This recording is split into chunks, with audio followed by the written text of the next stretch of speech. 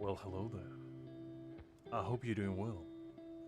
And today is a pretty special day, as today I'm gonna finally show you my secret account.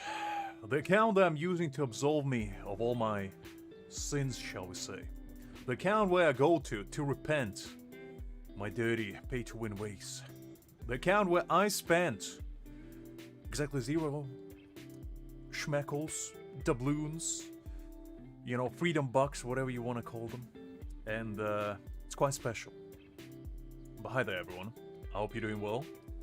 And today I'm gonna show you around, and we're gonna play a little bit on this account, do Aizen events, a little bit of story, and maybe even Trial Tower, because I didn't have much time to play on this account, to be honest. It is relatively decent. It's a level 58 right now, so it's not too bad. And I do have quite a roster here. And most importantly, if you guys have been watching me for a bit, you know that I've been cursed with no alignment but a man. And what a man it is. The bold Messiah himself that graces us with his presence every time I decide to, you know, go within gacha realm, shall we say. And I'm happy to say that I don't have him on this account. I don't know how I managed to avoid him, but I don't have him. So that's something to count our blessings on. Hi there, Kagura. Hi there, Greg. Hi, Cronus. Hopefully you guys doing well. You got Aizen. Are you talking about one temple? You got 3 Aizens. Oh, very nice. So in 60 pulls you got 3 Aizens. That's pretty nice. I was jelly of people. I saw quite a lot of people actually re-rolling for Aizen and actually getting him to like B3 just as a free-to-play. And I did consider trying to do that because that sounds kind of fun. Because I don't know if you guys know, if you get the character to B3, you get the avatar, and every single like character basically has a unique one. I think it's based on like manga excerpts that they used to have like covers for. And I've seen some people at like level 40 with like Aizen's one, and man was I jealous. I did consider doing that, but then I was like, man, it's probably gonna take way too long. And to be fair, Aizen does get much better with 2 boundaries, because he gets like 20% damage, and he also gets like crazy battlefield regen on his B1. So I did consider getting like a few boundaries for him, but I don't know. I feel like if I go back again, I'm probably not gonna get him until Hard Pity, because that account is cursed. And I essentially forever stuck with being paid to win on that. Anyway, so this is an account. I didn't really play much on it. I don't have any good stamps, like, at all. Because first of all, I didn't farm them. But also because I didn't get any. I did get call stamp for Byakuya on this account, but I don't have anybody else's. At least not anybody else's that matter. I think I have... Let me check.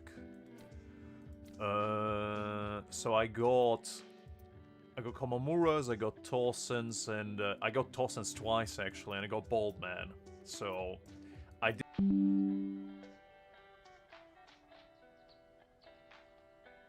Are we back? Apologies about that, guys. I don't know what happened, but... Man, it wouldn't be my stream without the connection dropping as soon as I started. Apologies about that, guys. Anyway, as I was saying, I don't know if you caught any of that. My builds are not that great on this account. My best build character right now is probably Ichigo and Byakuya. And, yeah. I do have Yorichi, who I am thinking of building on this account, to be honest. But I do have Toshiro as well, and I do have Rukia. Actually, this Rukia, I have her weapon fully ascended. And I have her stamp, I think, at 2 dupes. Yeah. So I'm probably gonna use Momo, Rukia, and Toshiro, and also Ichigo, Byakuya, and Kisuke on this account. I did consider pulling for Aizen, but to be honest, I just don't see a reason to, because I already have him, and I'd much rather just pull a new unit to play around with. The only reason why I even went for Toshiro on this account is just for Trial Tower more than anything. So yeah, that's basically the account, I guess. I haven't done much. I also joined just a random guild, because I was thinking of putting this account, so I don't know if it is going to show here. I was thinking of putting this account in my, like, main guild, but the problem with that would have been that I wouldn't be able to do any damage, and we are number 18th right now. So I didn't really want to, you know, mooch off my own guild, shall we say, on my free-to-play account, so I'm going in the weeds, you know, joining just random people and playing around with them. So, I think what we probably will start doing, let's try to do Aizen's challenge, because I haven't done it on this account at all. And the plan for tomorrow actually will be to grind this on my main account and try to get into top 100, because I believe you get a special title. Yeah, indeed, Kronos. Well, I was thinking of, like, what name can I use for guild, and I was thinking of the Enlightened ones, but that was too long. He didn't allow me to put that. So I had to just think of something on the spawn, and I was like, you know what, this is the one. The one and only. If you would like, Kronos, you can join. I don't mind. I think we just leveled up to level 3, I believe. So we have like 10 free spots. If anybody wants to join, feel free. There's not much requirements, really. Just as long as you do more damage than me, that's the only requirement. If you don't, I'm gonna laugh at you. Just kidding, just kidding, just kidding. I wouldn't. But just be active. That's kind of all I ask. I don't... And if you would like, I can give you the officer position as well, because I'm kind of running my guild by myself right now. I was thinking of appointing people, but the problem is, there's a lot of whales in my guild, and I don't really want to hustle them, because they're already doing the heavy lifting for me, of actually, like, getting us to the 18th position, because I'm not doing it. I'm like 23rd in damage. I'm barely getting by. I'm on the verge of essentially getting purged by my own guild for the lack of damage that I'm doing, but, you know, we're trying our best. We're trying our best. As I said, Kronos, I don't have any requirements, really. I'm just kidding around. It's like, if any of you guys feel like joining, feel free. I'll let you in. We have some, like, lower level people anyway. Although those lower level people do have B6 Aizen. You know it's bad. You know it's bad because I have some people who like level 40, level 50 in my guild, and they do more damage than me. Because they have B6 Aizen. Meanwhile, I'm proud and loud level 60, barely getting by. It's fine, Kronos. As I said, I'm easy. I'm not really, like, that strict about guilds or anything. The only reason why I made my own guild is because I felt like I'm obligated to, in case people want to join. You know? Because I did have some people ask, like, if I have a guild or whatnot. And I was like, well, not really. So I decided to cave in and try to make something. Actually, I wonder if these trial characters are any good.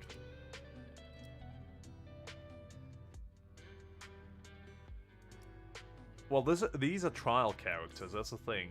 I'm just not... I'm not sure how strong they are.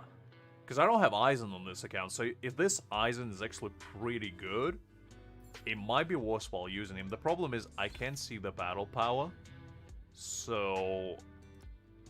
I did have somebody ask me yesterday on, I think, previous stream to try to do, like, trial characters and see if I can get, like, decent score on them. And to be fair, they do look decent. They do have, like, 20k HP, which is pretty high. But as I said, I don't know how powerful they are. Hi there, Hill. Hopefully you're doing well. Just trying to, you know, clear Aizen's event for now on my free-to-play account. I've, you know, I've came around. I absolved my sinful ways of being dirty, pay-to-win player, and decided to make a free-to-play account. They actually had, before I even had my main account. So, basically the plan is for today, we're gonna play around on here, see if we can clear Aizen's events. Maybe do a little bit of Trial Tower. I also have some story to do. So, that's basically gonna be the plan for now, and we'll see how that goes.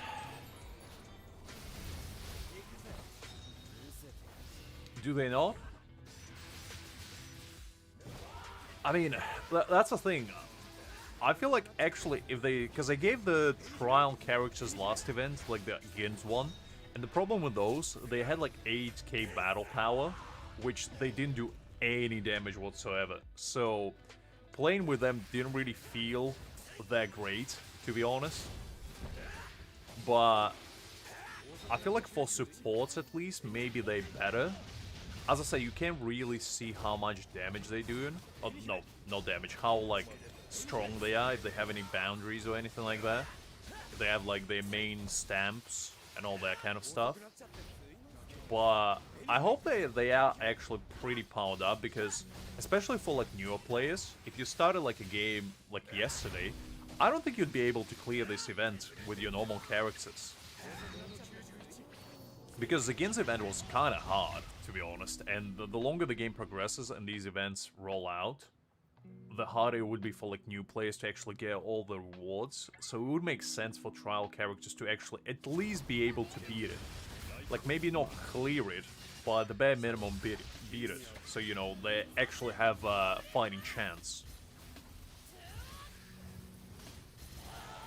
Normals are better.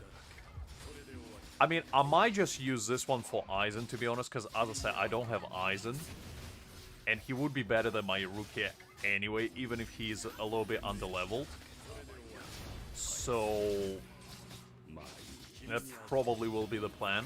Because my Toshiro is not that leveled up either, to be honest. He only has 19k battle power. So he is relatively weak. He's not like super weak, but he doesn't have a lot of damage potential, unfortunately for now. Because I don't have his core stamp. On this account I have been pretty unlucky with like limited character core stamps, because I did the stamp corridor, I think, maybe 5 times, some of that, and I unfortunately couldn't get anything. No Ichigo, no Toshiro, pretty much not. If I got Aizen's one, I would have been inclined to do like Aizen's pulls on this account as well, but so far we're just gonna go with what we have. He actually does decent damage, 7 million. And this is a trial Toshiro, this is not my Toshiro. So, it's decent. Man, I hate when he does the fighting one. It's so annoying.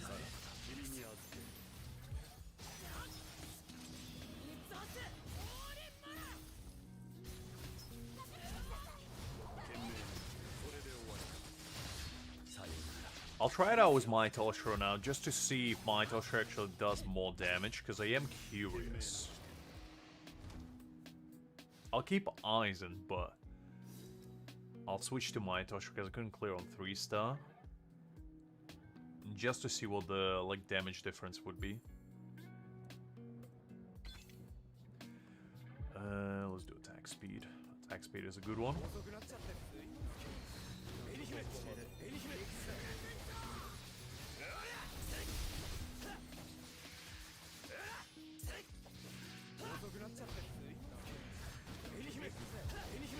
Well, the thing is, I do block decently. The main problem that I have is when it's a clutter of enemies, more than anything. I probably will summon again on this account, that's why I'm trying to get it, like, up to scratch. Because I do like Gin, but I just don't have enough resources to actually get him on my main account. Because if I do get him, I'm pretty much just gonna be screwed for any other character in the future. And I did overhear the Grimjo will be coming out at some point later, and he will be a PS DPS. So I like Grimjo more than I like Gin. So that's probably who I will be getting as my PS DPS later on my main account. But I still want to play around with Gin, so we probably will get him on here, because I think I have about 10k Spirit Jades on here, so I am pretty much guaranteed to get him for the most part.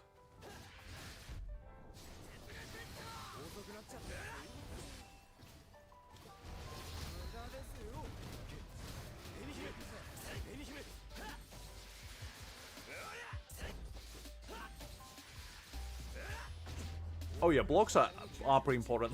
The main problem is, I said it before, but every time I come on stream, like on Saturday, it's pretty much after I didn't play the game for like 5 days, because usually when I play by myself, I just put the game like on order and just grind it that way. But when I play by myself on Saturday, I pretty much just have to get my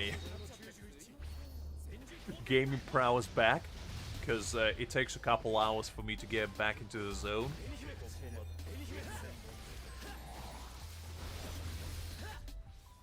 And also sometimes the main issue that I have is like when enemies get in a cluster and it's kind of hard to spot the little purple indicator where you need to block, which is a little bit annoying, but you know, it is what it is.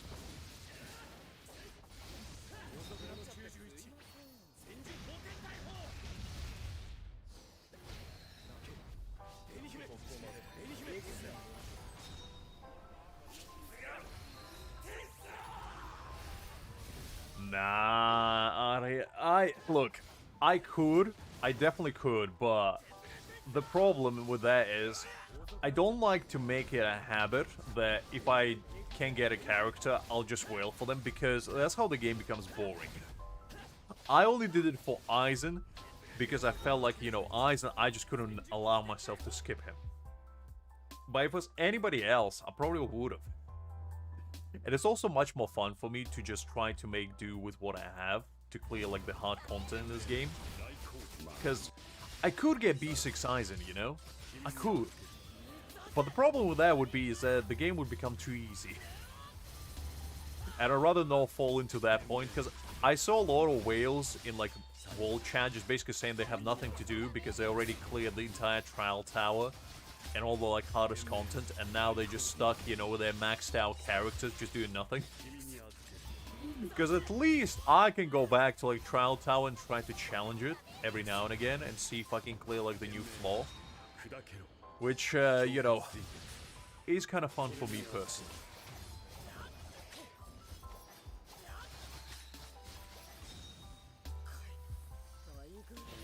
I'm not really. I mean, I used to be when I was younger. I used to, like, pull for every single character in any game that I used to play. It was especially bad when I used to play Bleach Brave Souls, like, back in the day, because I was summoning on essentially every single end of the month's banner, like, religiously almost. And I just couldn't help myself not save. It's alright, Kronos, there's no shame in there, you know? We all gotta do what we gotta do. I just, with age came a little bit more restraint, shall we say. So I'm not as prominent to making regretful financial decisions, shall we say.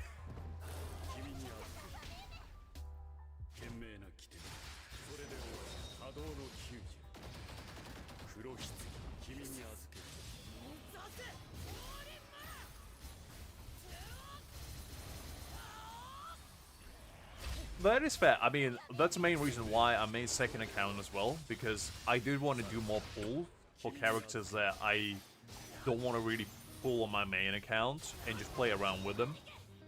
Because, you know, in gacha games, part of the excitement is getting new characters, you know, and playing around with them. That's one of the main appeals, shall we say.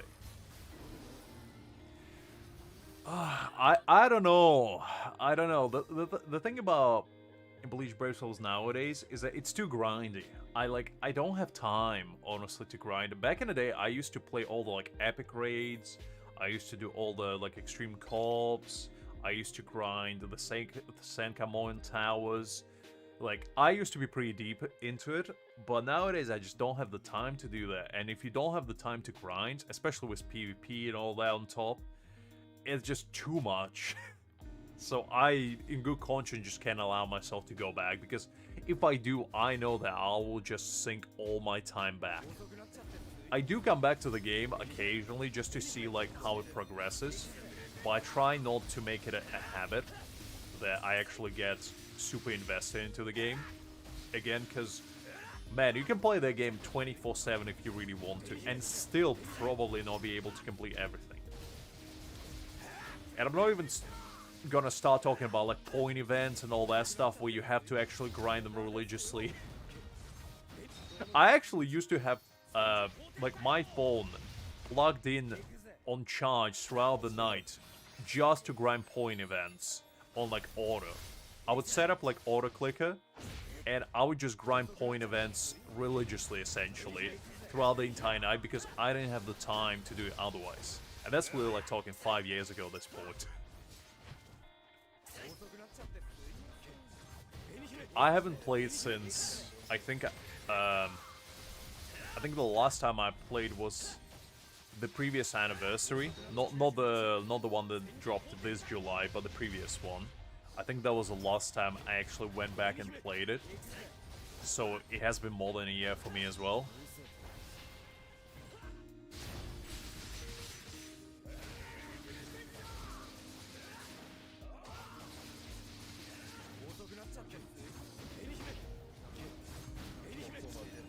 But yeah, I might consider coming back at some point in the future, but for now it's just, yeah, no, Sandy.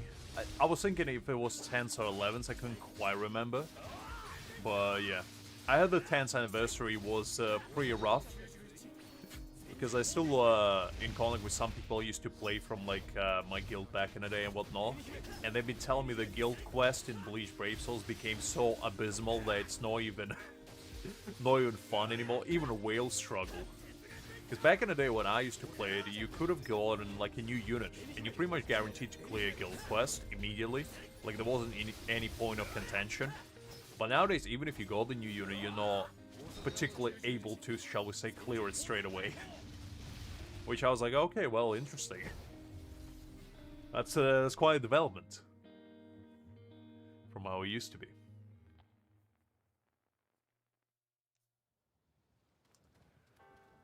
Let's see what Tossen got.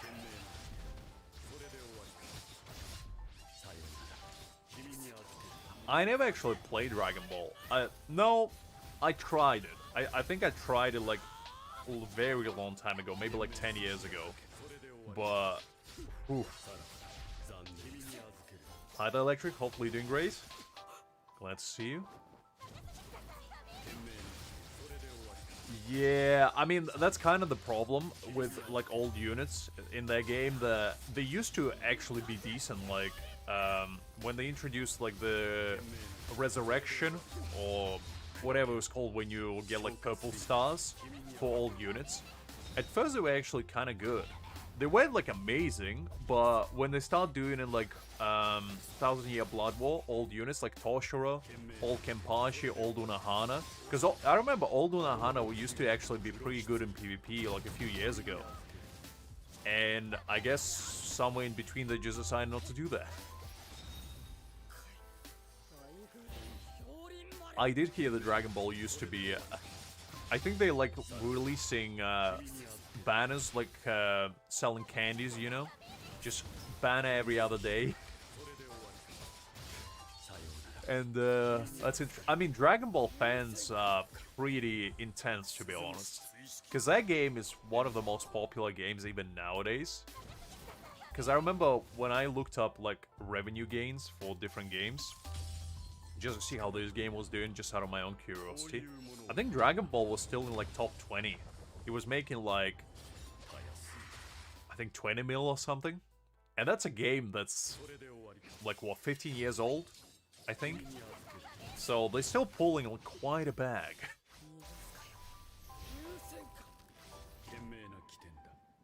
I think that's the case with the majority of of the games nowadays, unfortunately, is that if you don't play them daily, you kinda, you know, become essentially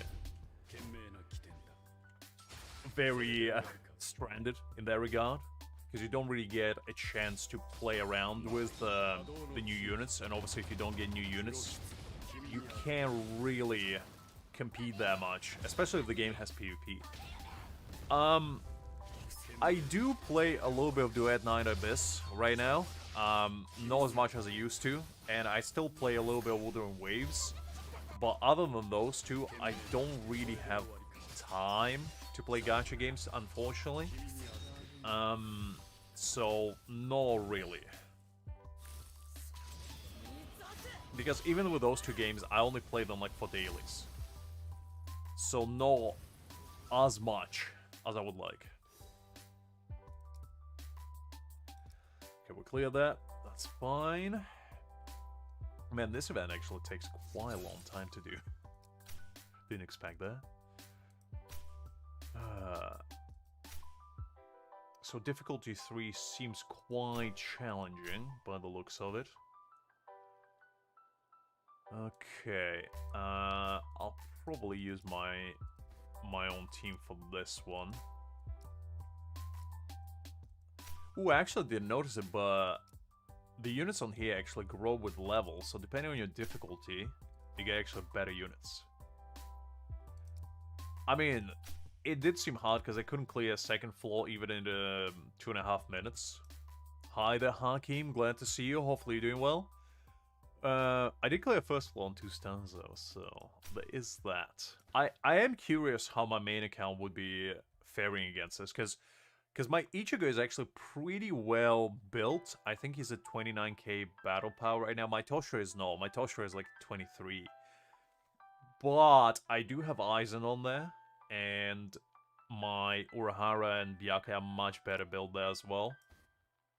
So I am kind of hopeful that it will be better in that regard. Let's see if this Toshiro is actually better than mine. Try to use this. Actually, let's start with Momo, and then go to Aizen, and start here with Kisuke. No, actually Byakuya, Kisuke, and then Ichigo. Doing alright, just grinding my free-to-play account a little bit, trying to see if we can get some good stuff. We'll probably, after finishing this event, probably will do some story. See if I can actually beat Ulquiorra on my free-to-play account myself this time. And I have a sneaky suspicion that probably won't be the case. Because this account is even worse than my main was at that time. And maybe do some trial tower while we're at it.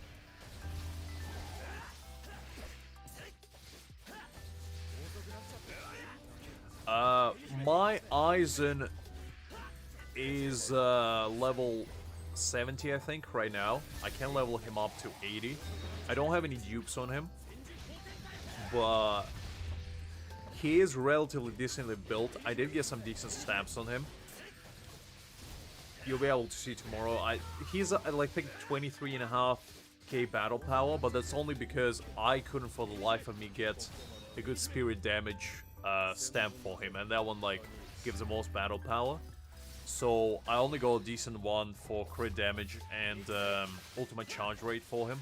I'm still hunting for the first stamp for him, and he also doesn't have his signature, so that kind of limits him a little bit. But he still does decent damage. He does like, on a good day, about 2 mil with his technique at full charge, so you know, decent damage.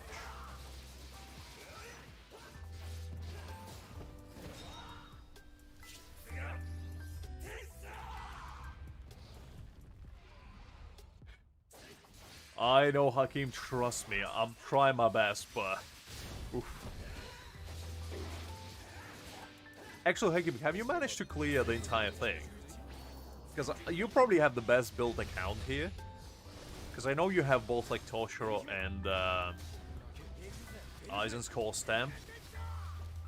Unlike me.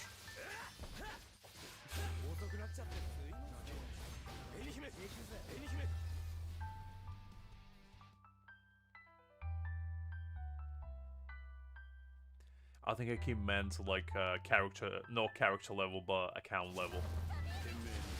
You cleared everything, very nice, very nice. As I was saying to the guys, I probably will be grinding it tomorrow on my main account. Actually trying to get to top 100. Because I did see that you get some cool titles. And I am quite interested in getting the Aizen title. Because it did seem kind of nice.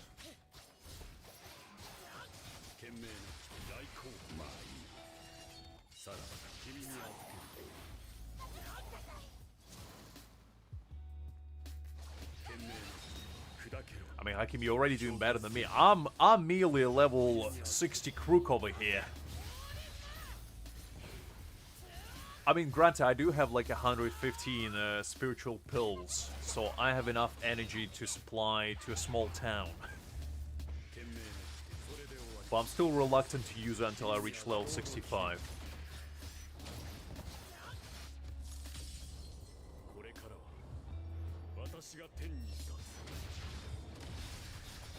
Okay, decent damage.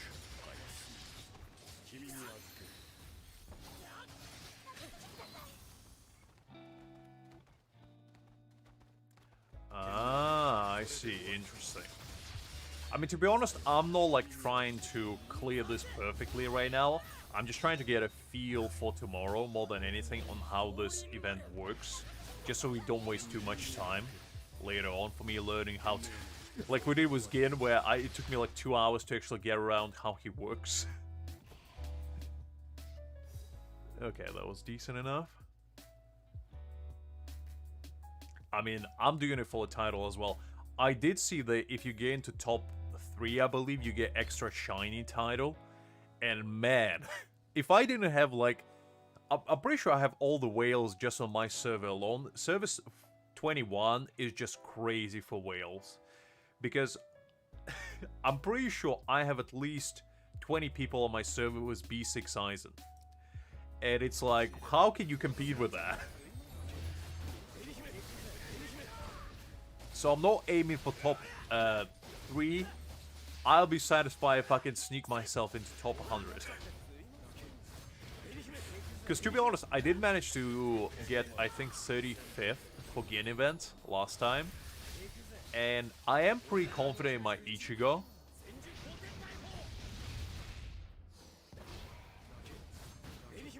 The only question that I had is that I saw that the ranking actually is for every single difficulty. So do you get different rankings, or is it like accumulated ranking in top 100? Because I couldn't quite figure that out. Because every single ranking had the same rewards, but the leaderboard was different. So I wasn't sure if you get like 3 chances to get to top 100, and if you do, then why is the titles the same? Because that seemed kind of weird.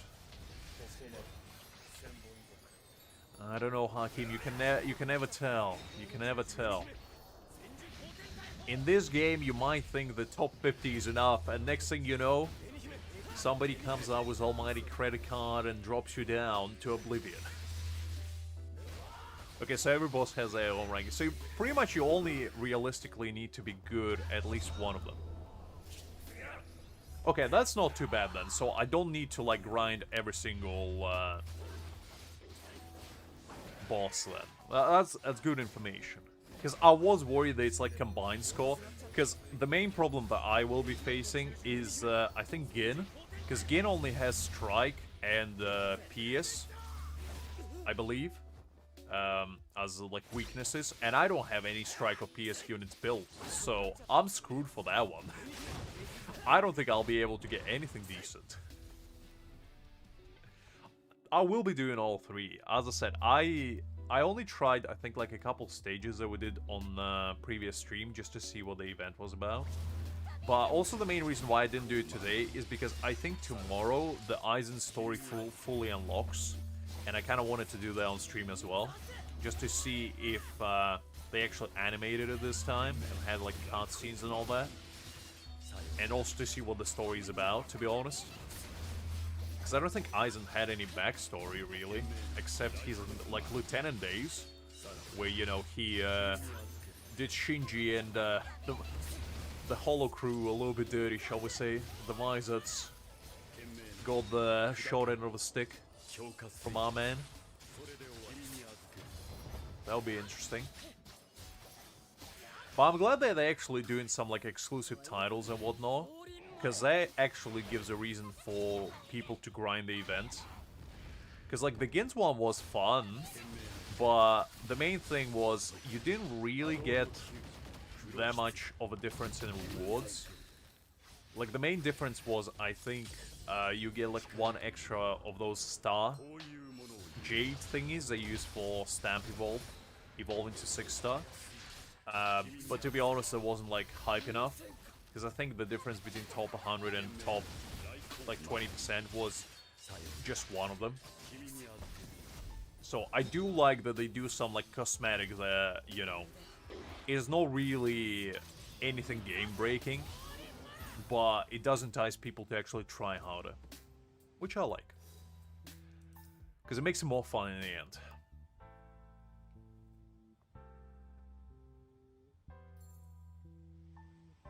Alright, let's see if we can clear floor 3. Let's do crit damage, crit rate. Let's be the ball man Yami.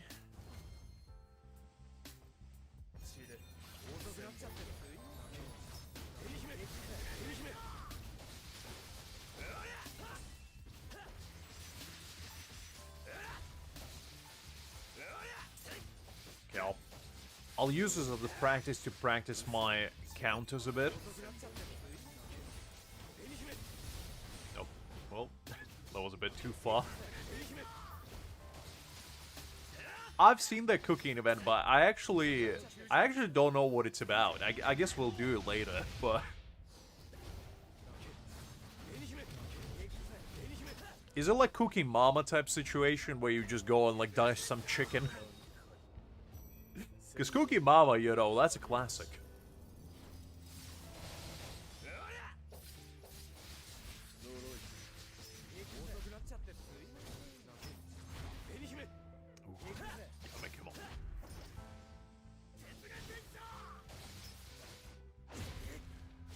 Ooh, the man really manhandling me over here.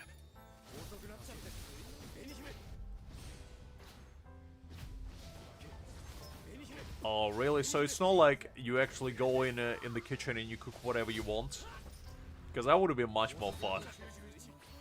I just roll up, you know, she asked me to cook like a braised chicken, and I just cook up an omelet, you know, just to watch her reaction. They should have just copied Cooking Mama at that point, you know? Because at least in Cooking Mama, you can kind of do whatever you want, and the lady would just get mad at you if you do it wrong.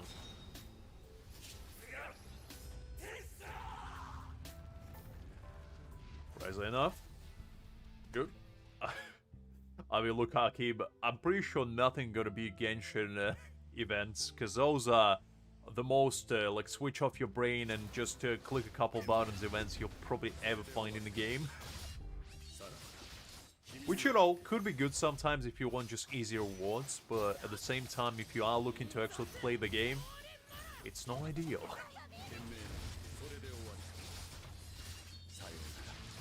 Hi there, Winter, glad to see you. Hopefully doing well.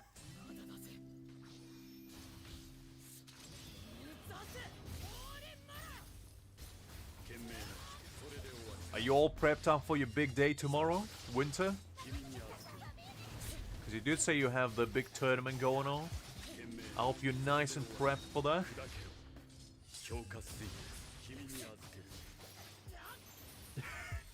Fair enough, Aki. So, it all essentially gets like Men in Black neuralizer stuck to her head every time you mess up. It's like a Groundhog Perpetually Day, where you just, no matter how much times you mess up, she just forgives you every time. Truly a heart of gold.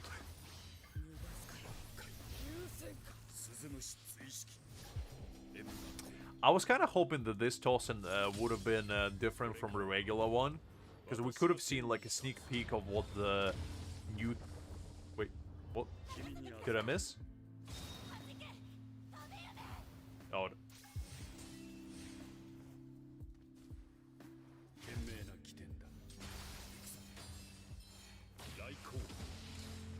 What's going on? That was weird. I don't know what happened there, but... Well, Hakim, you never know. You never know.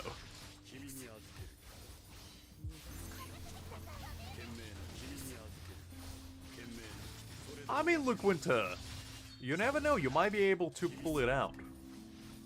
You gotta believe in yourself, you know?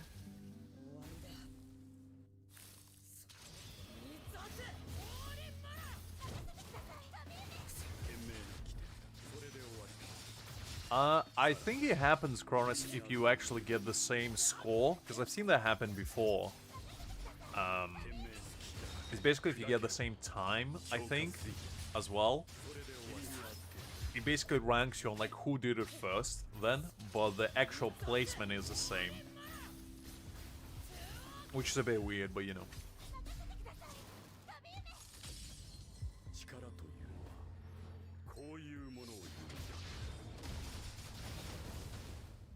Oh, the cooking event. Sorry, I thought you were talking about this one. Didn't realize you were talking about that. You know what? Since we started talking about, let's go and do it. Because now you guys may be curious. I want to see what kind of unholy concoction wants me to cook. Let me go take a peek. All right. Well, hi there, what do you want me to do? So, I need to cook something? Okay, so yokan. Okay, interesting. I think that's like bean jelly, I believe. Dried citrus. That looks like a pancake of some kind. Doriyaki's pretty goated. Wait, what? Are we just putting that in a boiling pot? What? Oh. Ooh, very nice, Winter. Very nice. Well, hopefully you get, some good mojo going, and I believe in you. Remember, when you make it big, don't forget us.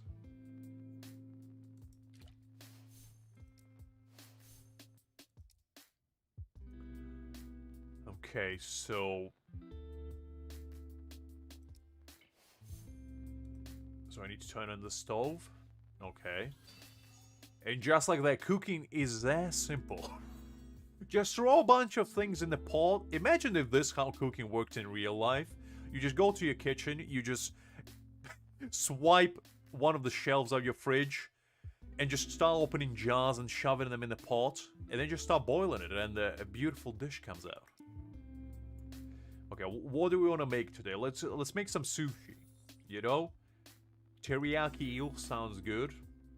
I don't think I want to throw macaroons with sushi and teriyaki. I think that's it's gonna be a bit much. Let's do omelette rice. Wait, what? Wait, hold up. Are you telling me to combine eel with sushi and macaroons? What in the holy concoction is that gonna be like? That just sounds weird. Okay, well, I'm not... Who am I to question the culinary genius, the Gordon Ramsay incarnate over here? No worries, Twilight, no worries. Hi there, by the way. Hopefully you're doing well.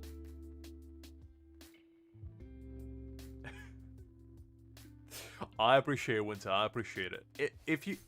Is this stream somewhere? Because, I'll give it a watch, I'll give it a watch. I'll support you live, Because I haven't played the game myself, but Okay, So I combined omelet with some teriyaki, eel, and I made... What in the holy concoction is that? Is that sushi wrapped in a mochi outsides with pieces of grilled eel in the middle? Who made this? And why? Wow. Exactly, Winter, exactly. The true heavyweight of the kitchen.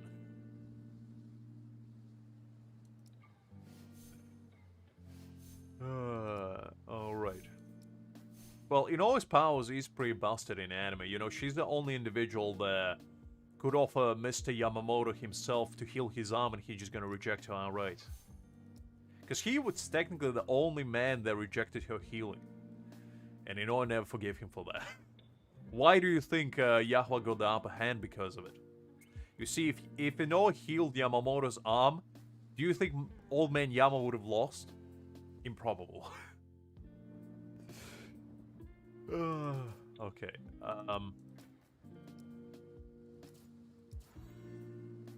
So, what do I need to do now? Fluffy dessert, pizza, and some red seafood. Okay, pizza is here. Fluffy dessert, that would be probably dorayaki, if I had to imagine. And red seafood is probably takoyaki? Yeah, that sounds about right. You see, guys? I was born to be in a kitchen.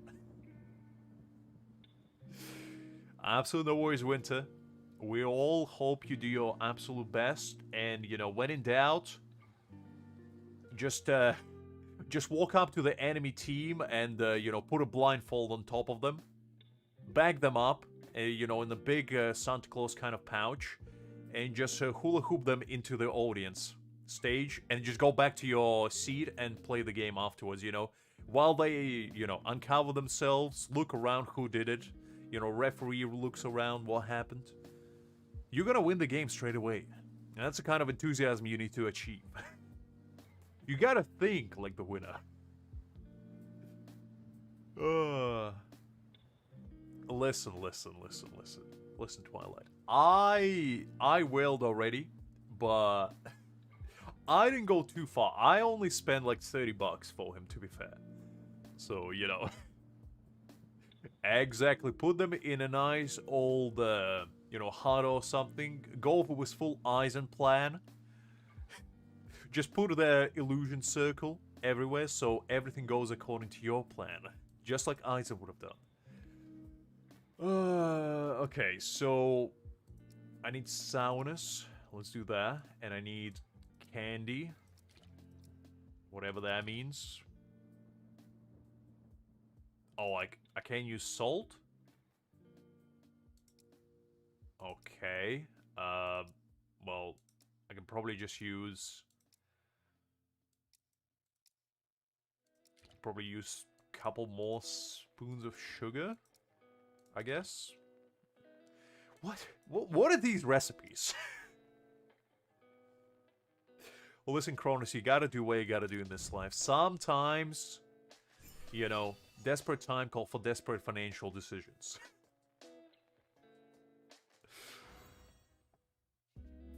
At least you got him B3, that's all that matters. Okay, what else do we have here? My cooking mama practice coming in handy over here. So, red dango, that would be salted plum,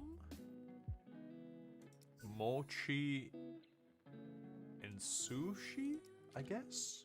No? What would be the white one? Macaroons?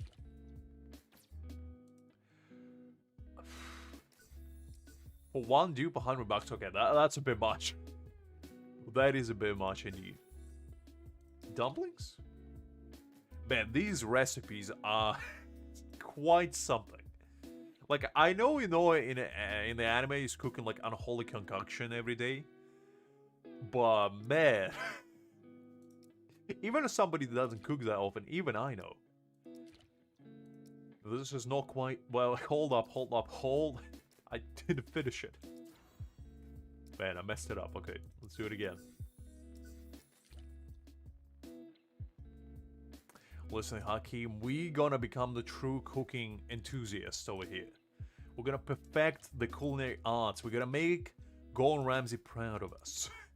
We're just gonna throw a bunch of salt and vinegar in a pot and pray for the best. Oh, man. I just wish it was this easy to cook in real life. As I was saying, just throw a bunch of random things and, you know, get a beautiful culinary masterpiece at the end. That sounds like a power that I would want to have.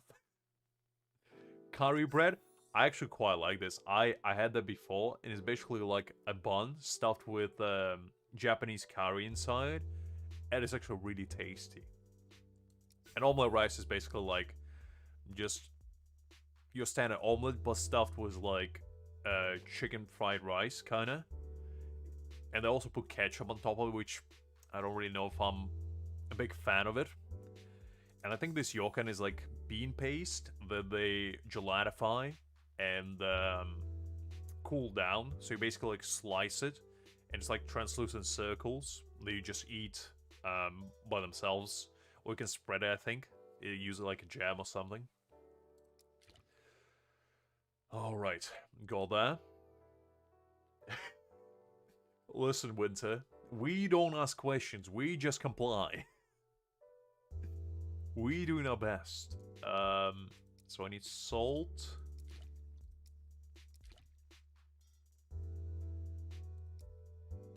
Okay, so I don't need that. Ah, okay, so I see how it's getting harder. So it doesn't actually show you what the ingredients are anymore. I see.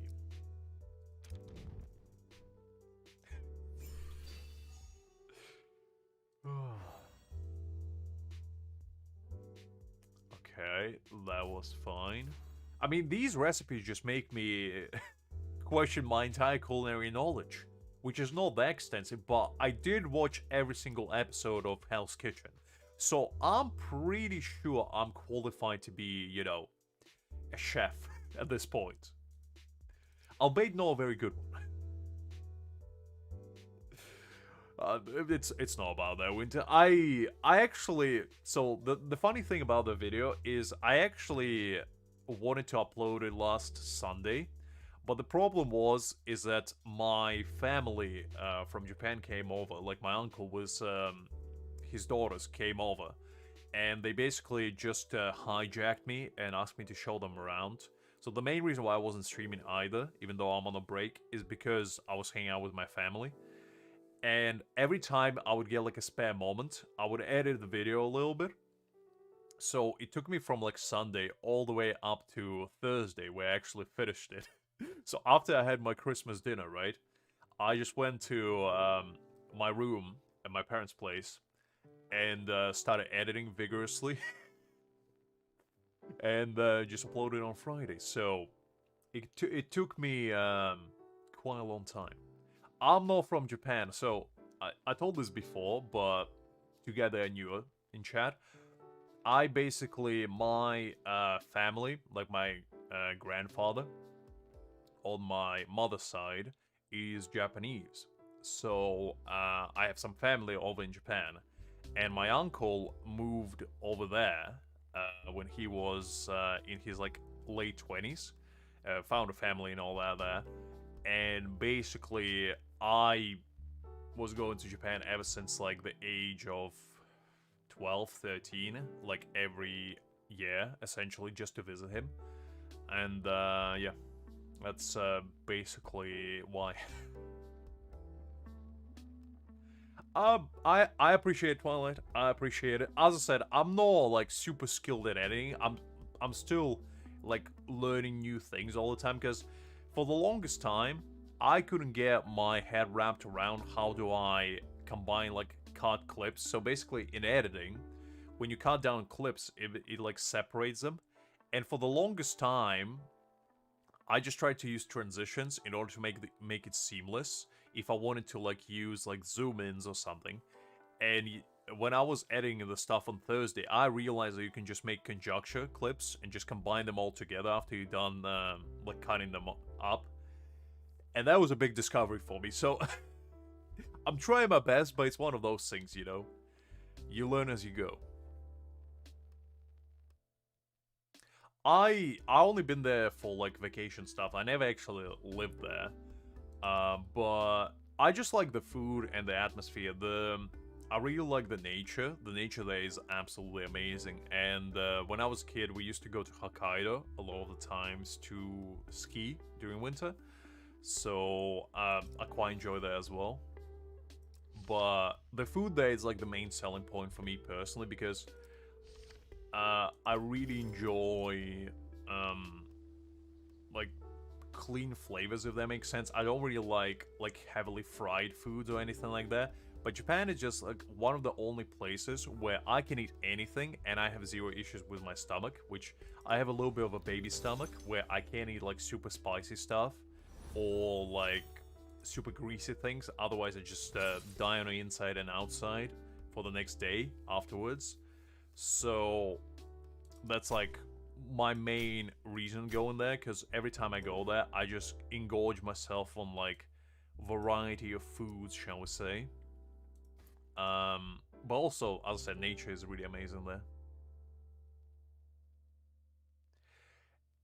Yeah, Twilight, I mean, that's a main sample. And I know that for a lot of people, especially, you know, our kind of people, they go to Japan for all this, like, anime and manga and all that kind of stuff, which is, it's fair. The first time I went there was definitely, that was a selling point for me as well. But as I grew older, I realized that I appreciate other things as well.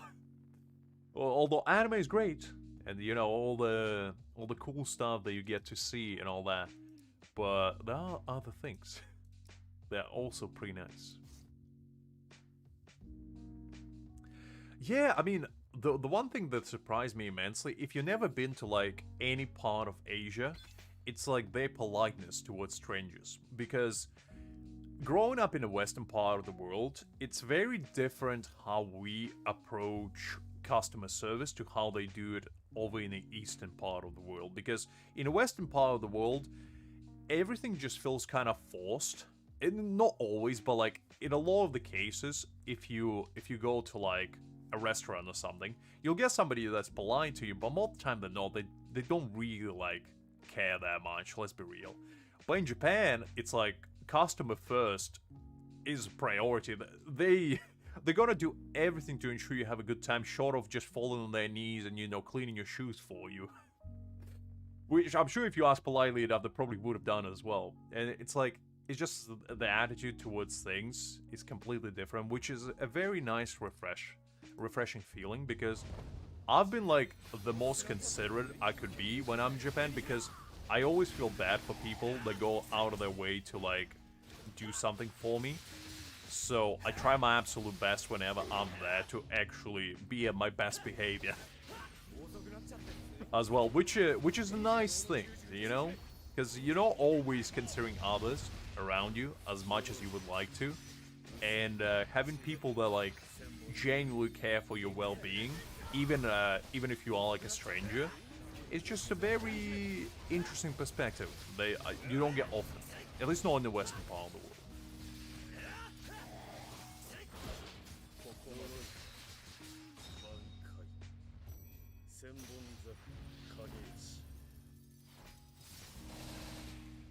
Nah, absolutely no worries, Cronus. Was a pleasure seeing you as always, and I catch you later.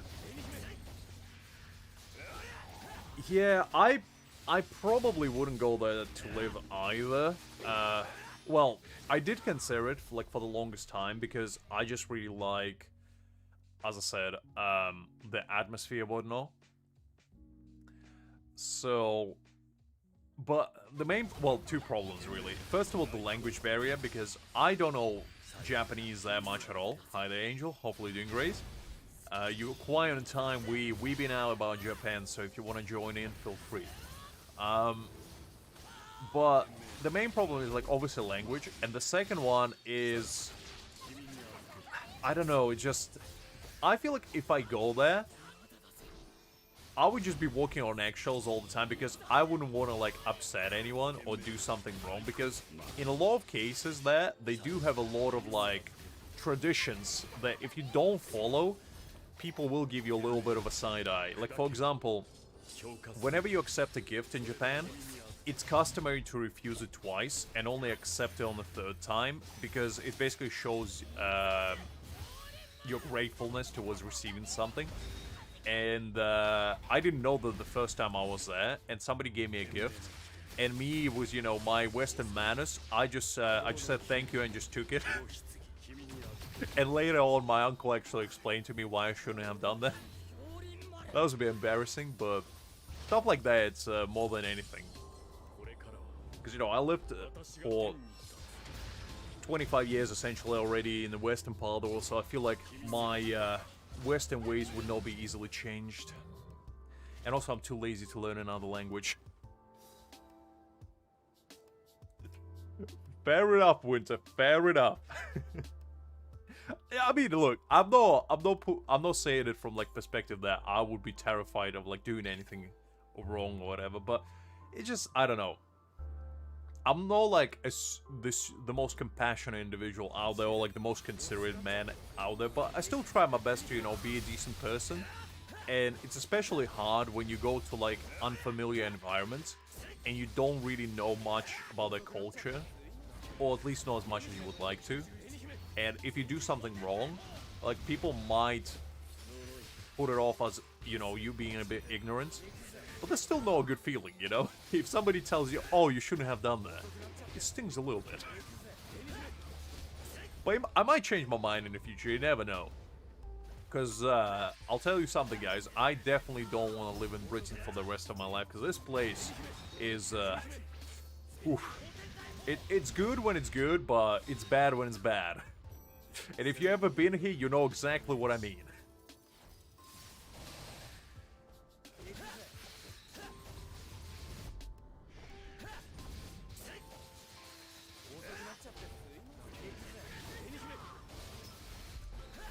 I mean, you did say, Angel, that you were gonna sleep, hibernate like a bear for a couple days, so I'm glad you actually managed to awaken yourself.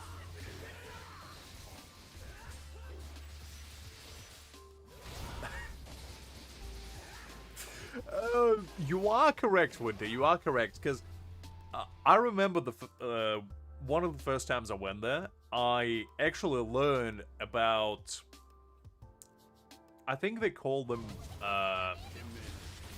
Virusera or something, which basically is like women who sell their undergarments to horny men. Just because, you know, just because there's demand. And I remember the first time I learned about that, there was a bit of a head scratch because I was like, why? And the way I go to explain is because basically, because there's demand. And as you said, there is a lot of love hotels for like one night stands. And actually cheating in general in Japan is a bit more normalized. Which sucks, but you know, is a culture. So there are some bad things about, at least like parts of Tokyo, shall we say. Because I don't know if it's the same thing everywhere. I wouldn't be able to tell you that, but in Tokyo at least, it does seem to be the case. And they also have something which is actually more on a peculiar side rather than, you know, gross or anything like that, which is a host club. So I'm not sure if you guys ever heard of host things, but it's basically where very attractive ladies or very attractive gentlemen get paid a lot of money to basically entertain guests. And when I say entertain, it's basically imagine you showing up in a bar, right? But instead of you just getting a drink, there would be like an attractive individual that you can just call over, and they would sit right next to you and pour you a drink, you know, have a chat with you, and like entertain you in that regard. And it's such a heavy culture that it's even permeating to outside of the actual industry, where some people actually go on dates outside of their work just to maintain this relationship and to ensure that people come back to like these host clubs and like basically buy things from there. And the way it works is they buy alcohol. Now, alcohol in those places is like 10 times overpriced. So let's say a bottle of liquor costs $100, right? In those kinds of places, it would cost you $1,000 just to buy a bottle of liquor. And basically, the more liquor you buy, the more like you show that you appreciate the host. That's the kind of mentality it gets surrounded by. And some of those hosts make an absolute bag. Like, oof. Exactly, Winter. It's like, it's crazy amounts of money. And it's usually like very wealthy individuals as well. Or I've heard it's usually people that work in the same industry. So, for example, if it's a woman, they would go after their work to these host clubs to engage with like men, attractive men, and spend their money that way because they feel like it's the only kind of connection they can get, like that's quote unquote real, you know? And the same thing with guys, they sometimes do that as well, which is like a very interesting dichotomy, you know? And sometimes they're just like very wealthy individuals.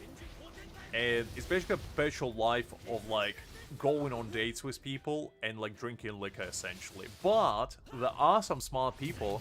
I don't remember the gentleman's name, but there was a host in Japan who actually made his entire career by never drinking. Like, he was a host for a long time, and he became really, really successful just because he was, like, a very smooth talker, and he was really good at, like, conversations with his clients, that he never had to drink alcohol. The people would just, you know, would just engage with him just because he was that interesting to talk to. And I think he, like, made a bunch of TV appearances, and he even started making, like, his own host clubs and all that. But he was like the prime example of that you don't have to like rely on just drinking liquor and, you know, just be attractive like an eye candy, you know? You can actually make it big by just being an interesting individual. Yeah, I mean that checks out. It's usually like either housewives, the, you know, whose husband's always on like business trips, or like just wealthy middle-aged people. That's usually the clientele of these kinds of things. And as I said, there's nothing wrong with that, like, technically, because, you know, you're not doing anything illegal, but it is a strange concept of, like, paying people money to hang out with you, essentially, you know? Because it's the same principle as you going with your friends to, like, a bar for the night. It's kind of the same principle. Instead of, like, your friends, you get a bunch of pretty girls or pretty guys, you know, to hang out with you. So, it is interesting, and Japan is the only place where I ever saw that happen. I never seen it in any other part of the world. Which, you know, just showcases their willingness to go outside of the norm, shall we say.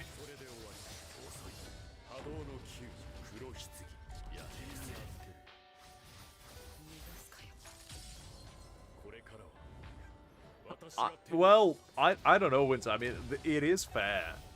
It is a fair point. But I guess it's because you're technically not engaging in any sort of, like, activity that requires you to be, you know, butt naked. So that's probably how they get away with it. And I also heard that a lot of these places are actually managed by, like, underworld, essentially. It's not necessarily, like, white money, shall we say. A lot of these places are like managed by not the most prestigious organization, shall we say. Not necessarily the big Y one, but some, you know, not the greatest character, shall we say.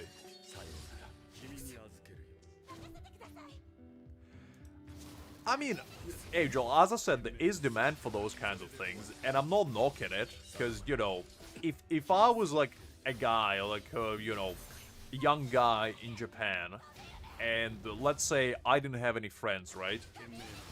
I was like just watching anime all day and, like, you know, going to work and then back home.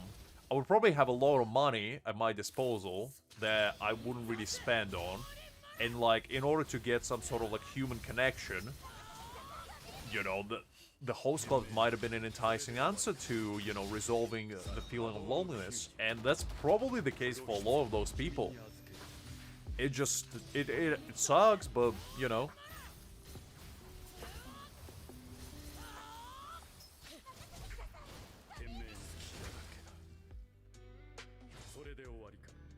$10 million, wow. Whew.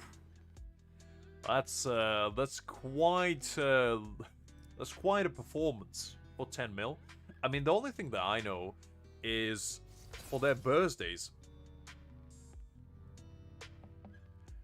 A couple million yen. Okay, that's a little bit different. I think a couple million yen is still a lot of money. It's like, I think about 50 grand or something.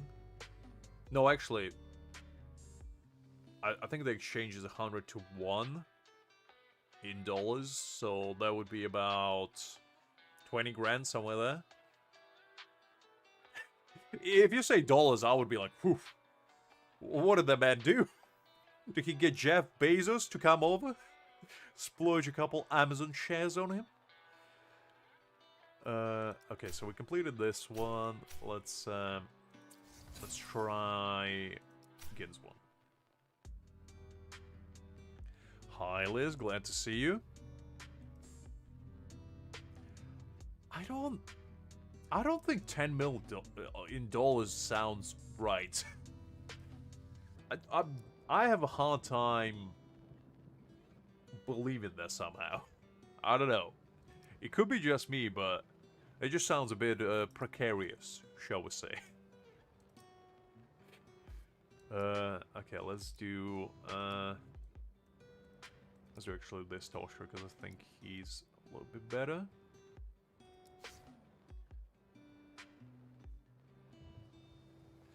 Well, how you doing, Liz? We're talking about host clubs from Japan. Do you have any opinion? And also, how many of those have you frequented yourself? Not that I'm implying that you have, but you know.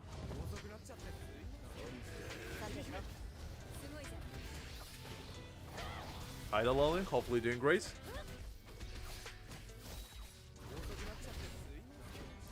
Nah, it's absolutely fine, Liz. Don't worry about it. It's absolutely fine. I understand. I understand. This is actually a good opportunity to play around with your reach, because I haven't built Mai yet. But I do quite like her, to be honest. She seems like a very fun character.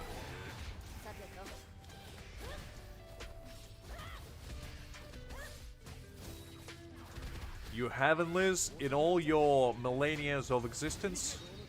Clearly missing out. Now, we were just talking about, like, the culture of Japan and all, and somehow we ended up on the subject of host clubs. And Angel just dropped a bomb. This apparently some host made $10 million dollars, he said, and I think it was 10 million yen, to be fair, in one night. And, you know, it was quite a bombshell he unloaded. Now he went back to check his statement. But how have you been?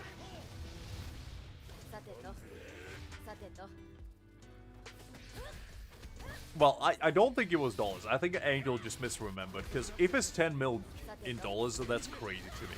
There's no way. Because, like, the hosts make the money from alcohol. I know that. And there's no way you can drink enough liquor to have a tab for 10 million. No matter how, even if you, like, rent the entire shopping mall and just have all the people there buy your liquor, it still probably wouldn't rack up to 10 mil.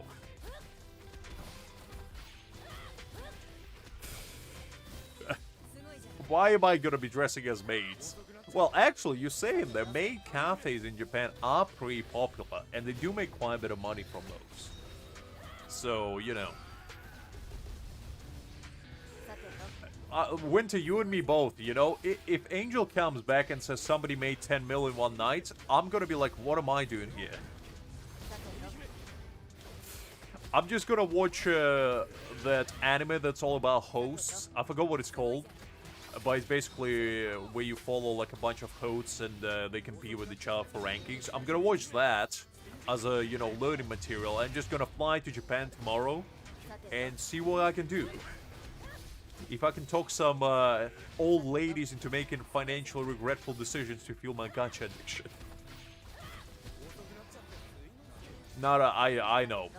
Well, I know about that, Liz, but I think that's not always the case.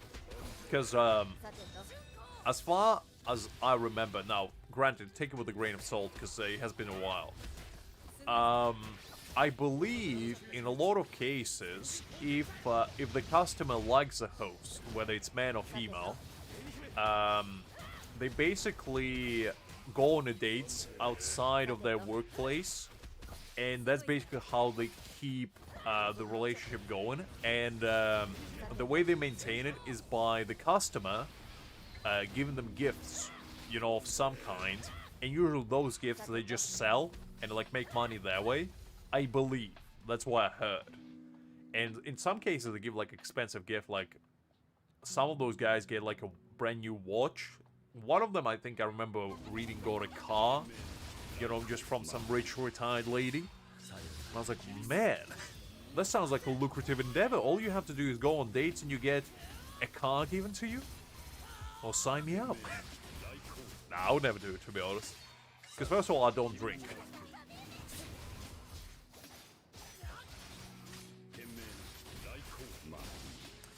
Oh, look, Winter, if it's consensual, I don't think there's anything wrong with it. Because, you know, as long as you're not paying for it, it's technically not illegal. I guess. But, as... Ronald, are you talking about Ronald McDonald over here, Winter? What kind of McDonald's are you frequenting? Where you go to Ronald's playrooms, shall we say, where it's only mirrors everywhere. Ah, I see, Winter, I see. So you're a frequent Ronald's customer. You get a happy meal and a happy ending at the same time. Very nice, very nice.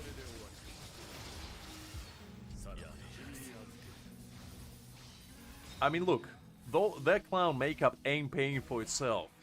Somebody gets to sponsor it. And you know, who else but you, Winter? Now I have just a picture in my mind of Ronald McDonald, you know, just serving up hamburger patties. And then slipping people like a little business card under the table if, you know, if their order racks up. And just giving them like a nodding look, you know?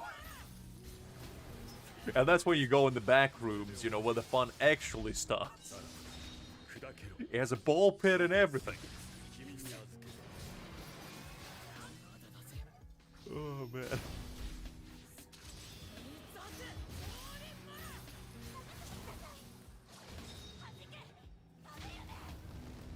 Hi there, Kakura. Glad to see you. And why would that be an interesting thumbnail, Kakura? Why would that be? I mean, I did do it for you, Angel. I did do it for you. Not fully, but you know, I did do it for you. Hi there, Sadvik. Glad to see you. Doing alright. Just losing our mind a little bit, talking about Japanese host culture over here, and how what we're doing is clearly not worthy enough because some people can rack up 10 million in one night while we out here grinding to fulfill our gacha addictions. And all we have to do is just go work as a host for, you know, a week and we're pretty much set for life. Let's go with this.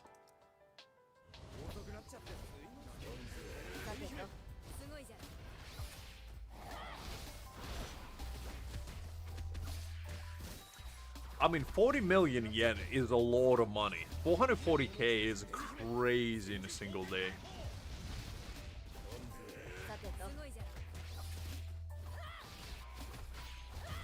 Was it his, like, birthday or something? Because as I was saying, I know that on, like, birthdays, it's customary for, like, the customers that you in, like, contact with, for them to give you, like, expensive gifts on your birthday.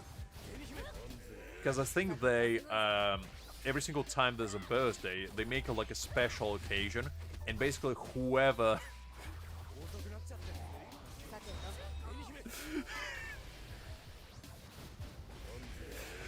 As long as you don't talk about Ronald over here, Angel, because Winter's clearly has a whole line to that gentleman. Yeah, I think that might be the case, because...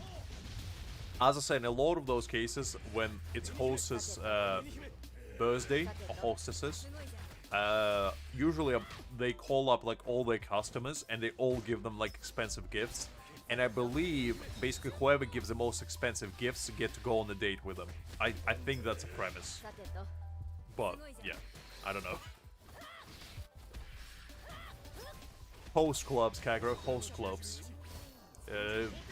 If you ever delved into Japanese culture, there's this phenomenon where pretty men and ladies sit with you, and you basically pay for liquor for them to hang out with you. And the liquor is like 10 times overpriced. And basically the entire premise is you pay for friendship. Kinda. And maybe some benefits at the end, you know, if the host feels like it. And I'm sure you know what kind of benefits I'm talking about here.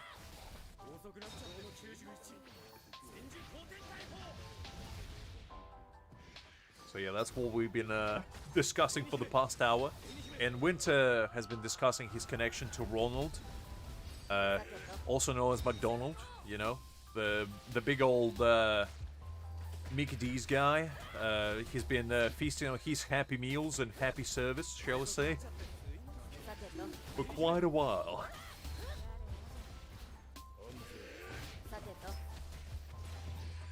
Am I right or am I right, Winter?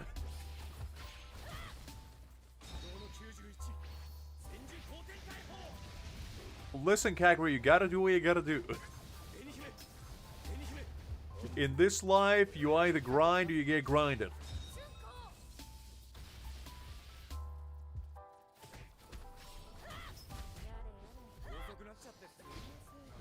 Well, I mean, there's much more demand for, like, female hosts than there is for male.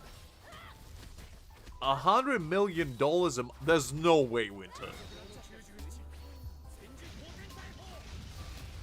There's no way it's 100 mil a month.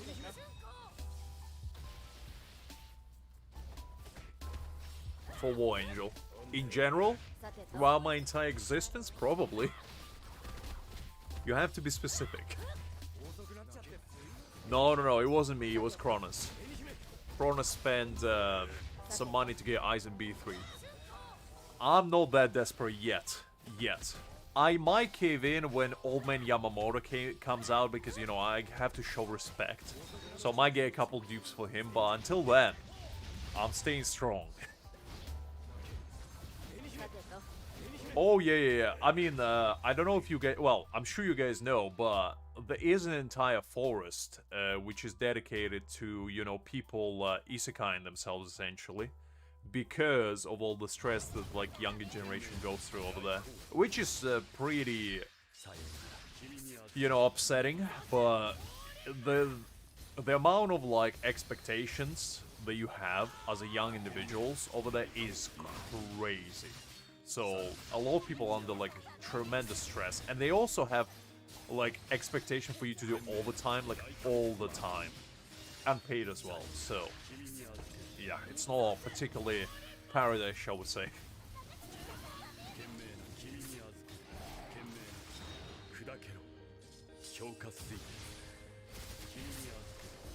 Oh, so you're talking about a streamer, Winter? Oh, okay, I saw you were talking about actual host. It is what it is, sadly. They're just democracy for you.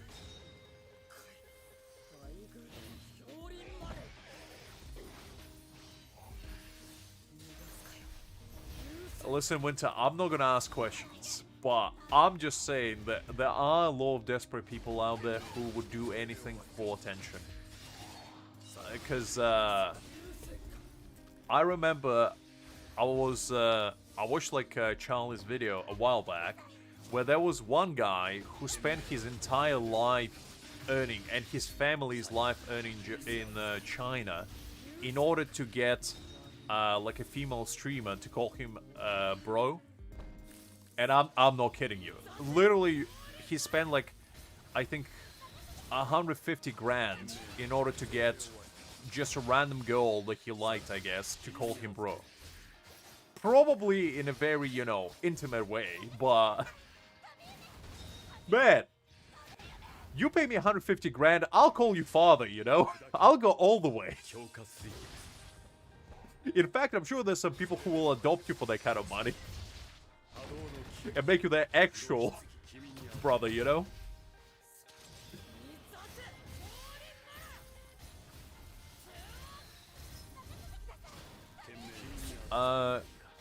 Hi, Dalaxy. Hopefully you're doing well. Depends which stamp you upgraded. If it's his signature one, you can just refine it and upgrade it to like level 2. If it is another character's one, then I probably would have kept it just for somebody else to use later.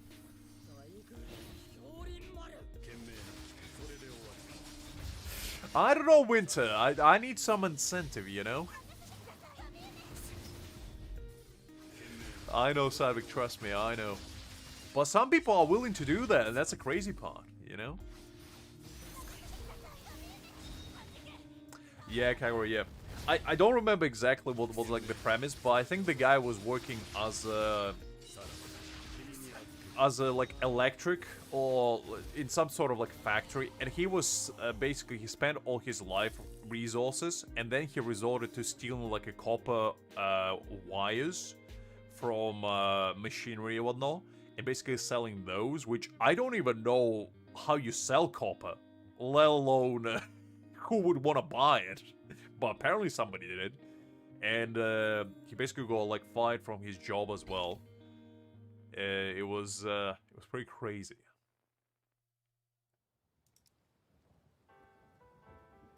If it's his signature stamp, then yeah, just keep that one, Alcaz. And you can also upgrade it to like refinement 2.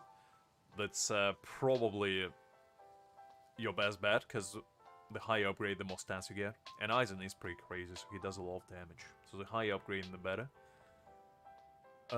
Let's do defense, because I don't really need it.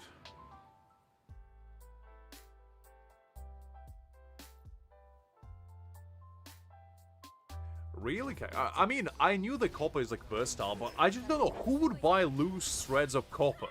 Like, what kind of guy you can just rock up to and just be like, I have this full bag of copper, just buy it from me. It reminds me of this story where somebody stole a bunch of milk and they was trying to sell it. There was like a couple guys that were working for dairy farm, and they stole a full truck load of milk, and somehow they were planning to sell it all. And the reason why I know this because they actually got caught, so they didn't get a chance to sell it. But I'm just like, I'm wondering, how do you sell milk? Do you just rock up to supermarket and just be like, I just have a bunch of milk. Would you like some? Like, some of these people are, I just don't know what they think, honestly, if they think at all. No worries, Angel, catch you later. Have fun reading, and, you know, let the enlightenment guide you, I guess.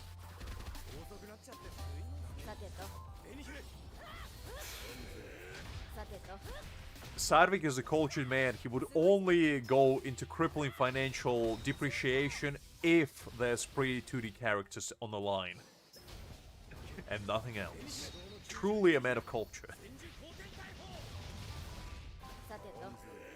I mean, I get that, Kagura, but like, who do you sell it to? That's my question. Like, if I go, like, let's say you gave me a whole bag of copper, I wouldn't even know who am I going to sell it.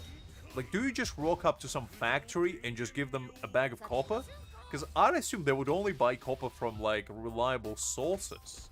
Especially if it's a wire. Because the wire has been already mended or whatever else. So somebody will start raising questions if you just show up with a bunch of wires. Because it's not, it's already refined copper as well. Exactly, Sadvik, exactly. Because, you know, at the end of the day, do you really need 2 kidneys? Really? Do you need 2 of them? RAM is like the next gold, you know? Soon enough, we're just gonna be trading it. Instead of getting a golden ring, you're just gonna get somebody, you know, 4070. And just strap like a little plastic ring at the bottom and just put that on your special lady's, special gentleman's hand. And that would be the highest praise you can possibly achieve.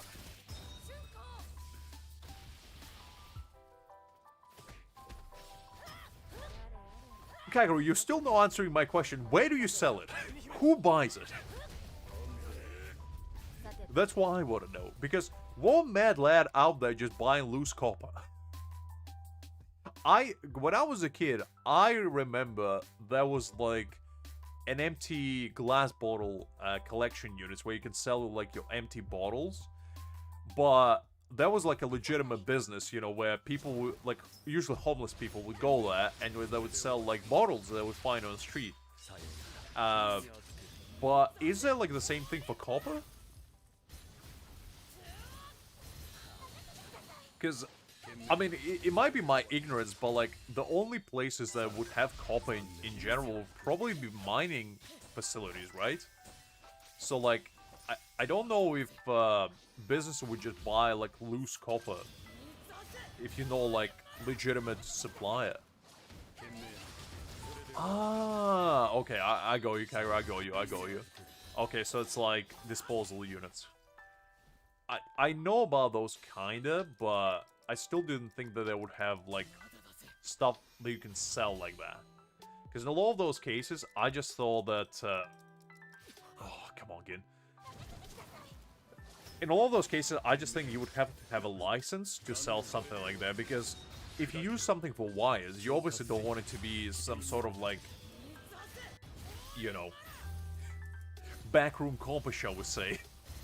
You want to make sure that it's legitimate.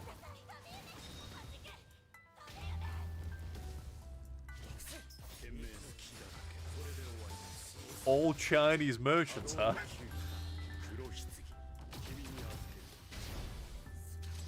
Ah, so Sadvik is your supplier. I see, I see. So that's who you're selling to. You should have just said it straight away, you know? I know. Kakuro, actually, Sadvik, look at this.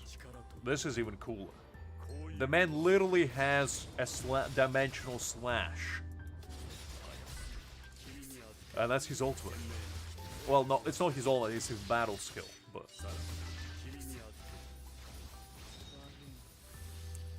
Well, you could say it that way, Liz. You could say it that way. I mean, it could be clean business if, you know, if there's legitimate places you can just sell a bunch of copper to. Might be not that dirty. And also you can just wash it, you know? Might lose a little bit of its durability, but, you know, you gotta do what you gotta do.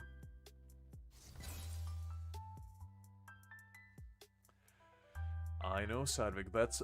Now you understand why I had to cave in and spend money for this gentleman. I didn't have a choice.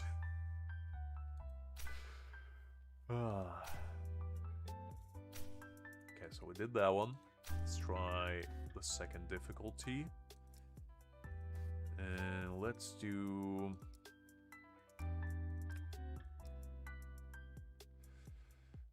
Okay, probably... Let's do Yorishi on one side. Then Kisuke and Toshiro Aizen and Momo. That would be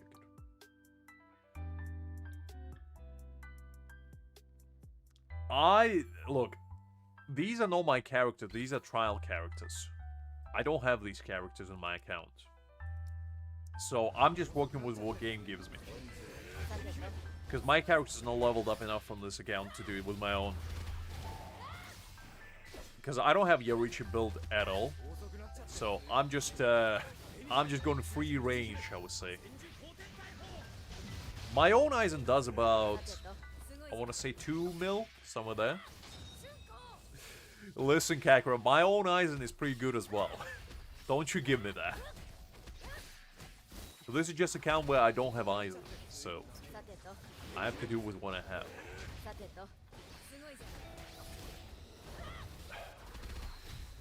That sounds like a death sentence, Winter. I'm pretty sure that's pretty much a death penalty right there. No worries, Liz, no worries. So, pull up a chair, Winter. Let me tell you something. With my limited dating experience, I can tell straight away that there's 3 mistakes that you have done. First of all, you reply to that. Second of all, you acknowledge its existence. And third of all, you clearly did something wrong 3 years ago that your girlfriend never forgave you for, and now she has a deep-seated resentment for you because of that. And you see, that's just the kind of thing that you can't really deal with. You just have to accept it, and you just have to, you know, do your absolute best in order to rectify it. Treat her to a nice dinner, maybe get her a nice bouquet of flowers, and just hope for the best.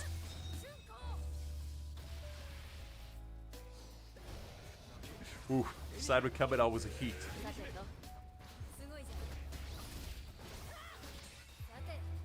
Well, listen, I'm just giving you the straight up facts over here. Listen, Sadvik, listen. Who else better to give dating advice than the man that hasn't dated anyone in about 4 years? You tell me. Clearly, I'm an armchair psychologist over here that can analyze any sort of dating issues you guys have and give you a true advice. Oh, golly. I mean, look. Women are a very unique individuals, and sometimes you just have to accept that whatever happens, happens. You don't have to question it, because more time than not, you're not gonna understand what's happening anyway, so just go with the flow. That's my actual advice. But do consider dinner and flowers, because, you know, you gotta bribe them, first of all, before you make your amends.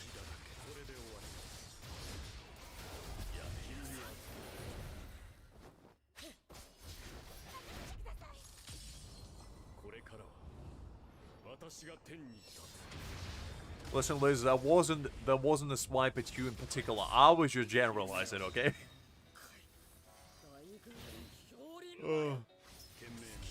Listen, Winter.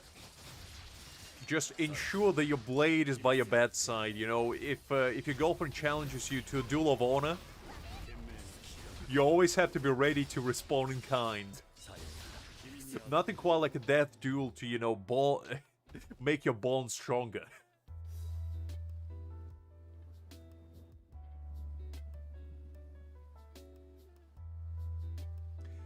Hi there, Aiden. Hopefully doing great.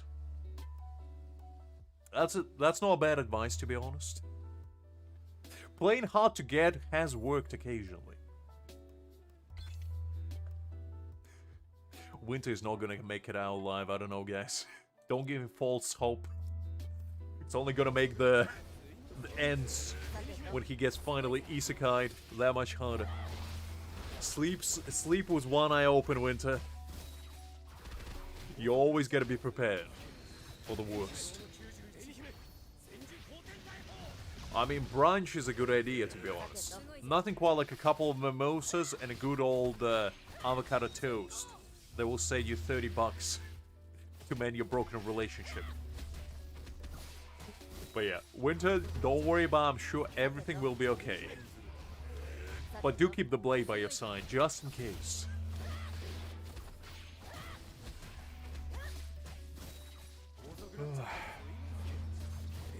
You see, hearing stories like that makes me just even less enticed to go back into relationship squadron, shall we say.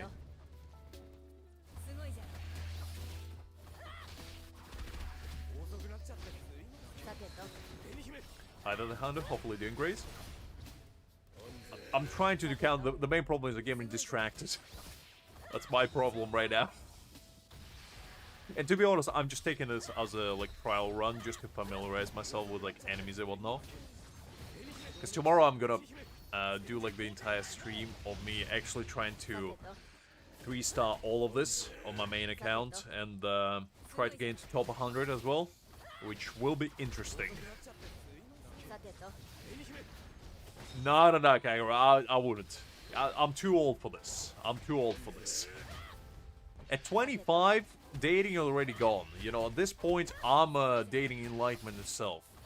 Do you know how much manga I have to read on a daily basis? Way too much. Listen, you young whippersnappers, don't you dare disrespect me like that. You telling me grannies don't deserve love? Unbelievable. Yeah, the counters seem kind of essential, but as I say, I am getting a little bit distracted. I'm getting lost in the sauce, shall we say.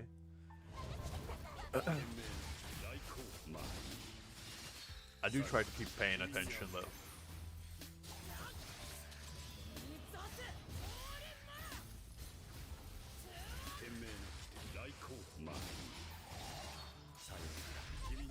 True, Hakim, true. Oof. Is it? I mean, it might be. I just use it because that's the most like stereotypical, you know, old man type of phrase, whippersnapper. You damn whippersnappers, get on my lawn! That kind of thing, you know?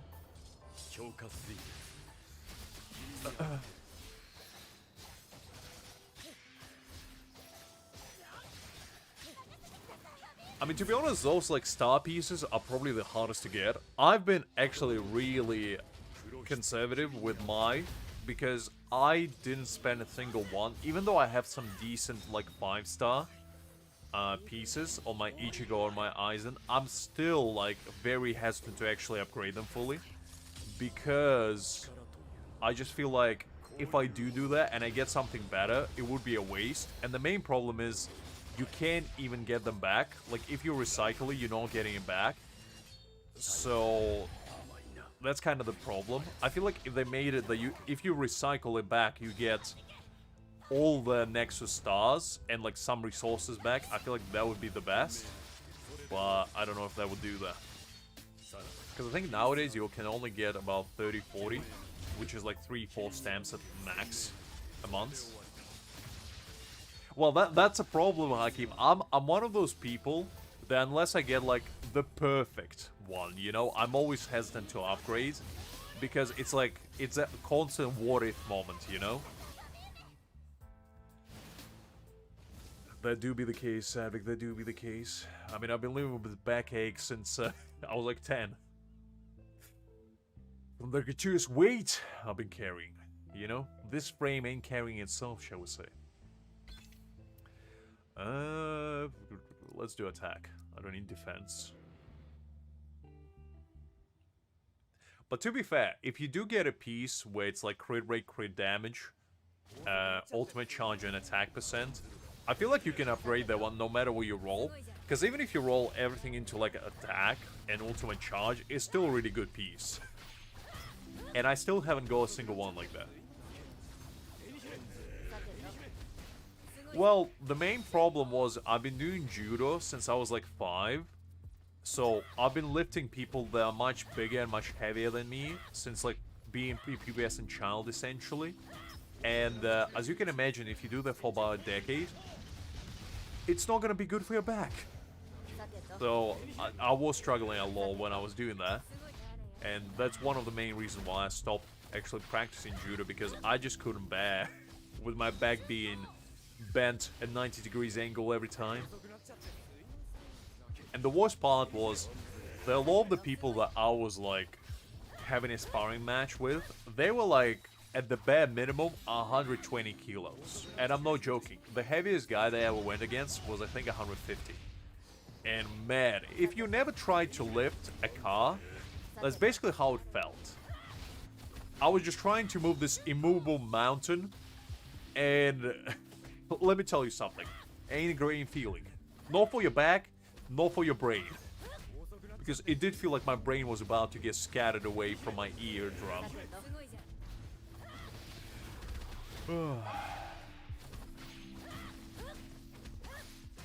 Well, it didn't mean to be, but I guess it is now. Kakarot, because, you know, I gotta represent my homeland, I guess. One way or another, even though I haven't been there since, like, 2012. Can't really call myself a patriot, shall we say, but, you know, I still have the passport.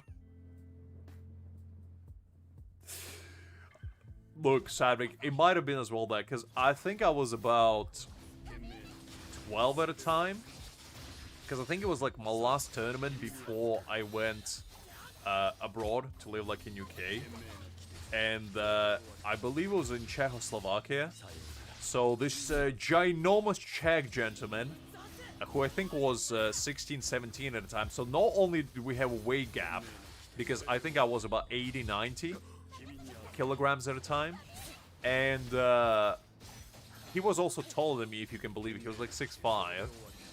And he was much heavier than me, so...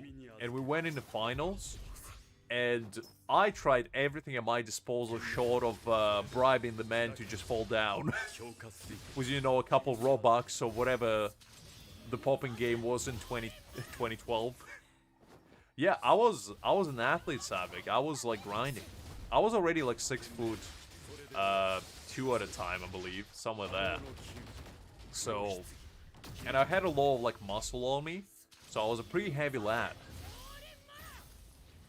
But yeah, it was quite an experience. I wasn't hunting really bad. I was just really tall. I don't know what to tell you. Just how it is, you know. That's how I was made. Cause like, I always been told, but I think I peaked at like about 12, and then for the longest time I didn't grow any further, and I think I grew a little bit more when I was like 15, 16. I grew like another 2 inches or so, and I think I stopped at about 6'4" after that. But yeah, I've been tall ever since I can remember, really. And it's not me flexing even, it's just, you know, the truth. So yeah, if you can imagine, I went against somebody even bigger than me, and I remember the time I resorted to the good old tickling technique, where I just I grabbed the guy from behind, and I just started like very sneakily tickling him, and just do like a back throw on him while he was distracted. And as soon as I did that, I never had like an anime flashback moment in my life, but that was the closest one I think I have experienced to me getting isekai right then and there. I felt like my soul was leaving my body to get ascended, and the projectile, you know, vomit that just followed afterwards straight up, proved that as well, because I felt like I was dying. And my sensei just grabbed me and like took me to the nearest bathroom and just started like, you know, just splashing water on me. Like he was trying to exorcise the demons inside of me. And yeah, it was quite an experience. Listen, Kagura, I wasn't even the one to bring it up first. I was just the one to, you know, go with the flow. It just so happened that I brought it up.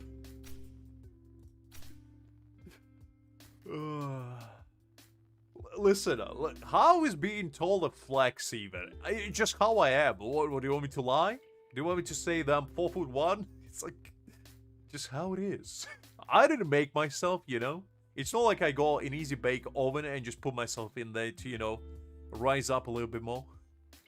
Because if that was the case, I mean, do you think I would have stopped at 6'4"? I went all the way. Okay, let's see. Listen, I've been telling you guys since day one that tallness means nothing. It's all what's on the inside that counts. If you're tall on the inside and you have a heart of gold, that's all that matters. Just because you can't reach the top shelf in a supermarket doesn't make you any less of a human. You know, if you need, there's no shame. There's no shame in using a stepping stool, you know? Absolutely no shame. You gotta do what you gotta do in this life.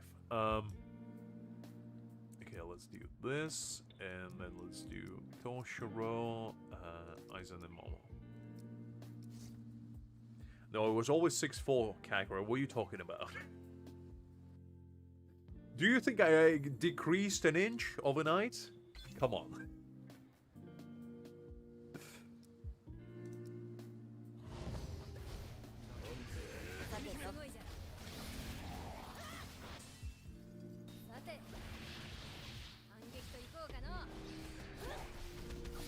Listen, Kakuro. As I've been saying, when it comes to ladies or gentlemen, whoever you would like to date, all you have to do is have confidence and the stature to back it up. Because it's not about how tall you are, it's about the attitude you have. If you're acting like you're 6'4", that's all that matters.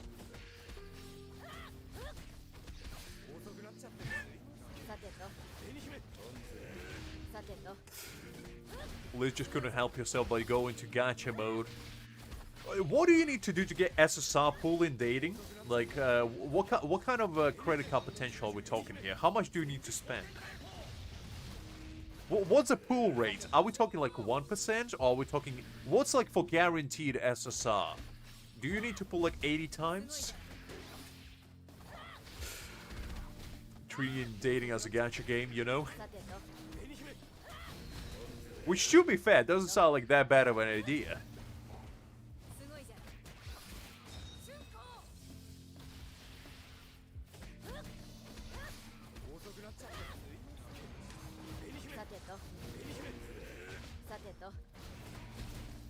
Because as I said before, I haven't dated in a whole minute, but if it was as simple as playing gacha games, I feel like I would have been at the peak of my game already. I would be the Don Juan 2.0.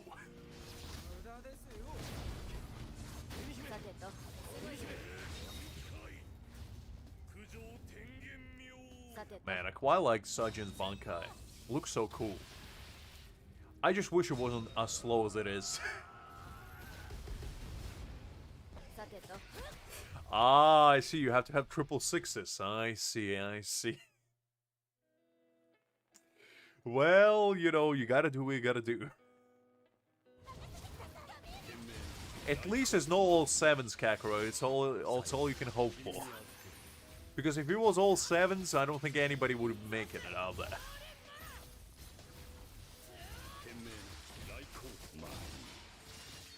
And unfortunately, I only have one of those as well, Kakarot, so I'm clearly lacking because the tallness is all I have for myself. I used to have six-pack, but unfortunately, those days are long gone.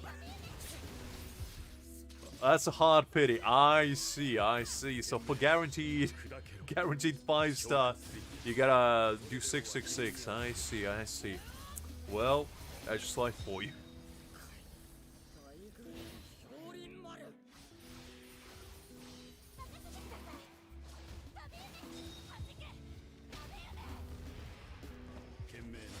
Well, I feel like that's a strategy if you want to date, you know, like a supermodel or something. I'm pretty sure if you settle up for, you know, SR rarity kind of dating pool, I'm pretty sure you can settle for, you know, 4s or perhaps 5s. Well, the thing is, I do exercise. It's just, I don't go to gym as often as I would like. It's like, I'm in a decent shape. I'm not like overweight or anything, but it just, I don't have a lot of time to exercise. I just go for runs a lot nowadays, so every morning I wake up and I go for like an hour run.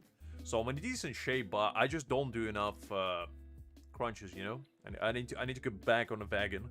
Because I used to do it like religiously when I used to play basketball a lot. But the quarantine just messed me up.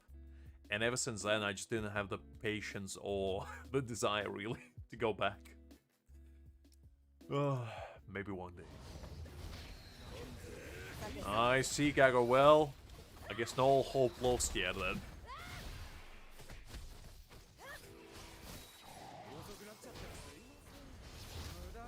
Yeah, that's fair enough, Kagura, that's fair enough. You know, I didn't think about it that way.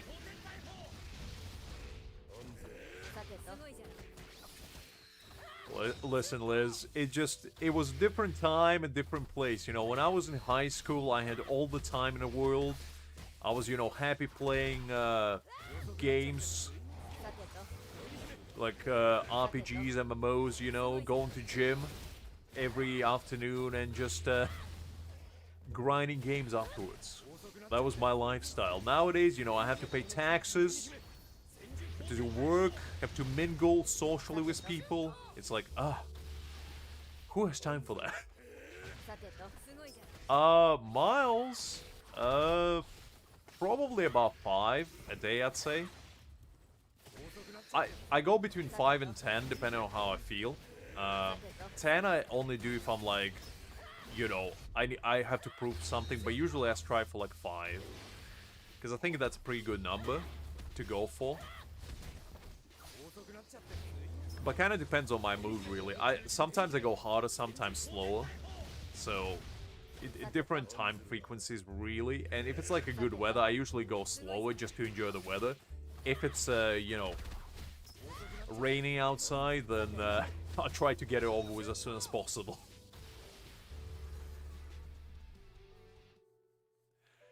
It is what it is, this. I mean, I have one pack over here, and you know, I just lie for you.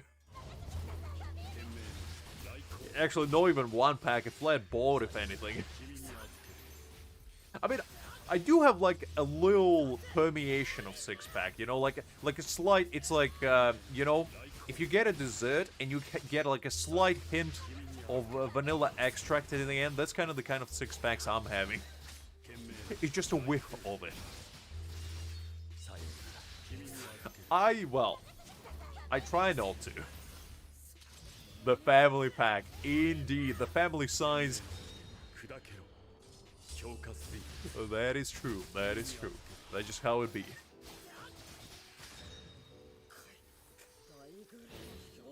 Family pack minus the family, you know? Because I don't know about you guys, whenever I get anything that says family pack on it in a supermarket, I always finish it in one sitting.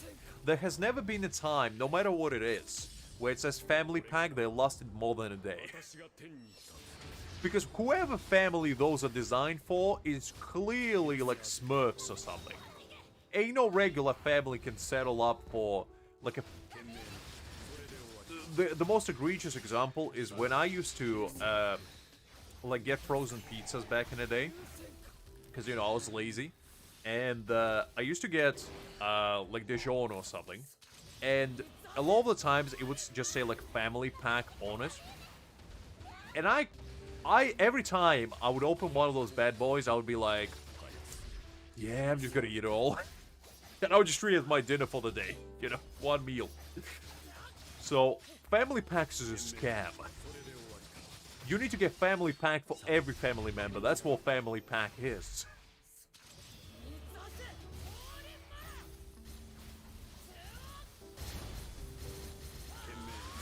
Listen, Kakuro, listen.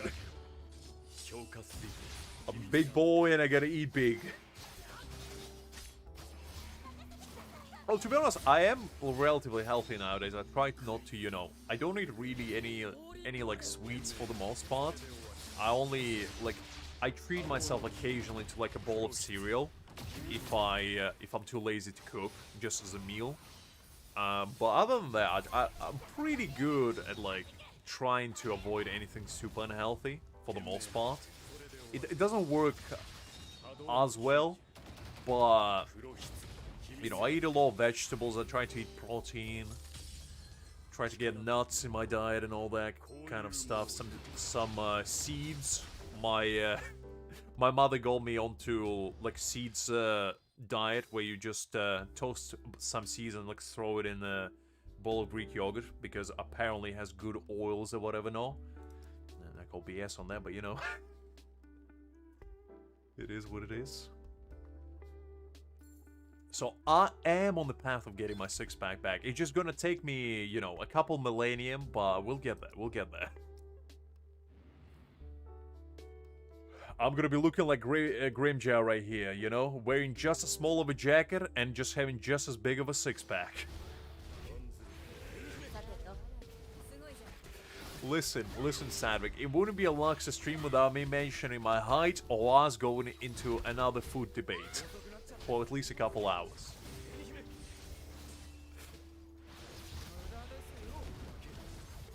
Listen, Gagaro. I said for the most part because I knew one of you gonna bring that up. Actually, there's a story behind it. So, one of my friends rocked up first thing in the morning on Christmas, and with a group of people. And basically brought a bunch of like home-baked sweets. She baked like a bunch of Christmas cakes. She made some muffins, and she even made some pralines like from scratch, which I was amazed because I didn't even know you can make them from scratch. But so we had like a bit of a afternoon tea type situation where, you know, I busted out my collection of fancy teas and we just sat down and had a chat. And, you know, she put like a bunch of these things. And while I was going to, getting my tea, she just basically took the liberty of distributing for everyone, like, the stuff that she brought. And when I came back, that was what greeted me, like a plate full of like sweets. And I felt too awkward saying that I don't really eat sweets because I didn't wanna I didn't want to upset the chef. So I just swallowed my pride and I was like, you know what? It's Christmas. I might as well indulge a little bit. And what followed afterwards is immense regret. Because as soon as I finished that plate, which, let me tell you, that was a battle in of itself. Because it was like a sticky toffee pudding in it, in the middle, like 4 small Christmas cakes, and like, I think like 4 pralines on there. And man, it was a battle. It was an uphill battle. And I polished it off, right?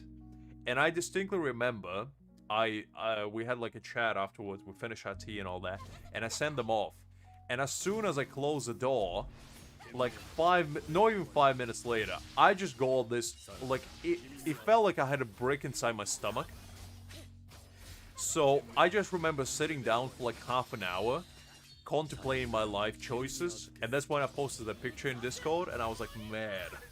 So what I did, I went for 2 hours run afterwards. I literally just was like, you know what, I need to work this off. So I went for 2 hours run, came back, took a shower, still felt horrible afterwards, but at least I felt like I did something to, you know, rectify my situation. And the worst part was, I was basically still having to have my Christmas dinner afterwards with my family. So you can imagine, like, not even 3 hours later, I was sitting at a Christmas table with my family and just, you know, dying on the inside and trying to act happy on the outside. So it was quite an experience. I didn't throw up, though. I didn't. I kept everything inside. Probably for the worst, really. Hi there, not bad. Hopefully doing great. What link are you looking for?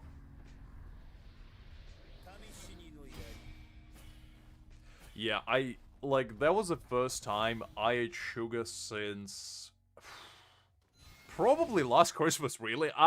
Even on my birthday, I didn't really eat any cakes or anything like that. I had like a slice of cheesecake, but like actual sweets, I didn't have in ages. So I don't really partake in a lot of like sugary stuff. First of all, because I don't really like super heavy desserts to begin with. I don't like super like sugary stuff. I might rather settle for some like a bowl of fruit or like a bowl of Greek yogurt with some honey and nuts. That's my ideal dessert for the most part. But, you know, if somebody makes me like a cake or something, I'm not gonna just outright reject it. I'm not gonna throw it in their face and be like, be gone. What is this?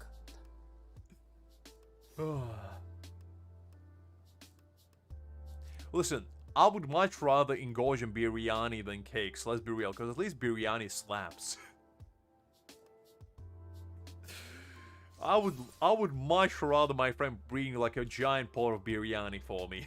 Because I would have been much more happy. And probably my stomach would have as well. Okay. Well, let's keep going. Let's do the Eisens one. Start with the first difficulty. Okay, let's do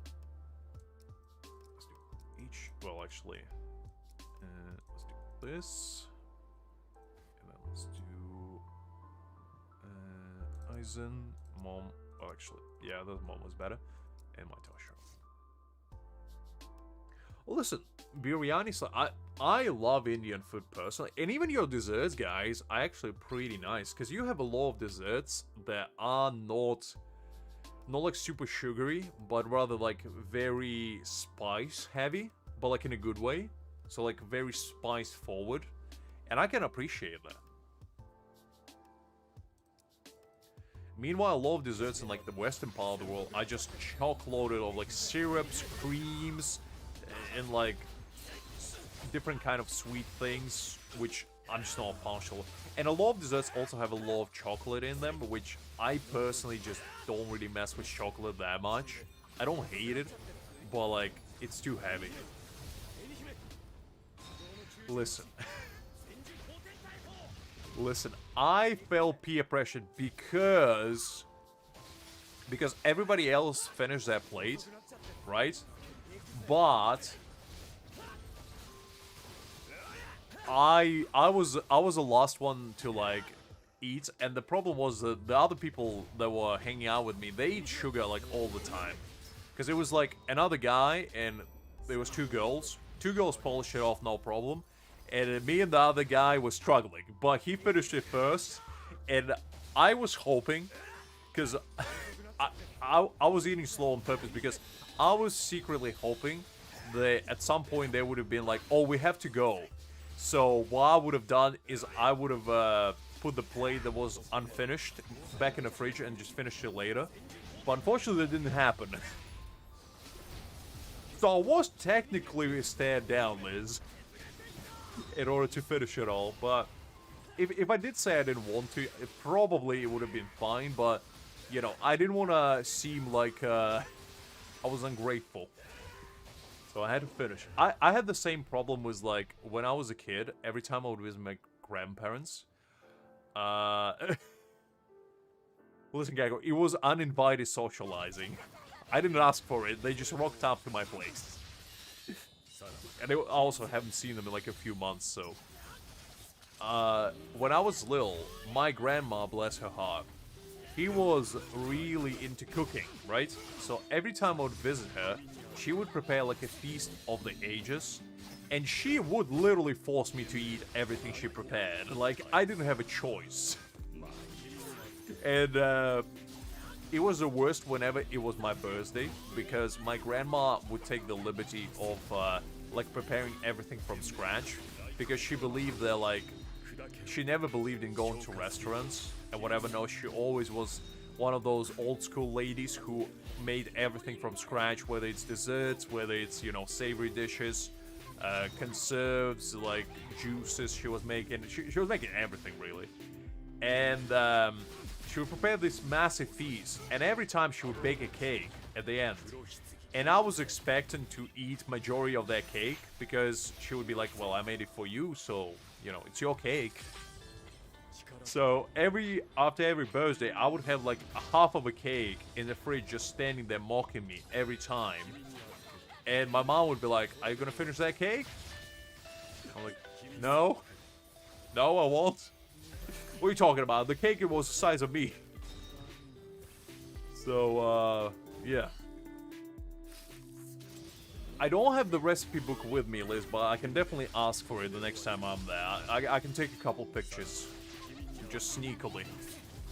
Because every single recipe book for all grannies is like their treasure trove. It's on par with like One Piece for Luffy, you know? Not quite there yet, Kagura, not quite there, but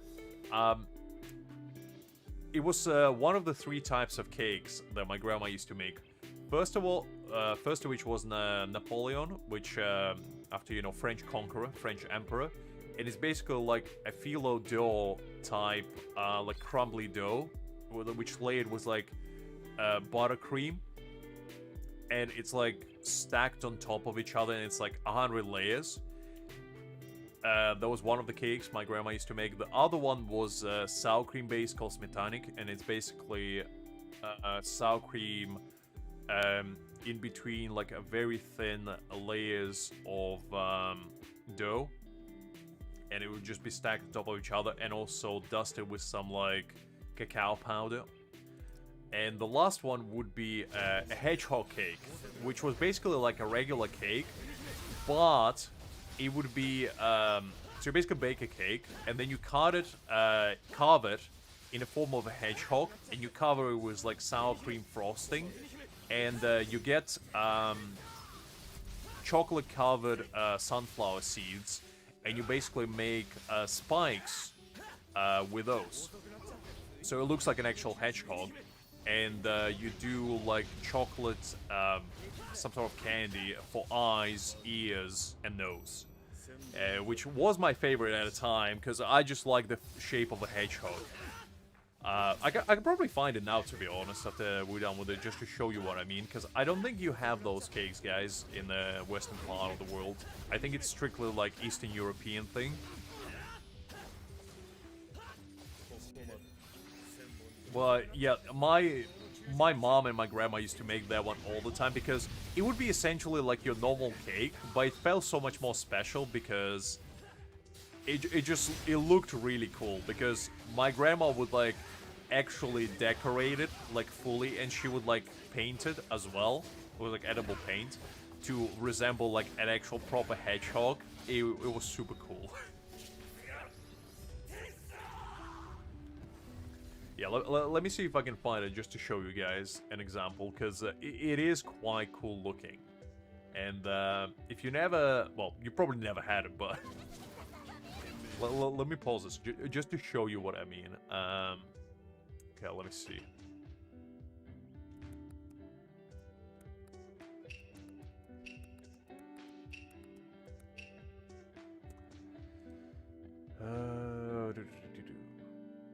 Okay, this is not quite that. Let me see if I can find one.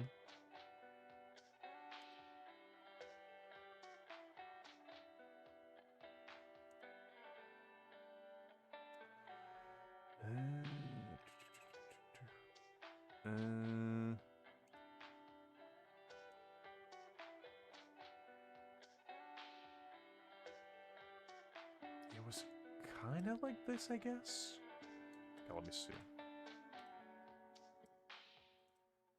So it was kind of like this, but not really, because it would usually, like, the fur would be brown, kind of like this, but I can't quite find, like, the exact one. Actually, it was kind of like this. Now that I look at it, it was kind of like this, but it was bigger. It was much bigger. And this is the kind of cakes that I grew up with. It was super cool looking. Because I would watch my grandma make it as well. And man, was it exciting. And another cake that I grew up with was this one. This one. So, as I was saying, it's basically like a phyllo dough shaped with a bunch of like buttercream in the middle and dusted with, I think, almond flakes from memory. I think it's a French cake, actually. That's the name. But sometimes you also get it like frosted on top. I usually had the one that was kind of like this, actually. It wasn't like my personal favorite. It was really hard to make, but one of my earliest memories is my grandma actually baking one of these for me after like one of the exams I had in primary school, and I think that was the first time I had it, and I quite enjoyed it. The problem was the buttercream was too much because it's really rich, so you couldn't have more than one slice. And this was the last one, which is called Smetanic, and it's basically, as you can see, just your regular dough, but with a very thin layer of like sour cream based frosting. And this one was actually, like, taste-wise, was my personal favorite because it's like super airy, and it's one of those cakes where you don't actually feel heavy after eating it, because it was just super fluffy, super like easy to digest because of sour cream. And to this day, sour cream based frosting is just the goat for me personally. I really detest like those cheap plasticky creams that they add in cakes nowadays that taste absolutely awful. But these are like the three cakes I grew up with a lot. And I think the last one was this one. So this one is called Medavik, and it's similar to the previous one, but instead of like just sour cream base, you add honey to it. So it's similar concept, but it has honey inside. So if you like honey, this is your cake right here. These are like all Eastern European cakes, but I grew up with a lot of them, and absolutely goated. So yeah. If you ever crave like a new type of baked good, if you ever find like an Eastern European shop near you, I don't know if you use graham cracker because I never made it myself, but it's some sort of biscuit or like cookie that you crumble on top. From memory, I think it's just like Lotus type cookies, you know, just your regular Biscoff situation. But I don't exactly remember the ingredients. I just remember the taste is really good. Those were like the only cakes I actually like the cream on, because I'm a big cream hater otherwise. And man, when you get a cake with actual nice cream, that's a goat. Because in a lot of the other cakes, the cream just ruins the entire fun. And that's most of the reason why I don't like that many cakes. Is because I just hate cream on them. Because for whatever reason, a lot of them just use that, like, whipped cream kind of cream. You know, the one that you get in a can. A lot of the, like, store-bought cakes, unless you go to, like, proper artisan bakery, just have that. And I hate it. I hate it so much. That's why I'm a big fan of cheesecakes. Because with cheesecake, there's no cream. There's pure joy.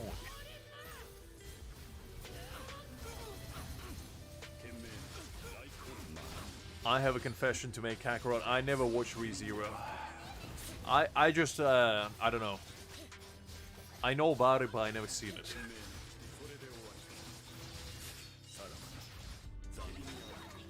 Oh no, it's absolutely fine, Liz. No worries there whatsoever. I hope your sister has a good birthday. Are you baking her a cake? Is that what's happening? I'm glad we're one of the kindred spirits here at Twilight. I just feel like there's so many better desserts out there that, you know, actually taste good. Unless you get golden cream.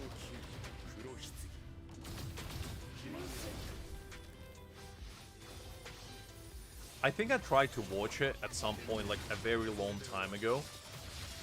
But I kind of dropped it, I think, through halfway season 1. I just didn't really like the story that much. I don't know, I know that it picks up in later seasons, but I just didn't have the patience for it, to be honest.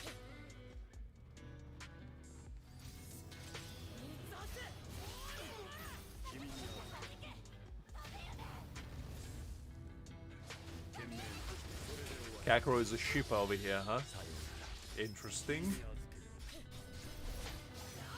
Mango float. No, actually, I never heard of that one. Let me Google that, because that sounds... I like mangoes. Let me see. Ooh, that actually looks kind of nice.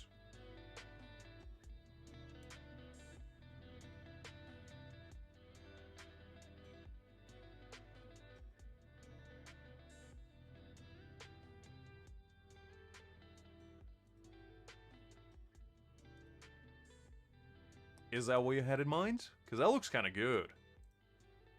It's kind of like in between cheesecake, I guess, and like a tray bake type situation. Because it looks like 3 cheesecakes stacked on top of each other with mango. And to be honest, if that's the case, that's goated. I just never seen it. Let me see it. So... Oh, Filipino icebox cake dessert. That looks absolute banger. I had like is it called halo halo? Filipino dessert. I had that. I think that's what it's called. Yeah, this. I had this before, and this was really good actually. It's like I think taro root based ice cream with a bunch of different like toppings like fruit, nuts, syrups and stuff like that, which is actually really nice. Yeah, I'll keep that for the bank, Twilight. Thanks for recommending that, because I never heard of it before, to be honest, but that looks really good. And that's exactly my thoughts, Kagero, because what's better than 1 cheesecake is 3 stacked on top of each other with mango layers. That just sounds goated. You see, Filipino people just know how to party. Their food is absolutely amazing, you know, they go with these like colorful choices, you know, very bold flavors. We gotta learn from them, you know? All our food is just like gray and yellow sometimes, I guess. We don't know how to party. I just had a like Filipino restaurant when I think I was... Where was I? I think I was in Spain, and there was just like a Filipino restaurant in a place where we were staying, so I never had Filipino food before then. And we went there, and I had halo halo as a dessert, and I absolutely loved it.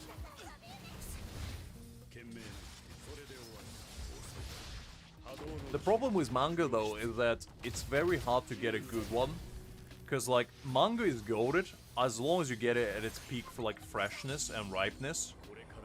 But the problem is, if you get it underripe or overripe, it's just like, oh, it's almost like a skill to predict when the mango gets ripened to like perfection, and that's why I never buy mangoes myself, because I could never tell.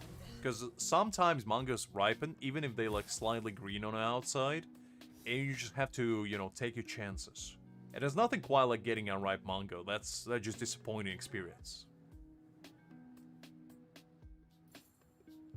I mean, to be honest, they do like bold flavors just like you guys in Mexico, so Liz, I totally agree with that.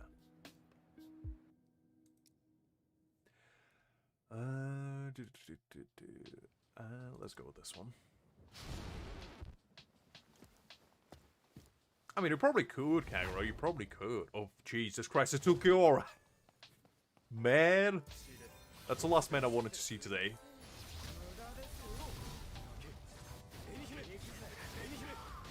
Manga Festival sounds like a good time. I would love to go to a manga festival.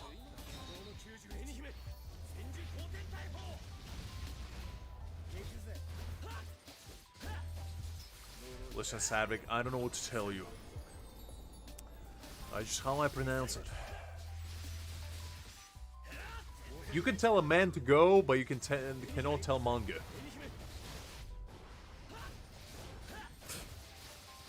It's just my British accent, I don't know what to tell you. That's how people in Britain pronounce it.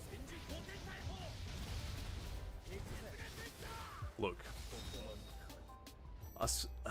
I'm ashamed of my British roots at this point. It is what it is. I can't help myself.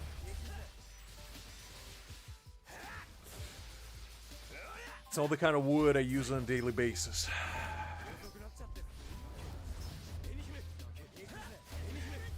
That sounds amazing. Because I really like tropical fruits like passion fruit, mangoes, guavas are pretty good. And it's always nice to pomelos, if you know about those. Those are probably like the king of fruits for me personally, because it's just like a giant orange. It's even more juicy. Love those. I'll do my best indeed.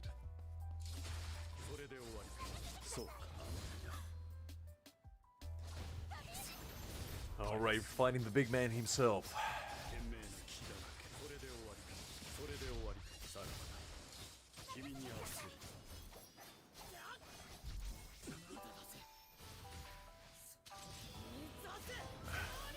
I mean, I can try if you would like me to, Liz. I probably will butcher it greatly.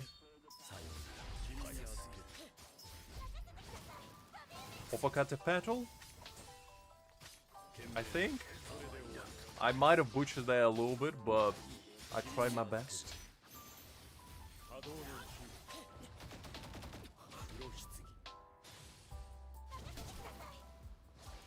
You see, I am a little bit Mr. Worldwide, you know? I do like learning other languages a little bit here and there.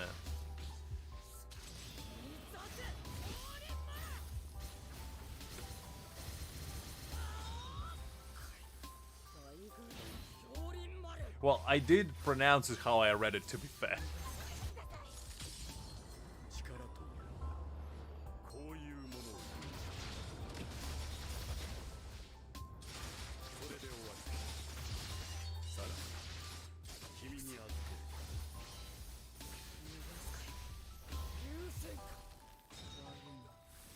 Listen, sometimes it's all you need, Kakarot. Sometimes it's all you need.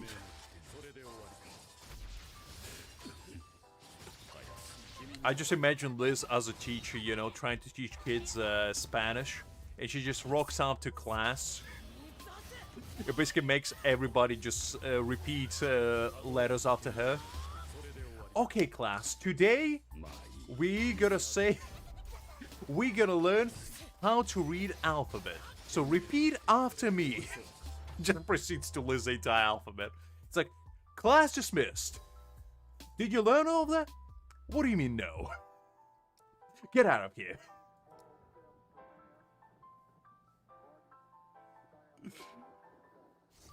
Which, to be fair, it sounds like pretty good teaching technique if I do say so myself.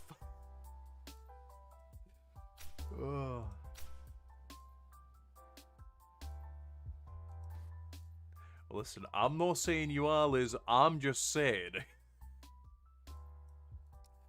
that that might be the case. I wouldn't know.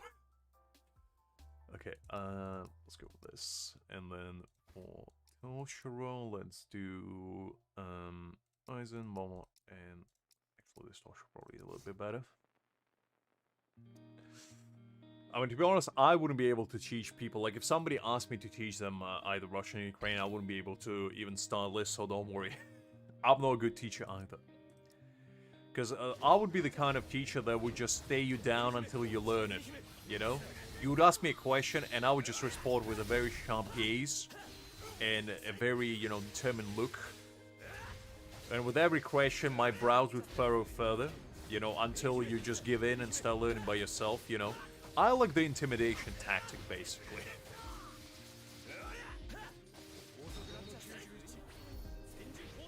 Listen, Kakarot, they build better than mine. What do you want me to do? If they are built better than mine, then, you know, I gotta use the tools I have at my disposal. Well, I know the numbers as well, but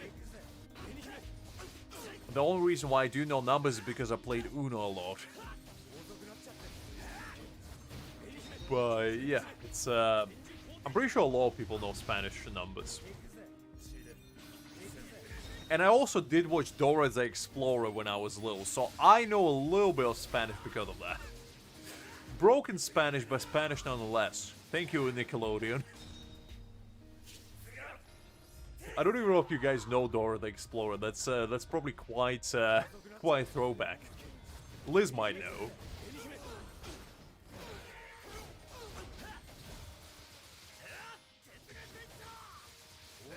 I did, but you never said that you wanted to. I offered it, Liz, and you rejected it. So what do you want me to do?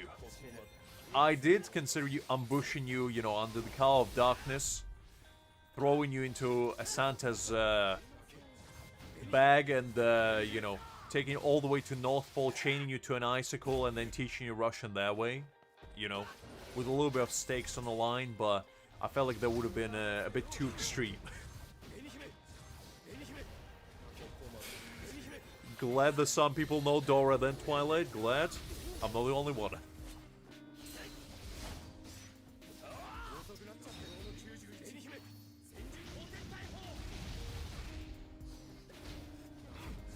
Listen, Kakarot, I remember playing Uno with my friends when I was like 8, and every single time I would lose, I would just call them cheaters and would storm them out of the room, only to come back like 2 minutes later, say sorry, and play another game. And repeat it over again. I mean, I would assume so, because, like, it's one of those cartoons that probably everybody knows. Because, like, even me growing up in Eastern Europe, we had it. So, I would assume it was pretty iconic in the western part of the world. Because it's probably on the same level like SpongeBob, because everybody knows SpongeBob. But I just wasn't sure if, like, Dora the Explorer was as hip with the kids, shall we say. Because, you know, everybody can get behind the good old Sponge. But not everybody can get behind learning Spanish. Doraemon is a good one, yeah. That is true as well. I mean, there's like a set of cartoons that you watched as a kid that just like, I assume everybody knows, like Pokemon is one of them. You know, SpongeBob is another. Dora the Explorer. There was also actually off-brand Dora the Explorer called Diego, which I think was a brother of Dora, or like a cousin, or some kind, and it was like the small child that would take you on adventures through our jungle, and it was the same premise, just with a boy. And I watched that as well, I remember. But I don't think as many people know about that one. Probably for the better, really.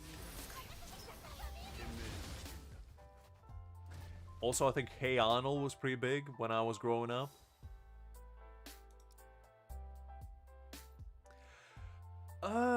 Pokemon is okay. I mean, I watched it as a kid and I enjoyed it, but to be honest, I never was like the biggest fan of it. Because like just the idea of, you know, a bunch of small kids basically taming wild animals and make them fight each other didn't particularly appeal to my juvenile senses, shall we say. I know some Pokemons, but I don't know a lot of them. And I think I only watched like the beginning, to be honest, like when Ash was battling like the first trainers, like gyms and whatnot. I remember the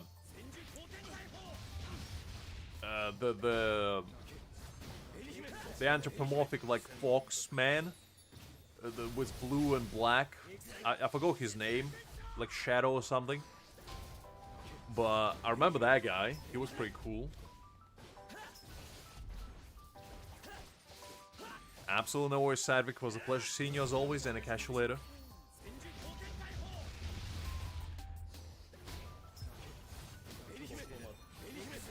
So yeah, Pokemons were never like a big thing for me personally, but I do understand like how can you enjoy it, because even some adults like it, you know, and there's no shame in that. Because I personally still like SpongeBob to this day. SpongeBob is like one of those shows that I can go back to even now and still have a blast watching it. And I'm sure Pokemon is the kind of show for some people as well.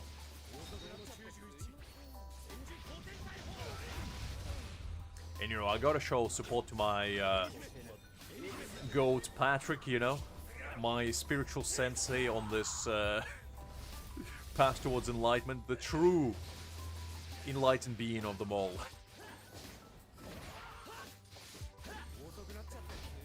Okay, with the cards, that's fair, because I never collected Pokemon cards personally, but I don't know if you're aware of like the Pokemon drama nowadays with a bunch of like scalping and whatnot, at least in like US. Because apparently there's a bunch of like adults, they go to like Target and whatnot and buy all of the like Pokemon boosters and just resell them online for like a markup. So nowadays it's not even about collecting cards, it's about basically capitalizing off kids by trying to sell them. So the entire market situation with that is absolutely bananas. And I feel like that's what ruins the fun of it. I never collected them either, but I can understand the appeal, you know, of having like your favorite Pokemon, like you have Pikachu or like shiny Charizard as a card, you know. I feel like that's pretty good, because I used to collect Yu-Gi-Oh cards, and it's the same principle, really, you know. And like, it is a card at the end of the day, you are correct in that, but like, you know, when I go Blue Eyes White Dragon, I was hyped.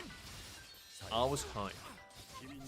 Because, you know, I was reliving my childhood and was getting, you know, the excitement that I had when I was watching Seto Kaiba unleash his Blue Eyes White Dragon for the first time.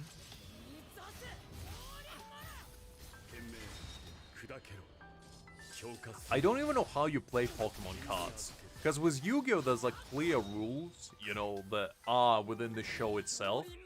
I don't know how you battle, like, Pokemons. I assume it's, like, you have HP of some kind and attack power, but I never actually watched somebody play with Pokemon cards. I thought they were just collectibles, to be honest.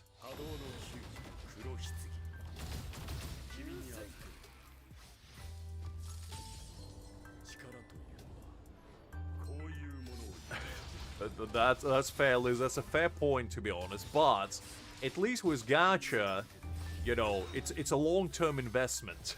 It's an investment that will last a lifetime until the game closes down. But with cards, you know, what are you gonna do? You're just gonna store them in a closet somewhere? Like, come on.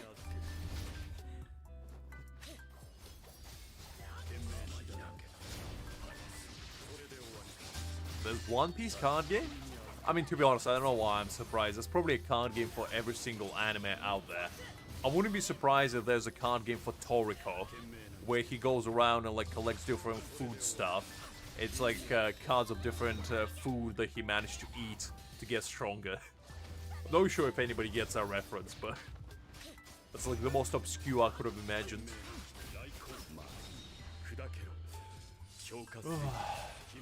Listen, if Bleach released a card game, I might have gone into it as a kid. I feel like I was robbed of my childhood because I never had an Aizen in a card form, you know? You give me Aizen with his slick back hair, and I mean, I would have went bananas as a kid. You see, Kagura go points. I mean, you technically can interact with cards as well, but only to an extent of, like, you know, looking at them, I guess.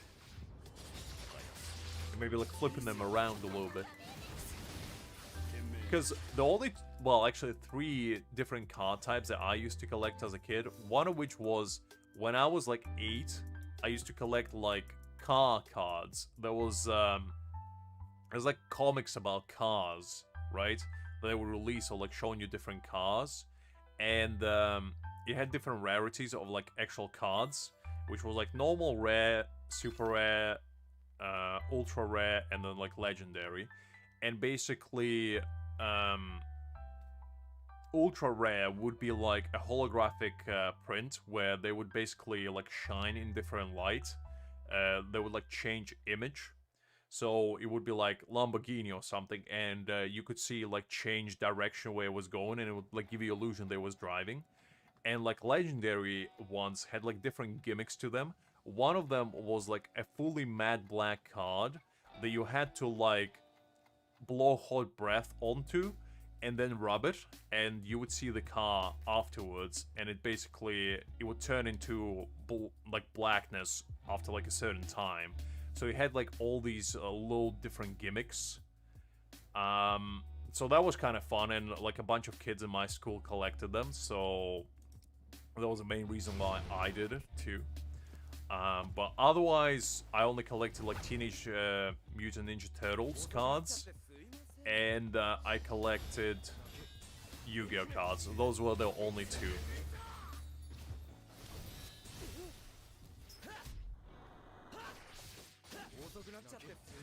With coins, there's at least in a practical application, Kakura, because coins are, you know, actually have value.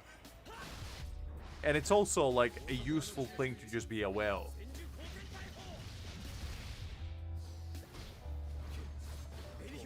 So yeah, I wasn't, like, a super massive card enthusiast as a child, but I definitely collected some of them.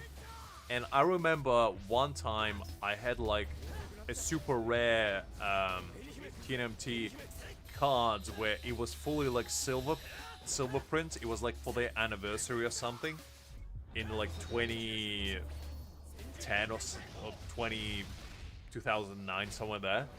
And it was, like, fully silver finish cards that you would only get like, limited quantity of. I think they printed, like, only 10,000 of them. And I managed to snag a copy of them from, like, my local comic store. And I was really proud of myself for that. I don't have the cards now. I lost them somewhere. Well, actually, I probably didn't lose them. I probably just left them somewhere in my grandparents' house. But that was, like, the only thing that I was excited about. Otherwise, I never really collected, like, comic books or manga or anything like that. Just because I always hated, like, clutter. I mean, I don't know if I would call it lucky, because it was cool at the time. Actually, there's a funny story with it, because at that time, I actually managed to snag 2 copies of that because I thought originally that it was different cards, right? Because I got used to like different packs having different cards, but actually every single pack was exactly the same. It was like just limited edition cards. So I had the exact 2 set boosters, and what I did was I essentially auctioned it to a bunch of my classmates, because what happened was I rolled up to school with that set, and a couple people just walked up to me and they were wondering if I could like sell it to them, because you know they really wanted to, and I was like, well, I have a copy of it, so I guess so. So basically what started happening is more people started joining in, and at the end of the day I basically just said, whoever I guess gives me the best deal can have them. And it escalated to the point where I sold it for, I think at a time, like 500 hryvnias, which is basically was like, in dollars, probably about 50 bucks. Which was a lot of money for me back in the day, because I think the set itself costed like $5 maybe. Like, it wasn't that expensive at all. So I made like a cool 1,000% profit on that deal. Well, actually 800, I guess, if you count my own. So I had the shark mentality, indeed. And that's when I went into trade. And to be honest, it was pretty funny to watch them scramble, because I never felt like I was, you know, Al Pacino just trying to make moves. Or like Godfather just sitting on my throne, you know, with a mountain of coke beside me being like, okay, give me your best price. What can you offer me? Make me a deal I cannot refuse.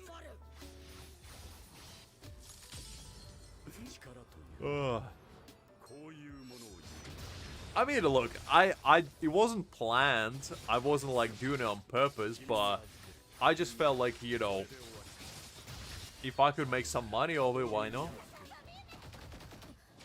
Listen, if I kept those cards, probably nowadays they actually either depreciate in value where they cost nothing, or they probably cost 1,000 bucks each. Because, you know, if you ever watch any sort of, like,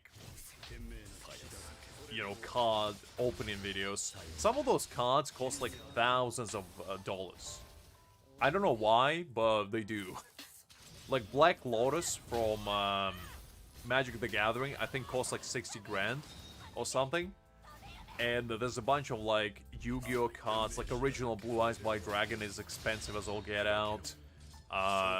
Bunch of like other cards here and there. Shiny Charizard from Pokemon is tremendously expensive. And now that I'm thinking, I probably had some of those cards that I just never cared for. So, yeah. I mean, Liz, you gotta do what you gotta do in this world.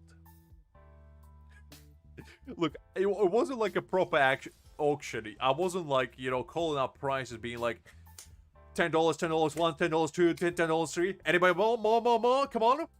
The price appreciates. Come on. I know you want it. Timmy. I know. You can just get your mom's credit card right now and pay me in 3 installments of easy $19.99 in order to get this pack. Do you want this pack? Well, if you want this pack, you better bid. You better bid big. You know, I wasn't doing quite something like that.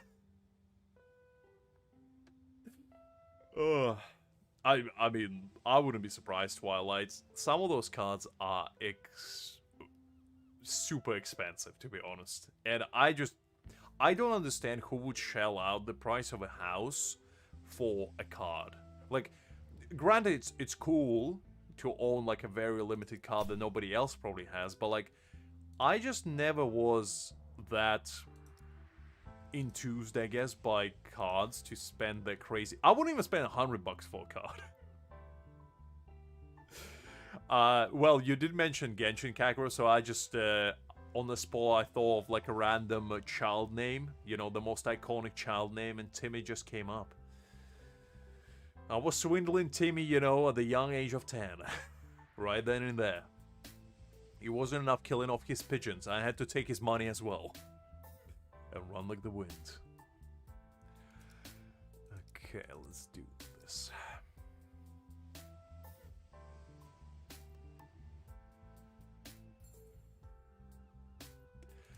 I mean, maybe Kakarot, maybe it's all a ruse. Just trying to hide my past from all of you.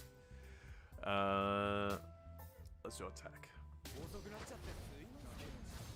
I mean, putting them on a wall is like, I understand that if you have like a lot of money, you know, if you're like a millionaire or even billionaire, it probably doesn't matter to you, but like, I assume majority of the people who buy those kinds of cards, they're probably not like super wealthy.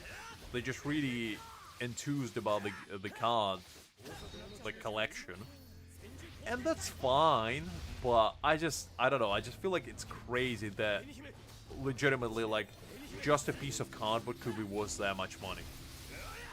It's very interesting. I mean, look. I was making quite a lot of deals as a child, okay? I had to hustle, because I remember I was playing a lot of, like, Liga back in the day. And, in some cases, my classmates would ask me to, like, boost their accounts. Because at a time, I was, like, in Platinum or Diamond. I don't remember, one of the two. It was before I reached Masters. And, some people wanted to, like, play with me. So I would have people coming over from, like, different... Because, you know, as a child, I bragged to everybody that I was, like, Diamond in League of Legends. Because, you know, how could I not? And, some people would come to me and they're like, oh, can you help me out with, like, ranking up? And I'll be like, well... No, really, I don't have really time. I have to play on my own account. They were like, oh, well, I can pay you for it if you would like. I was like, pay me? Well, you should have started with that. So, I made a decent income from some people boosting their accounts. Which was, you know, it was an interesting experience. Because as a kid, that was like my gateway towards actually... hustling in games to make some pocket money, to invest back into games, obviously. But you know, I was boosting people's accounts, and in a lot of MMOs I was playing, I was like selling people loot for real money. Like when I was playing WoW, I would sell like T3 loot from like Bleach King, all that stuff, like armor.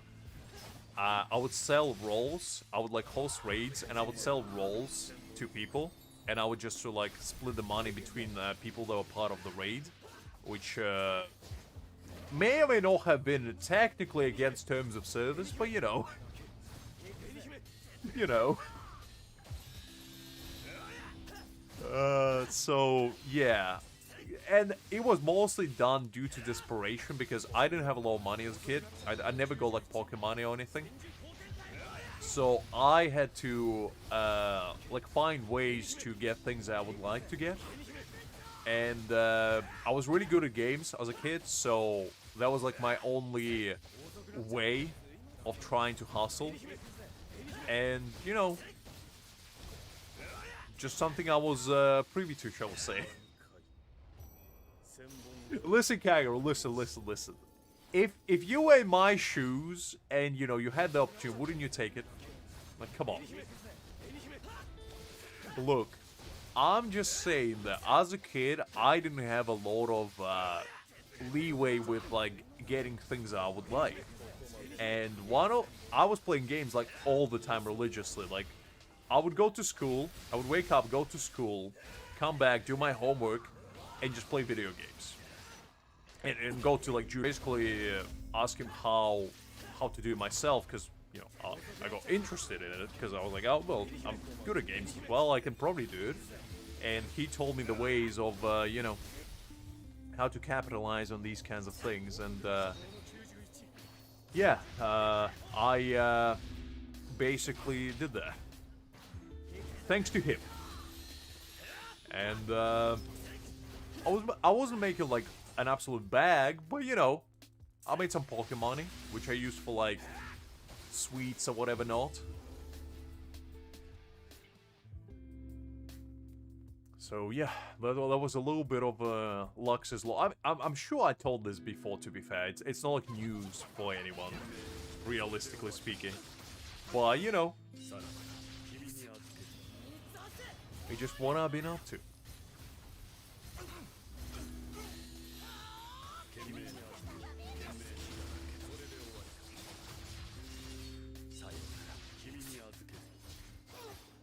Oh, did my stream bag out? Sorry if it did. Should be good now. Yeah, apologies. I didn't even realize the stream kind of froze for a second. I was yapping to myself. I was telling you about all my exciting exploits as a child, you know. Doing all my deals behind the scenes, how my friend's brother got me into boosting industry, shall we say. And how I was making, like Al Capone, money over fist. And you miss it all? Unbelievable. Well, listen, OBS just wanted to silence me. He didn't want me to tell you all the secrets. Well, Dordoni's popping off over there.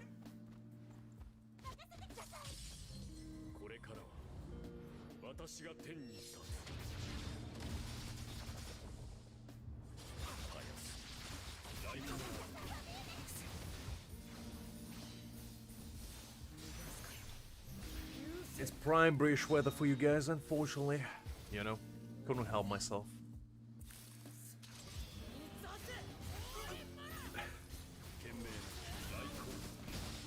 What do you mean zesty, Kagura? Come on.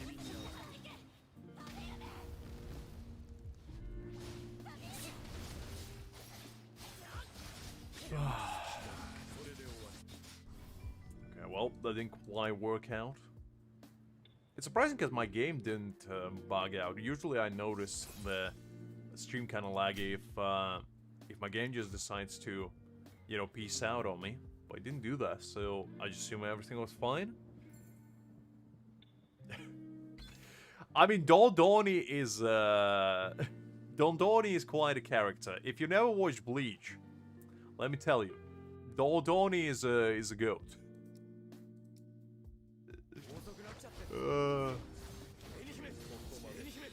He's like the old school Espada, basically. So there's like hierarchy of Espada, and basically when Baragon was in charge, there was an Espada under him, right? And basically when Aizen showed up to Huecamundo, he just dismissed all of them and basically made his own Espada. So Dodoni was, I think, the leader of the previous Espada. He was like #1, I believe, from memory. I could be wrong, but pretty sure that was the case. So yeah, and I think he's one of the only like old Espadas you actually fight, because the other one, the Ceruchi, I think, which Uru fights, I don't think we saw her yet. And I don't remember any others, to be honest.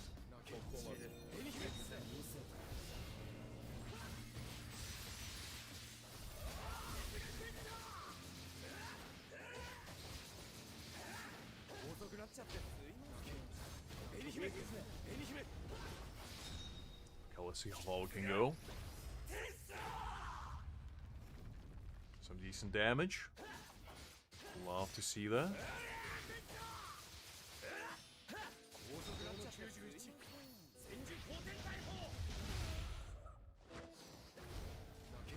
I actually think we're not too far off from seeing like Noitora fight and also Silapora fight, because that would be kind of fun. And I think that's probably when Mayuri is going to get released.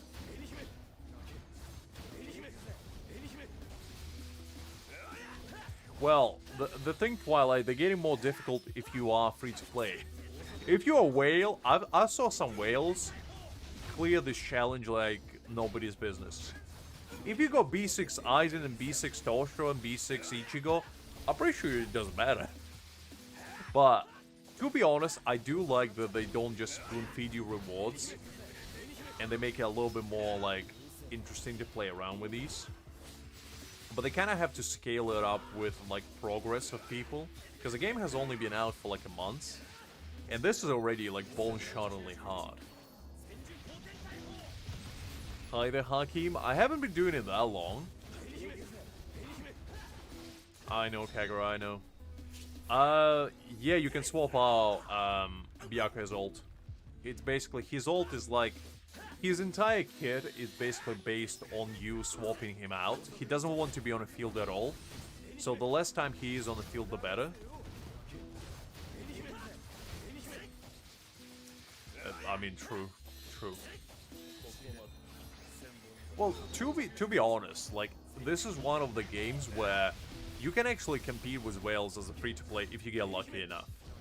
Like, if you actually get the characters and you build them well, you don't actually have to, like, whale in this game. Because on this account, like the free-to-play one that I have pretty much every single unit except Aizen. And I still have like 10,000 Spirit Jades and about 20 summon tickets, so you get quite a bit. It's just, obviously if you're pulling for everybody, you're not quite gonna make it.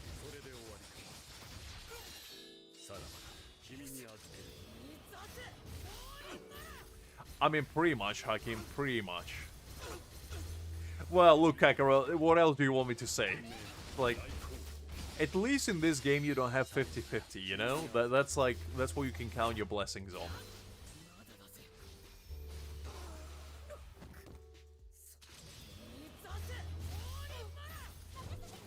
Oh, congrats, Twilight, that's very nice.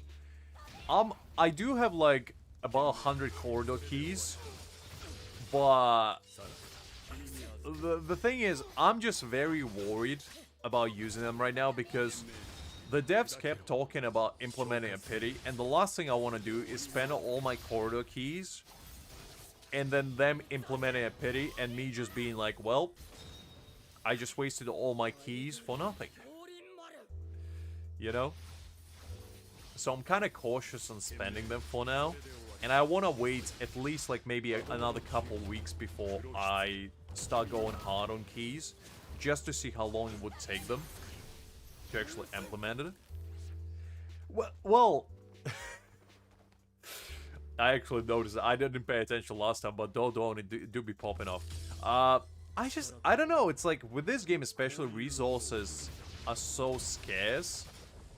So, you don't really want to waste them as much as possible. So, it's one of those things. And also you have to get lucky, don't forget, you have to get lucky to actually get the stamp that you want if you use them now. So I can spend all those keys and get, like, all dupes of Ikaku, you know? That could happen. And I'm like, well, do I really want to go through that? And the answer is no. You know? It's not quite what I would be into. So, yeah. In that regard, I am a little bit hesitant to use them.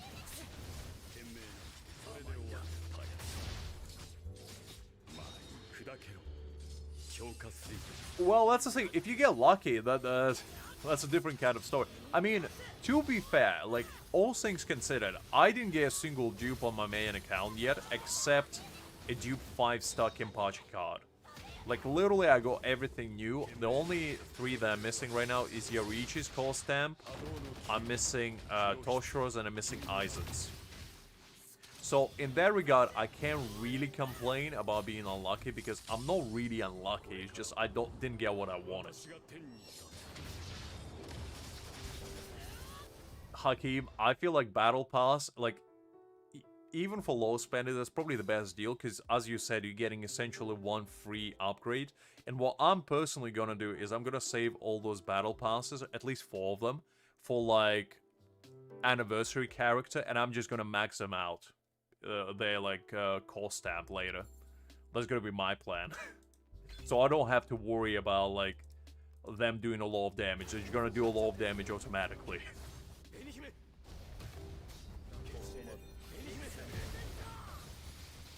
That's great to hear, Twilight. That's great to hear. It's always nice to see at least some people getting, you know, stuff that they want.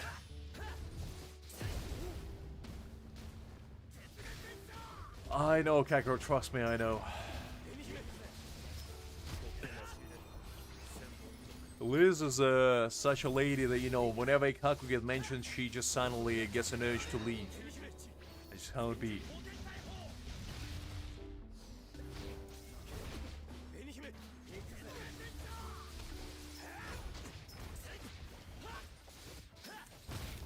Wish I was in the same situation as you, Hakim. I really do. I wish I was missing Ikaku. In general. You know, if the man would never show up for me, I would be quite okay with that.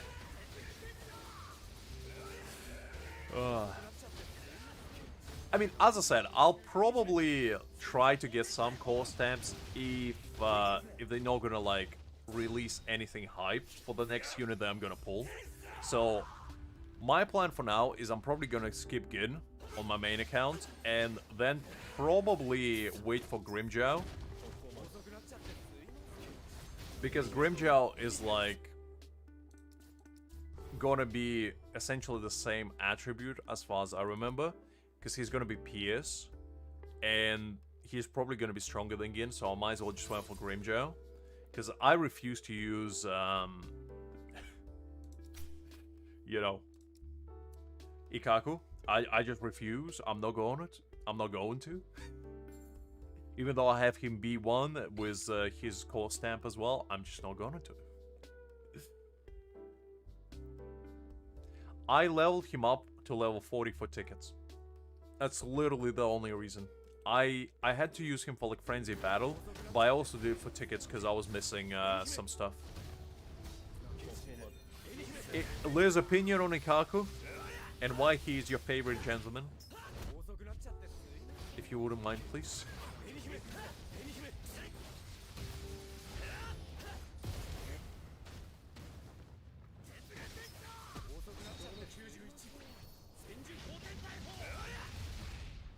I mean, to be fair, maybe if you have, like, Ikaku's core stamp and his, like, weapon stamp, maybe he's not that bad, but out of principle, I just refuse to use him.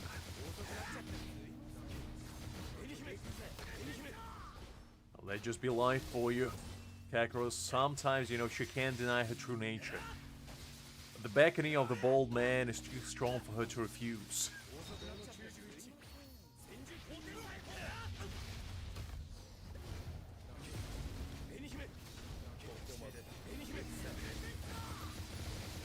I mean, to be honest, I'm kind of joking. I probably will use Ikaku at some point in the future if I get desperate enough, you know? And I have nothing else to build. But for now, that is not the case.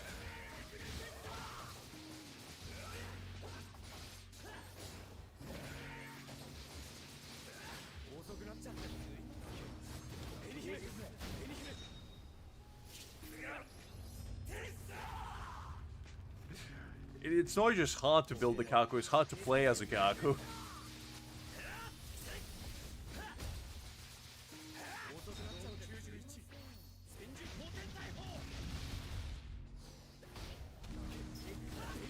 Listen, Kakarot, you gotta accept that sometimes you have to build Chi-Chi. You gotta follow in Greg's footsteps. He built Chi-Chi DPS, and so should you.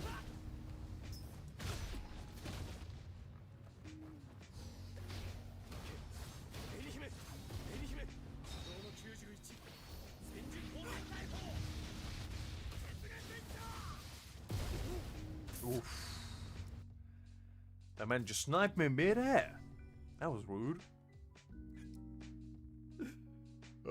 I mean, I had Kaching curse when I was playing Genshin Impact. I used to get Kaching like every single lost 50-50.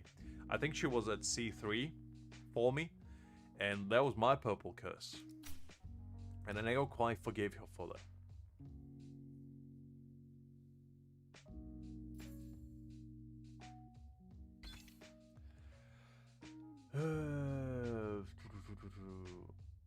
Let's do... I'll probably do attack speed, because I want to get more Ichigo special attacks in there.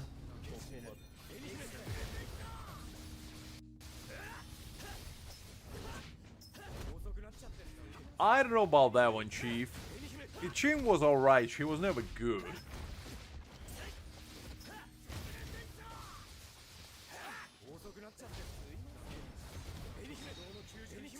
I just personally don't have resources to build like anything else beside my spirit and slasher team, because even those two I don't have fully maxed out at the moment, so they are half-baked built. So to an extent, I just, you know, I'm just doing with what I have. Okay, Edward. Can you stop paying attention to this guy?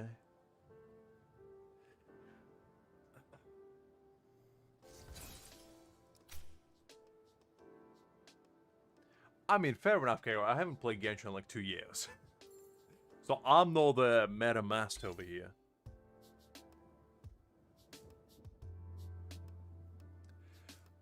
Twilight, I think that's a respectable decision. Because, you know, Ito is probably the only character that I will respect you for wailing on.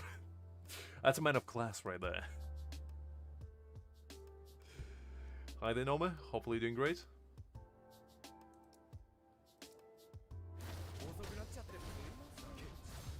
Listen, Kagura, it's not an easy fight, to be honest.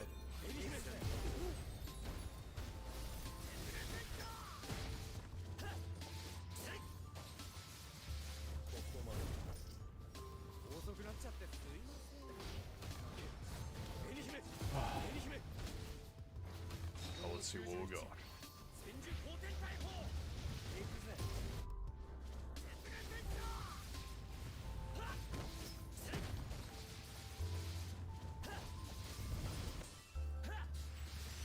This is not really an end. Well, it is an end game, but it's just an event.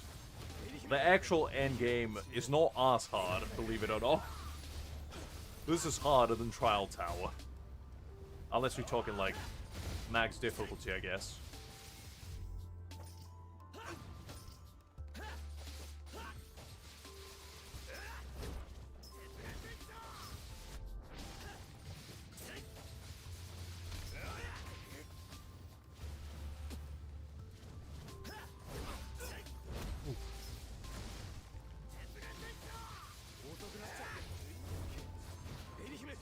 I mean, to be honest, I wouldn't be surprised if this was like part of the end game, because I tried Trial Tower. It wasn't this hard. Indeed, Kagura. Well, they actually nerfed his arms, if anything. So we not only got a debuffed Ito. The man skipped, you know, arm day clearly way too much. His six-pack might have been great, but unfortunately his arm prowess didn't quite match.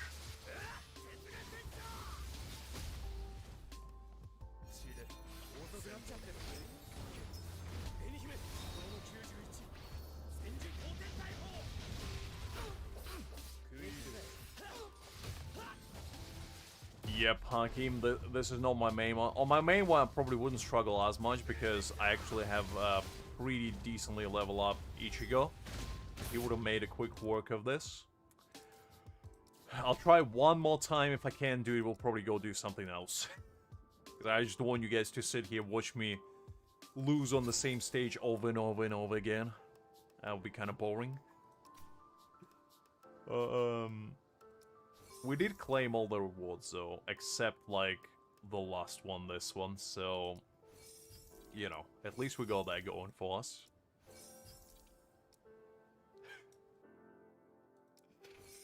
I mean, maybe. I mean, look, China banning a lot of things. They don't want any exposure whatsoever. They did so to, like, Mona and Jean, if you don't remember. Just because, you know, the curves were too obscene, obviously.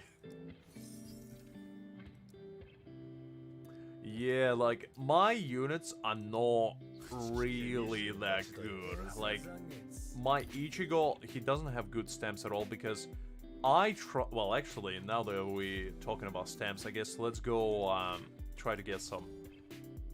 Because we have this event going on now where you get double drops, which I actually really like. Because I need more stamps, and any sort of way for me to get better drops is appreciated. So let's actually try to get some right now. Let's give us a little bit of a break. Try to get some good stuff. And also this, like, selector stage that they implemented is actually a big W. Because, I don't know about you guys, a lot of the times when I used to farm Ichigo stage, I would get Kaku stamps. And that was like the biggest slap in my face. Well, was it? No, Renji's, sorry. No Kaku. Renji. The bald man trauma coming back.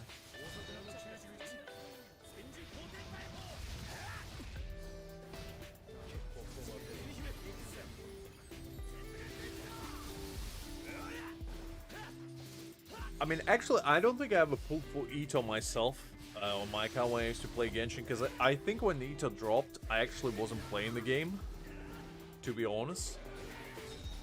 But, you know, I always liked him as a character. He's one of my favorite characters in general. Just because he's, I really like his attitude towards life, you know?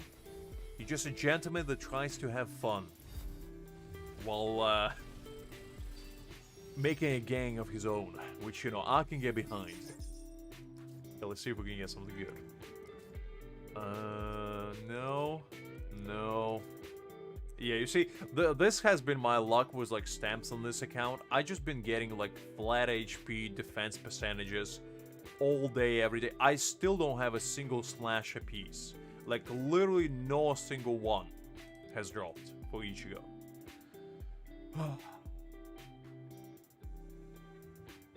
Well, I mean, they did have that sumo wrestling match thing going, didn't they, Kakura? So, you know. I feel like their sheep is justified. At least a little bit. I'm not like a shipping enthusiast per se, personally, but that one seems plausible.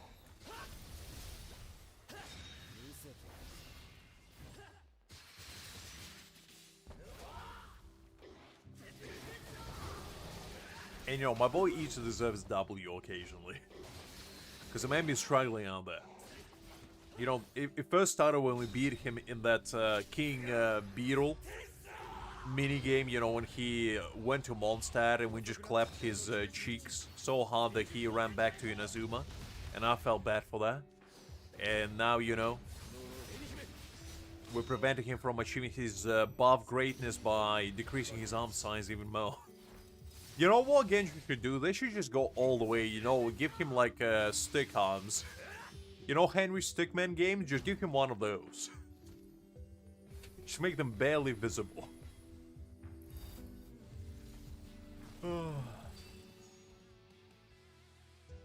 Shenhe and Yellen?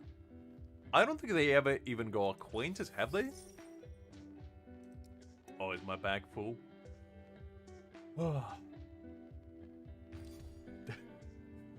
That's a ship that I never personally understood, but, you know. If shipping two boys together makes you happy, I guess, who am I to say? I always just found shipping in general, like, just very unusual, personally. Because, I don't know, it's, I've never been an enthusiast of, like, getting obsessed with fictional characters to begin with, unless it's for a bit. But, you know, if that's your hustle, all respect to you. Okay, let me see, what can I delete? I'll just select all 3 stars.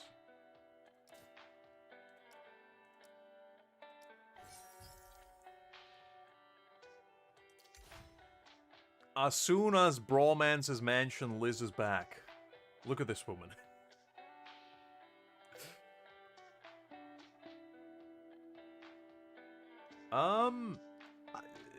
Nah, still no. I mean, even if it was a case, Kago, how would it make them romantically involved with each other is a bit of a, you know, is a bit strange. As I say, Kago, I'm not gonna judge anyone for what they're into. It's one of those things.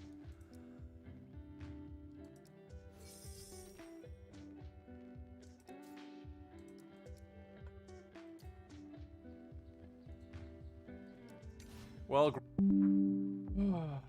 apologies about that, guys. The almighty British weather strikes yet again. I apologize for that. I don't think there's even a storm outside, to be honest. I think it's just my Wi-Fi provider taught me... Well, actually, now that I think about it, it could have been Greg, you know. Greg started hearing me talking smack about him and just smited my broadband from downstairs. He's like, oh, you're talking smack about me? Let's see how you like this. Was it your doing, Greg? Confess your sins. I won't be mad too hard. I will smile you where you stand, though, if that was your case. I'll do it. Just giving you a heads up. Okay, let's see. Maybe it was I knew, Greg. I knew it, you son of a duck. You always sneaking around, ain't you? Okay, let's see if I actually got something good, because I collected a bunch of things that I didn't even realize my bag was full. Did I get any good pieces? No, unfortunately I haven't. Ooh, actually? Nah. There's a good main stat, but unfortunately nothing else. Ooh, this is a juicy... Okay, this is a keeper. This is definitely a keeper. We're gonna roll this. Because I swear to God, if this rolls all in HP, I'm gonna be livid. Because that was a good one. That's my first actually decent piece. Let's see if we got something else. I already did Kakuro, that's why he's here. I have 115 on my main account, Twilight. I haven't been spending my... Ooh, this is a juicy one as well. Golly, we've been getting some good stuff here. We're eating good tonight. Alright, now we're talking. Now... This is... Yeah, this is okay. Alignment is not as good. This is whatever. This is a juicy... Golly, we cooking, guys. Let me tell you, we are doing good today. This is some juicy stuff over here. I think I'll go for attack as well. Or we're probably gonna roll that one, because crit rate, my Ichigo needs more crit rate, more than anything. So, there will be definitely a keeper. Let's just check if there was anything else. If this was like crit damage, this would have been great. Listen, it just double crit, but there's also two garbage stats. Like, alignment is like dot damage, which Ichigo doesn't even do, so that's a dead stat.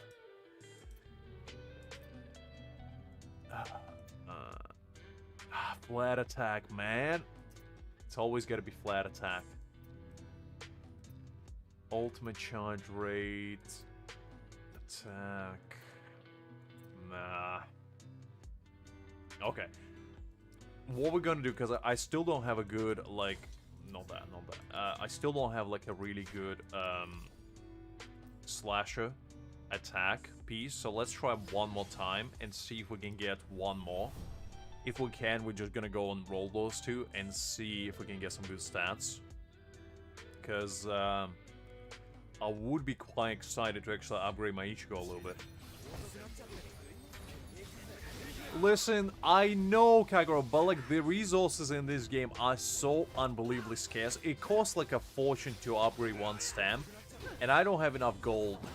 Well, actually, I do on this account because I have like 3 million gold. Because I've been grinding gold here. Like a gold digger, just going to the mines and just digging it up from the ground. I know. I got really lucky on my main account, and I got like a decent one. It rolled once into like alignment bonus damage, but I was like, you know what, I don't care. It had crit rate, crit damage, and I think ultimate charge, and I was like, you know what, I'll take it. Oh no, actually it didn't. It had flat attack and alignment, and I think it rolled once into flat attack, once into alignment, and once into crit damage, and I was like, you know what, it's good enough. I'm probably not gonna get anything better for a while.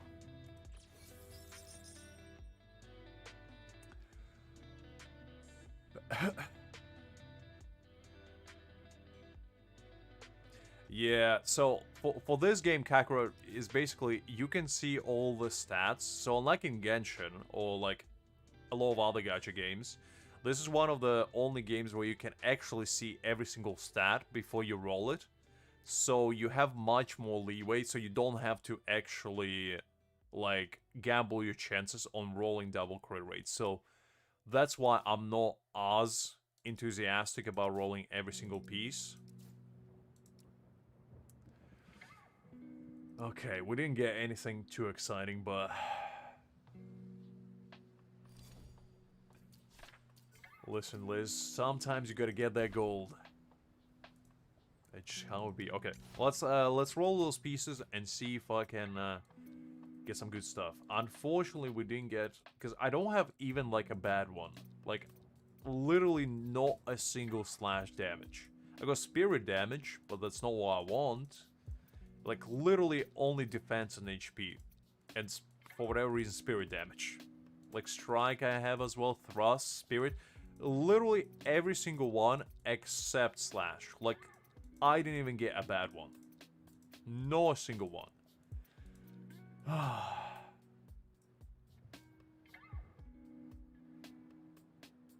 Oh, really? I didn't know there was a case, to be honest. Okay, let's roll. Where was a good one? What was a yeah, this one. Okay. That would be kind of nice, Twilight. That would be kind of nice. Okay, let's test our luck. What we're looking for is crit damage or crit rate. I'll take attack. Just please, please, no flat HP. Please. I don't want any flat HP here. It's not the kind of party we want. Look, I'm not gonna even get greedy. Obviously, crit rate would be the best, but I'm not even gonna get greedy. I'm just, you know, I'm here for anything except HP. Like, literally anything. Oh, listen, Kakarot, listen. Don't you dare do me like that. I swear, if I get flat HP, you're gonna be to blame. Alright, guys. This is a moment where I always got scared in Genshin when I rolled an artifact, and I feel like my luck in that game was so tremendously atrocious. They're probably gonna transfer into this one. Let's go. Let's go, crit rate. Good, good, good start. Good start, good start. You love to see that. Okay, okay, okay. Okay, we're cooking. We're cooking. Slowly but surely. Let's go again. This is where it all counts, because we're already too deep. We're already too deep.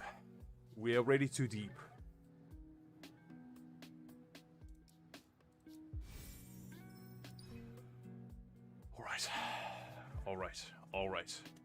right. Please, crit damage, crit rate. Crit damage, crit rate. Attack will be fine. I'll take attack. Let's go. Let's go! Yes. Yes. That's what we love to see. Now, if we can roll it one more time. One more time. Can we do a triple? That's the most excitement I had in ages. Who would have known gambling is so fun? Is this why people go to Las Vegas? Well... I might as well. Alright, guys. This is what... all the beans here. Right here. Where it all counts. If we can get this, this might be a 6-star contender. This might be a 6-star contender right here. Alright. Please. Crit damage, crit rate. Crit damage, crit rate. Crit damage, crit rate. Attack will be fine. No! No! I had to do it, you know? Every time it chokes on the last one. God. It's still decent. It's still decent.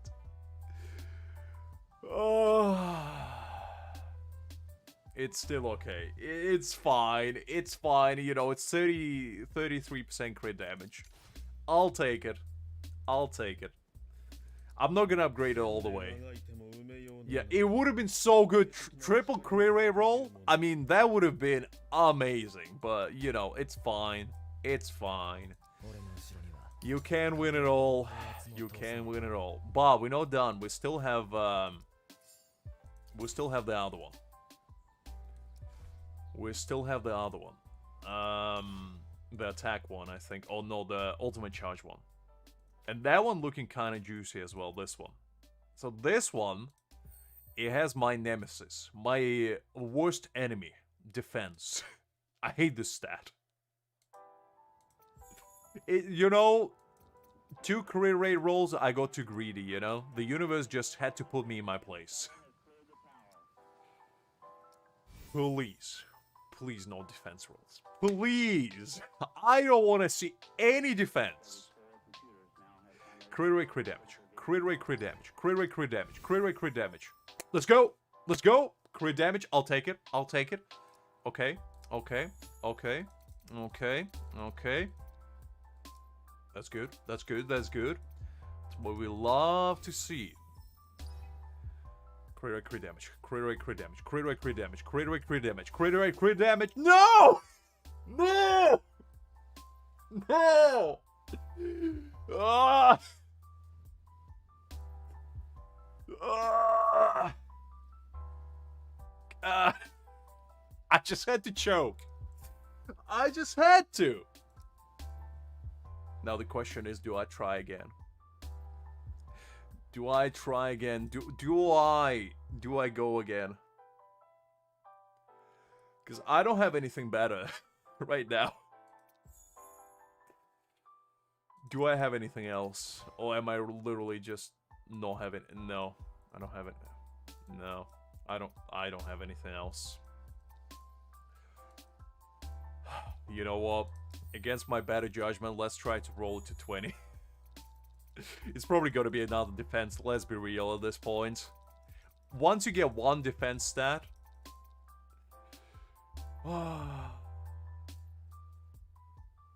Greg, don't give me false hope, please. You know as far as I know that it's going to be defense. God, what? For fuck's sake! Ah!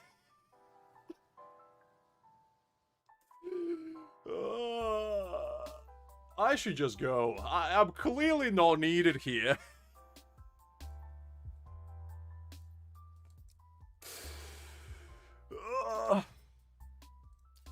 Man. Why is the universe hating me so much? What did I ever do to this game? Listen, Greg, don't do me like that. Just don't. Just don't.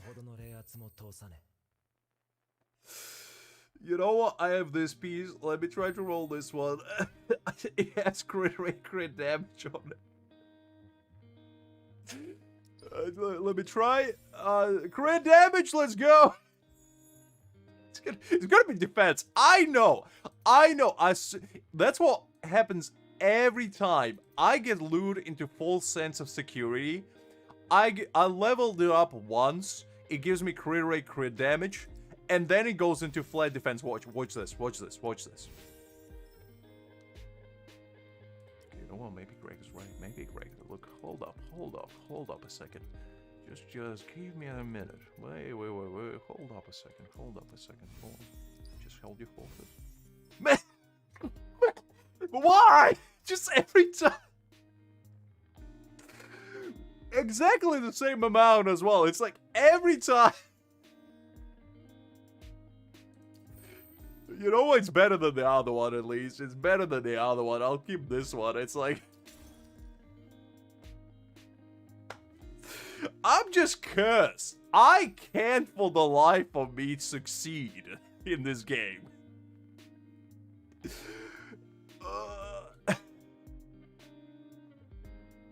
What did I ever do to deserve this? Like, I'm an honest man, you know? I try my best to be a good person.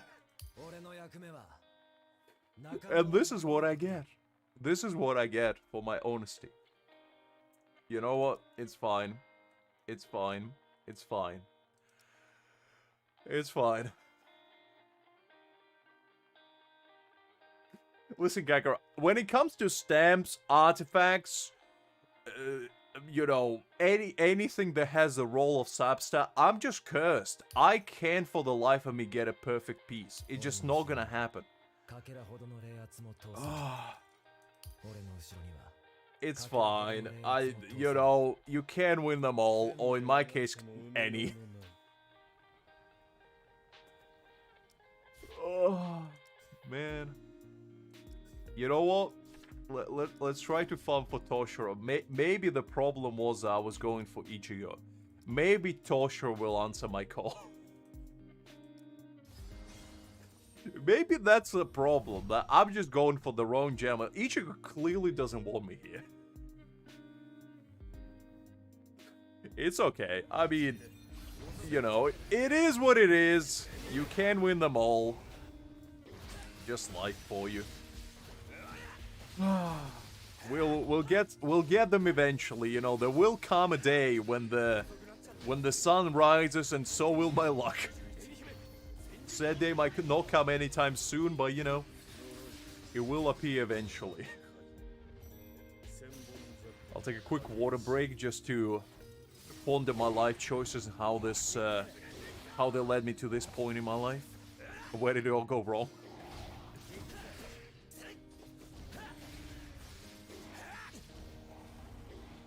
Alright, that's a little bit better. Listen, it's okay.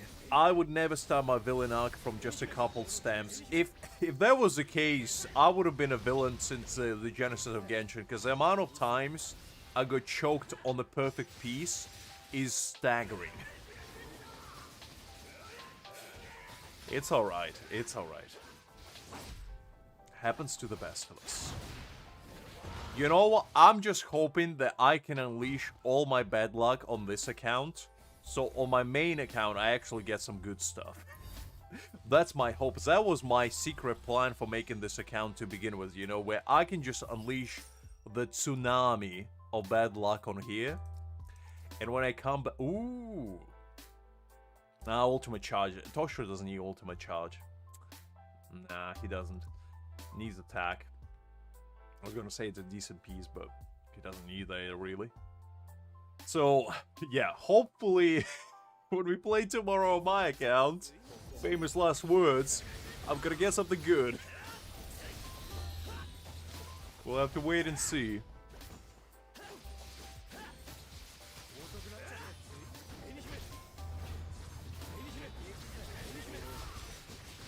Yeah, that's unfortunate, because, like, Toshiro does, like, Ichigo can work with his ultimate charge because he doesn't really get his charge that quickly.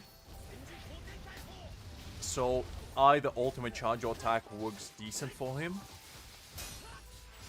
But with Toshiro, since he has, like, enhanced technique, he doesn't really need any. So, that's kind of like a waste of a piece, to be honest.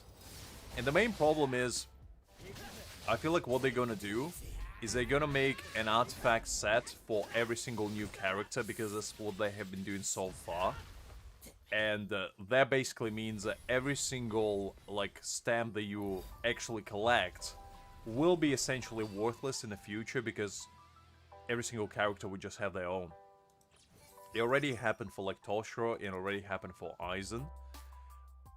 Man, imagine this being crit rate, crit damage. That would be such a good piece.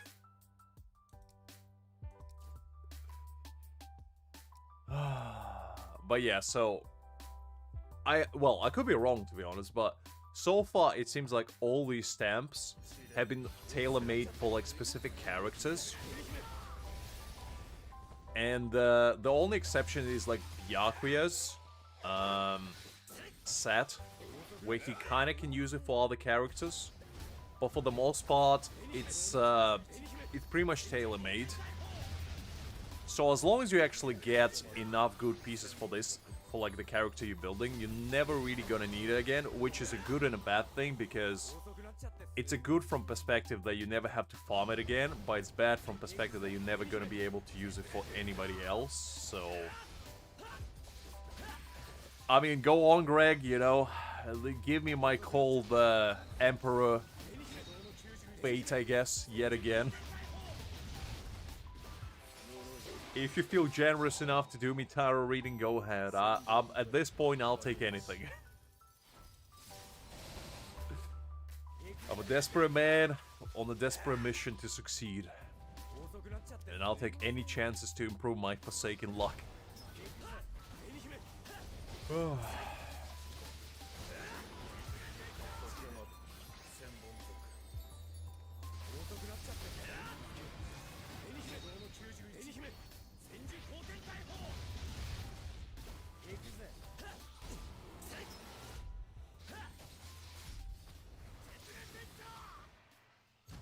Alright, let's see if we can get something decent. So far, no luck, unfortunately.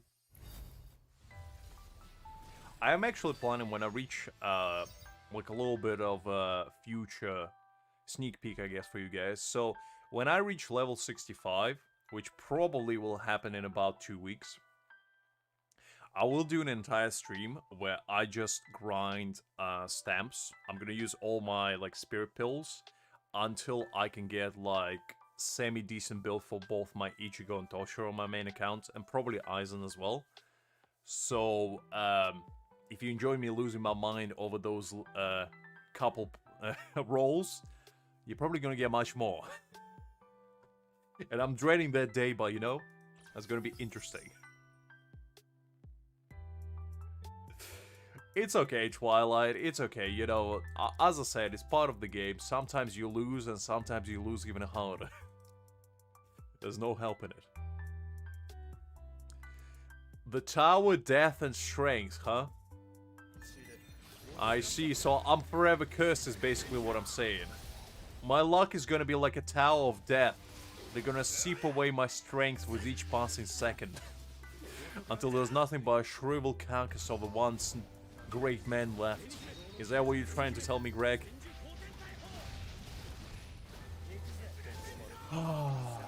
I think I already encountered my disaster, Greg.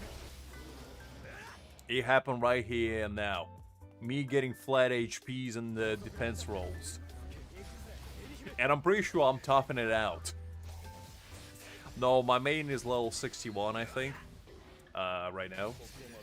So, I'm still quite far away from getting to a 65. And the only reason why I'm waiting till level 65 to use all my spiritual pills is because you get the highest drop rate on 65. So that's like the main reason.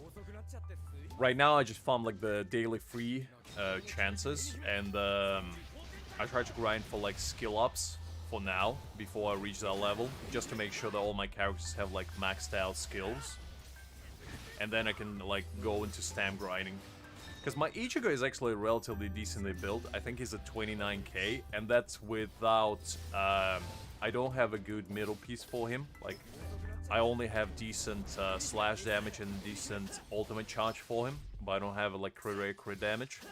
If I did have a decent middle piece, he probably would be about 32k. So, I'm still like waiting for that, to be honest. But he's probably my best build character. Right. Okay, so let me go grab the shop one. Unfortunately, we didn't get anything good, which is, you know... Ooh, actually, level 59. Very nice. Let me go grab some from... Oh, actually claim this as well. Actually, I probably can reach level 60 if I grind some story. Because I still didn't do all the story in here. Consider it at your own risk, guys, because if Greg gives you a tarot reading, he basically asking you if you wanna, you know, receive impending doom prediction. Although, to be fair, your readings might be better than mine. Smart choice, Twilight. Smart choice. You're a smart individual right there. Okay, you know what? Let's do all of these.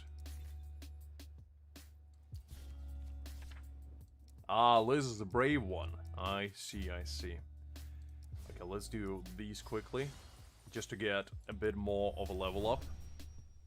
And then when we get to level 60, that's probably when I can actually upgrade my characters a little bit. And maybe then I can beat Aizen. My characters are still levels like 65, I don't know. They're not quite up to scratch. I mean, Liz will get a good one, obviously, because, you know, we're like yin and yang. One of us is cursed for life, and another one is blessed for life. Neither of us can be the same, you know? We always have to be polar opposites.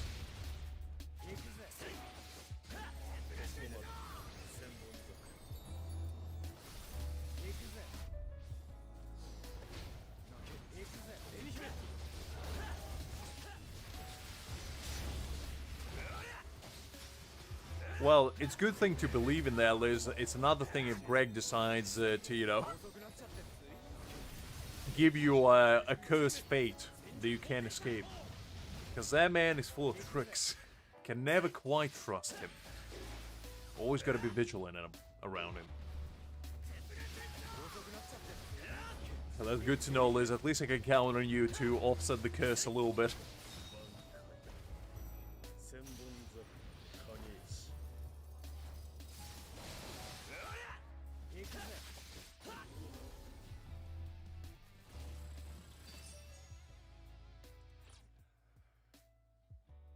I mean, faith is a tricky beast, Greg.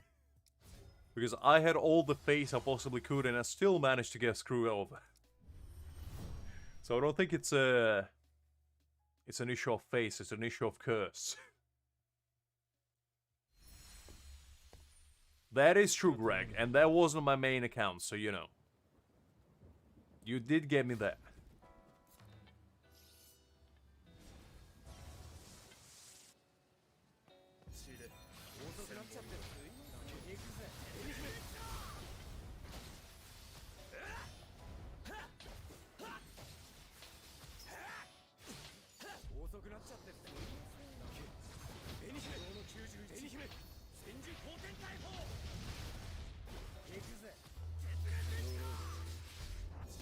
You see, Liz, you should never ask Greg what it means.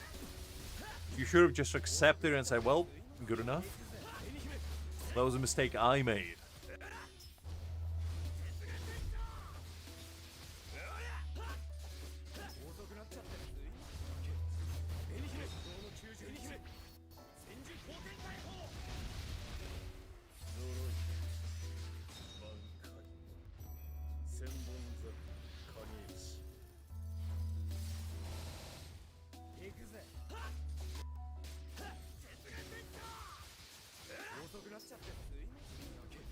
Interesting. So you're basically saying the Liz is not cursed.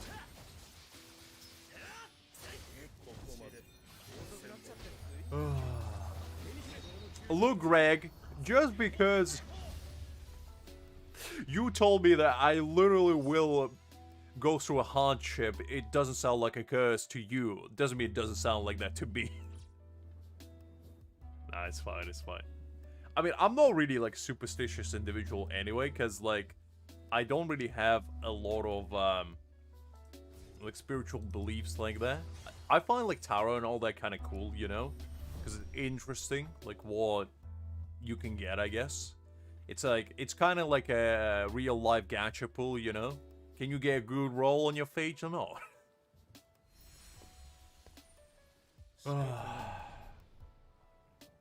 I think Greg just trying to offset a bit of guilt, you know? Trying to make it sound not as bad as it actually is.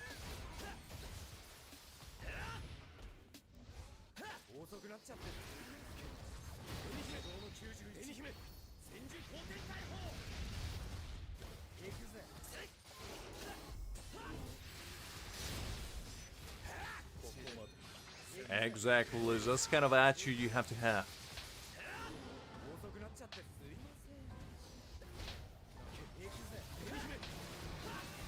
Don't worry, Liz. All I have to do is I have to ambush Greg in the near future and just vigorously rub his forehead and steal all of his luck to offset my unluck.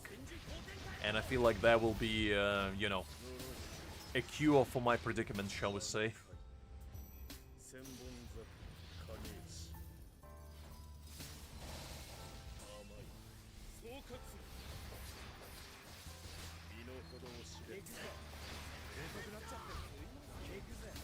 There do be like that while, unless Calamity takes bribes, you know?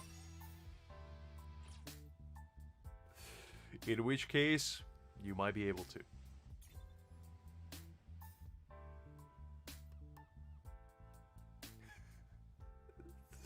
When money is involved, I see. So you're like a real-life golden Buddha. You know those like little Buddha statues. They're like fully golden, and apparently, if you rub like their belly, it's like a symbol of good luck. Are you the same, Greg? Because if you are, you know, I'll do what I gotta do.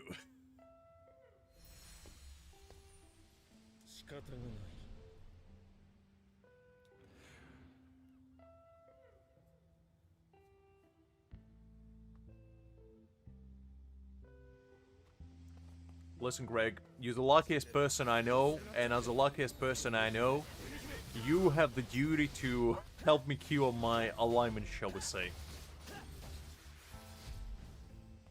We have to combine our powers together, so the curse is finally broken. Well, that's for Greg to decide and for my psychiatrist to find out later. And whatever he says is basically what I have to do. Well, I don't know. I just saw forehead, you know. It's probably where you store all your luck, you know. It's where all your thinking is done. And I just felt like, you know, that would be the most ultimate luck store location. Could be in your hands. I don't know, Greg. You tell me. You tell me.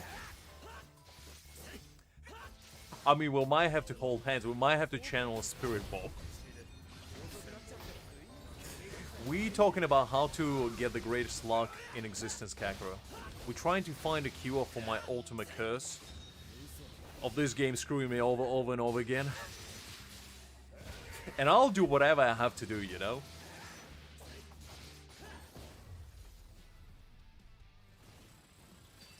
I never talked ill about your forehead. In fact, I praise it as an ultimate luck magnet. That's why I said I was gonna rub it vigorously until my curse dissolves like grease from a dirty plate, you know? And I'm gonna become a nice shiny piece of porcelain. After you're done cleansing me, Greg. That's just all I was gonna say. I wasn't implying that you had like wrinkles or something, you know?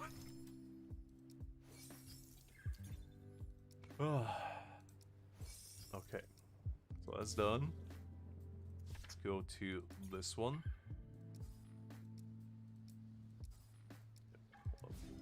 There we go.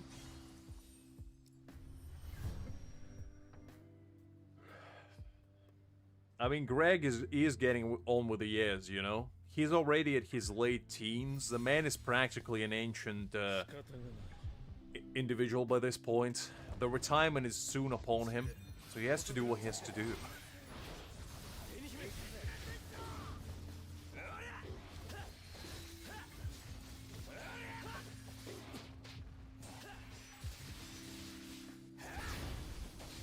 Listen, Twilight, as I said, I gotta do what I gotta do.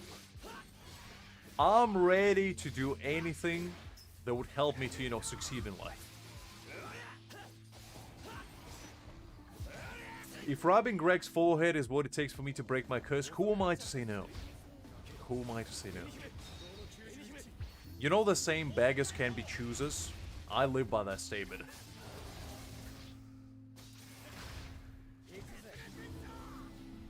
I already retired long ago, Kakarot. I'm already, you know, halfway to Florida in my nice little cottage apartment on the beachfront. Mentally, at least. Not quite there in reality, but you know, we'll get there, we'll get there. Everybody knows that when you reach the age of 30, you're essentially entitled to retirement at that point because, you know, you live your life, You did your things, and now you can just take it easy. Well, it is a land of the free, Kagura. Have you never read the stories of Florida Man? Do you understand that that's the only kind of thing you can achieve with ultimate freedom? Do you think the regular man can just go around battling alligators for fun? Or, you know, break out into Chuck E. Cheese and live in its roof for 3 months without being found out? Only to be discovered through security camera once upon a night, which is a real story. You telling me that's not the kind of thing only a freedom land would allow to happen? Like, come on.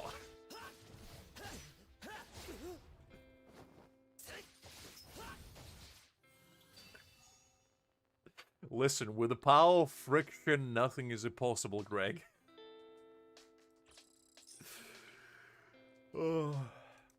I mean, I've never been to Florida. I just know that that's like where all the elder gentlemen and ladies go to retire, isn't that right? I think that's like the haven for retiring people. Unless, you know, you worry about quicksand or alligators or Florida man. Which might be a deterrent otherwise.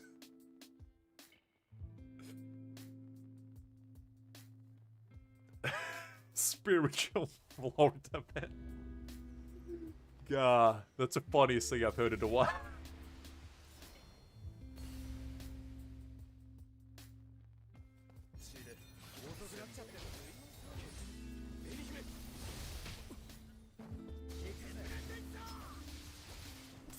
I mean, look, Kakura, I wouldn't blame the man, you know, that sounds like a research I would be interested in as well. Because the amount of Florida men out there is staggering, you know?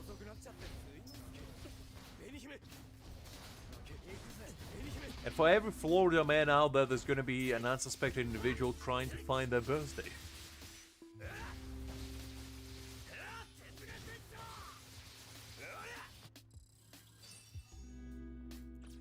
Okay, that's done.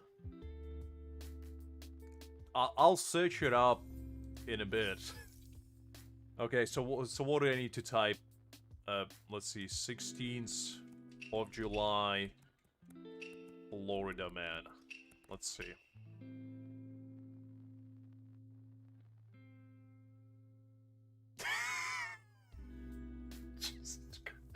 Greg, I didn't believe you for a second, but this is the greatest. Okay, guys, I have to share this. This is fire. Okay, so hold up. Where was it? Florida man William Hodge accused of trying to throw live alligator onto building roof. 16th of July 2021. A Homestead man accused of trying to throw a live alligator onto the roof of a beachside lounge reportedly told police he was teaching a lesson. William Hodge, 32, was arrested early Thursday by Daytona Beach Shores police. According to police report, officers saw the man take the alligator by its tail, hit it against the awning of the building, throw it onto the ground, and stomp on it twice. Hodge was arrested and charged with possession and injury of an alligator. Unarmed burglary of an occupied dwelling, theft, and criminal mischief. Hodge told the police that he had stolen the gator from the enclosure at a nearby miniature golf course.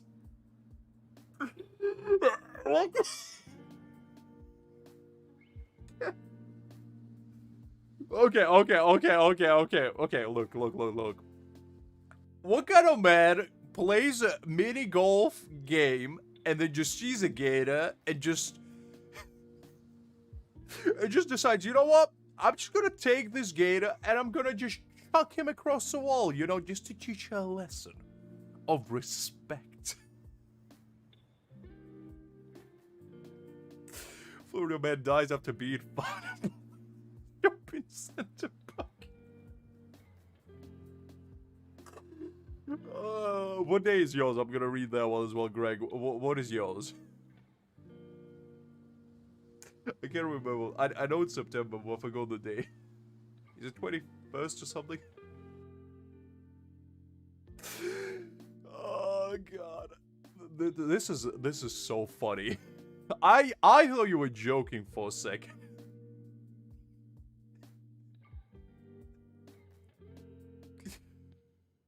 Oh god. This is not the kind of entertainment I thought we were gonna have today, but you know what?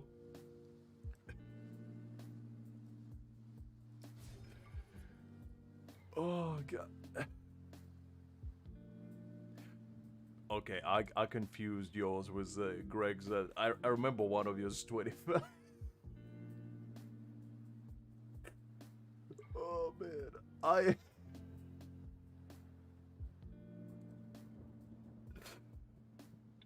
This is so funny. Because I knew that like Florida Man stories are off the charts crazy, but I never thought that they were that insane. Now, I'm even more happy. Florida man dies after catching fire Tuesday afternoon in Port Charlotte shopping center parking lot. Okay, hold up. We are in a rabbit hole now, and I need to read it.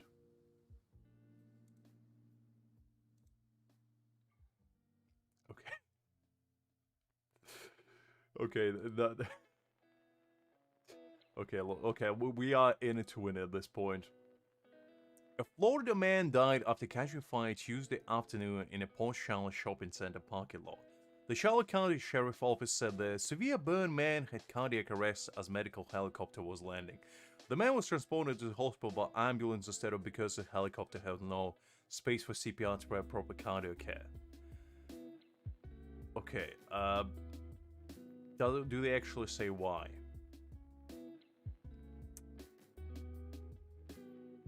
We don't see, this investigation. Okay, you know what? This is not as fun, because this is just a guy who died. At least the man just threw an alligator across a wall from a mini golf course and just chucked it on the roof of some restaurant. So much more funny. This is just some unfortunate guy got burned to that. I don't like this one as much. My one is goated, though. I love that one.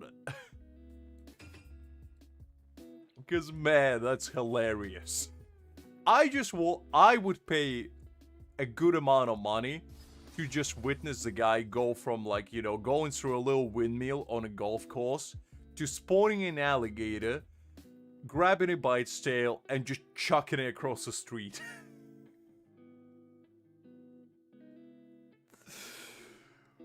Oh, God, this is so funny.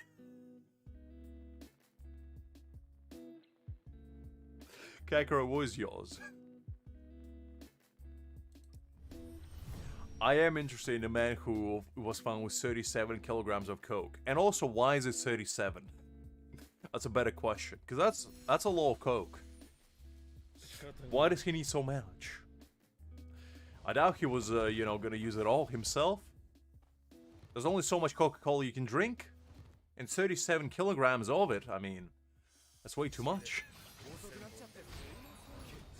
Oh, God, I need a break. That was so funny.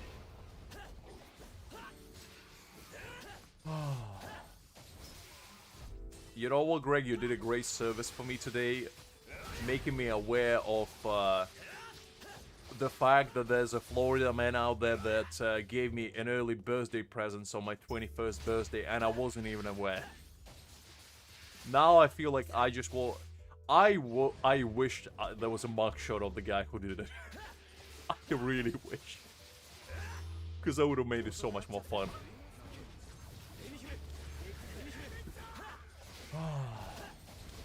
Florida man just built different. You gotta appreciate it. You gotta respect it, Because that's the kind of hustle that I unfortunately would never even dare to be a part of. And yes, there's some brave men out there in Florida specifically who just go on the streets and battle alligators. Because I was actually joking about, like, Florida man battling alligators. I didn't know it was real. But now that I know it's real, it makes it so much more fun. Because now whenever anybody will bring up Florida, I will remember that story and just chuckle to myself because of it. And that's a memory I wouldn't trade for a lifetime. And if Greg never told me about it, I probably never would have learned.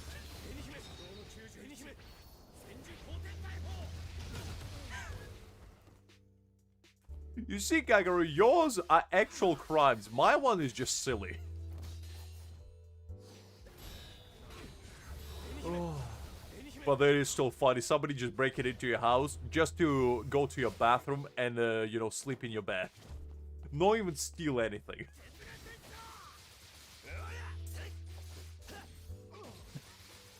Shaved cat's head. That is funny. Okay. I need context for that. Why did he break into their house?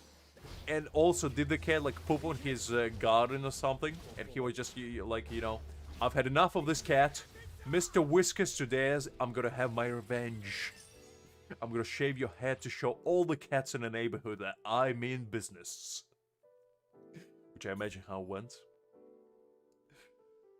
Oh, God.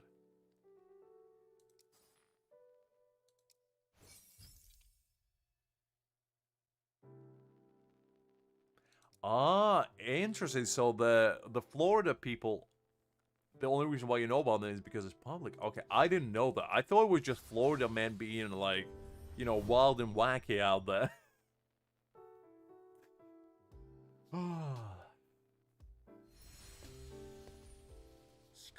I mean, to be honest, I feel like they're just doing service for the community, you know? Because everybody deserves to know about these people. So, if anything, you're just doing community service.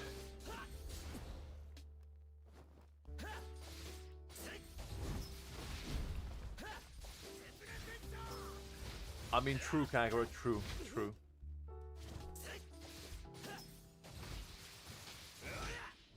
I don't think I can click on links, unfortunately.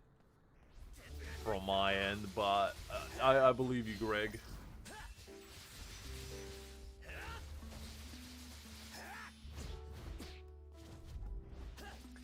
Wasn't there like a video, I believe recently, where somebody actually unredacted a bunch of files?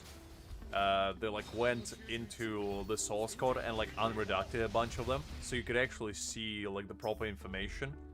I think that was the case, no? I believe that happened, because I think I watched one of the Charlie's videos where he like broke down one of the CoffeeZilla's videos where he like went through it entirely. I didn't watch it fully, but I do remember seeing something like that floating around.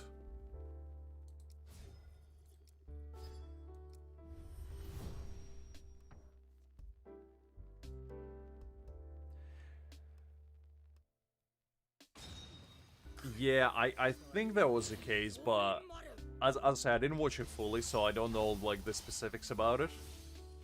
But if they did manage to do it, I mean, props to them. Because, to be honest, this kind of information, I think should be publicly allowed to be viewed. Because, you know, it's one of the biggest cases in, like, probably history. And to hide the truth like that is a bit scummy.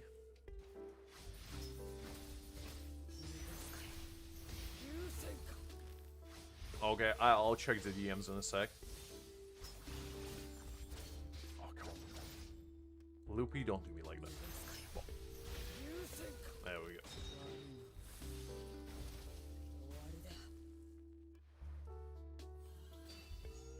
Alright, let me take a quick peek.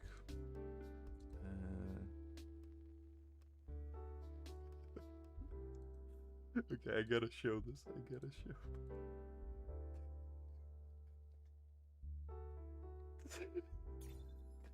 Look, I'm not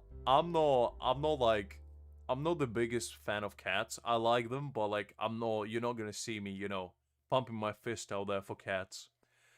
I'm more of a dog person personally, but I still like cats, right? This image right here actually made me sad. And also, it's so funny. Florida man breaks into house, Shayla gets handily without stealing anything. You know, the last part, no stealing anything, just makes it 10 times more funny. The man was clearly Albert Einstein's fan, and he just wanted to make this cat a second coming of him. The look on his face. Oof, this is... Golly. Oh. You know what, Greg? You did us all a great service today. And I appreciate you both for that.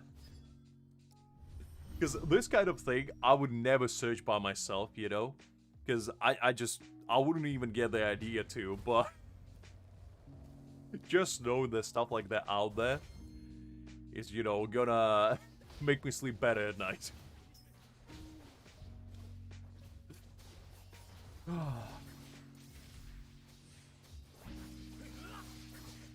I haven't laughed that hard in quite some time.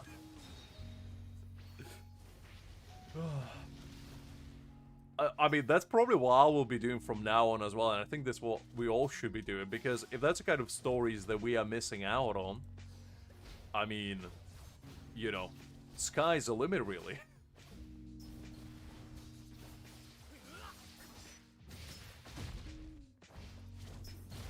I mean, Florida just seems like a magical, whimsical place that if I ever get a chance to visit in the future, I would just be on the lookout for, like, IRL Florida man accidents.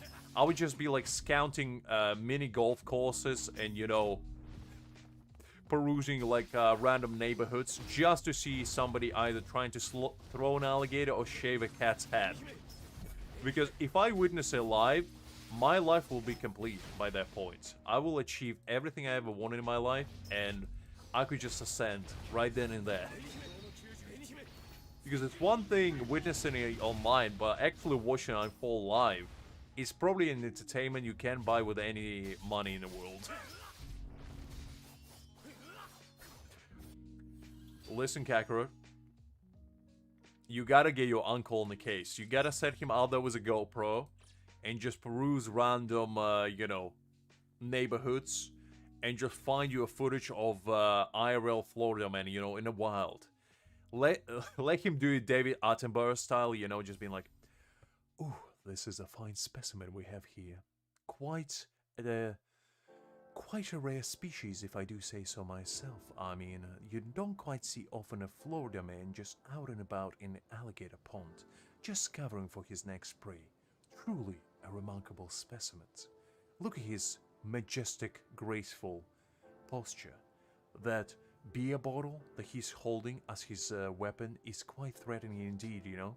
Him waving his arms up and down is clearly indicator of his internal strength and him trying to assert his dominance over the gators that right before him. You know, stuff like that. I would pay a good amount of money for that.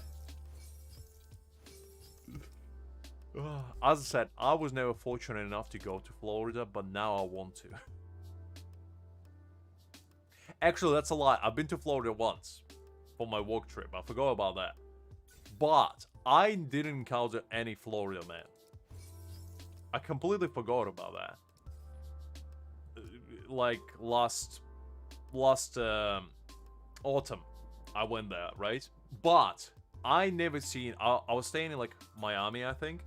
I haven't seen a single Florida man, and I'm so bummed about it now because at a time I didn't even know they existed. Like I knew about Florida man being a meme, but I never actually encountered one,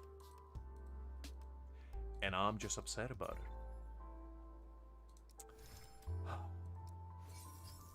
Because this would have been a perfect time for me to recall the Florida man story if I had any, but unfortunately I haven't met anyone like that. And truly a disappointment of the ages.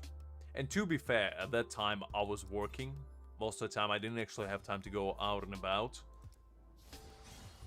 So yeah. My disappointment immeasurable. Day shambles. Listen, my memory is an enigma. I forget things I did yesterday, Liz. Do you expect me to remember what I did a year ago? I legitimately forgot that I went there. I think I just blacked out the entire experience in my brain because it was so traumatic. But I just looked it up in deep recesses of my mind. And then this just brought it all back up. Listen, it's not a theory, Kakarot. It's a proven fact. I know, Greg. I know. Trust me. I'm one step away from becoming a Florida man myself. All I'm missing is being in Florida.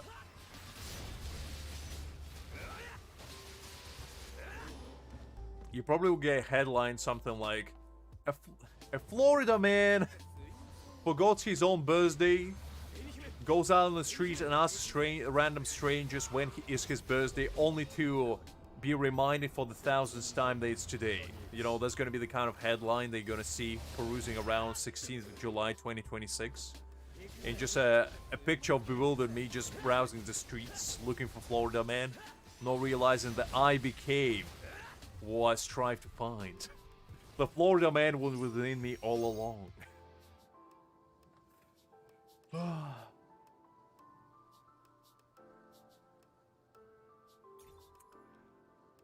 Listen, Kakarot, it's just gonna be life for you. Sometimes I have a predetermined set of things that I have to mention every stream, otherwise, you know, my place combusts internally. One of them is my height, another some sort of meal, or, you know, cooking related question, and the fourth one is a random tangent that I go off on for at least an hour.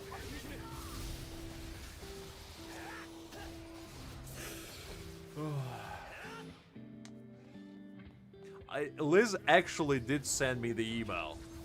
I actually read it. And man, it was just as funny as I thought it would be. Because first of all, she sent it to... Actually, not even my email, because it was a salted email, right? It was the kind of email where, like for Genshin, you can put dots in the middle, right? To make it like a salted email. So it doesn't actually work if you try to send an email to it. So I actually never received it, okay? So that's one hilarious fact about that, because Liz never got a bounce back, so she never even knew I never seen it. And the second one is that she started with Deluxe. To whom it may... No, did you start to whom it may concern? I think she started to whom it may concern, even though the concerned one is me right now. So, yeah, it was quite an experience. Oh, I did appreciate it though. It did give me quite a chuckle.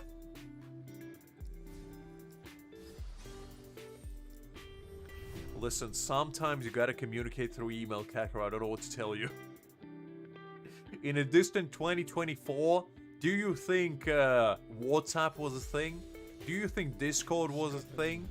Do you think any sort of mobile telecommunication was a thing? No. It was email.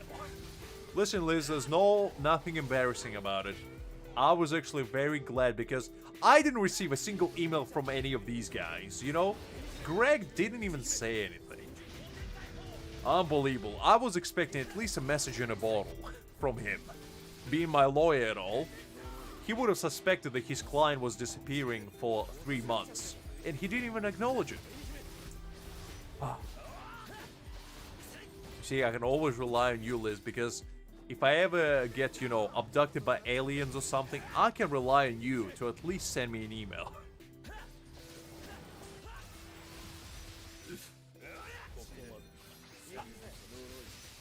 I mean, that do be how it is, Greg. Unfortunately, it didn't reach me. Your voyage, unfortunately, got intercepted by Illuminati, probably. They didn't want to, you know, for you to find me. Those sneaky cowards.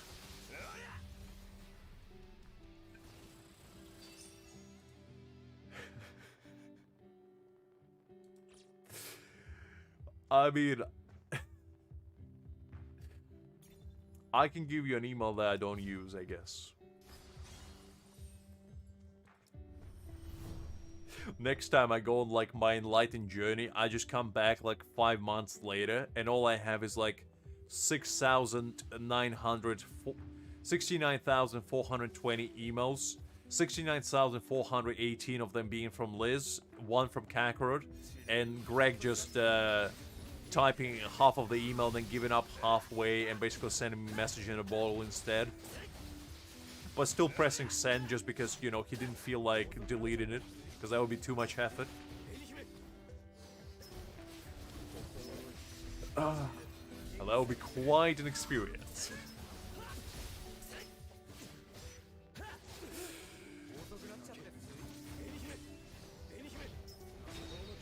I mean, you know how Gmail has like 15 gigabytes of storage? Your emails probably will be 14.9 of that.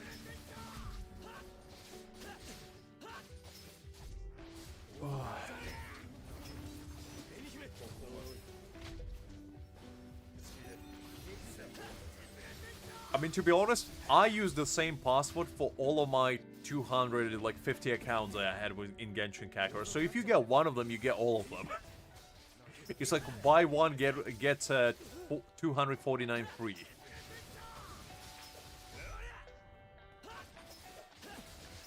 Absolutely no worries, Liz. It was a pleasure seeing you as always, and I'll catch you later. Don't let any wild Florida man sneak up behind you with an alligator in his hand. If you see some gentleman bashing an alligator with like a golf club and then throwing them on the rooftop, make sure to record it. Because I want to see it as well. But yeah, have fun at the birthday party. Say our congratulations from the group. Hopefully you have, guys, a very nice time. And hopefully your sister, you know, has a very pleasant birthday.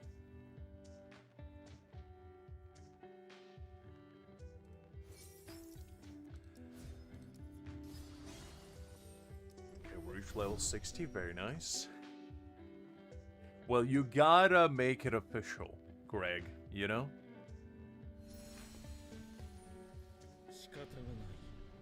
You gotta congratulate somebody on their birthday, you know?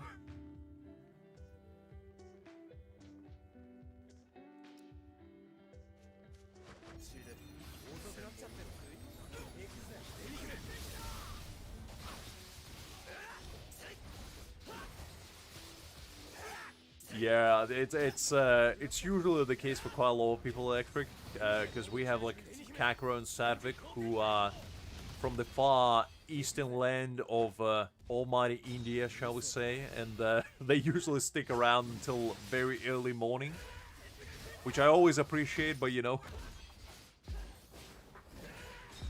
But yeah, also hi there. If forgot if I greeted you before, but if I haven't, hi there. Hopefully you're doing well.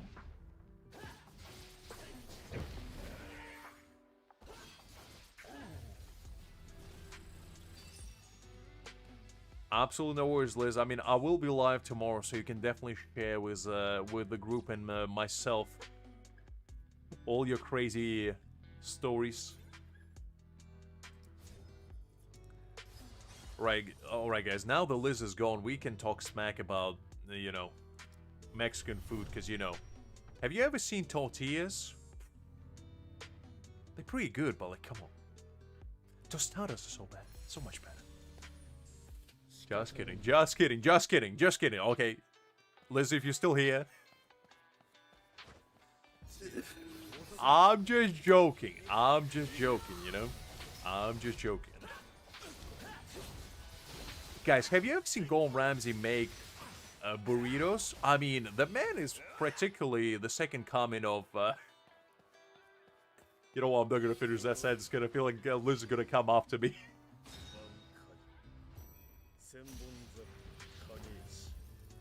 If I finish that sentence, I'm pretty sure I would end up on the next news line.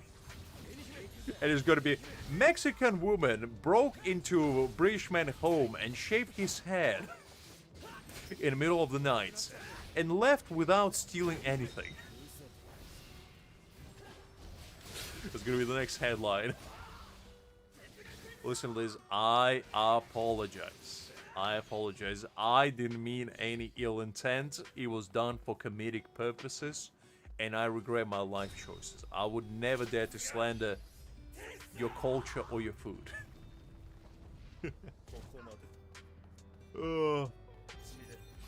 I wouldn't know, Kakura. I wouldn't know. The only way I know how to flirt is through death battle. You know? Unless it's a dual tool avenge your honor, I wouldn't know.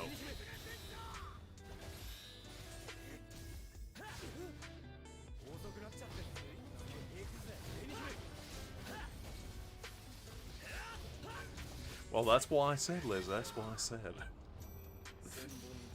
You're gonna be the second coming of Florida, man. You're gonna start the trend of Mexican woman. Or like Latin woman, one of the two. If you want to make it a little bit more global.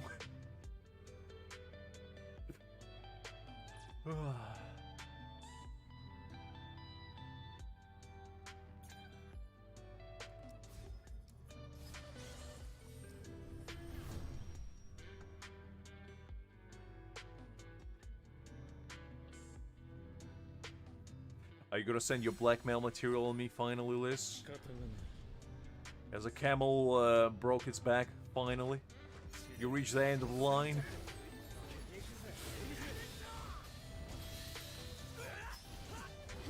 You see, whenever Liz types 3 dots, that's how you know you messed up.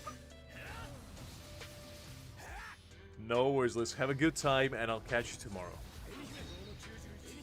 I promise to not slander you behind your back.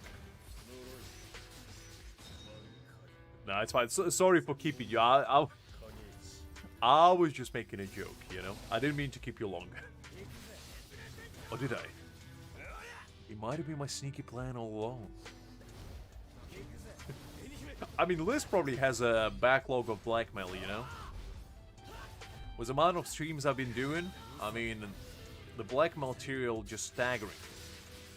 And she was there for majority of those as well. So she's a gatekeeper of essentially all the dirt on me. She's gatekeeping it from everybody else. Only to unleash it when the time calls for it. When I lose the track of my own hubris. Now you see, that's how you know. That's how you know.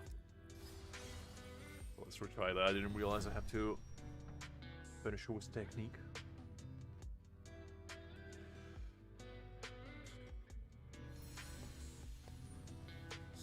Is it not? Okay, I didn't know that. I just know that you and Liz usually post that, but I didn't know that other people can't do the same. I mean, look, I shared a lot of embarrassing stories about myself out of my own volition. So I can't blame anybody but myself for anything that, like, occurs there.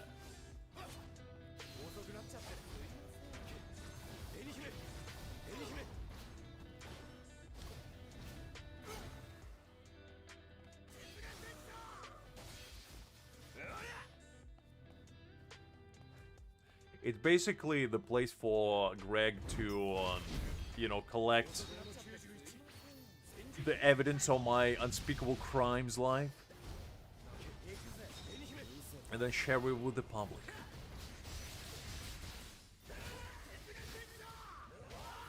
None of them are cop, Greg. Every single story I ever told is completely and 100% undeniable truth. I might have exaggerated certain things for comedic effect, but the actual, you know, meat and potatoes of the story are all legitimate.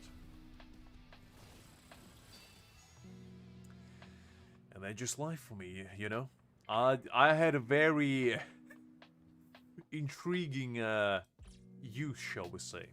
A lot of ups, a lot of downs. Oof, a lot of downs.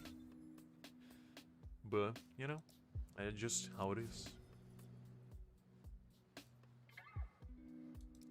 Pretty much. I mean, if you just watch all the old streams, you'll be able to find them very easily.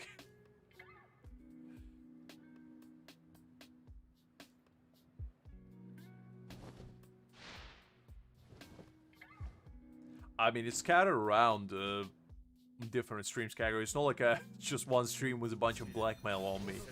It just, you know, whenever I get in the mood, I just tell stories, you know, that happened to me.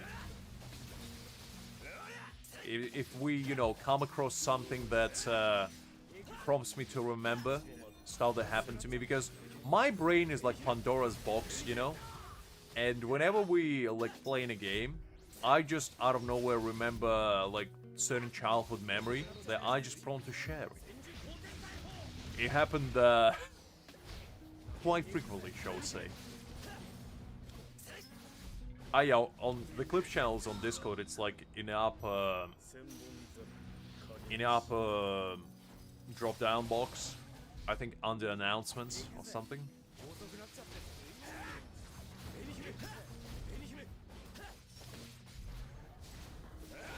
Yep, it is in Discord.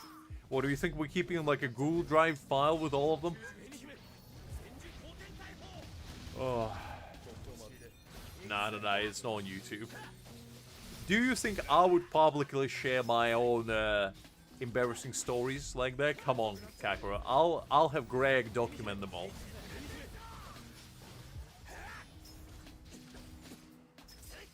No, that's fair, Greg, that's fair.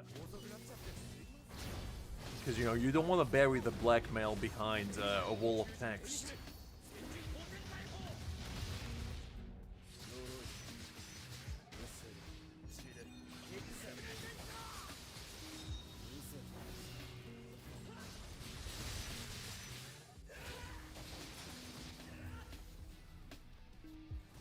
Alright. We're almost a level 60.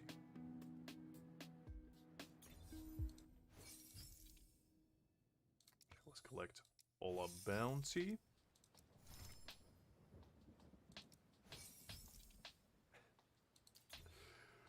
I mean, to be honest, Greg and Liz are the only ones that put clips in there anyway. I don't think anybody else bought this.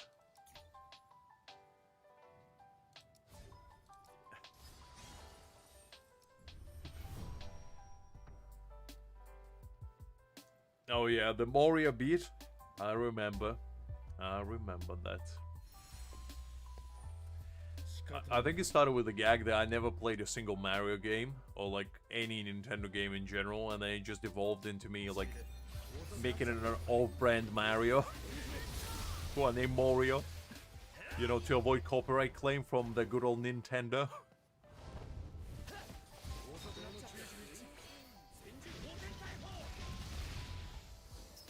I didn't share them. I just dropped the ones that Greg posted, because he posted like 2 of them, and I just dropped them into Clips channel just so they don't get forgotten about. I didn't actually make any of my own, because I forget anything that happens on streams.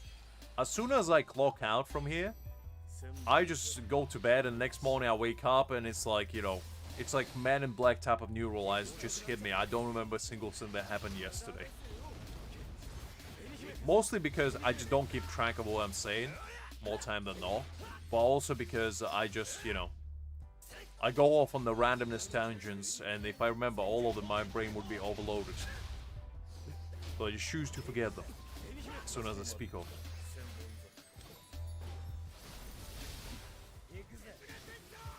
What do you mean, surely? It's just a case. Just how my brain works, I don't know. Although I do say that, I remember, like, the weirdest things ever. For example, I have, like, a distinct memory when I was, like, 6 of me having a nightmare, which one of the only cases where I actually remember, like, dreams or anything like that in general. And it was me sleeping in my bed. And basically, I woke up in the middle of the night, and as soon as I opened my eyes, I just felt extremely nauseous. Like, for whatever reason, my head just started spinning, and I just felt like I was about to throw up. And as soon as I closed my eyes, I would basically feel like somebody was carrying me on their arms, and they were running with me. Like, it wasn't actually I was in my bed, but it felt like that. And as soon as I closed my eyes, the nausea feeling would disappear, and it would persist for like 10 minutes. I would just like close my eyes, open my eyes, and it would just keep going. And at some point I just passed out, and I remember waking up next day and just telling my mom about it, and just asking if I was like doing anything weird, and she was like, no, you seem to be asleep. So I don't know if that was a dream, or if I had like a lucid dream of some kind, you know, where you kind of can feel like you have out-of-body experience, or if it was all part of the dream and I just hallucinated all of that. But that was like one of the only experiences I remember from my childhood, and it's just because it was so like vivid. They just burned like a permanent mark in my brain, and I just remember it for whatever reason. Couldn't tell you what dream I had last week, but I remember that one from, you know, 19 years ago. And then just life for you. Sometimes you remember the weirdest little bits about your life.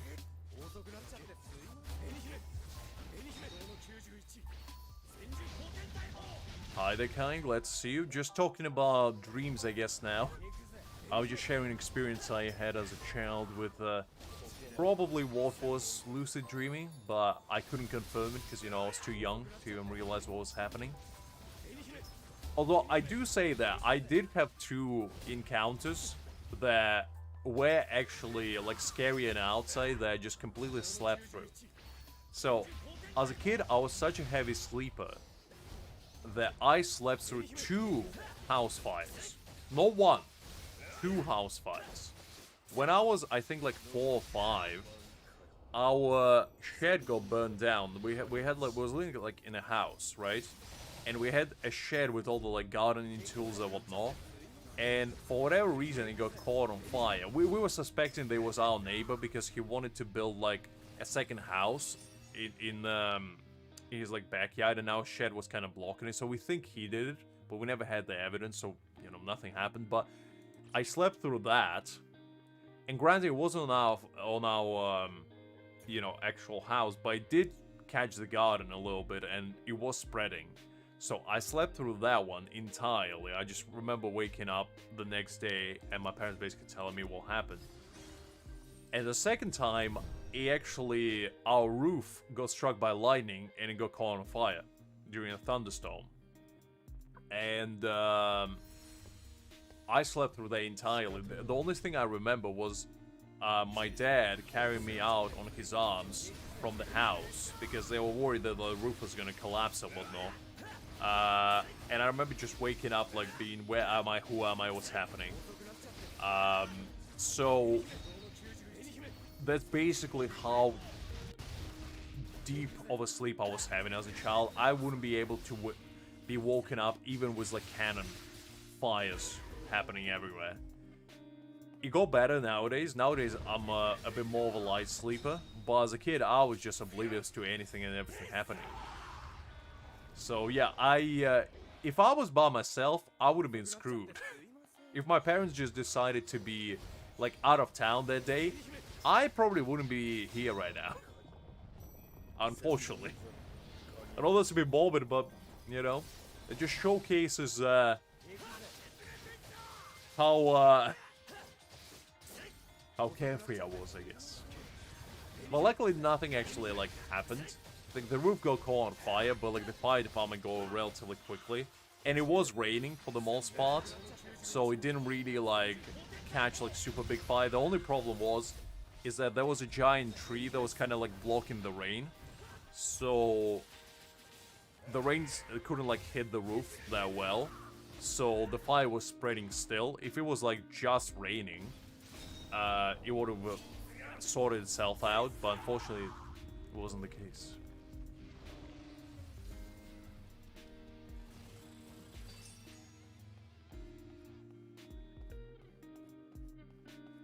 Yes, it was, Greg. What do you mean?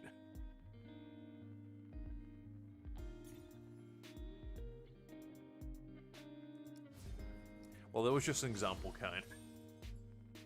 But I was a very, like, heavy sleeper. I remember I had especially hard trouble when I first started living by myself, right?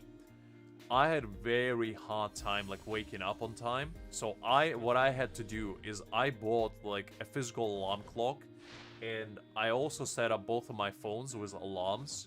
And basically every morning, since I was like 18 all the way up to the age of 20, I basically had two of my phones ringing at the same time, and then just alarm just nagging me first thing in the morning. And that was like the only way I could wake up on time.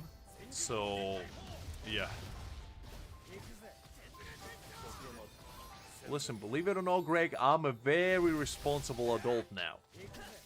Sometimes.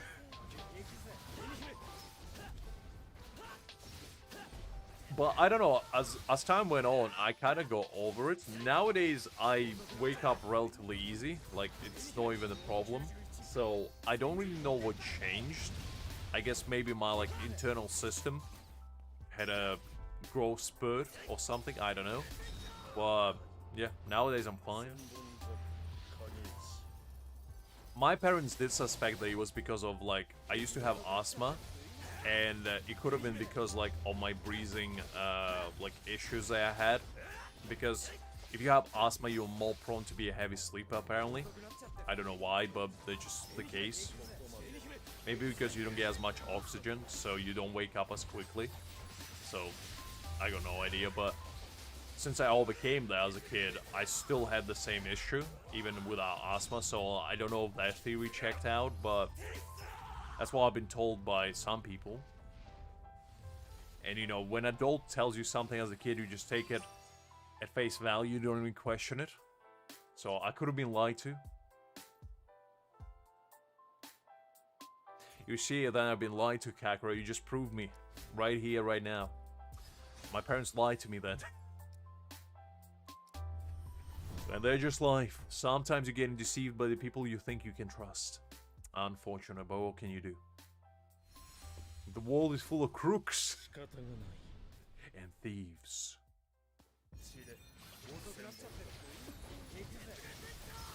Oh, sorry to hear that, Kakura. I was very fortunate. The main problem why I used to have asthma is because when I was born, basically, I was unfortunate enough to have like the umbilical cord wrapped around my neck. So I came out actually looking like Thanos. I was fully purple. The only thing I was missing was the Infinity Gauntlet and, you know, the chin to go with it. So I think that kind of caused a little bit of like breathing issues for me as a kid. But I did do a bunch of like special massages, kind of like from physiotherapists, who basically would like correct my posture and correct like my lungs in a way, through like different pressure points or whatever. No, but yeah, they basically will fix it, and I never really needed to have inhaler either. I had it for like a very short amount of time, maybe like a year, when I was in like first or second grade. But afterwards it got better, and eventually I didn't have to have it at all.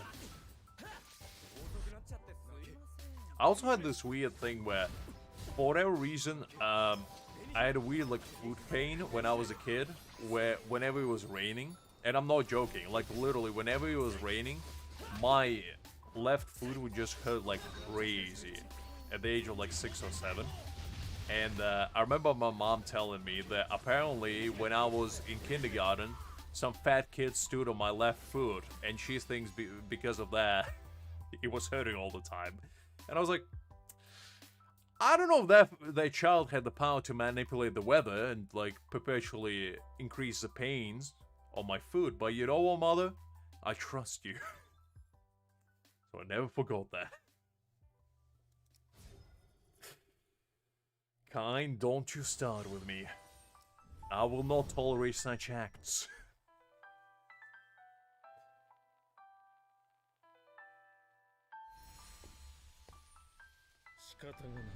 Yeah, it's unfortunate, like, you know, childbirth is a miracle of life, but also one of the trippiest experiences you can probably have in your life. Okay, 60% HP.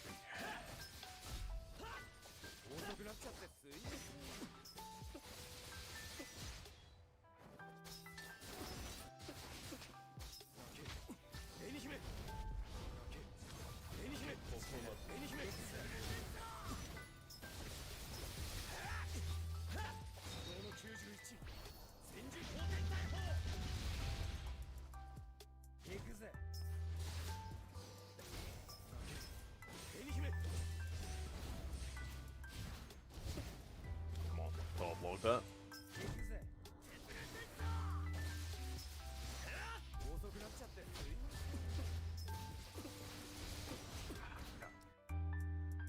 Okay, let's try it again.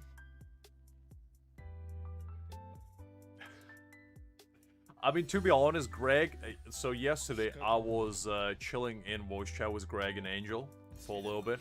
And they actually forced me to look up what 6-7 means. And I did look it up, and I still couldn't understand. All I learned is that it was from some song, and it became like a nonsensical meme, essentially. And that's basically it. Well, you were playing a part of it, Greg. You were playing a part. So yeah, it was quite an experience.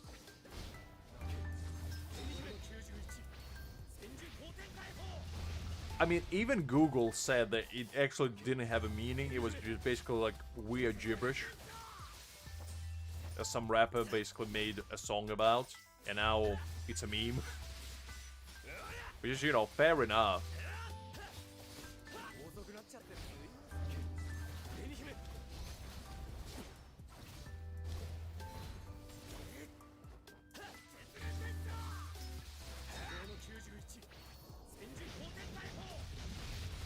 Yeah, I had no idea what it meant before, as I say, I looked it up. And I always thought it was just some inside joke between like Gen Alpha or whatever, no? But no, apparently it's just a nonsensical meme.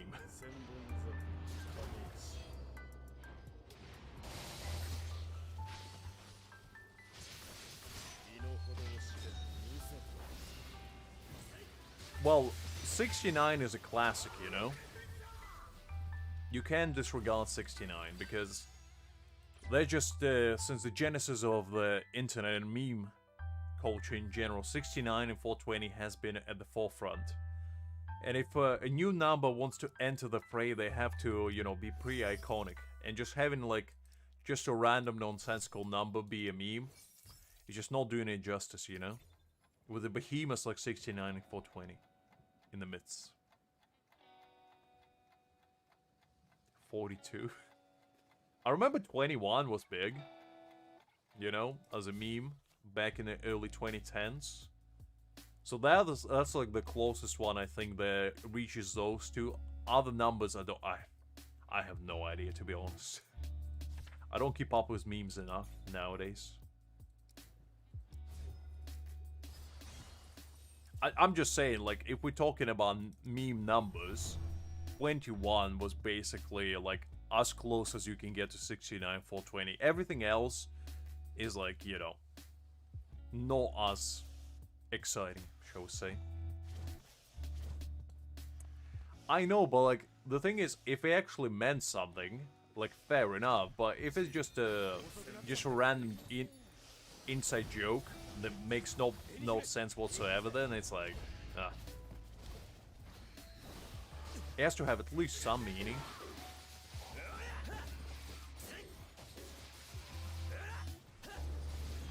But then again, I do say that I don't really keep up with nowadays memes to begin with, just because I don't understand them more than anything.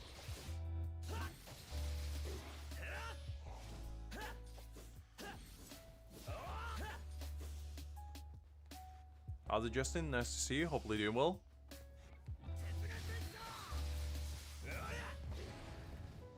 I did try to do it with trial characters, and to be fair, it was doable, but I don't think you can 3-star with them, because they're not quite as strong. You probably can play with them. If you miss the bonds, I'm pretty sure the character's gonna get a rerun in the future. It just, it's not certain when.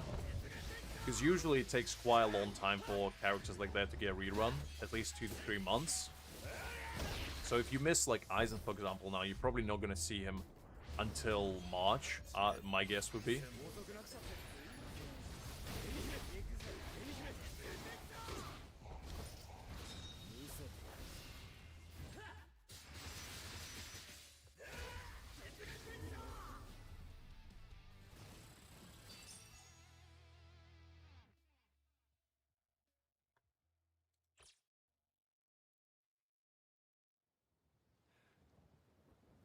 I mean, maybe, Kyro, maybe.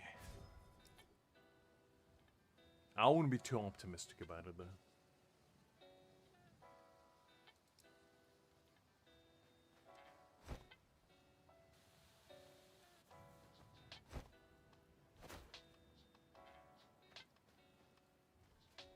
Is it?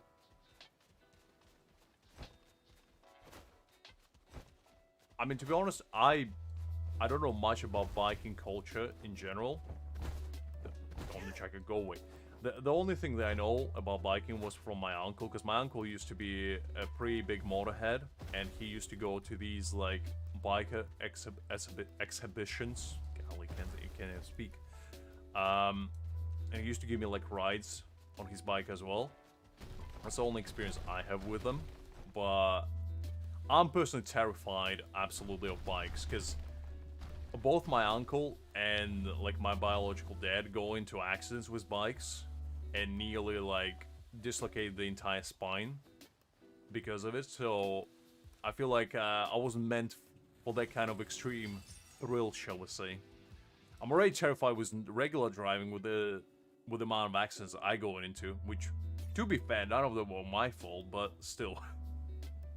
Because essentially driving is basically you have a couple sofas strapped around metal entraption, shall we say. And you're just basically praying that nobody decides to, you know, rear-end you, shall we say. And you run right then and there. And with biking, you don't even have that kind of protection. You're just basically out there in the elements. Praying and hoping that nobody's crazy enough to, you know, bump you hard enough. And for you to go into free fly mode because of that.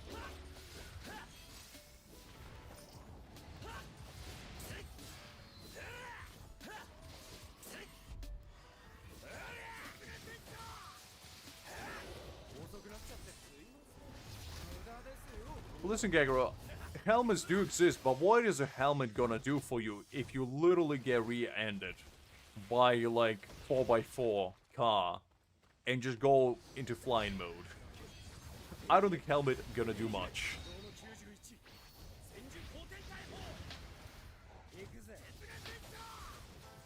Oh, sorry to hear that, Kai. But yeah, it just, I don't know, like, bikes seem cool on the outside, but it's so unsafe, to be honest. And it's not like from perspective of you driving it, it's just mostly like the people on the road. Because some people just don't pay enough attention, and you're basically putting your entire well-being on the fact that you trust others to actually pay attention and do what they're supposed to do. I mean, the amount of times that I saw people getting even like bike accident, like bicycle, and some people like driving on the road and just get absolutely demolished by somebody who's just not paying attention enough. So yeah, it is fun though. Like the times that I have been like a passenger, it was pretty fun. But I would never like do it by myself.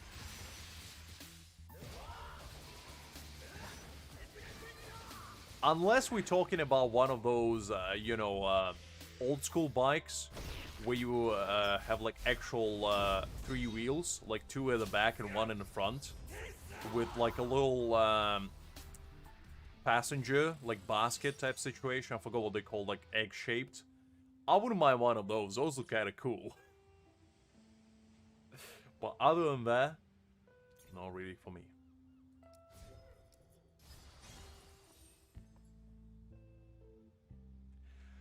Yeah, you see, that's exactly what I meant. It's like, you can't really rely on other people to do what they're supposed to do sometimes, because there's a lot of, unfortunately, there's a lot of very, shall we say, reckless people out there who shouldn't be driving, and yeah, they just endanger everybody else. Because I had that happen to me. Like, I wasn't on a bike, but I was going to like a work meeting, and I was driving, and somebody just wasn't paying enough attention and literally just rear-ended me on the back and sent my car spinning. and I basically just rolled out onto freeway. And luckily the cars stopped, but if they haven't, I pretty much would have been a goner. I think I told this story before. It was like some sort of like businessman who was going to a meeting. He was on the phone, and he basically just wasn't paying enough attention to a road.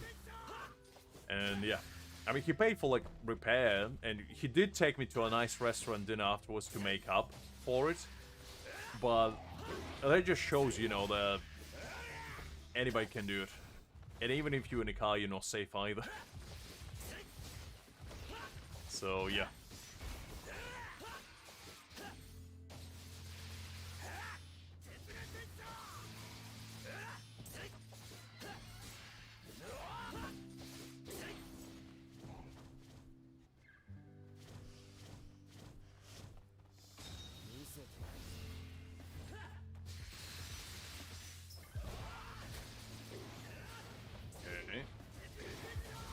So yeah, driving in general is a very precarious activity that I take any opportunity to not do.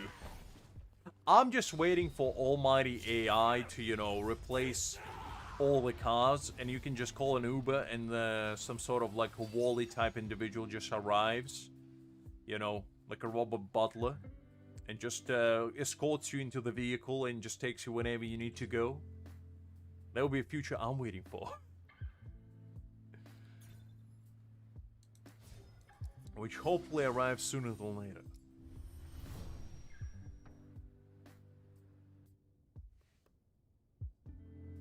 Because I think here they're already making like self-driving taxis, I believe, in a western part of the world, like in America. They have like the entire companies which like these self-driving cars, and you basically just call like an Uber. And they pick you up and they drop you off whenever you need to go. Okay, I need full care for this. I forgot.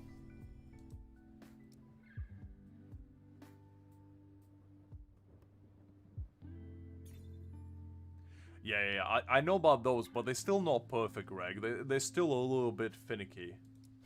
They haven't like perfected it, shall we say? Yeah, that was one of my childhood memories as well.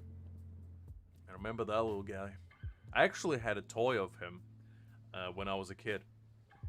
Like a little Lego type situation where he was like moving and he also had his eyes like sparkle. Who do we pay? I mean, probably Elon, let's be real. Elon's probably gonna be in the backseat with you, and as soon as you're done with your ride, you just give him like a tenner, and you just get out of the car. And Elon's gonna be in every single Uber, you know? Driving you around. Okay, so I need quick here.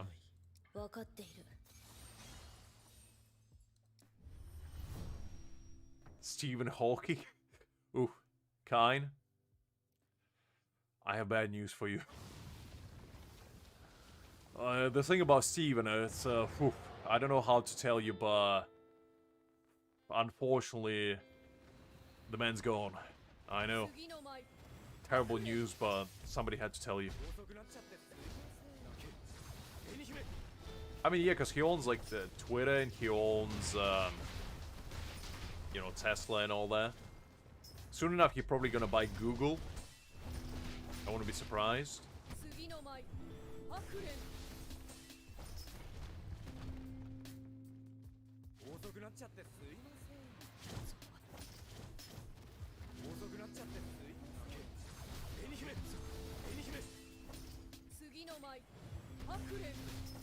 $700 billion, wow.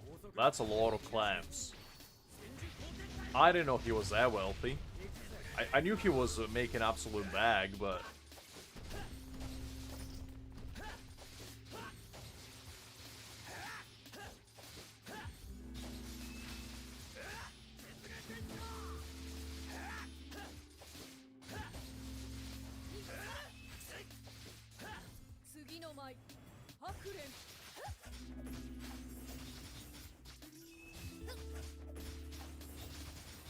Freeze this man.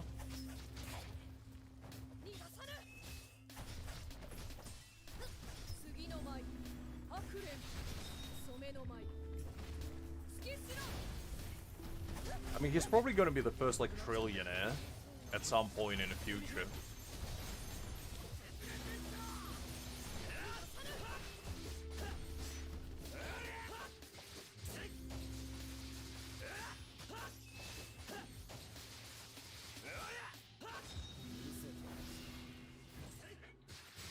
I think he meant 10% of world population.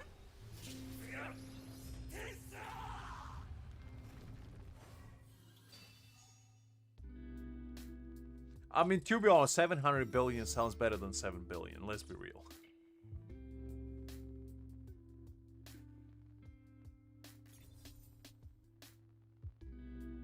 Is it 8 billion now? Wow.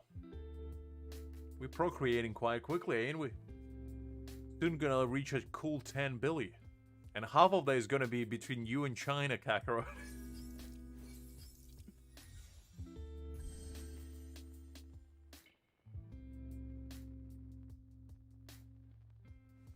Nah, it's fine, guys. It's fine. Don't worry about it. Okay.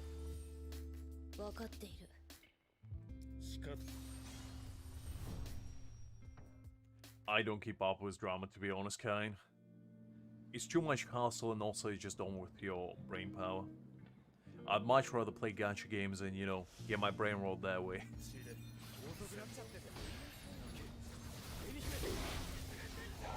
I mean, that is true. Because isn't BlackRock like the wealthiest company in the world where they own, like, probably everything? Or, like, short of everything? And even stuff they don't own their own shares in, so... yeah.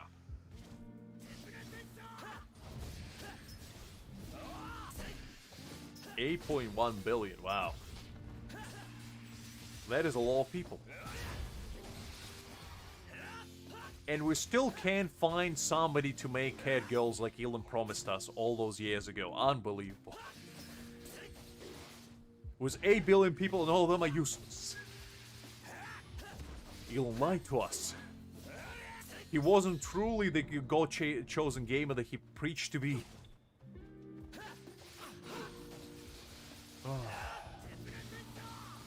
I know, Greg. I mean, it's one of those things, like those shadow companies that nobody knows about, like own everything in the world. It's not really that big of news, unfortunately. It's sad, but you know, what can you do?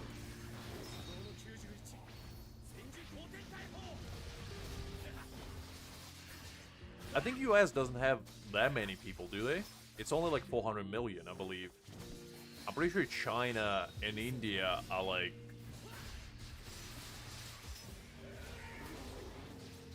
yeah, they probably account for about 3 billion.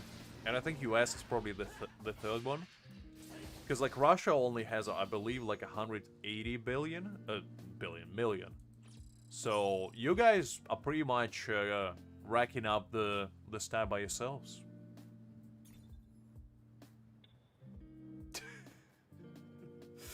Well, Kine, you gotta be proud of something. I was just making a joke, Greg. Come on. Because didn't Elon promise, like, cat girls? I remember there was a meme for a while where he actually publicly said that cat girls could be a thing. I don't remember exactly when, but he was on, like, a talk show or something, and somebody asked him a question. He was like, yeah, cat girls are, you know, without advanced technology, it could be quite possible to make them. And everyone was losing their mind. You're like, Elon, let's go! Cat girls! Oh, but yeah, that was pretty funny. You probably can find it online. No, I did realize it halfway, Kagura. I did realize it halfway. My brain just instantly went to Freedom Land, and then I changed it halfway through. And then I realized that I didn't acknowledge what I just did, so you know. Hi there, Angel. I'm glad to see you back. We are still on, indeed. The grind never stops.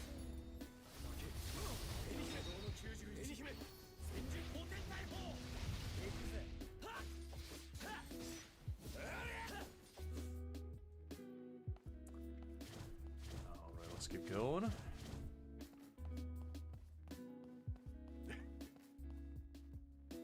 Oof, Kain, oof. That was a bit too real.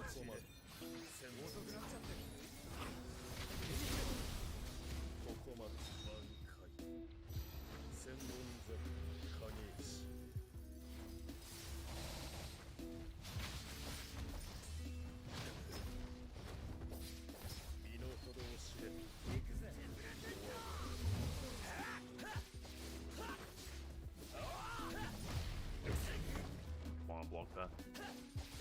That's alright.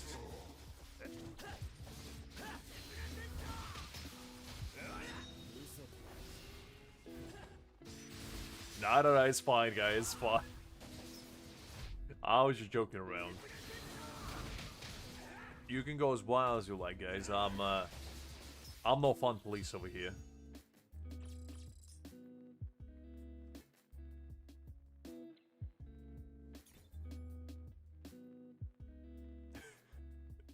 Gonna make Tokyo Ghoul continue, huh? In real life, that is. What do you mean sus, Greg? What did I do?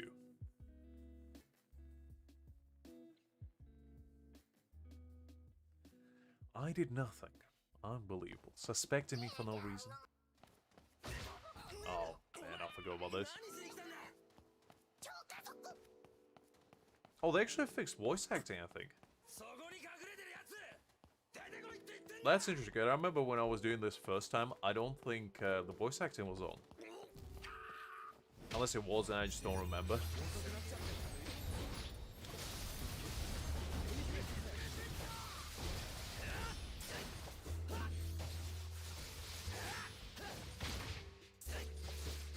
I'm not falling to anything. I just made an innocent joke. Unbelievable. Just because I mentioned cat girls doesn't mean I'm a gooner. Like, come on. And it wasn't even me who said it in the first place. I just quoted what the man himself said.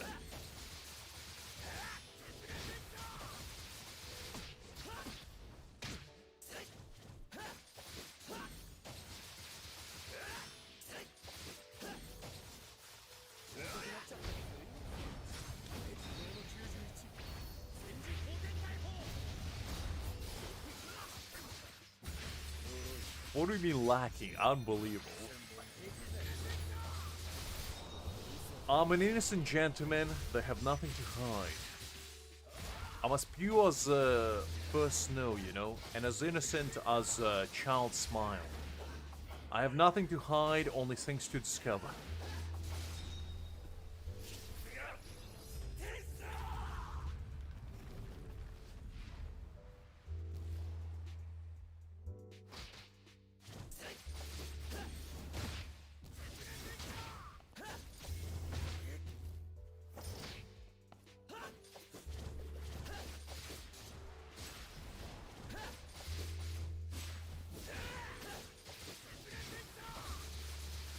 Nah, I never even understood the hype behind, to be honest.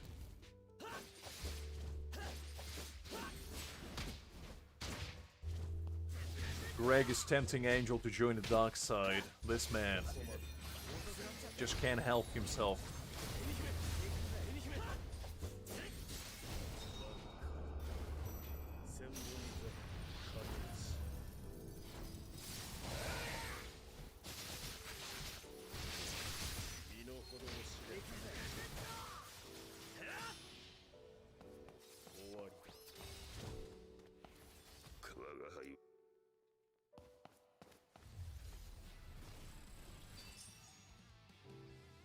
I mean, you gotta feel one way or another, Kakura. Ooh, I remember this guy, actually. That's pretty cool. Okay, I've kind of finished all of it.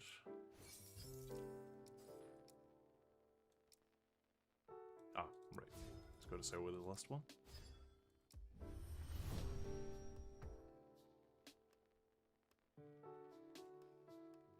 You know what this reminds me of? Is my two brain cells trying to justify when I was deliberating whether I should start spending for Aizen. I feel like that's internal monologue that I was having, the exact same one that Angel and Dark have right now. Angel and Greg have right now. Trying to justify their reckless spending habits. It's like, well, I can get a character that I really like, but you know, it is $9.99 at the end of the day. We actually go yesterday into a rabbit hole with Greg and Angel about like skins and whatnot. And apparently in the new update of Wooden Waves, you can get a skin for like a bike for a cool $9.99. And they were trying to justify to me why that's okay.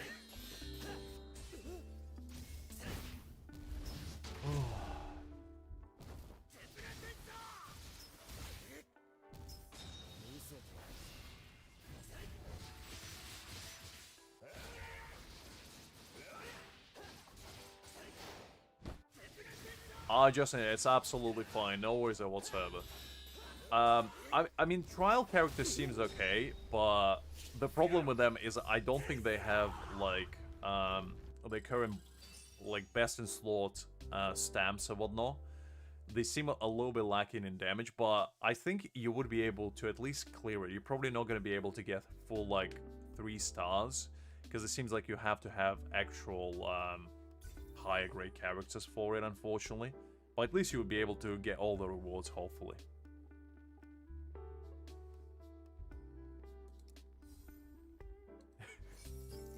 Exactly, Angel, exactly. Angel was trying to justify to me yesterday why paying $9.99 for a soundtrack is a good thing. And needless to say, my disappointment in humanity has never been higher.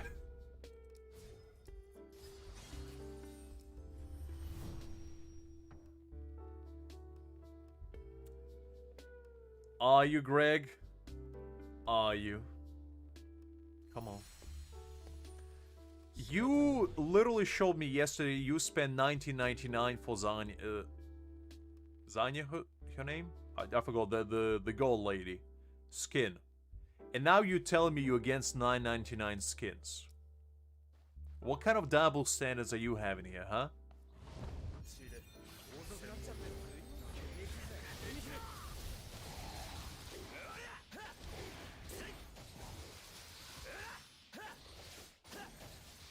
Yeah, Zani, I remember that. You see what kind of man Greg is, and he's shaming you over here all the time.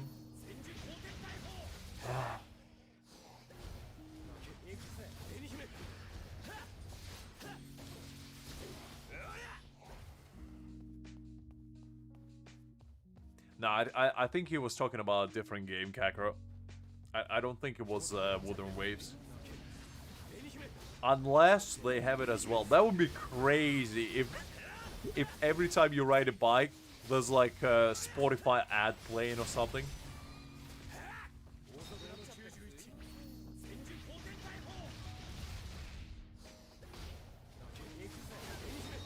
Exactly, the good old capitalism doesn't work in Wooden Waves, Greg.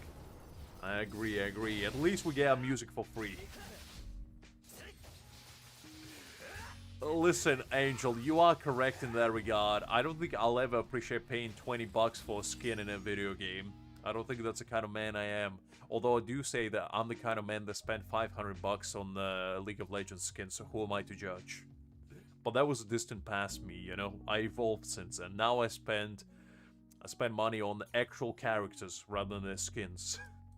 Although, if Aizen gets a skin in this game, I'll be the first in line to buy it, no matter how expensive it is. I'm gonna be the first one to admit that, but I'm not gonna be proud about it, okay? But I'm just saying,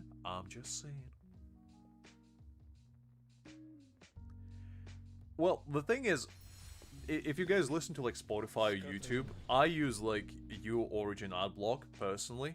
And I think it works for Spotify as well, so as long as you don't listen on your phone, it has to be on browser, unfortunately. You can avoid ads that way, so that's one of the only ways. Listen. It was $500 over the course of like 5 years, okay? It wasn't like a one-time purchase, it was overall. So it was like maybe, I don't know, $10 a month or something, somewhere there. I didn't spend it all at once. It just accumulatively. Because every time I would get like Christmas money or like birthday money, I would see like a skin that I liked, or like Yasuo or whatever was that, and I would be like, you know what, might as well.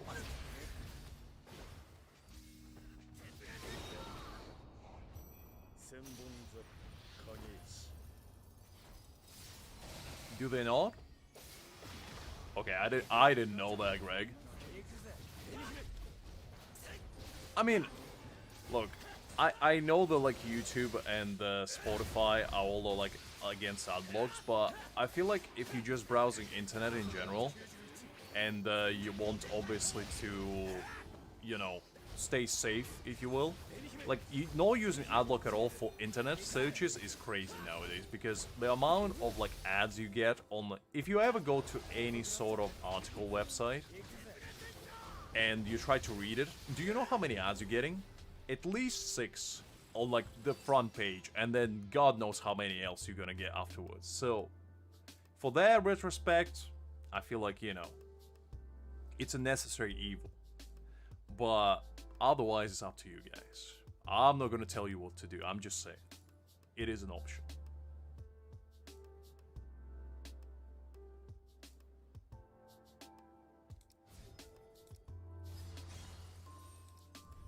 Because the main problem, the ad just became so unbelievably, you know, just permeated into every single part of the internet that, like, you can't actually find any decent information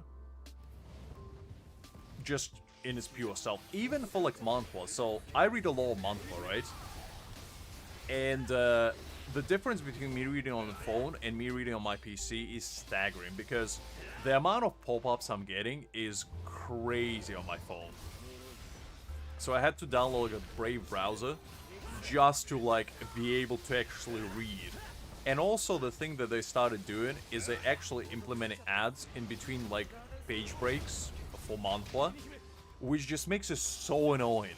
And more time than not, a lot of those sites that they're advertising is also like some sketchy, you know, get this pill to grow 10 inches, or, you know, single hot women in your area looking for you, stuff like that. And I'm like, it's not even advertising anything legitimate, it just clearly scam ads. It's like, it's just crazy to me. Yeah, that's what I'm talking about, Kairo. It's like, it's the weirdest, like, things you can possibly imagine. And that's why I feel like, you know, for those kind of things, you gotta stay safe. Because the last thing you want is your browsing history being permeated with the unholy sins like that. Hi there, Abita. Hopefully you do well. You caught us quiet in a moment. Oh.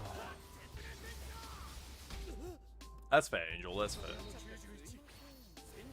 I mean, that's one of the main reasons. I don't know about you guys, but do any of you actually watch TV nowadays? Like, just in general.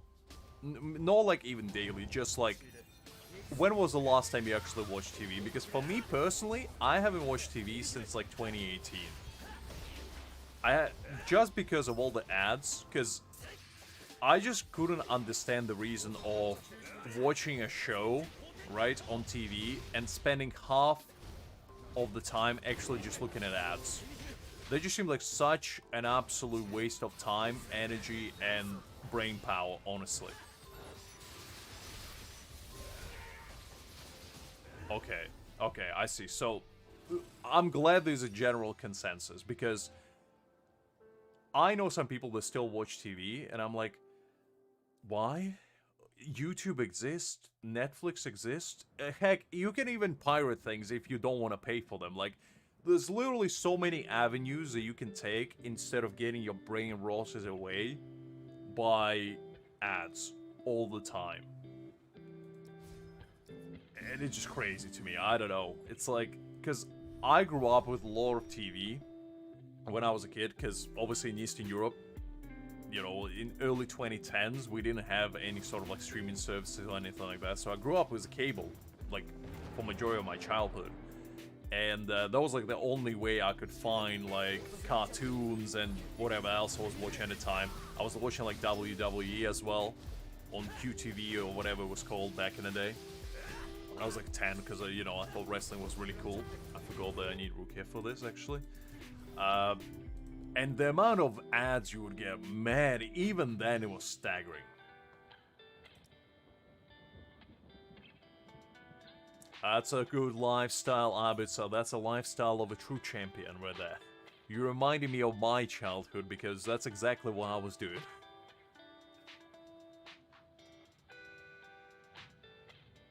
I mean, that's fair, because, like, my grandparents, whenever I would visit them, my grandma would watch a lot of, like, soap operas as well, so I've seen a lot of those too, but I was just curious from, like, perspective of you guys actually watching it for yourself, rather than being forced into.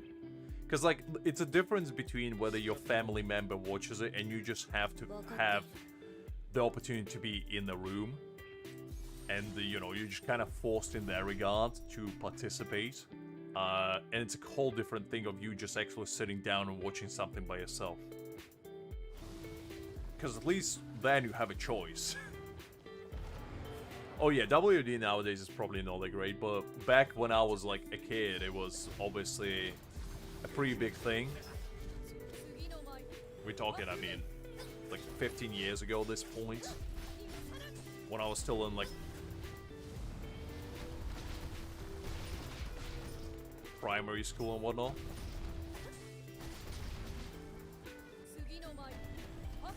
And I actually remember when I used to watch WWE, I had like a whole soundtrack collection of all the like different entries for people, and I used to listen to them like actually all the time because there were actually some good songs there.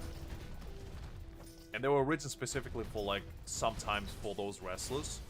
Instead of being, like, you know, just reutilized from real legitimate songs that were released before.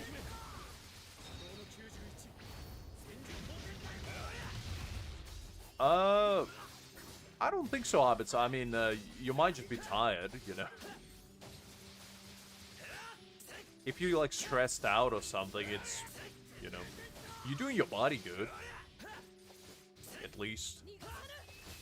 Because whenever I'm bored, I I get tired as well. And I feel like they're just the modern day and age of entertainment. Where unless you get stimulated all the time, you just get zoned out. I know, Kagura. As I said, I used to have, like, the whole catalog of all the, like, Undertaker, Kane, like, CM Punk, all the John Cena, all the like big ones.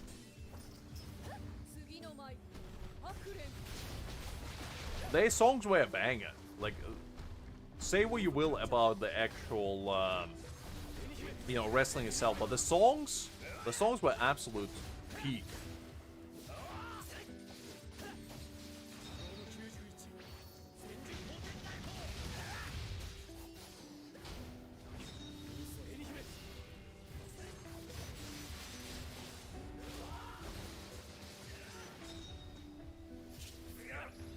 What do you mean, Kai?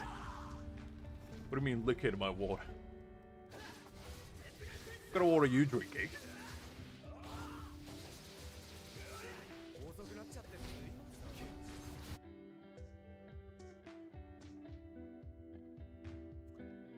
Okay.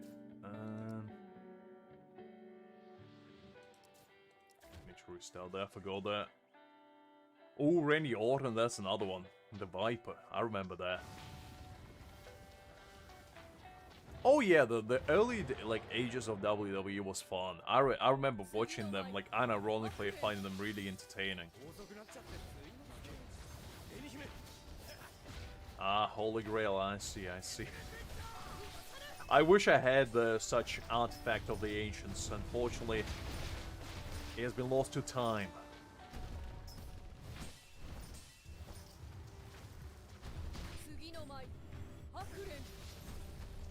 Okay,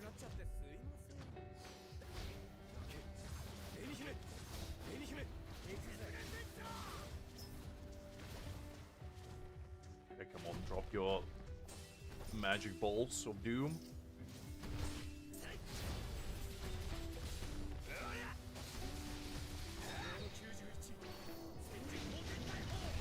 Exactly, I mean, as I said, I watched it mostly for the songs, and they knew how to do entertainment back in the day, because the songs were absolute heaters.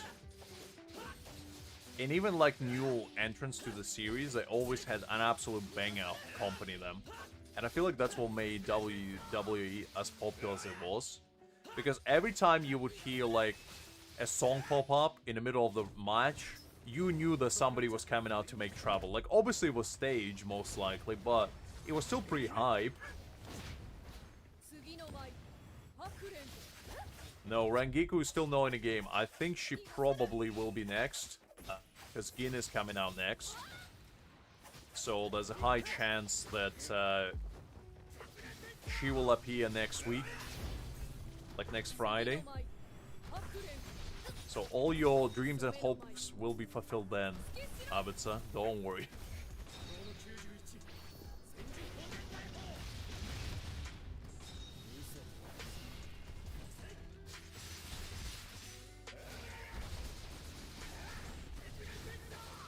I didn't miss any ults. It was merely misinput. Okay, there we go. Ah, golly. I knew the Abitsa and Angel are kindred spirits. They both have their priorities straight. They know what they like, and they like what they do.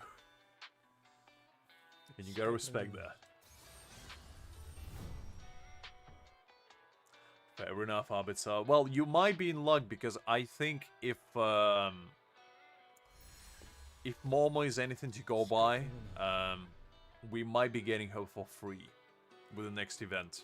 Because I think Aizen events ends on Friday, so I believe the next one will most likely be... Well, actually, I do say that, but the only thing that makes me a little bit skeptical whether again is going to be next is the fact that they haven't announced him yet. Usually what they do is they telling you like about a week in advance who they releasing. And also on the like monthly planner for both Aizen and Toshiro, they actually showed their faces on there. But now it's actually a question mark. So that makes me question if Gin is actually next, because they might, to be honest, change their plans and go for like Kenpachi or something, maybe. But honestly, I wouldn't be able to tell you. It's gonna be interesting to see. I think they might tease it probably like on Monday or Tuesday, because I think that's what they did with Aizen, I believe. They did on Monday. So Monday will be the day to see who's coming. And I'm basically going to be like the indicator of what they're doing afterwards. Because so far they did like the entire drip marketing for Gin and Aizen. So everybody was expecting Gin to come out first and then Aizen, which they didn't do. And I still don't really know the reason for that. But as far as we know, Gin is done and he's ready to be released because it shows his entire gameplay and everything. Unless they want to keep him for like future for whatever reason. Maybe they're not happy with how he plays. But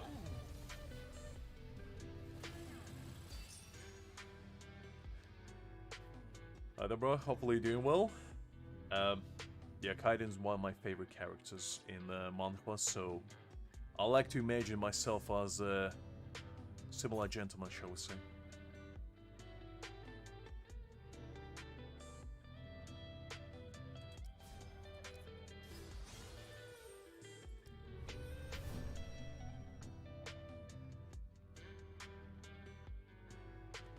It's alright, Kain. I appreciate you sticking around. Don't worry there. If you have to go, you have to go. No worries there whatsoever.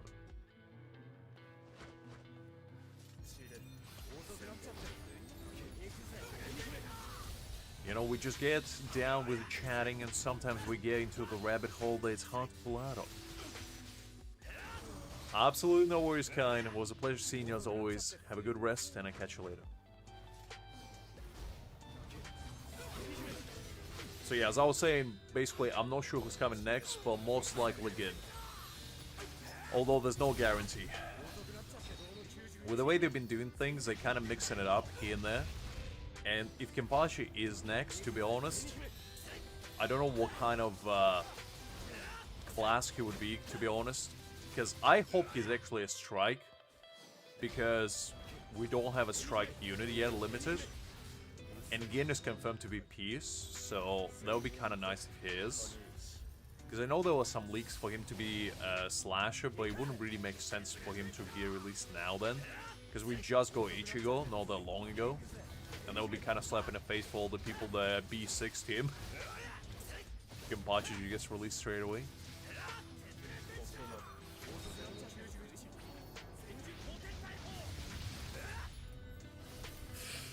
Greg is getting his goodbye no matter what. The man is persistent.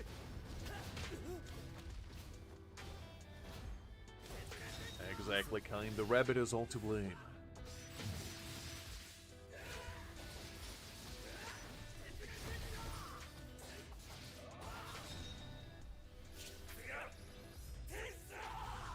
Actually doing some decent damage. Those upgraded stamps really did a number for my Ichigo.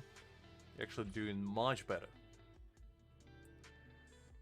Alright, let's see. Still not quite there. Still a few more stages. I probably should have done this a long time ago, but I was kind of too lazy to do it. So they said, you know what, might as well do a stream on it. And grind with all of you guys while I chat around.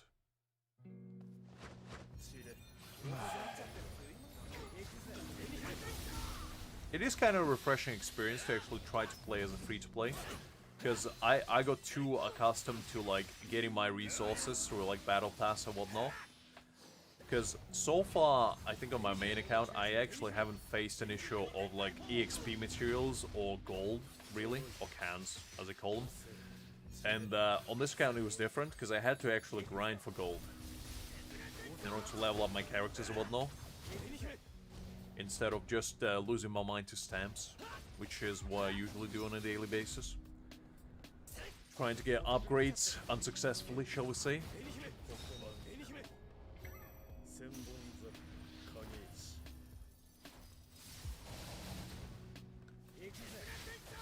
Alright.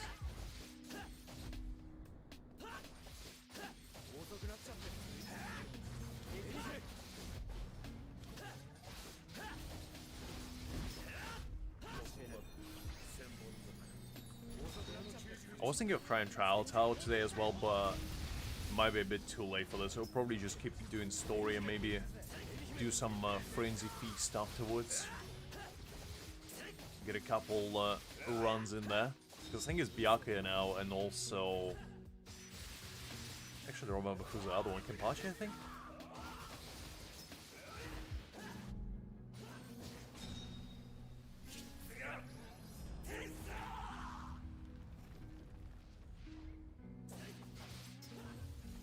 Go. Nice. Doing pretty well. Greg, your favorite number just showed up and you didn't even say anything. Unbelievable. Fake fan match. Okay, let's go play against Dordoni, I guess.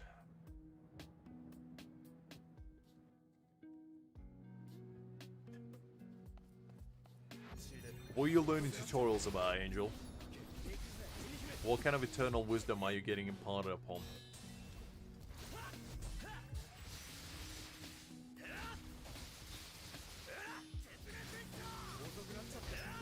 I'm glad at least you notice, Angel. At least you keeping the track. Paying attention, I like that.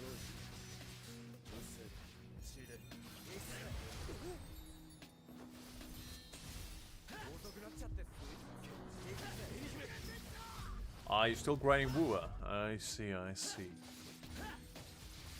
How is the exploration looking there? Is it still as tedious as ever?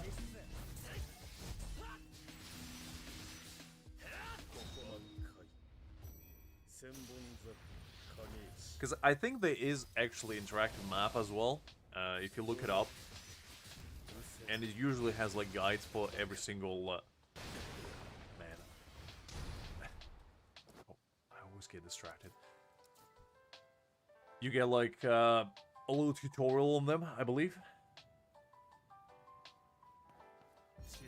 50 pools? What do you need 50 pools for? Are we trying to rob a bank there? Well, that kind of potential. The sky's the limit.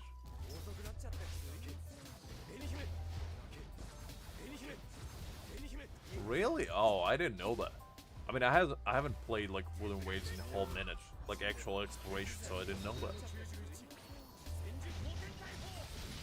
Not studious. Were you expected to get learned?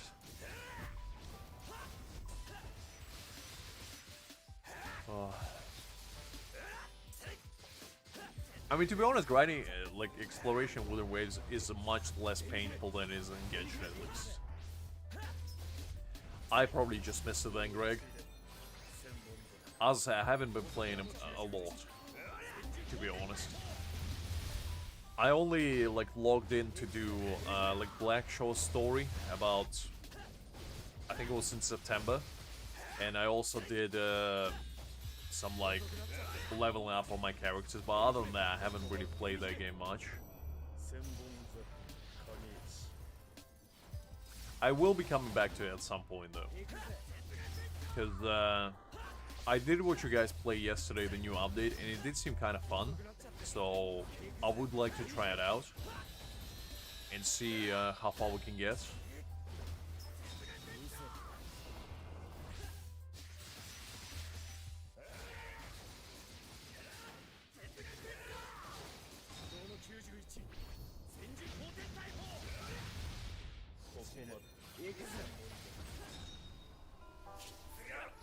Angel, what did I tell you yesterday? You gotta get yourself a coffee maker in your room and just avoid this trouble altogether.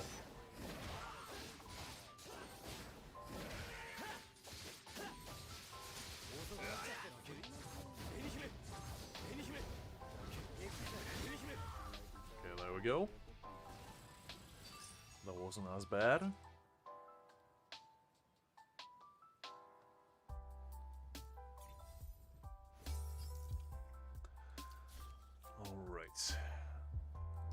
Alright, let's claim all the keys.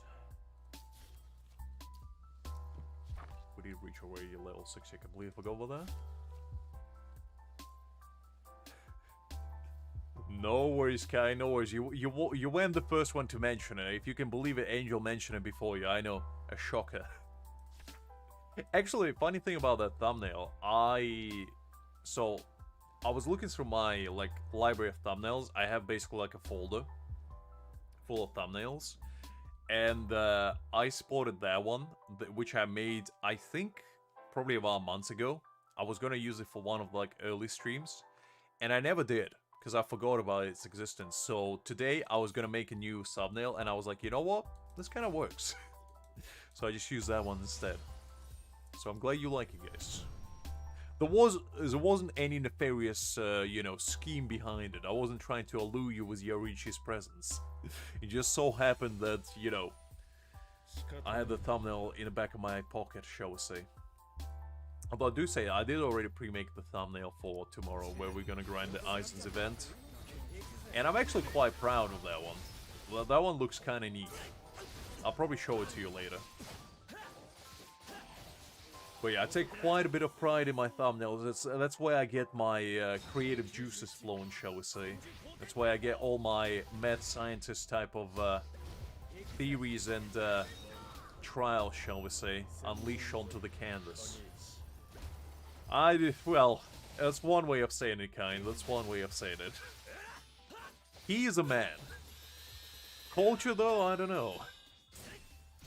Depends.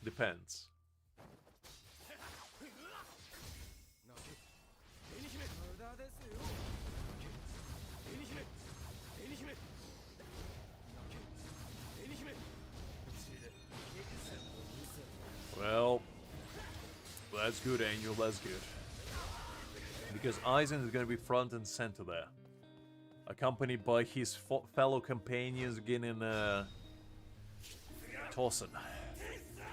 But Aizen is gonna be front and center, don't you worry. I got you covered on that one.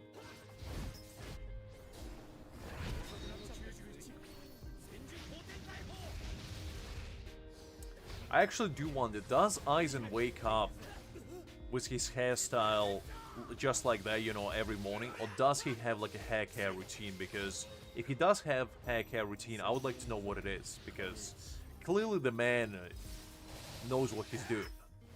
You can't just get a slick back hair like that, you know, after a first try. It takes a lot of effort. It would be kind of funny if Aizen just wakes up, you know, at 6 a.m. and just styles his hair for like 3 hours straight. And then goes to his Sparta companions, be like, okay, gentlemen and ladies, we all gathered today to scheme. Gets his cup of tea ready, you know? The good old morning brew. Listen, guy, it's not even about that. I was just saying. It's kind of things that keep me awake at night, you know? Thinking about how Aizen get the slick back as slick as he has it. I gotta know. Listen, Angel, you gotta be proud. It's gonna be a very nice one, I'm telling you. Now that you put it like that, I guess I'm not gonna spoil the surprise. Okay, let me pull Rukia back in because I keep forgetting to do that. Although, Kain, you are correct. I do quite enjoy that gentleman's company.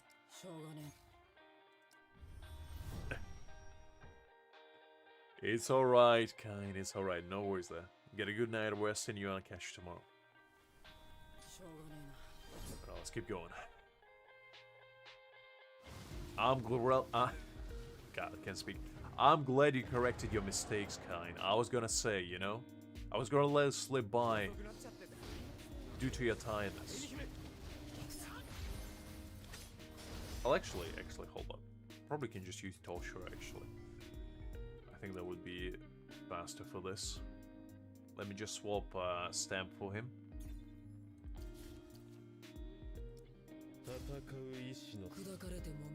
Actually, he doesn't have that much attack.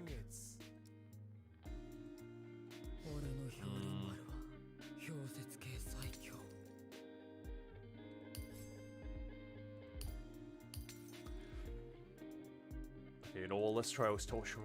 See if I can do it with him.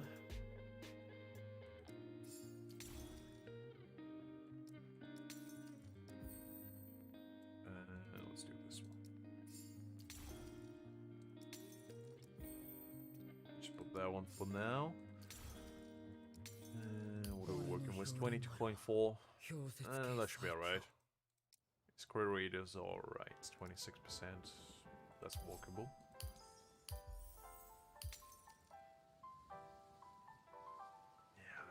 Should be fine. Yeah, that'll be alright.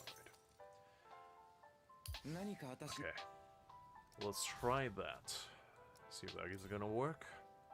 I remember it was quite pain in the neck on my main account, so... and let's do... Start with Kisuke, and then switch it to Rukia, and then finish with Toshiro. I think that should work.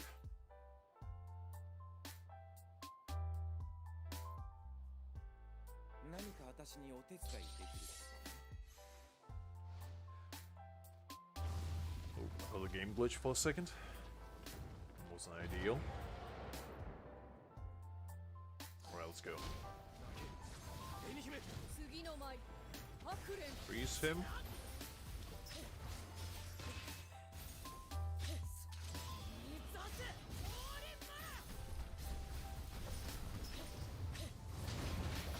Oop. Nope.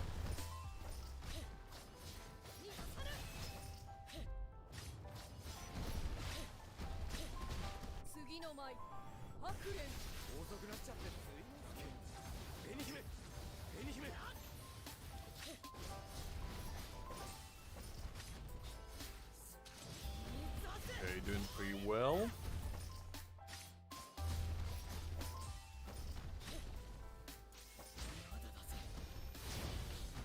Okay, let's get that keep going.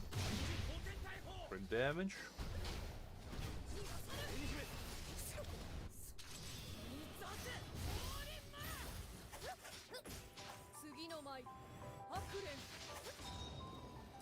Let's pop his ult.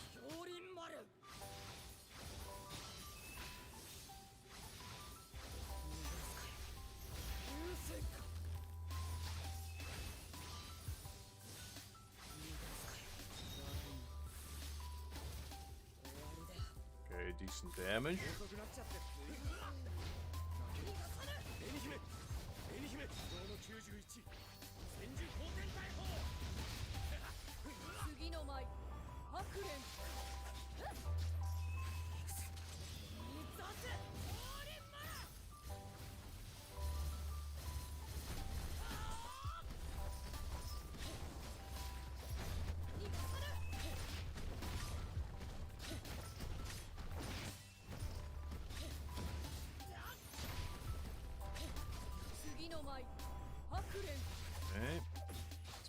Ult. Very good. Let's see.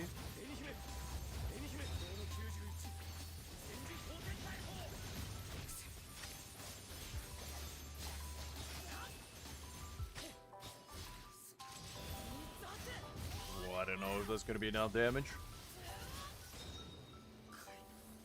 Man. Probably won't be able to make it.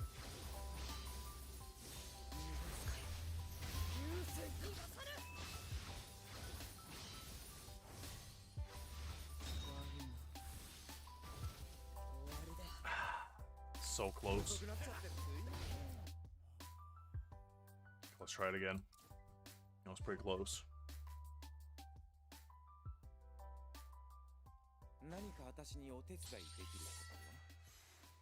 I'm a bit rusty with this boss in particular. Haven't played against him in a while.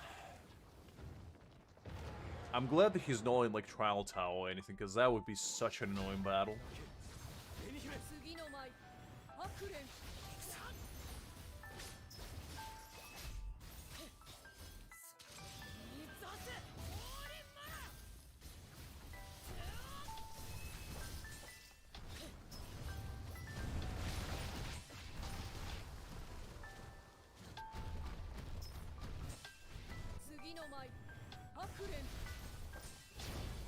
Very good.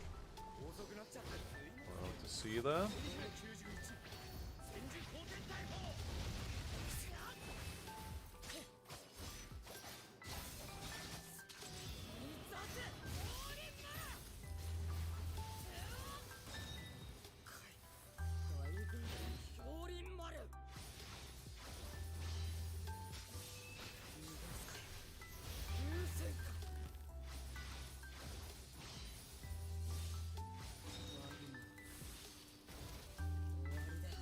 Good. Caught him in last moment.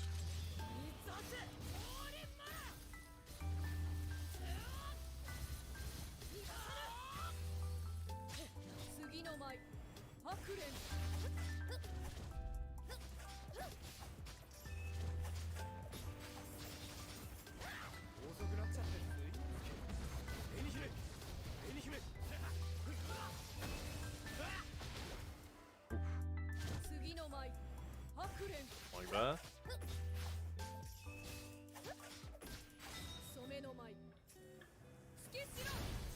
Okay, good.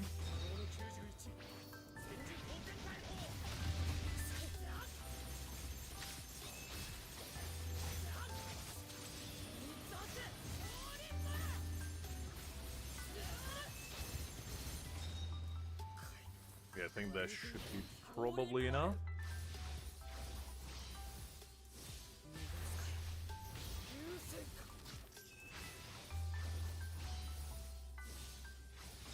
Yeah, there we go. Okay. That was much easier. Ooh, 2 mil damage. Very nice. Okay.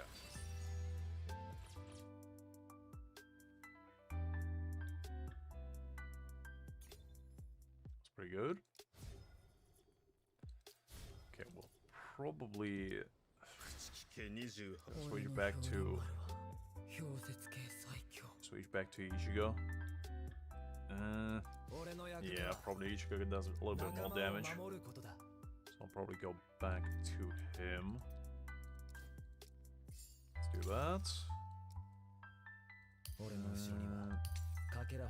Oh, I actually forgot to switch to this time set. No wonder he wasn't doing as much damage.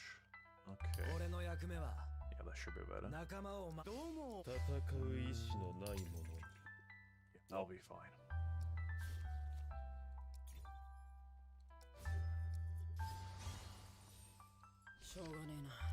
Let's put Ichigo in there, and let's put Yako in here. Something like that. Okay, that should be decent.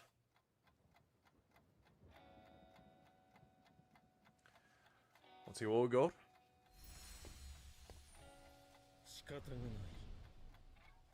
Hopefully we'll be able to clear it all on 3 stars today.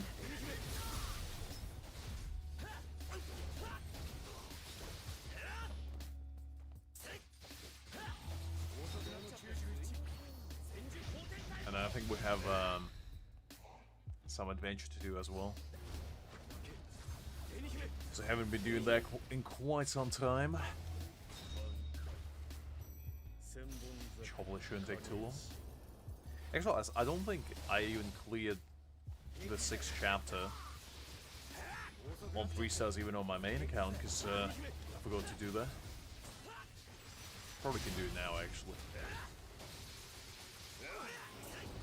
I think originally I just didn't have enough DPS on my Toshiro to 3-star it, but I think now it should be alright.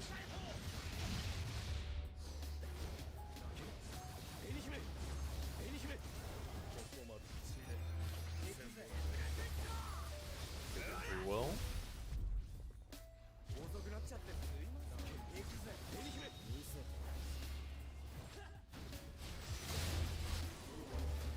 Nice.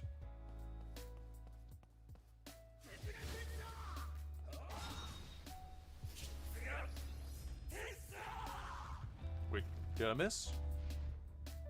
Oh man, he was doing his like awakening thingy. Ah, didn't realize that.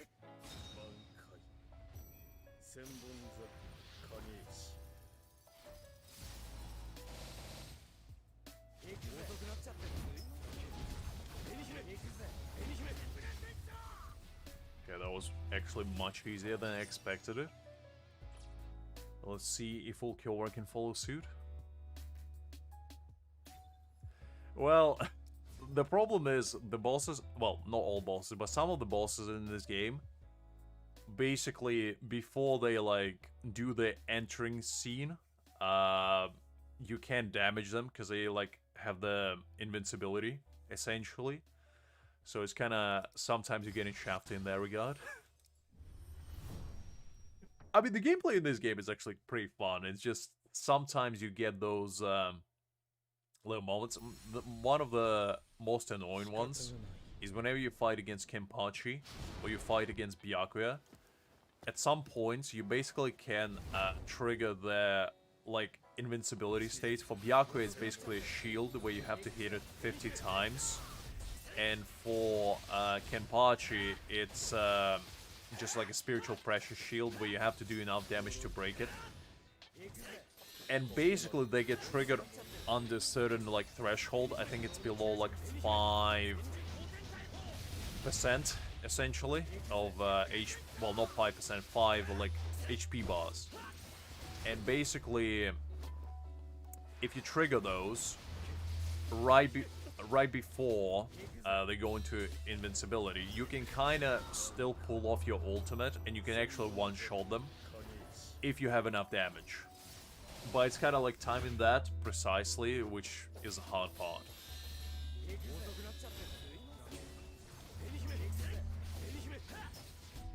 And to be honest, I'm still, like, not the best at, like, dodging encounters. I'm getting better, but some of the bosses, like this Ulquiorra, for example, he just gives you so little time to react that sometimes you just don't have, like, time to actually do it, unfortunately, which is a little bit of an annoying part.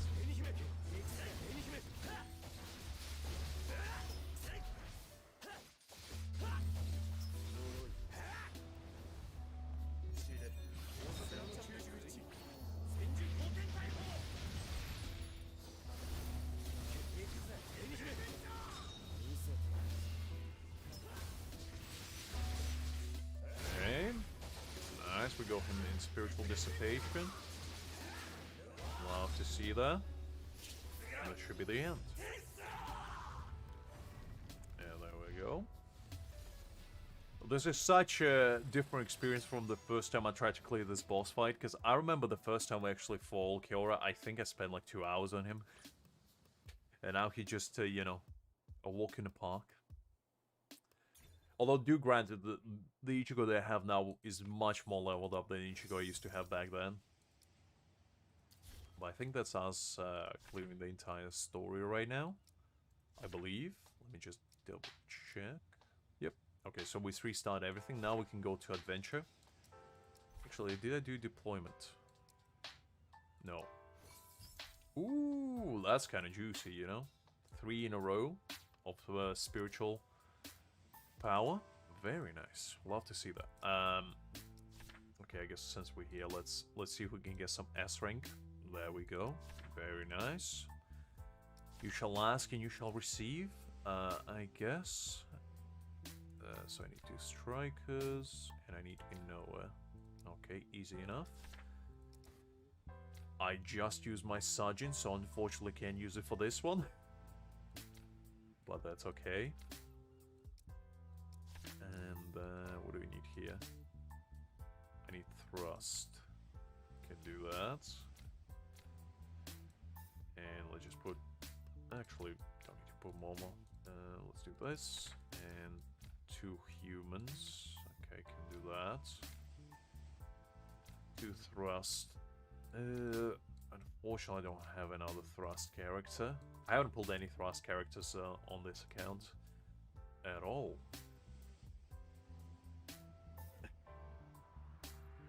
Well, a man can dream, Angel. A man can dream. And just like I was waiting for B6 Aizen on my pulls before, you can expect to get 3 earlies, I guess, in a row. As you know the saying, reach for the star, reach for the moon, and even if you don't make it, you're gonna be among the stars. That's a saying I live by. And so should you. Always strive for the greatness. Okay, that's pretty good. Actually, how many spiritual Jades do we have? Ooh, that's actually pretty good, because I think if Gin is next, we probably actually guaranteed him, I believe. His stamp might be a bit... well... yeah, his stamp might be a little bit trickier. Hopefully I don't need to go to hard pity. But... should be doable, I think. Unless it's somebody else. Because if there is somebody else, then... ooh, we get a free pack. Very nice. 5 pills. We'll take those. Another pill here. Very nice. Okay. Where was he? Ah, right. Let's go to adventure. Because we still have a couple storage to do here. Not sure how far we can go, because my account is not like super leveled up right now. But actually, I probably can use this one. I think this one will work much better for him. Let's activate this. Yeah, that should work much better for him. That should be fine. And then let me put back on Toshiro this one. Unfortunately, don't have anything better. On this account, I've been relatively unlucky with like limited core stamps. Haven't really got anything good. Not for Ichigo, not for Toshiro. But you know, that's okay. Actually, now that I reached level 60, I can probably upgrade my characters a little bit. Get them a little bit beefier.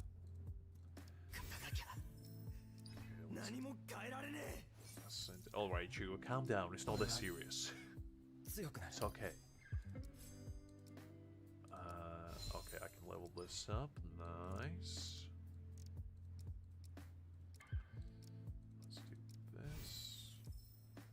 Okay, that's good. Let's get 25k. Okay, 25k. That's good. That's good. Love to see that. Okay, so I don't have enough scroll to actually upgrade his skills for now. That's a bit unfortunate. But that's okay.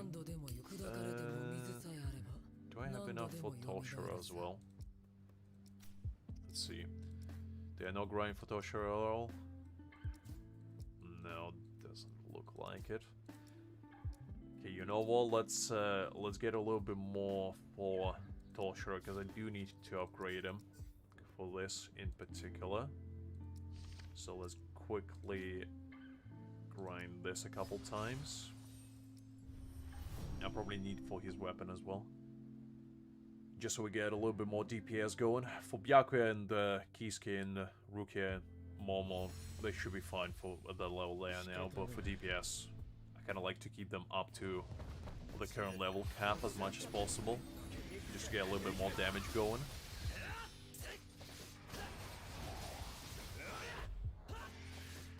Which kind of works out for the better. And that's the main reason why I got Toshiro on this account as well, because actually Rukia and Momo go really well with him, even though they're SR units. I still think Rukia is very underrated. Like, if you don't have Aizen, Rukia is essentially your best friend for Spirit Team. Because she does really nice heals and also freezes. And she pair her with Toshiro, essentially they freeze everything and anything in sight. So they're very, like, reliable units to go in pair. And Aizen obviously just does a lot of damage, which is better, but you gotta do what you gotta do.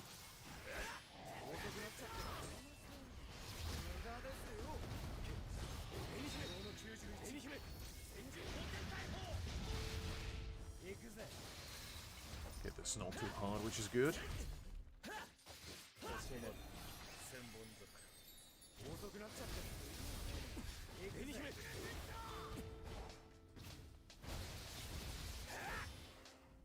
Oh, come on. That's just rude. How can you grab a gentleman like me and throw me on the ground like that? Unbelievable. At least take me to dinner first. Okay, there's boss as well. Now the fish head. I remember this gentleman. My first enemy. Truly a special kind. You always remember your first.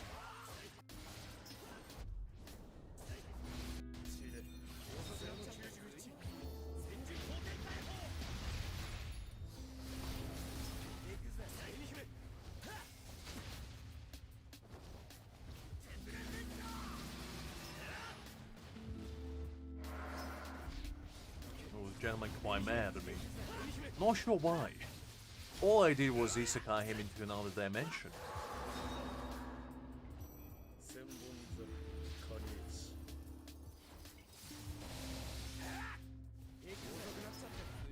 I do kind of wish that doing raids actually gave you XP as well, because the main reason why I'm doing them manually is basically because you get XP for your characters, so it's basically a very convenient way to save up on resources. Because raids are more convenient for obviously saving your time, but if you're not in a pinch, doing it like this is a little bit more economically friendly, shall we say, in the long run.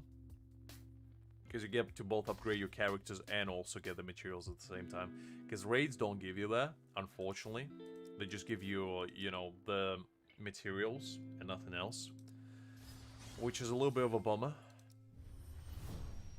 Because you obviously want your characters to be as leveled up as possible, and grinding EXP is the last thing you want, especially with limited stamina. Angel, you've been grinding those 10 pulls for the past like 2 hours. You're a man of dedication, I can tell you that much. I don't think I have ever been as determined as you for anything in life. I wish I even had a shred of your impending, you know, dedication towards gambling. You and Star are like the most prominent figures that I know of. They're dedicated all their time towards grinding for gacha. And I just wish I was as dedicated as you two. You're truly an aspiration for the masses. Listen, no shame in that. I wasn't saying it to throw shade. I was just genuinely impressed, you know? As somebody that enjoys pretty 2D pixels, I mean, that's literally like the advertisement for my guild. When I was making my guild, I was thinking like, what would be enticing for people to join? You know? What would be like a very nice message to let people know that I mean business? And they should be joining my guild. And I went with, join for the finest tea and pretty 2D pixels. And I feel like that's a very strong advertisement point. And as soon as you enter my guild, you are greeted with another message, which, you know, it's a little bit more special. And it reads, welcome to the eternal cult... No, welcome to the cult of eternal enlightenment in tea. And I feel like that describes perfectly the atmosphere I'm going for. Listen, I know what people want, Angel. People like tea and people like pretty 2D pixels. And I know that.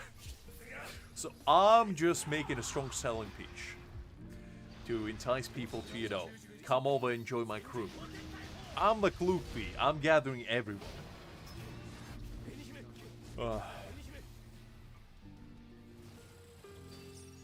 I mean, it did work. Because I think my guild is like number 18 right now. Or something like that in ranking. So it did work. People clearly enticed by T and pretty 2D pixels. Not sure which one more. But you know.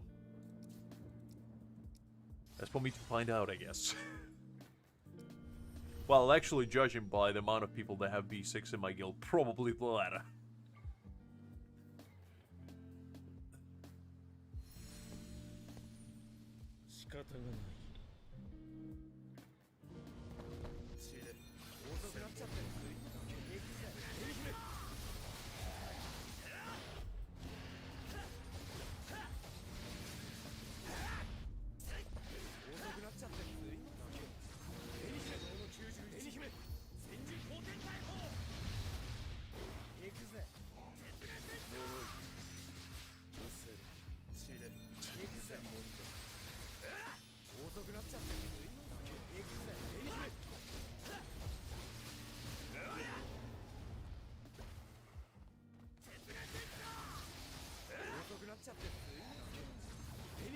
It's a nice little break we're taking from all the excitement that we've been having so far. Well, not as much excitement as me losing my mind over random topics, you know, between Greg giving me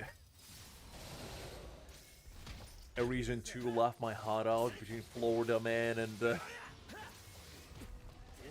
other things, I guess. It's a nice little calming session that we all need, I feel like, to recenter ourselves.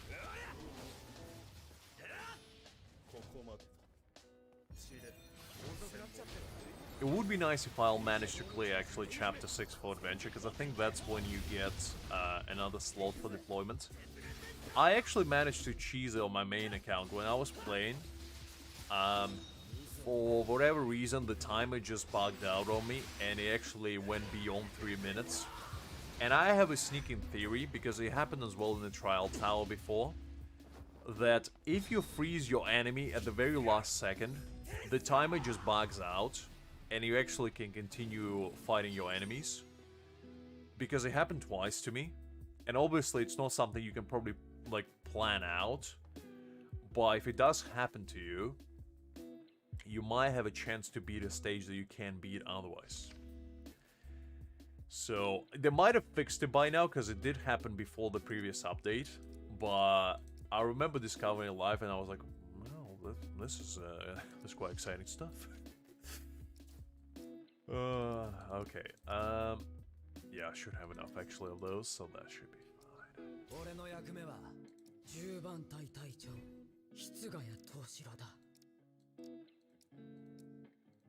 Okay, let's go with this. Hopefully we'll be able to break 20k with him. Because my Toshiro does need quite a bit of work done for him.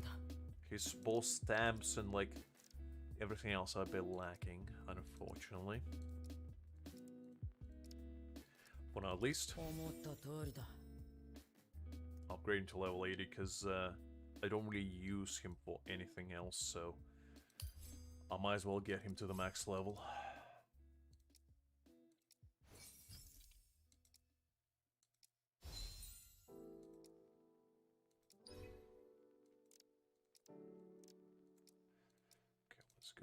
this. Man, I'm running out of the weapon ascension stuff.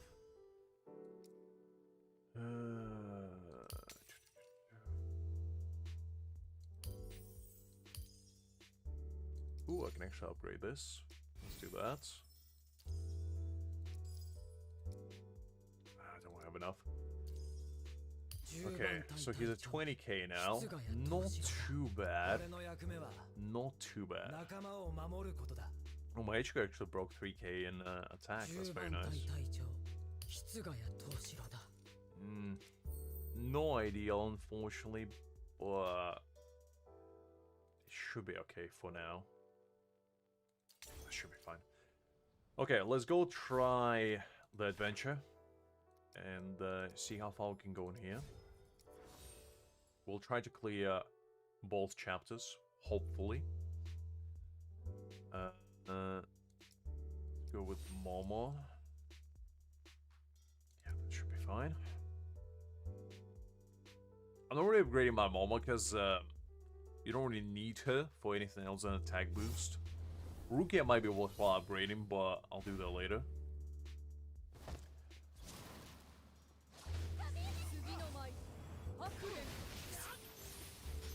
I'm using LD player.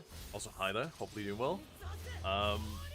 There is a couple options that you can use otherwise. Like, I wouldn't recommend BlueStacks because that thing is pretty much crypto. Mine, that just hides on your computer. You have an option of using Google Play one, which I think has a slightly better graphic design to it, but the key binding is a little bit more finicky, so I don't like it as much. LD Play seems to be the smoothest from what I experienced so far. And you also can make it full screen with just pressing F11 on your keyboard. So it has been working for me pretty well. It's pretty reliable, I'd say.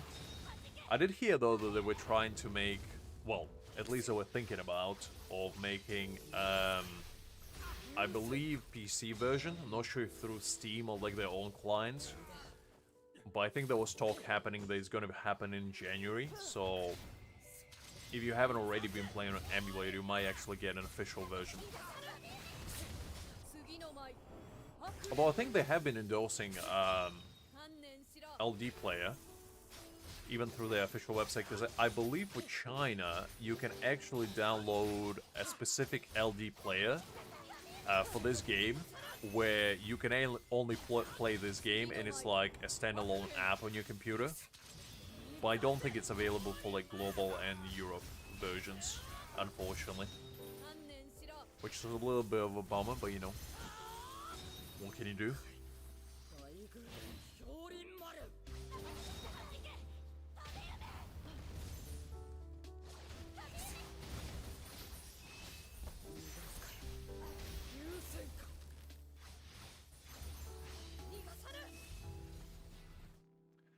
Okay, that wasn't too bad.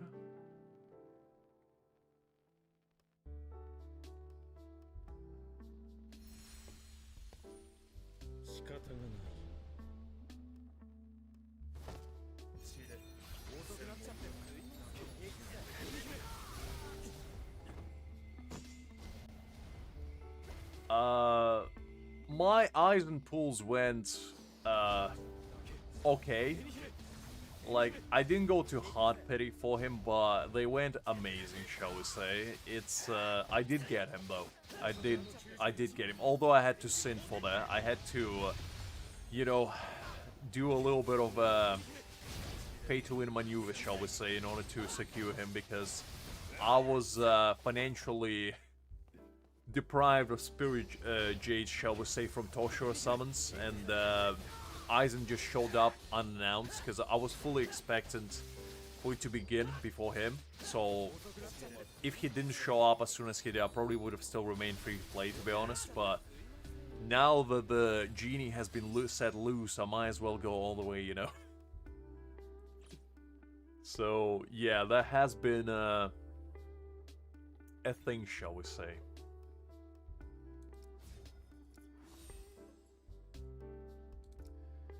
Let's go with my slasher team. I feel like that would be a little bit more Right, it's one of those where I have to avoid keto. But yeah, Aizen has been a lot of fun. I mean, I am glad that I got him because he is one of my favorite characters, and he also just a really good character to have, really, for your account. Even if you don't have Toshiro, I think he's still a really good unit to have. Because, first of all, he boosts every single typing, like damage-wise, for his battle skill. So you pretty much can use him with anyone. And if you have Key Scare, you basically can just use Aizen, Key Scare, and any DPS, which makes him very, very versatile.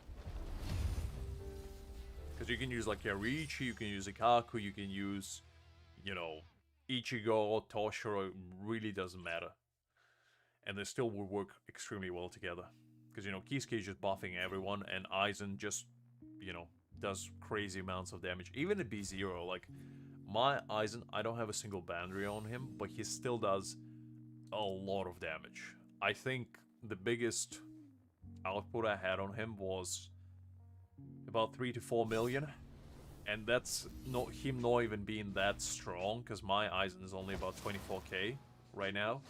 He doesn't have his signature, and I still don't have a really good, spirit damage piece on him.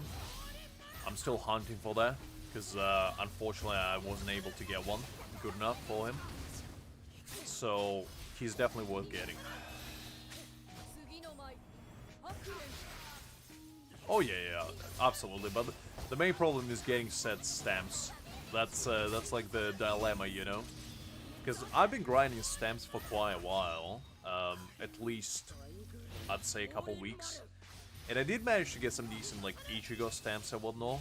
But Aizen, to be honest, is relatively decently built. I'm still struggling with my Toshiro. My Toshiro is still running level 10 stamps just because I wasn't able to get anything good on him. Like, literally nothing. And I've been grinding that domain for at least, like, the past week and just been really unlucky with them. Haven't been able to get anything. So, yeah. As soon as I build my Toshiro, I feel like it will be a little bit easier.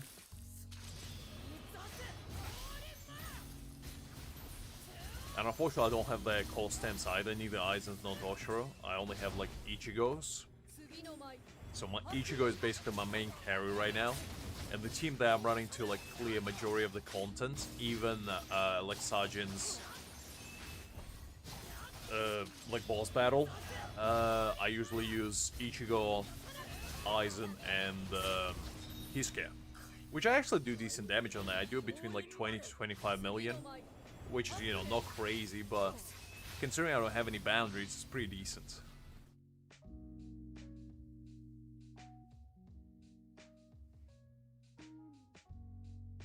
Oh, no, I grinded, yeah. I do grind 3 times a day. My plan is, I haven't used any spirit pills. I have like 120 of them on my main account, somewhere there. My plan is basically wait for level 65 and then like hard grind perfect stamps for my characters, just because I want to get like the highest drop rate I possibly can. So I don't want to waste like pills for now because of that. And basically then just grind for good builds. So for now I just do like my daily 2 times plus 1, obviously to get the double drops.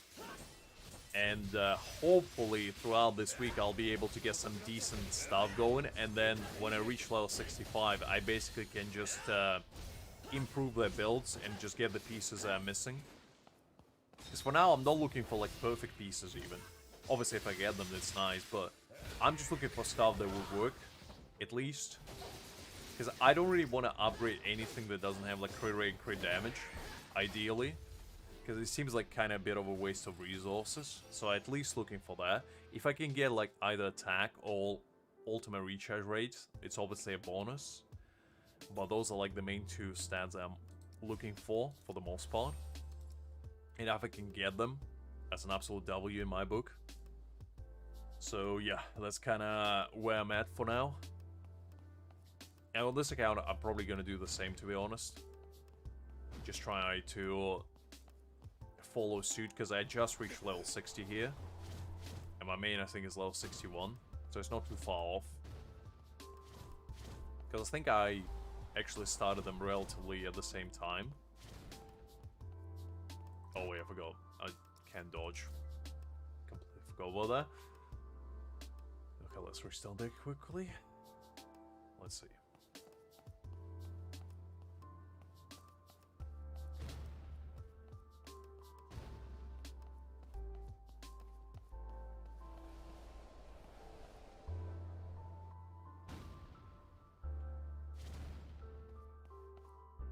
Okay, that's not too bad. So far, so good.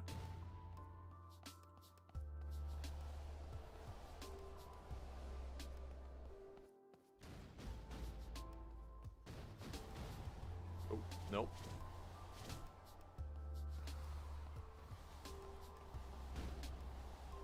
Ooh. Okay, that was pretty good.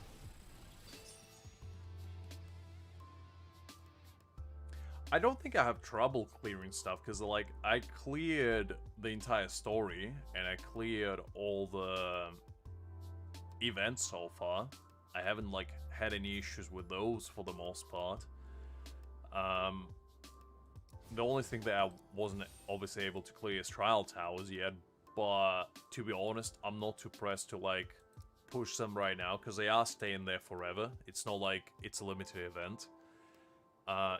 I still haven't done, like, fully the Eisen's event, so that might be the only reason why I might try to push stands a little bit harder on my end. But I'm not sure how hard I'm gonna go, to be honest. Hopefully I don't need to go too crazy, because I did on this account today, and it was relatively hard, but I still managed to clear a majority of it, except the last Eisen event, which I probably will come back to and try to clear it later. So it didn't seem like it was undoable. Just needed a little bit of patience with it, I guess. But that will be like the determining factor, because I do want to try to get to top 100, because I really like the title that you get for top 100, and the main problem is majority of the people on my server, unfortunately, are whales. Well, not majority, but a lot of people on my server are whales. And, like, I think I have at least 20 people on my server with B6 Eisen. So, that's gonna be a little bit challenging to do that. But I am hopeful that, you know, I'll manage to squeak it out.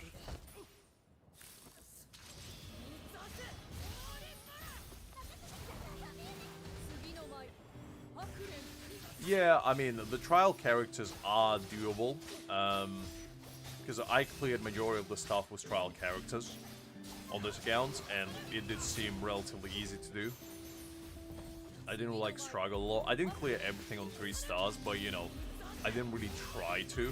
I was just taking a peek at what event actually had to offer, just to get myself familiar with the, you know, boss patterns and all that. But yeah, it shouldn't be an issue, hopefully. I'll need to take a peek at, like, leaderboards and see if I can easily enter one of them. The main problem is going to be the Gins one, because I don't have any strike characters built. I do have Yoriichi, but I haven't built her that well, to be honest. So I might need to rely on, like, trial characters, unless I can just use my Ichigo and brute force my way through it. Because my Ichigo is relatively well built, so I could rely on him. But I don't know. It's gonna be interesting to see. Because I don't know how big of a damage boost you're getting if you are using, like, the correct typing. But it's probably not a small amount. Because to be honest, I did clear Gin's challenge with pretty much Ichigo's team. I didn't even rely on Toshiro. I only used him for, like, the last bit when I was trying to rank up a little bit higher. Because I think I went all the way up to 95k. And for that one, I had to use, like, Toshiro and Momo and Rukia just to get a little bit more points. So that was the only reason why I used them, but otherwise Ichigo kind of cleared it for me. So hopefully he can do the same. We'll have to see tomorrow.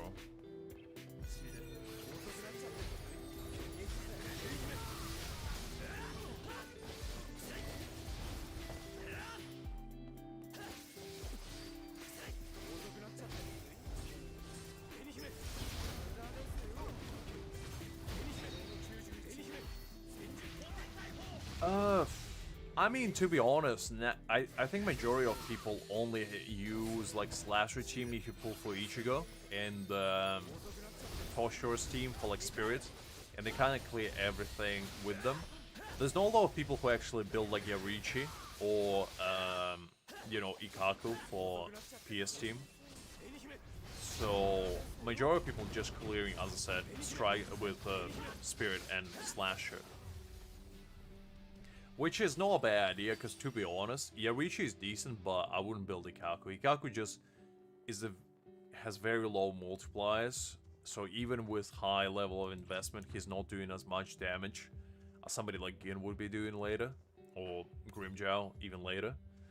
So that just seems like a very sporadic investment to make for the character that you're probably gonna replace in the future relatively quickly. But Yarichi seems okay.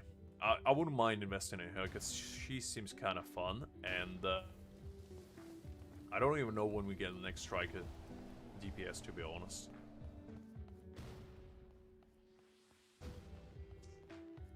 Okay. This is not too bad, I guess.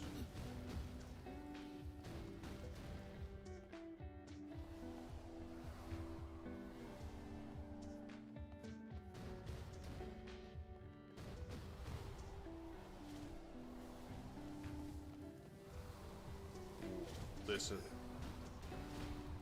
a bit tricky. Okay, not too bad.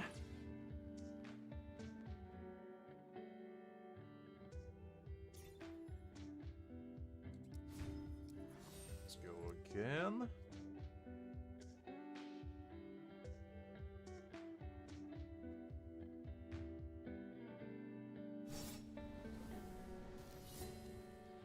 Oh, sorry to hear that. Yeah, I mean, I do like Ichigo. He's a fun character to play around with. But I do feel like whenever the next, like, slasher DPS comes out, he will be a little bit power crept, because his gameplay is very simple, you know. You just basically do 3 normal attacks, you unleash his special, and then you basically spam it until you get your ultimate charge, and then just unleash that. So there's not much finesse to his gameplay. He's a very, like, straightforward character, but in a good way, I feel like. Because, you know, he's simple to get around playing, and he does, you know, a lot of damage. His ultimate, like, for now, is the hardest hitting, you know? So there is that. I don't know if it would be worthwhile to actually get him on his rerun, because probably by the time he gets a rerun, there will be another slasher DPS. So you're probably more worthwhile just getting a new one, to be honest.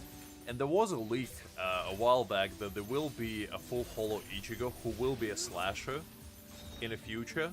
So I feel like if you have a choice between bankai Ichigo and full holo Ichigo, the choice is really clear. Unless you really like bankai Ichigo. Because to me, like, full holo is what it's all about. And he's probably gonna be like half anniversary unit now that I think about it.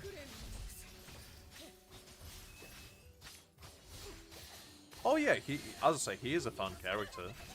I do enjoy playing with him quite a bit, but yeah, he's the thing is about DPSs in games like these is that they age like spoiled milk. In a very rare case where a DPS comes out, latest a new one, is actually weaker than the old one. And that's just an unfortunate fact of these kinds of games, because they obviously want to entice you to pull for the new unit, so it's in developers' best interest, for obviously financial gain, to release characters that are stronger than the old ones. And it's not always the case. In very rare circumstances, you do get units that are older, that are better. And that's always a good thing, because, you know, that means you don't have to pull for a new unit. And that's always a big W, but as I said, DPSs are usually the first ones to go, because I have a strong feeling that Kisuke and Aizen are probably gonna be, like, mainstay units for, like, at least a year, at the bare minimum. And I, honestly, you probably would be able to use them even beyond that. And that's because they are not, like, just DPSs, they bring much more to the table. Obviously, Kisuke gives you, like, damage in a form of attack, and he also boosts your crit damage, I believe. So, and Aizen boosts your old typing damage, 30% flat for pretty much every single type. He does a lot of damage. He boosts his own damage, like spirit damage, so he does even more on his battle skill, and like, he's just crazy to go around. He gives you like the counter attacks for free, basically, so you can shred the shield and get enemies into spiritual dissipation.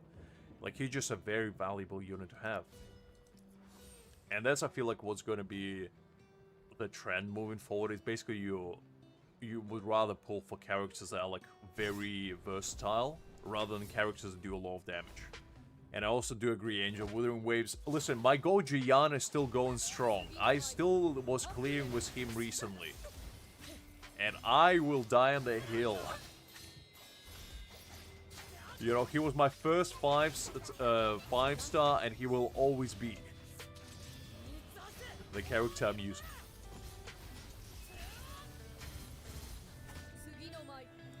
Pretty much, I mean, yeah, Urahara is a mainstay in pretty much every single team.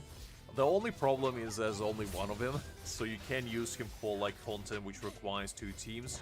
Like, passive, the Peace Battle, blank out the name for a second. You need 2 teams on there, so you obviously can use Urahara with both of them. But that's when a new unit like Kisuke comes out, that's basically gonna be a must pull, because then you can just use 2 of them and basically steamroll through the entire game. You'll never have to pull for another support, essentially, unless it's gonna be like crazy.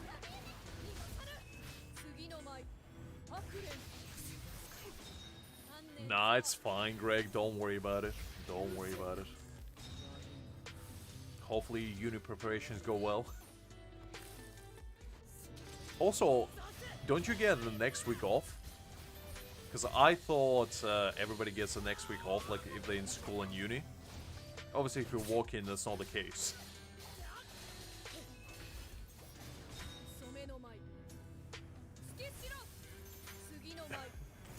Angel requires your assistance, Greg. You have to bless his almighty gambling addiction and give him some luck.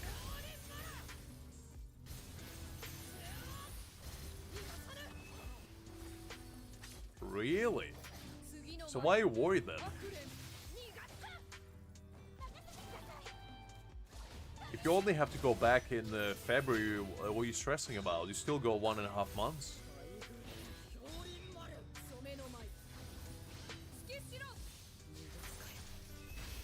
Okay, well, fair enough, I guess. I mean, this seems like an awful long time, but you do you, I guess. It reminds me of when I was, okay, so you're skiving. I see, you're skipping, rather.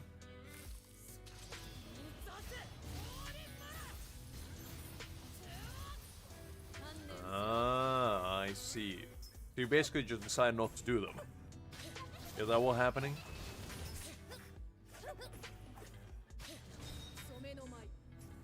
You remind me of my last year of college, Greg, because my last year of college, I essentially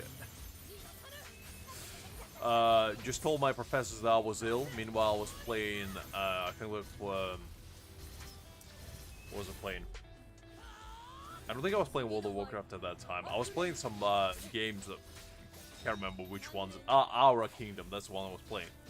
And I basically just told my teachers that I was ill, and I just did all assignments from home and just submitted them and passed my course that way. And I didn't attend my last lectures for like 3 months.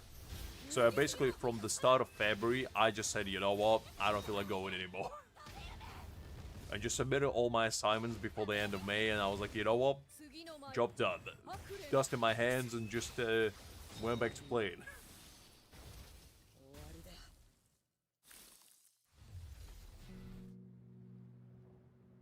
Ah, I see, Greg. I see. So you tell me you're taking the easy route out.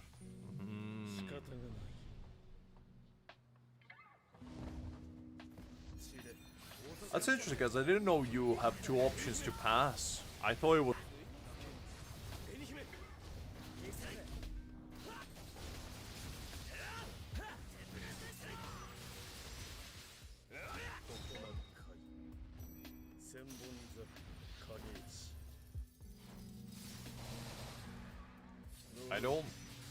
I don't think so, Greg. I think it might be on your end this time.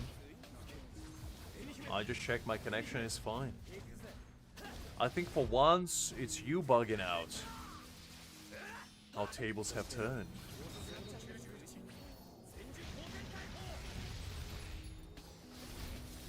Or was it? Oh, okay. Maybe it was spacing out for a second. Apologies about that if that's the case. Look, it's a prime British weather. What can I do, Greg? Unfortunately, I'm not powerful enough to manipulate the weather yet. Oh man, did I not manage to finish it in time? That's fine. I'm not gonna stress about clearing on full stars. Just clearing it for now is good enough.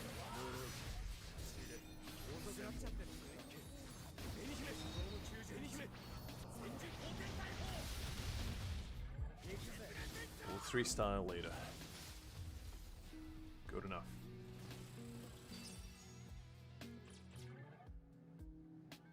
I mean, to be honest, we only had like a hiccup 3 times today, so it's not too bad. That's like a prime number, you know? That's not too many or too little. Okay. Let's quickly get our Spirit Jades.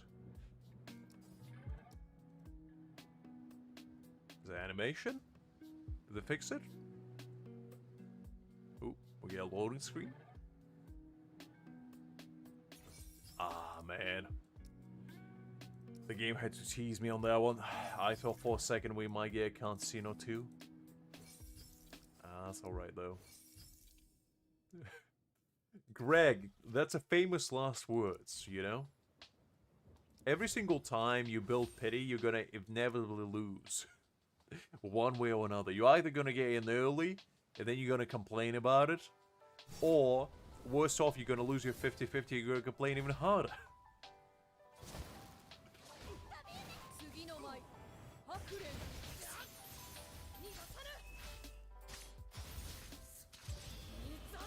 You always gotta save, you know? Gotta be patient, gotta strive towards success in the long run.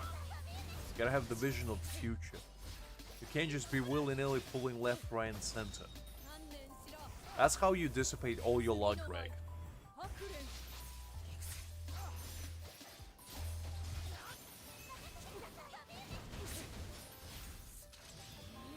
I mean, fair enough, Greg, fair enough, I guess. I mean, the saying, you know, the only lose if you quit is holding true more day by day. So I guess if you never try, how can you know if you never succeed?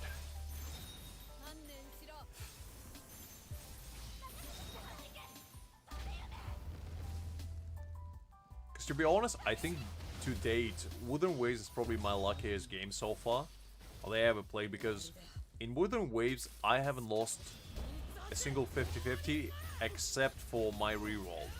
Because when I was rerolling for Jiyan, I think I lost to Lingyan. But I did get Jiyan in the next like single pull, so it wasn't technically counted, to be honest. Because it was basically I did 11 pulls on my reroll. It just so happened to get Lingyan along the way. And then I think I got his weapon in like another few singles, like 5 or 6 singles. And then when I pulled for Jinchi, I got her. And then I think I also got Brunt and Shorekeeper. So far, I have 4 Ws. And obviously I got a couple weapons, so... Oh, so you only have 20 pity. You made it sound like you have like 50 or 60. I thought you were playing with fire over there. I didn't know you were merely dipping your toes in. This man expected to get a character on 20 pity. Unbelievable. And you called my greed biblical?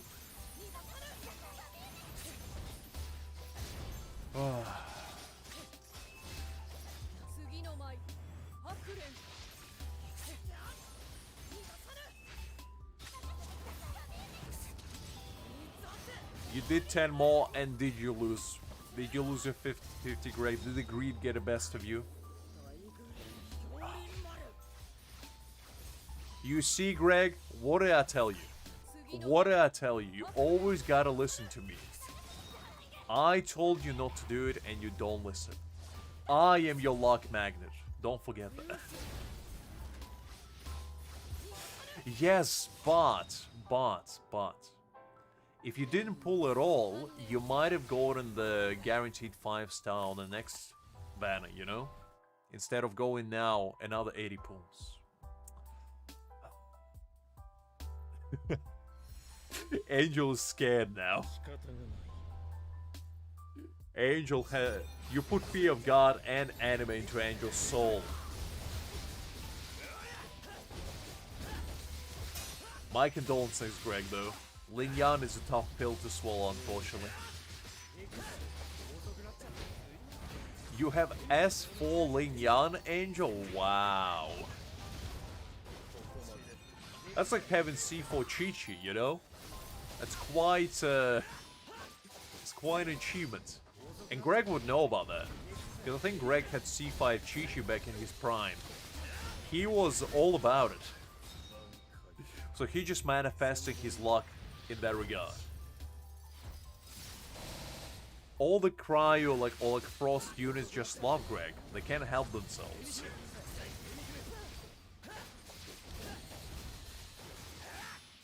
Look, I know, Greg, I'm just telling you, it's your dark past. You're a changed man now, you're a man of luck.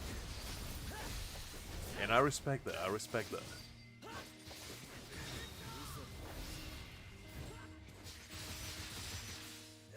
Angel, what pity are you?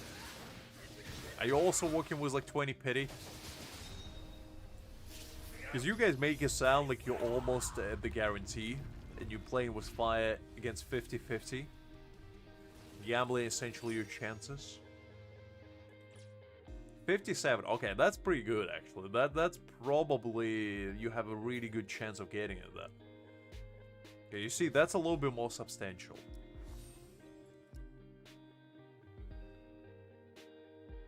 Nah, Greg, I know you're doing it for the funny. I know. Nah, getting angry about losing 50-50 is how you lose, you know? Because if you get angry, that's how they get you, you know? Because then you start thinking about it, then you're like, well, I already lost my 50-50, so if I do another couple 10 pulls, I'll probably be able to get them. And, you know, then you dump all your resources into the banner, and then you go to hard pity for the character that you didn't even want. And then, you know, you're sitting there on the edge of your bed, contemplating your life choices and how they led you to this point. I've been there too many times. I know all about it.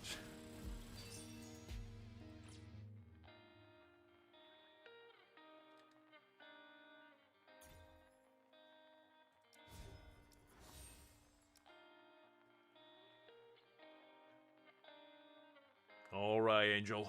Good luck in your endeavor. Hopefully, Greg, the almighty luck demon, will bless you with his almighty powers. He gave you the Temple of the Century.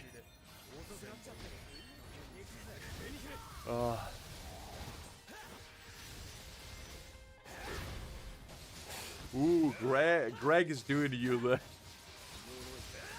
Ooh. Angel, do tell me how it's gonna turn out, because now I'm curious. Now that there are stakes on the line,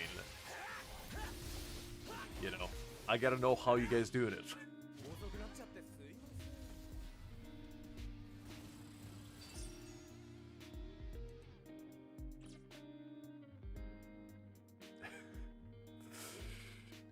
I see, I see. You're pulling the good almighty Gojo card, Greg. I see, I see.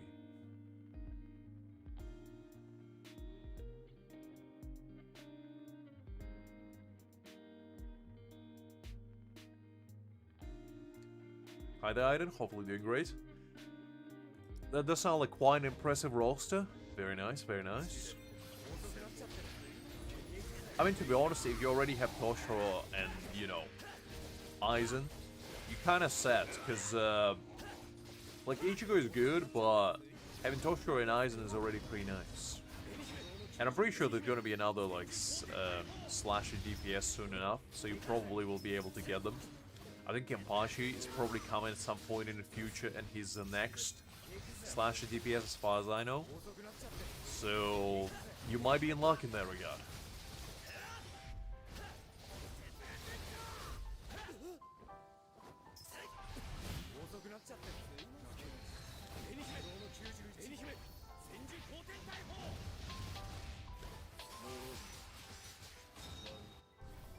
Ooh, they ran out of time. Man, didn't realize it. I was too engrossed with Greg and Angel go. I forgot to protect the guy. I forgot that.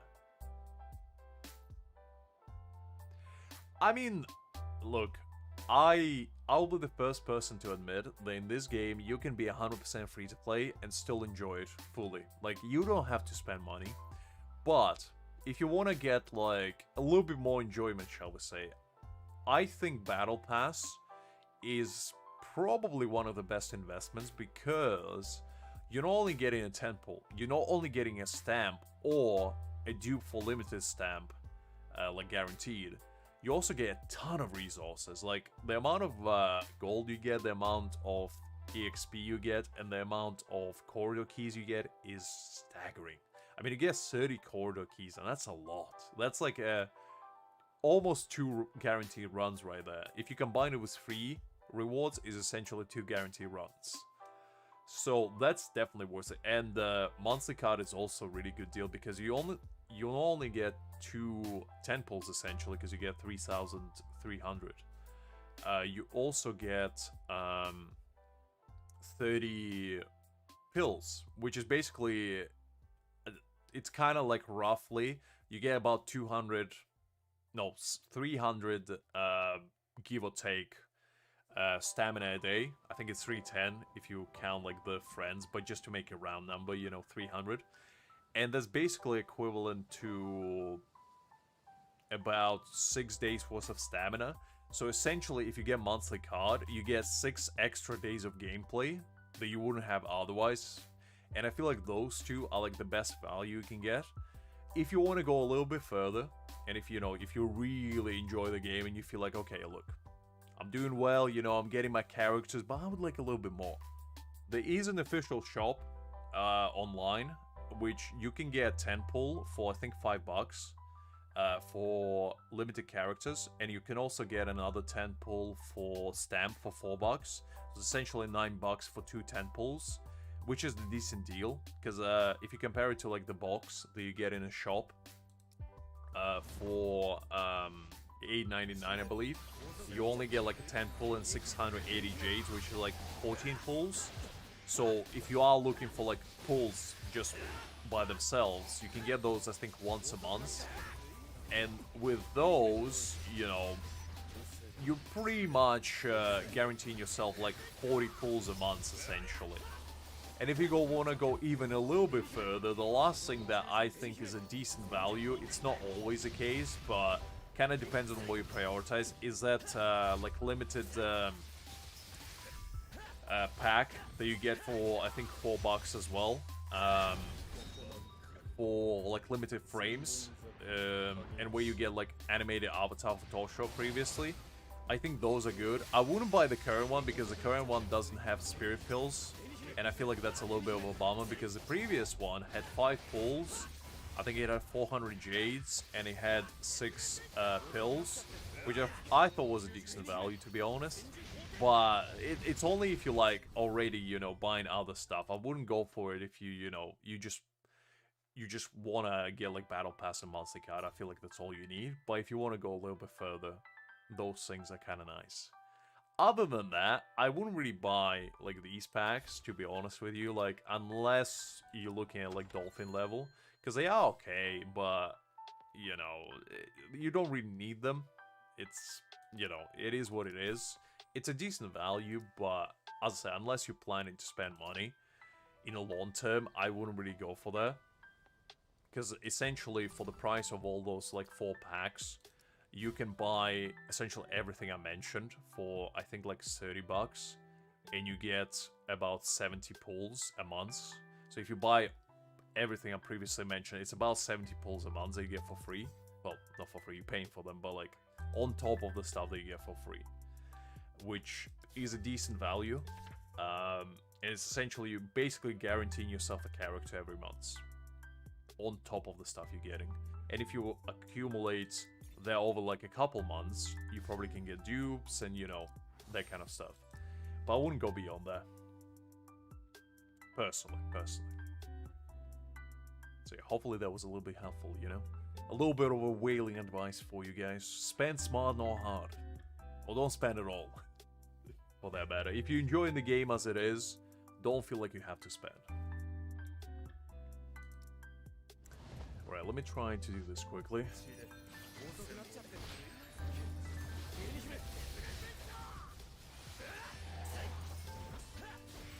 let's exercise these guys.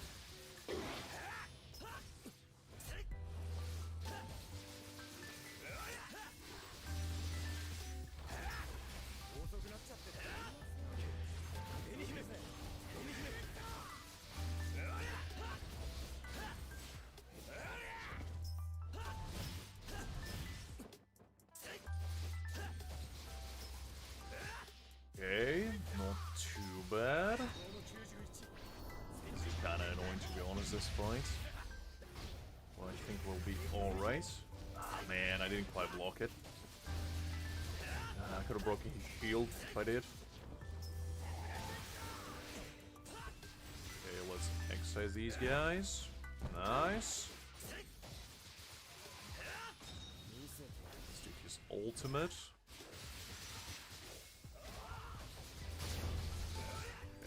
Nice, love to see that.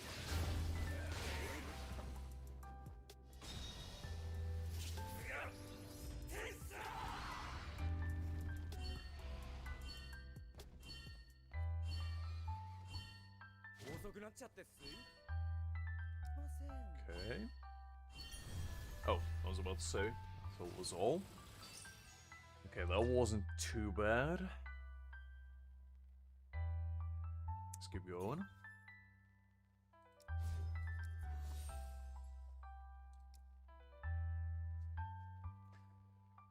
Alrighty. These adventure stages are actually kind of difficult, to be honest.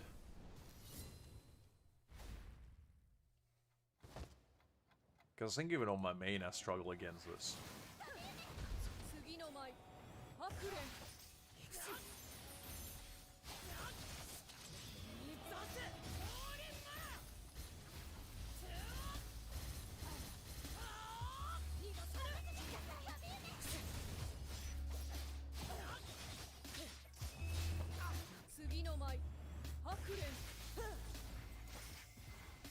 Oh man, I'll dodge that, but...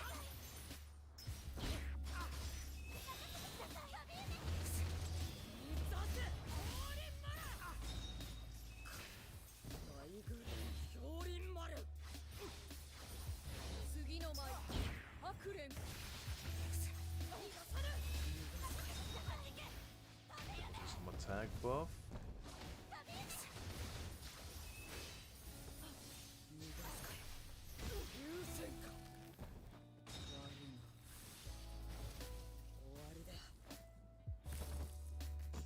Oh, that wasn't enough to finish them. It's been unfortunate.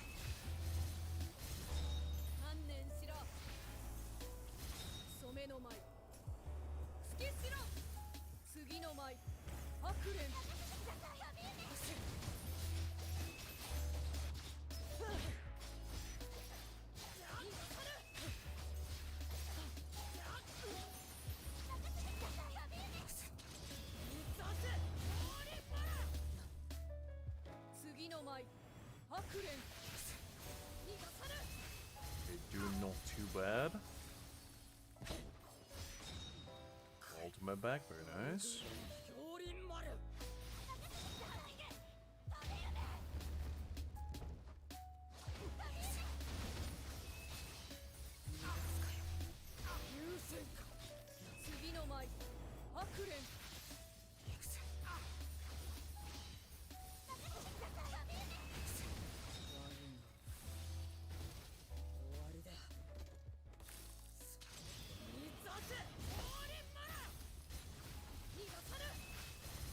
Just boss left.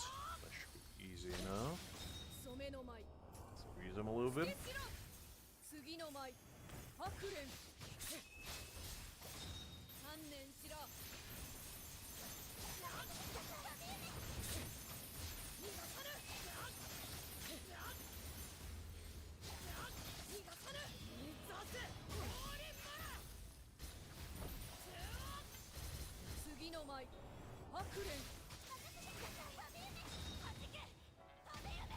Type buff, very nice.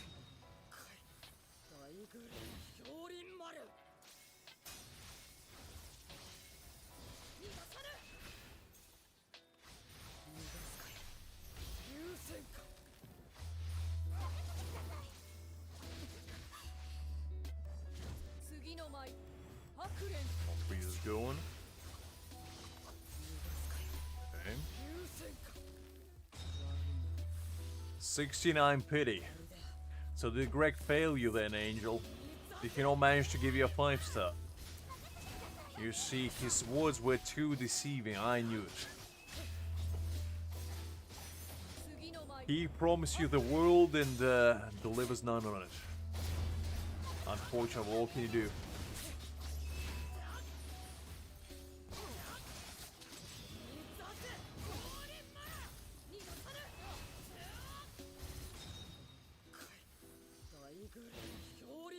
Well, at least you got a very good number, Angel. I feel like if you have 69 pity, you're pretty much set for success.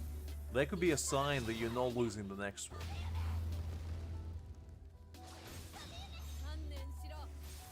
Now, all you have to do is get another temple. So another like 24 hours of grinding and you're gonna be quite there.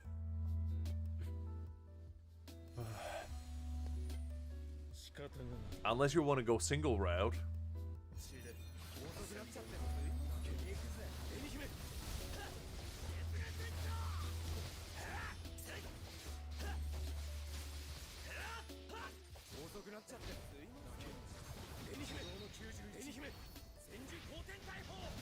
I mean, I don't know. It's quite a lot of resources, Angel.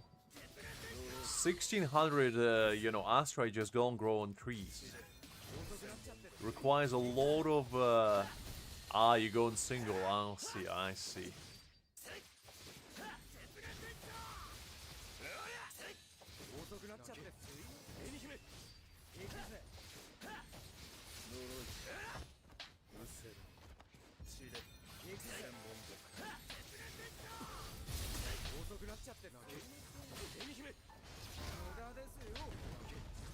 Yeah, but we're talking a full day, Angel. Are you gonna play Wuthering Waves for a full day?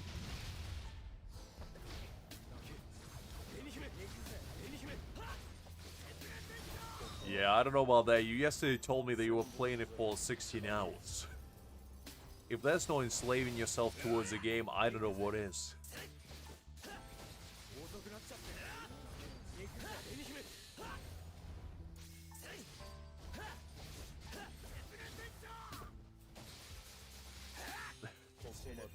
Look, I'm just stating the facts, Angel. You don't have to justify yourself. It's fine.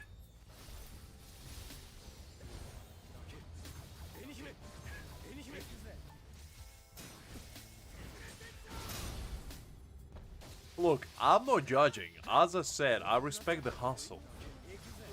It's just, you know, you gotta call a spade a spade.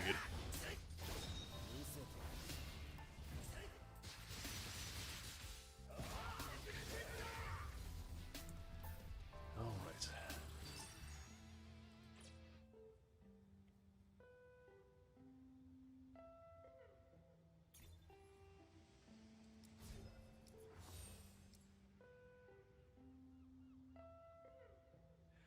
I mean, that's the most dangerous time to be grinding pulls, Angel, because I've been at that crossroad many of times.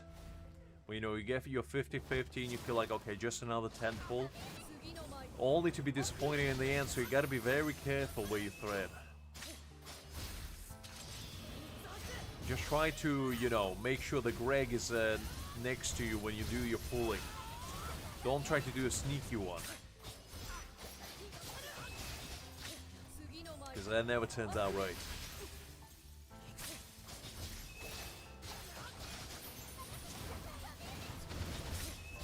Okay, let me take a quick water break because my throat kind of feels like a Sahara desert over here.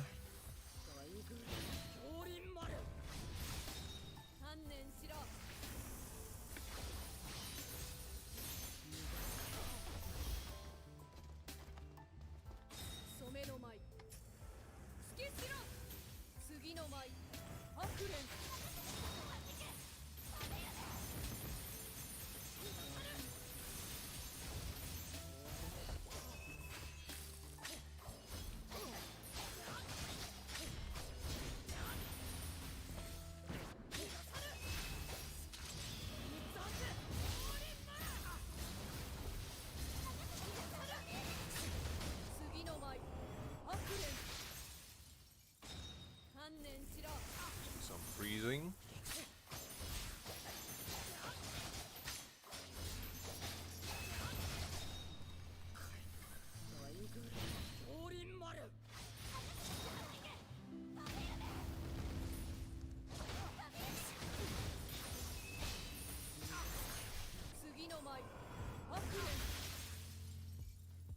I'm doing an adventure, Hakim. Trying to grind chapter 6. You know, getting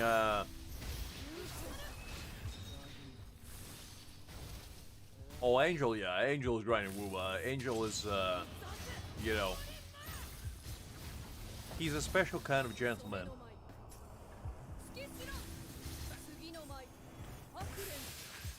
You gotta specify who you're referring to, Hakim, over here. We all be grinding. Greg is grinding, you know, luck. Angel is grinding Wuba. I am grinding this game, you know. We'll all be grinding something. I mean, to be honest, he might have, Greg. He might have. You never know. And I guess we'll never find out. Isn't that right, Hakim?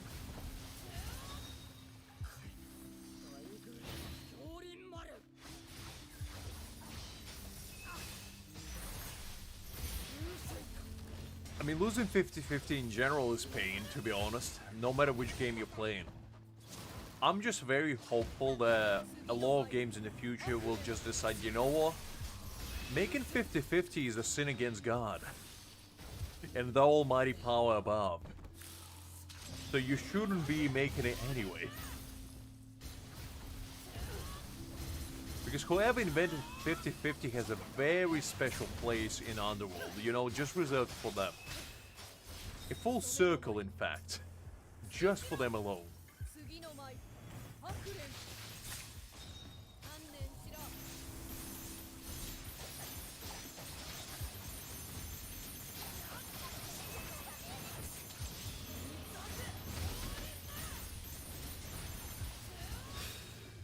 Greg, that's a slippery road you're going on.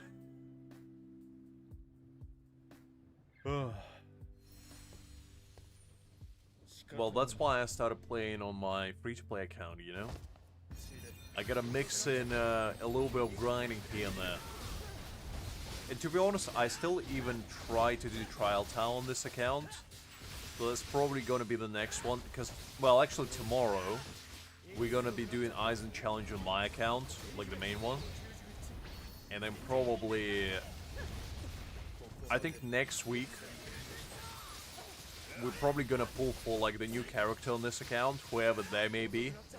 Unless I don't need them, because it will depend if it's Gin or not. If it's Gin, we're definitely pulling. If it's somebody else, I'll have to consider it. But yeah. Listen, that's fine. That's fine, Greg, as long as you don't try to liquefy them. I think you'll be alright. Where did the bald man come from? That was a bald man jump scare right there.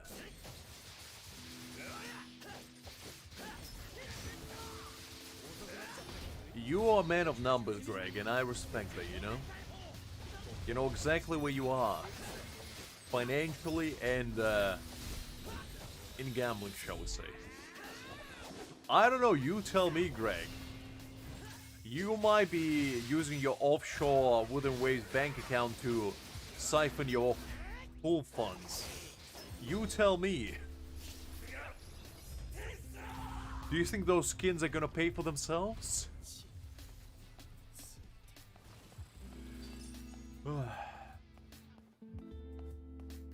Yeah, but that's the thing, Hakim. You see, I just have a very sneaky suspicion because if it was Gin, right? If it was Gin, why would they not say it here? You know? Why would they not just say that it's Gin? Because they did that with Aizen and they did that with Toshiro, but they didn't do it with Gin. Why? You know? What are they trying to hide? How are they trying to deceive you? Is a question. So that's why I have a very sneaky suspicion they might not begin. I don't know. It would make sense for it to begin, obviously. Because, you know, he's the only character that we know of that's supposed to come out. But they might be planning something else, you know? They might be cooking up something else.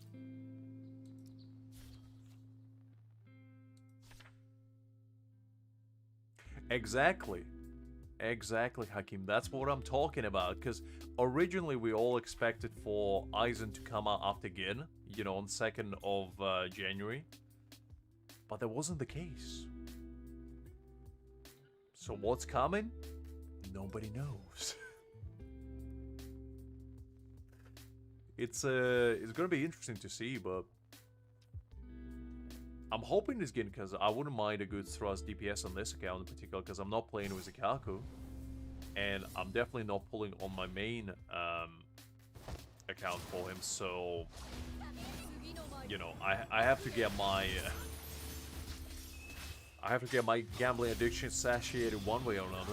And the only way I know how is to make another account, shall we say. Because I did consider... briefly, and I don't know if I still might do it, to be honest, but basically I did consider re-rolling for Gin when he came out, and basically just giving the account away at the end of the stream just to do it for funsies, you know, play around with him. And to be fair, I might still do that on Friday, just to, you know, give somebody a gift of Gin for New Year, who maybe don't have enough patience to re-roll for him, and maybe it's their favorite character. I might still do that just because, you know, I have to keep up my street cred of being the ultimate re-rolling enthusiast. But I'll have to consider it. I'll have to consider it. Well, that's the thing, Hakim. I don't know. They might release Kenpachi, because, you know, Kenpachi has been in a game file since the genesis of the game. And a lot of people actually know how Kenpachi is played, unless they change him entirely. So he's a relatively old unit. And a lot of people were actually expecting for Kenpachi to come out after Toshiro. Because, you know, we didn't know anything about Aizen and Gin.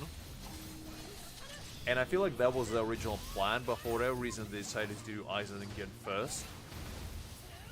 So... it could be one of the two things. They're either gonna wait with Kenpachi until he fights Noitora in like the story, and then release him, because that would canonically make sense, and do the same for like Unohana probably, because she fights as well, and then go straight to like Karakura arc, and maybe release Gin then, because Gin fights against Ichigo in there.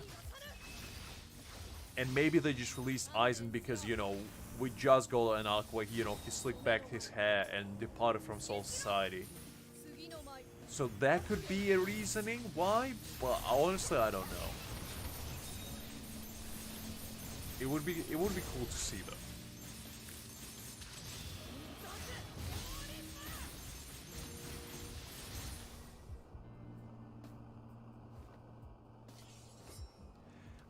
As I say, it would make sense, Hakim, but I wouldn't count my blessings on it, to be honest, because you never know. You never know. Like, there was a lot of leaks about the upcoming characters like Mayuri, you know, Soifon. There's some Aran cards as well, like Nell and Ulquiorra. There was, you know, Master Lord Ichigo, who I still think probably gonna be half anniversary unit at this point.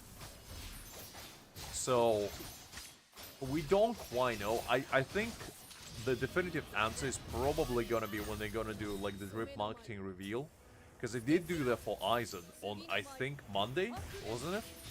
So I believe on Monday we're probably gonna know who it's gonna be. Well, that's what I was surprised about as well, because I was like, why would they release two same affinity units back to back? But at the same time, every single team in the game, like both Thrust, you know, Strike and Slasher, they had at least two SSI units.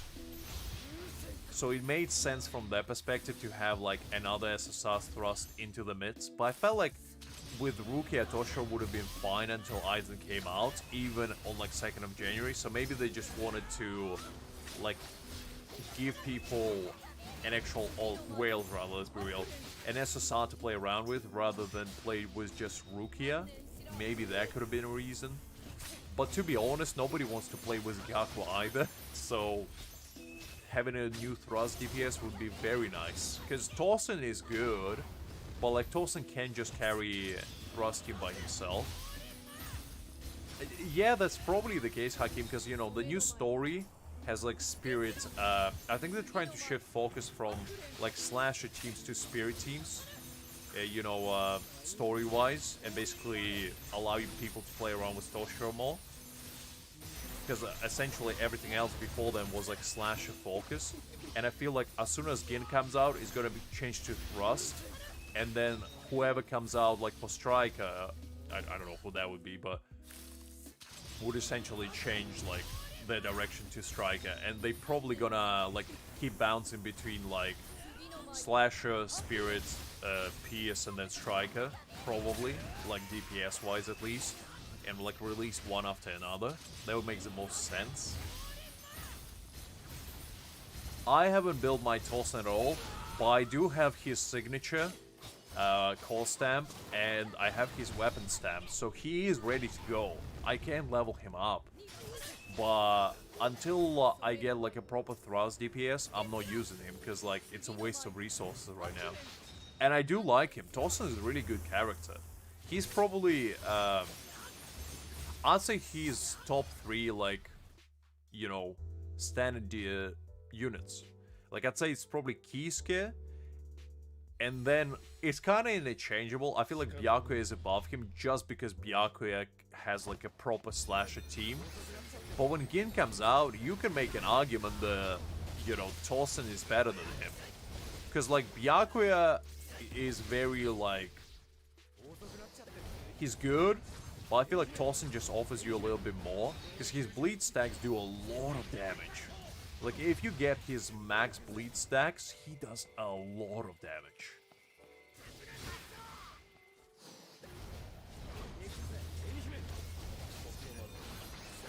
As I said, I think they did Torsen very dirty by pairing him up with Ikaku. Because, you know, Torsen just pretty much, you either use Torsen by himself, or you force yourself to use Ikaku. And they just know something. I was really baffled. You know when they buffed a bunch of characters? I was really baffled that they didn't buff Ikaku. Because they buffed Byakuya of all people. They buffed like Yaricha. They essentially buffed every single unit except Ikaku. And I just wanted to understand what was the thought process behind that. You know, I wanted to see, like, the board meeting where they had the discussion and be like, okay, every single SSI unit from standard is a little bit lacking, so we're gonna improve every single one of them, except the bald man. Because, you know, he's bald. I think that's already overpowered enough. Do you see the sheen from, the gleam from his bald head?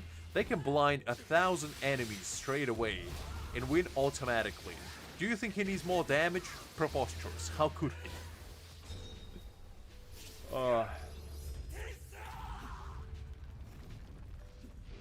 I know, Hakim, I know. But I guess they're thinking... I know, that was the most baffling one, because Toshiro was like the last gentleman that needed a buff. I didn't even know people complaining about Toshiro being weak. It's like, who in their right mind looked at Toshiro and they were like, you know what, he's good, but he's not that good. And the devs were like, alright, hold my beer. Let me fix that for you real quick. It's like, why? I mean, I'm not complaining because, you know, I have Toshiro, so it's fine, but it's like, the only man that actually needed a buff, actually not getting one, is crazy to me. It is funny, though. It is funny. Because Ikaku just gonna become, like, a perpetual meme in this game, where people just gonna have, like, Ikaku scale. It's basically how much stronger than Ikaku every single new character will be. I feel like that will be the new measuring system. And it's like, oh, the new DPS is worth 4 Ikakus. I'll be like, wow, 4 Ikakus, I mean, that's a lot of Ikakus. That's a lot of boldness right there. You know, when Wastel or Ichigo comes out, it's like 16 Ikakus. I'm like, wow, that's a full squadron of Ikakus. You know, Old Man Yama comes out, it's like 100 Ikakus. I'm like, wow, that's a full army right there. You telling me Yama can overpower 100 Ikakus by himself? Wow. What a man.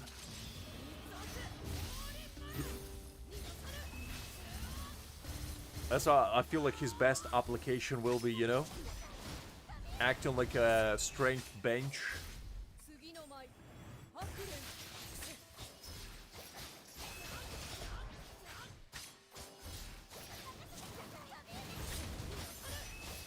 I mean, look, like, if they want to buff already strong units, I'm not gonna complain about it, but, like, at least they didn't nerf anyone, you know? That's one thing that we can count on blessings on. Because I feel like if they start nerfing characters, that's when people probably would have get outraged, especially whales. Because imagine them, like, decreasing multipliers of Ichigo's ult or something because they thought they was too good. All the whales that went for B6 would be absolutely livid. And to be honest, if I had him, I probably would have been as well. Yeah, you know what? Aizen just doesn't do enough damage, you know? Let's buff his multipliers, let's add a couple zeros to every single one of his skills. Because he just doesn't do enough damage. Do you think 4 million damage on his, you know, battlefield skill is enough at B0? Are you crazy? It obviously needs to be higher. It needs to be 40 million. Yeah. So, I feel like we have a very strong case for buffing Aizen, and I feel like if everybody just groups together and basically says, make Aizen great again, I feel like we can make a really big impact, guys. We can change this game for the better. One very wise decision at a time, if I do say so myself. Oh, golly. It would be interesting to see what else they planning to, like, buff or quote-unquote upgrade, I guess, for the next patch, because I assume they're probably gonna do, like, buffs for, like, SI units later on as well to make them viable, and that would just be interesting. And I really hope they're just gonna buff nobody but Rukia, you know, because Rukia is the best SI, just gonna be, you know what? Every other SR is really good, but Rukia, you know how freeze just doesn't freeze good enough. So we buffed her freeze from 5 seconds to 25 seconds. Because we really want you to experience the Ice Age that's Rukia can cause, potentially. In fact, you know what? When she unleashes her ultimate, she just freezes everyone. Even people that are not within her vision range, she just freezes them all. Just because. Because we feel like that's what truly the gamers need.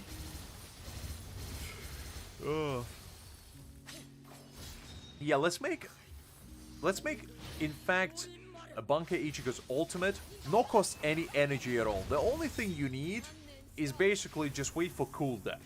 So, like, every single 20 seconds, you can just press button and, you know, everything dies on the field. I feel like that's gonna be a really strong selling point that our dear gamers would like. our playbase would really, really appreciate.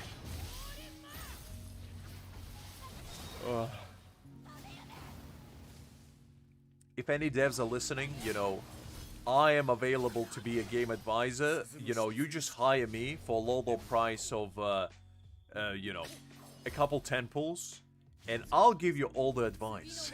I'll tell you exactly what needs to be done. I know what gamers want. You know, I'll make Aizen great again. I'll make Bankai Ichigo actually do some damage instead of what he's hitting like wet noodle right now. And we'll just, you know, we'll make this game what it truly meant to be.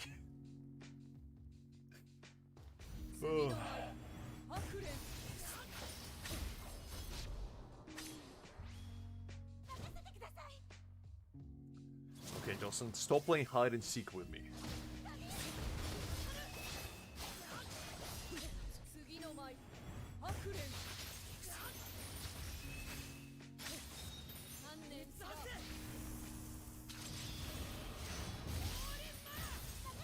Okay, you know what? I feel like for this fight in particular, probably Ichigo would work better. Because Ichigo does a little bit more damage. I actually struggled really hard on this one. And this was the stage that I actually cheesed. Because so you know how the time limit for this is 3 minutes? Or like 5 minutes? I actually cheesed this boss stage by beating a 5 minutes 30. Because I managed to pull off the same bug that we had in Trial Tower on the Byakuya boss. And basically freeze the enemy at the last second. And the timer just stopped working. And I just kept battling until I won. So, yeah. That was my experience with him. And I feel like it worked out great. Okay, let's try Slash Team in here. And then let's do Momo, Rukia, and Toshiro. I know Hakim, I know. But I just got really lucky and I was like, you know what? I'll take it. I'll take it.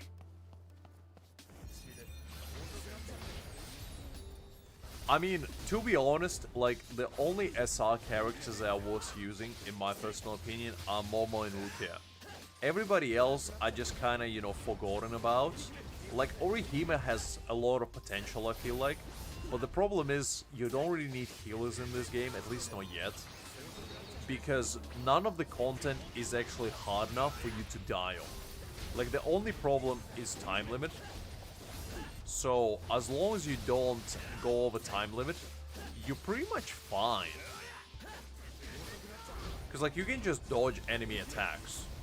So, unless they implement some sort of, like, dot, you know, the kind of, like, bleed that we apply on enemies, if they apply bleed on us, and, you know, we're constantly losing HP, I feel like that's the only situation where we would actually need healers. Otherwise, it's a very, like, niche, especially, same thing with Sergeant. Like, Sergeant gives you a shield, but when do you need it? You know? When do you actually need a shield in this game? Because so far, I haven't encountered a single stage in this game where I actually struggled to survive on. The main problem was, like, the timer to running out on me. That was, like, the only situation in which I needed a little bit of a buff.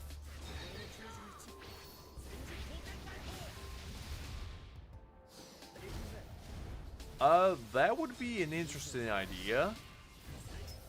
But I don't really know if that would do that, to be honest. Because the only plausible situation where that could work out is basically when they introduce Unohana. Because Unohana is, like, all about healing. So until we get her, I feel like they're not gonna have any reason to do anything like that. I beat Ulquiorra, you know, albeit not, you know, perfectly.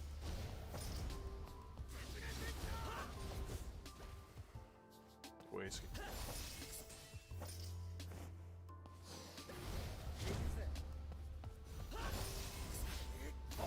block that. Tosin, stop playing hide and seek with me.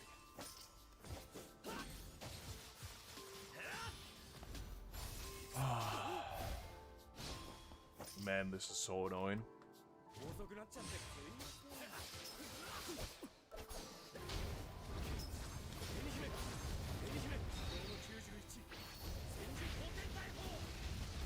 Yeah, I mean, that's the only healer that we have right now.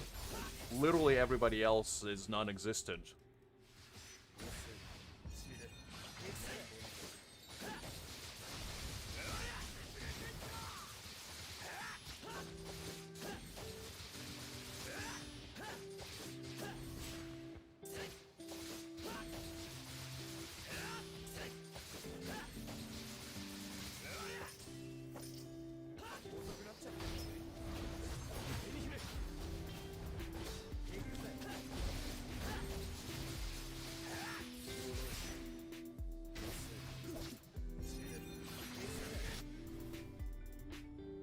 I was hoping I could get an ult to maybe get a sneaky little kill on him.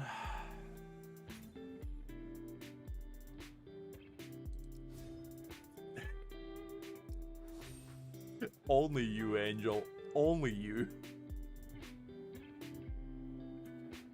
Golly. How angry do you need to be to just start hitting yourself?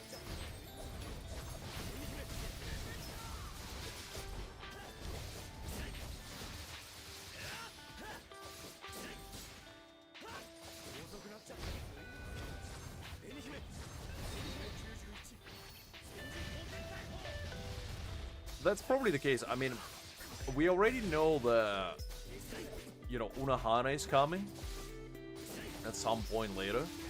So, I feel like she will be the first actual SSR healer before Orihime. And she would be actually a reason for people to probably use healing. Because they obviously want to advertise healers as somebody that you need. And what best way of doing it than implementing a game mode like they're doing right now to basically tailor suit a character that you play. And basically make them feel much more powerful. So I feel like in those circumstances we probably will get something that will contribute to that. But it's all about how long that will take. Because so far, as I said, there's no single game mode which needs healing. And the easiest way to fix it is basically forcing people to use healing. Like dots, you know, because I remember when I used to play Genshin, right? We used to have, like Zhongli was our golden savior, you know, because the man would never die. And you basically just use his shield all the time. So the way they combat it is by implementing like erosion, I think it was called, or something like that. Where basically they made a whole new debuff, which cuts through the shield. And that's what I feel like they're probably gonna do in this game as well. Basically just do, but the opposite, obviously. They're gonna make it so you actually need to use healing. Otherwise you're just not gonna survive. And that's probably when Orihime is gonna come shining if people don't pull for new Unohana.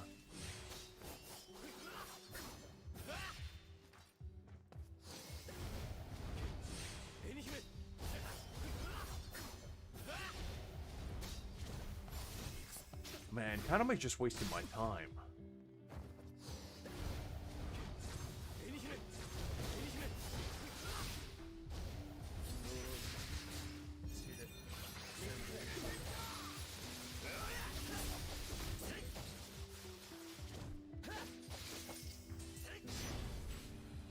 Spiritual dissipation, nice.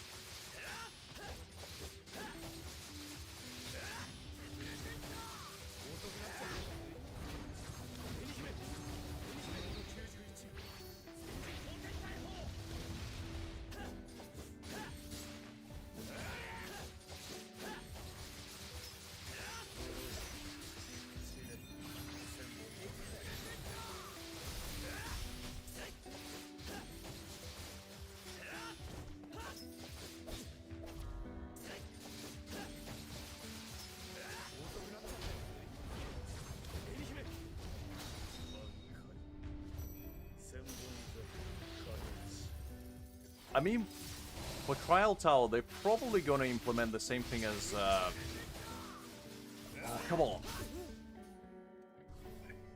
That's pretty close. I'm pretty sure they're probably gonna go, like, limited Trial Tower run, where they're gonna implement, like, certain stages every single month. Maybe, like, 5 or 10 of them. And basically, they're gonna refresh with every single month after you're done, you know, the normal ones. And those were basically will be tailor-made for like new characters. I feel like that would be the easiest route to go about it. It's basically like a mini event that you would get with the characters, which I guess that's kind of what it is now. But I feel like if they actually like go in depth about it and add more stages onto Trial Tower, people probably would be more happy about that, because, you know, it's more content for them to play around with. And for whales to actually use their overpowered characters on as well. Instead of just letting them rot in the, you know, their roster. Not being able to use for anything. But they definitely need to add more, like, endgame content. Because right now we only have, you know, Frenzy Battle, which is fine. It's fun. Or Frenzy Feast, rather. That's like the end game, essentially, because you grind that every week, and, you know, you get the highest rewards, and you get like a raid battle. But other than those two, you kind of don't really have much else going on. Like, you got your guild boss, but that's once a day only, and, you know, you can't really do anything else with your guild for the most part. Like, there is a ranking for the raid battle, but, you know, you're gonna do that anyway already, so it's not really a new content, shall we say. You just basically compete for the highest score. So I guess it adds an extra layer of why you wanna, like, grind it.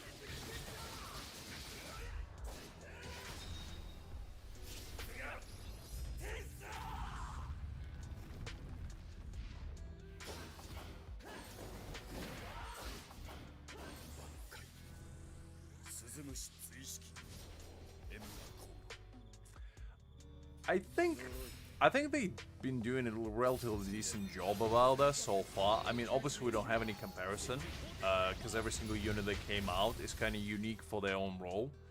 So there's no, like, any correlation between any of them.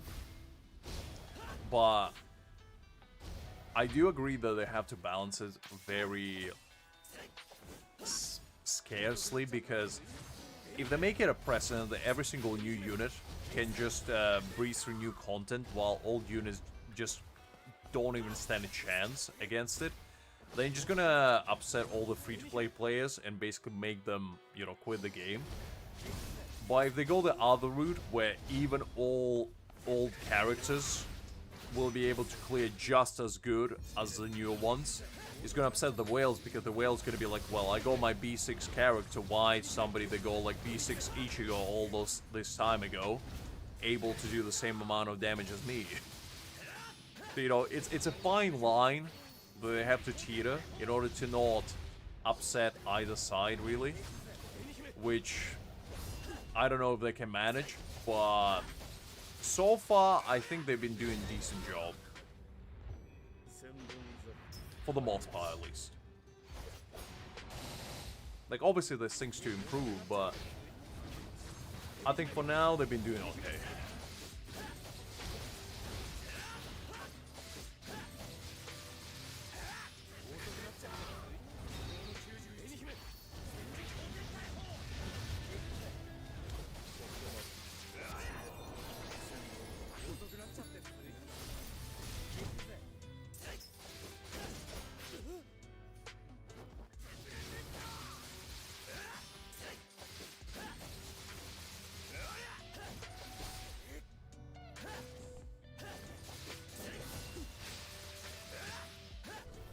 Man, if I got the ult, I probably would have been able to clear it.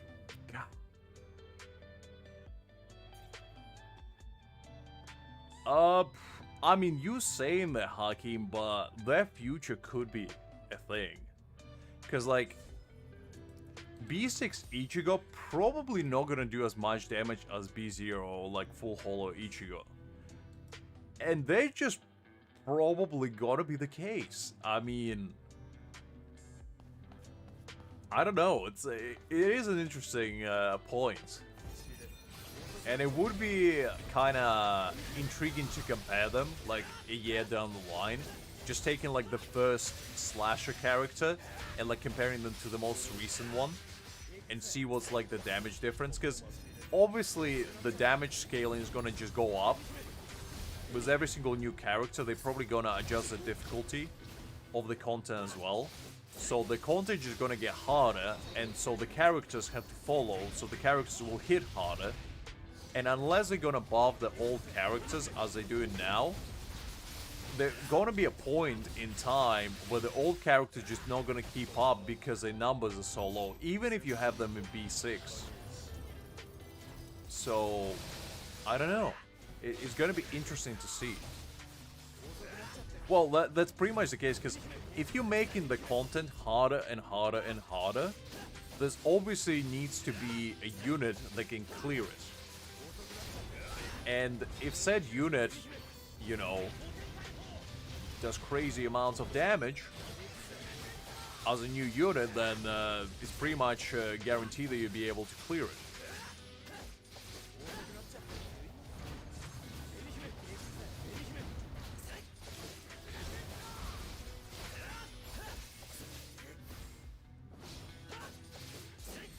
Wait, that would be very fascinating to witness what they're gonna cook up.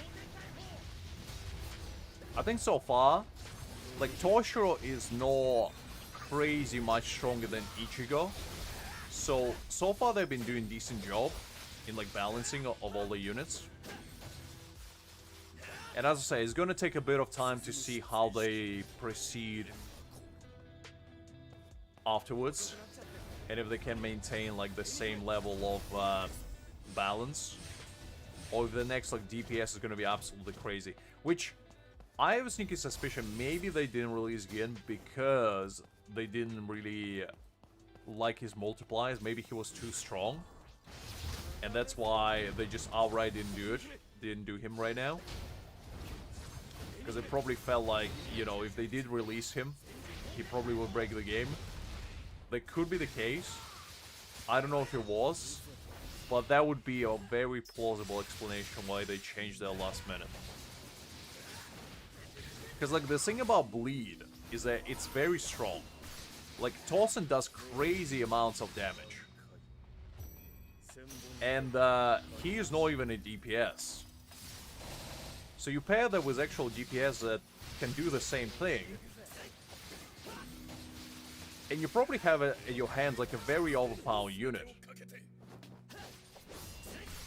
Man, I missed my Ichigo. God. I got too distracted talking about power scaling or whatnot.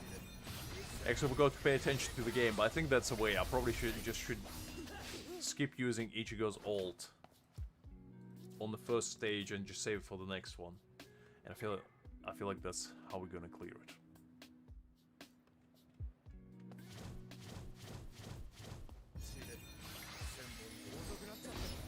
I do think that would make the game healthy in the long run, where you can use just whatever you want, rather than forced to use the latest and greatest unit.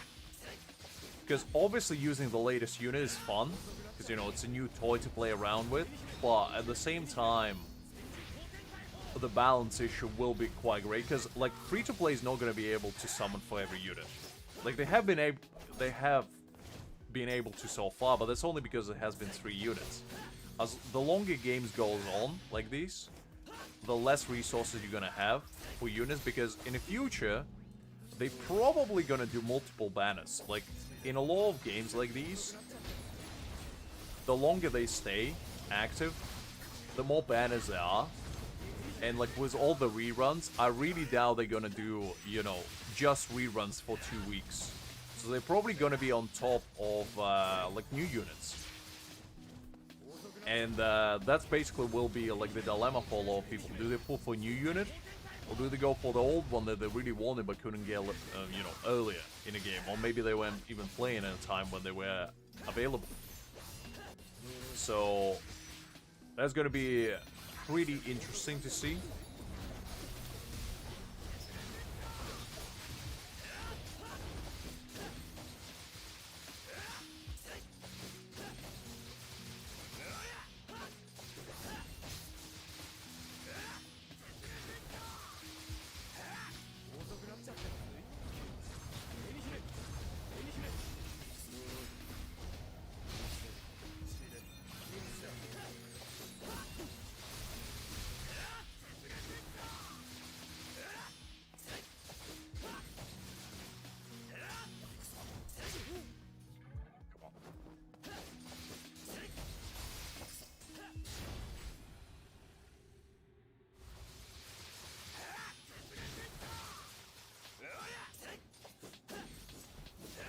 Man, I hate that he gets invincibility as soon as you get him to the second stage.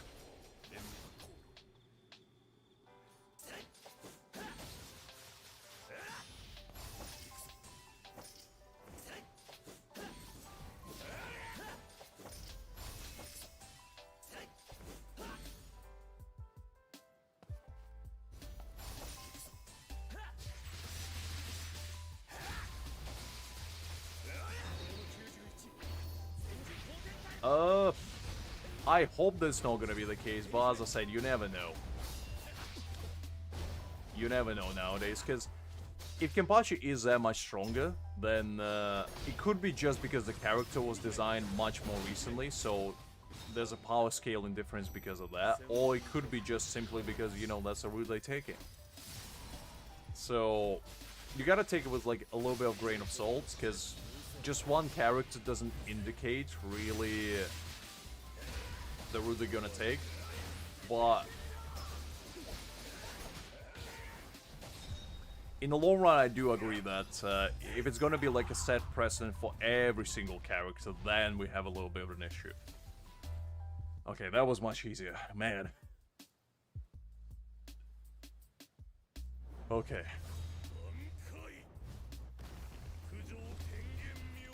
I think that's how I beat it on my main account as well, to be honest.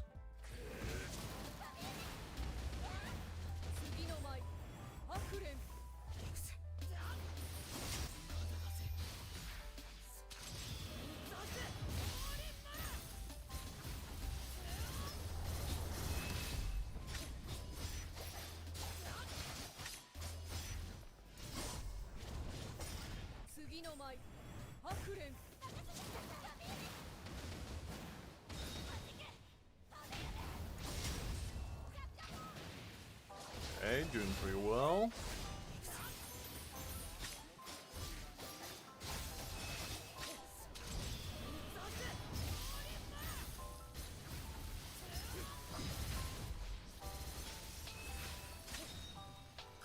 Let's go again. I mean, I don't even know how you power creep Aizen. Because Aizen is already power creeping himself. I mean, there's literally nobody quite like him who does the exact same thing as he does. Unless they just release a brand new Aizen, I really don't know how they're gonna manage to pull that off.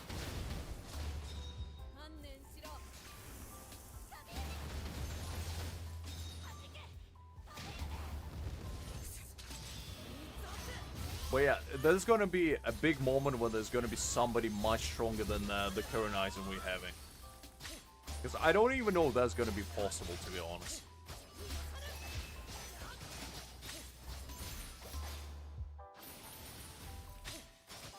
But if they do manage to pull it off, I mean, hats off to them.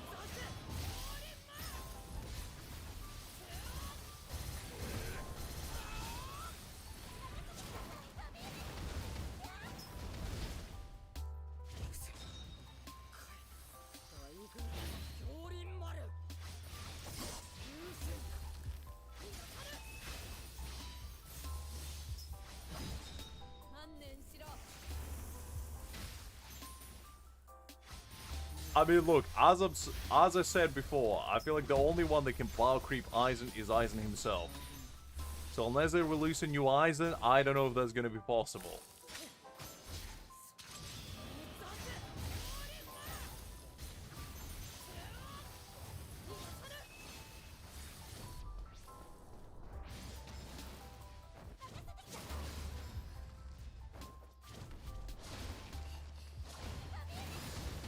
Man, I lost my stacks.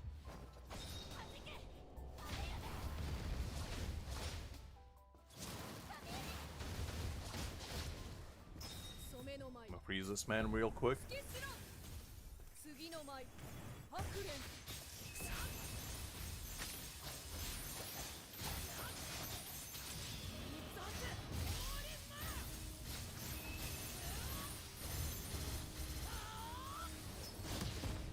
Oof. Hey, did you see that?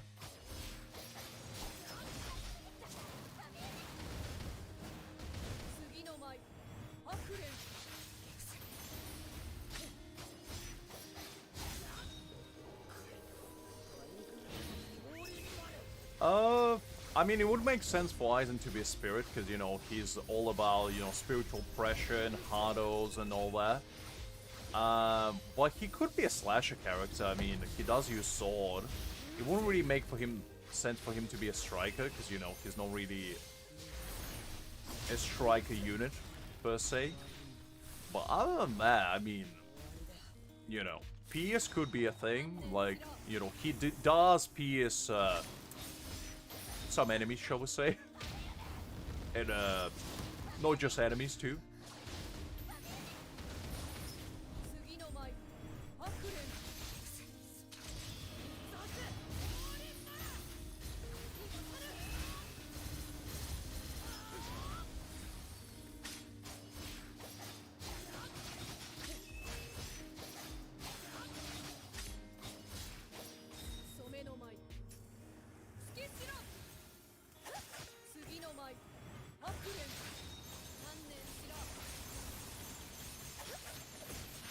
Yeah, you see? So I pulled it off again. So basically, if you freeze this guy at the very last second, the timer just disappears. So, yeah. I don't know if it's a bug or intended feature, but I was trying to pull it off this time as well, and it clearly works. So if you're struggling with this stage, guys, just bring your Toshiro and Rukia, and, yeah. It's basically gonna be a breeze for you. Why worry about timers when you can just become a timer yourself?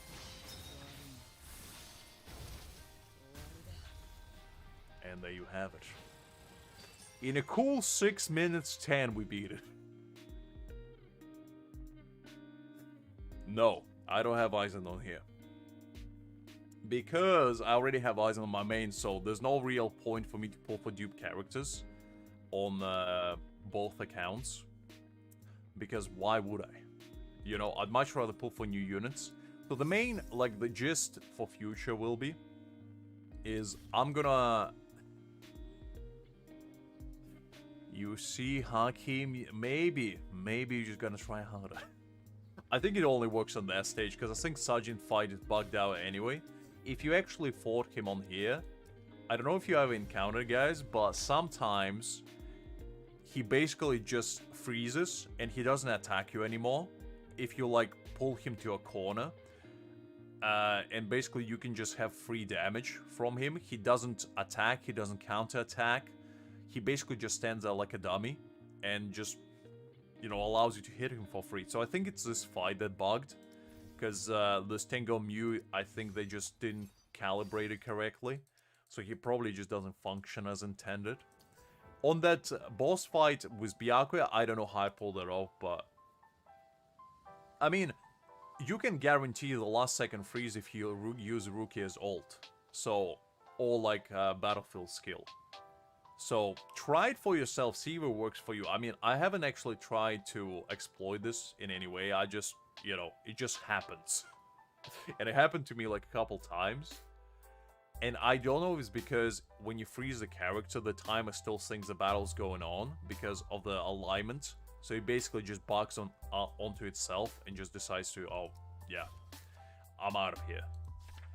But, you know, I don't think you can exploit it for everything, to be honest. But, like, if you're struggling for this fight, just try it out. You know, see if it works for you, because I don't know if it's like a very rare circumstance that I just so happened to stumble upon a few times, or if it's like a legitimate bug. I got no idea, but try it at your own risk, guys. See if it works for you, I guess. Okay, so we got crit damage. That's good. Now I can put down my boy Urahara. Get him to buff me a little bit harder. Oh, I actually already have him. Okay, so we beat all the adventure. I think that was pretty good. But that's basically how I beat on my main account as well. I just got really lucky in that regard. Because that fight is very grueling, and unless you have your characters like really well leveled up, it's a bit of a tough one. I don't know if Tower of Trials works the same way, Hakim, to be honest. It might be, because like Tower of Trials is probably programmed differently. Because you get a much higher timer. I think you get 5 minutes, don't you? Instead of 3. So it might work differently in that regard, but I honestly don't know. Obviously try it out. See if it works for you, but I don't know. It is a very interesting little quirk, shall we say, of this game. So if you go Toshiro or at least Rukia, just give it a shot. See if it works for you. Like if you're struggling in a story, try it out. Because, you know, it is technically part of the game, you know. I always had the mentality, if it's a bug that's not fixed, it's a feature.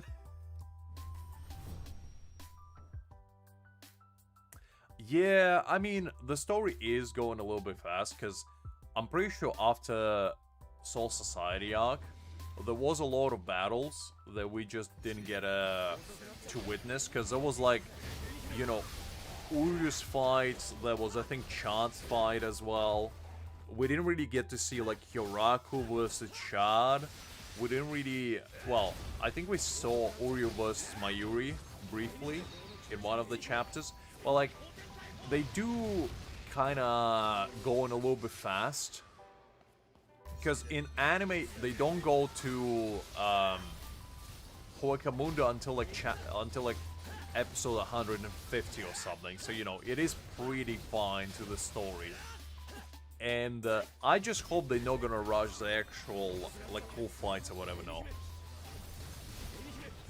Very mature of you, Angel. I am glad that you became the man of patience. I am very proud of you. Don't let Greg's way deceive you. You know, he's just a gambling addict. You gotta be patient. You gotta become one with the Zen and save all your pulls for the next time. Because, you know, it's very easy to get deceived by Greg's luck. You know, the man can just do a 10 pull and get 10 characters in one roll, but we mere mortals unfortunately don't build the same way. I mean, maybe. I just feel like instead of doing new chapters, they should fix the old ones. Because the thing is, they did release a new chapter, like chapter 9, but it didn't have voice, well, it had some voice acting actually, but it didn't have any cutscenes working, so it's like, what is the point of releasing a chapter that is not finished, you know? So I'd much rather them, like, bake it a little bit longer, and actually, like, make it properly, than to just rush it, to be honest. Because, like, at the end of the day, it's better to release, like, full chapter that people can enjoy than just getting something out there, you know? Just so people have something to do. But, yeah, it will be interesting to see, because I feel like we already have 9 chapters, which is quite a bit. Because I remember back in the day when Bleach Brave Souls released. I think they were releasing like a new chapter every like few months, and that was alright. So they most likely will do similar route here, I'd say. I doubt they're gonna release like chapter all the time, like every other week. But once a month does sound relatively decent, because it's not like, you know, you're getting all the time, but at the same time it doesn't feel like they're stagnating it either. So you're getting it in relatively quick pace, which I feel like is a good thing. Okay, let's do a couple more of these. Did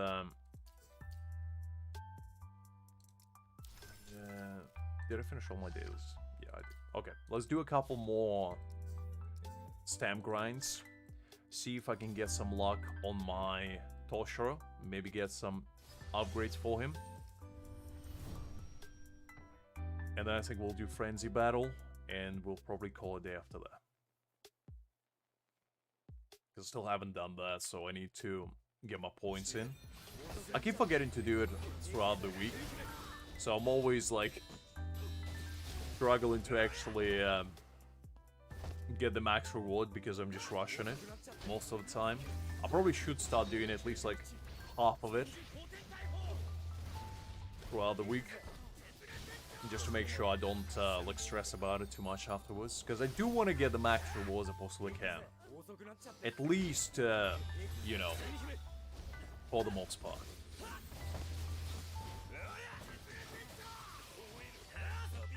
I'm not stressed about getting max rewards on this account, because, you know, I'm just happy with getting whatever I can get. On the other one, I do strive towards getting, like, at least 40 to 50k on there. At least every week, if I can. Okay, let's see. Is there any good upgrades for me? My backpack is full. Didn't I just... I thought I just recycled all the 3 stars. It's already filled up. How much space do you actually have? Because it doesn't look that much. Where's my backpack? Okay. Where was it? Okay, let's recycle all the 3 stars, and let's do 4 stars as well. Because I'm not really gonna use 4 stars either.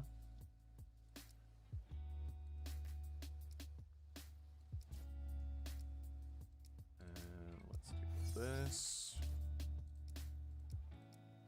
Okay, that should be enough for now. Oh, not that. Is it? Alright, let's collect actually the new stuff. There we go.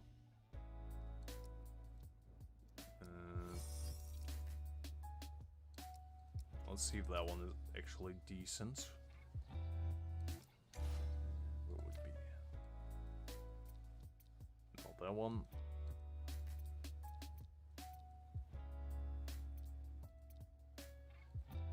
HP, defense. Okay, nah, nothing particularly exciting, unfortunately. Well, let's do one more, and if I can't get it, it is what it is.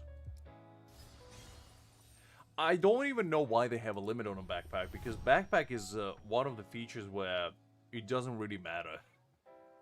Like, there's literally no reason to gatekeep the space there.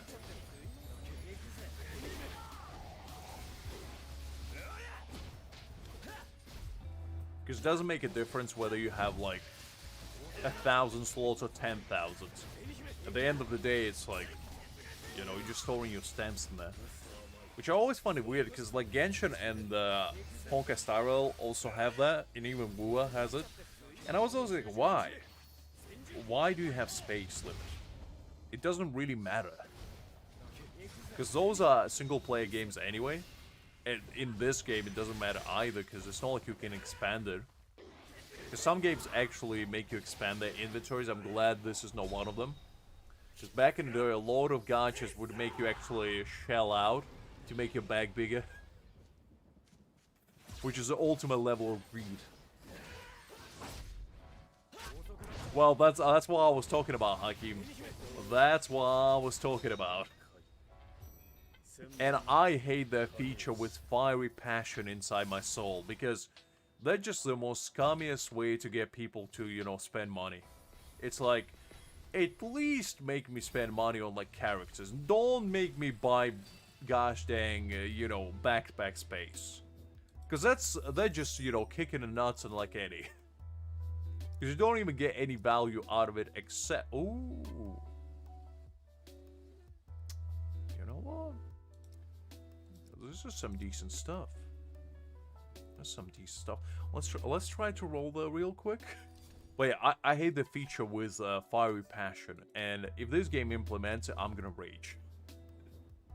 Okay, where was it?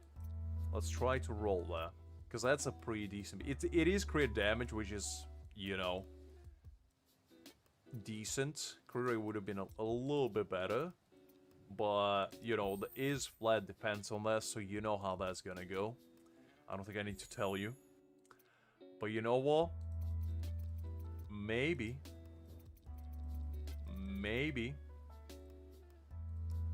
we can get lucky. Okay, crit rate. Okay. The first one is pretty good. Can we keep the good stuff rolling though? That's a question of the hour. Let's see the second.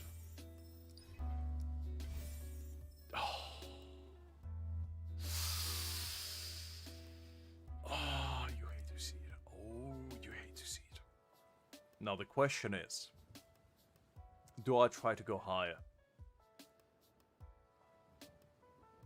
And the problem is it was the only flat stat as well. Even if it was ultimate recharge, I would have been fine with it. But do I go higher? Do I try to take it a little bit higher just to keep it as an off piece for now? You know what? I'm not gonna tempt luck. I feel like when you get flat defense like that, the piece is pretty much... You think so, Hakim? But like, it's flat defense. You know how that's gonna go. He's gonna roll in there once again. I can feel it in my bones. Those always turn out worse. You never get a good one. But if you want me to do it, I'll do it. But I just have a sneaky suspicion they're just not gonna turn out great. I just have a deep feeling inside my gut that their piece is gonna be garbage.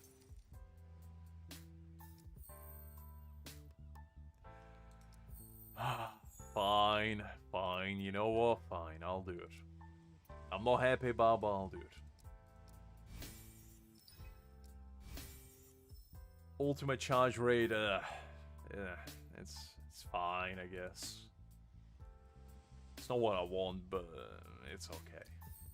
It's fine for now. I'm not gonna take it all the way to level 25 because that's not good enough. But it'll be okay for now. A little bit of ultimate charge rate, I guess, will be okay for Toshiro. Yeah, it's because ultimate recharge is not even good for Toshiro. Like, if it was at least decent for him, I would have been like, okay, maybe. But it's not. It's not. So, you see, that's why whenever I get like a flat stat, I never go further because they're just a path towards your own demise. Whenever you get a flat stat, that's a sign from, you know, the power above that you're just not meant to get a good piece. And that's unfortunate, but, you know, that's just life for you. Okay. So, let's do, let's probably do this fight. Try to get a high score on here. See how that goes. Yeah, I mean, obviously getting a little bit more ultimate recharge is not a bad thing necessarily, but he doesn't need it, so...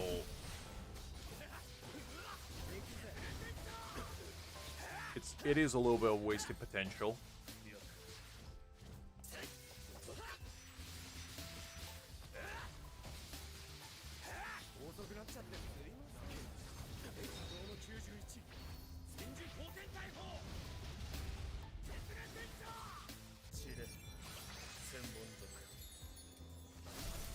Nope, I'm not. I'm forever cursed with the, like, flat defense, flat attacks, flat HP.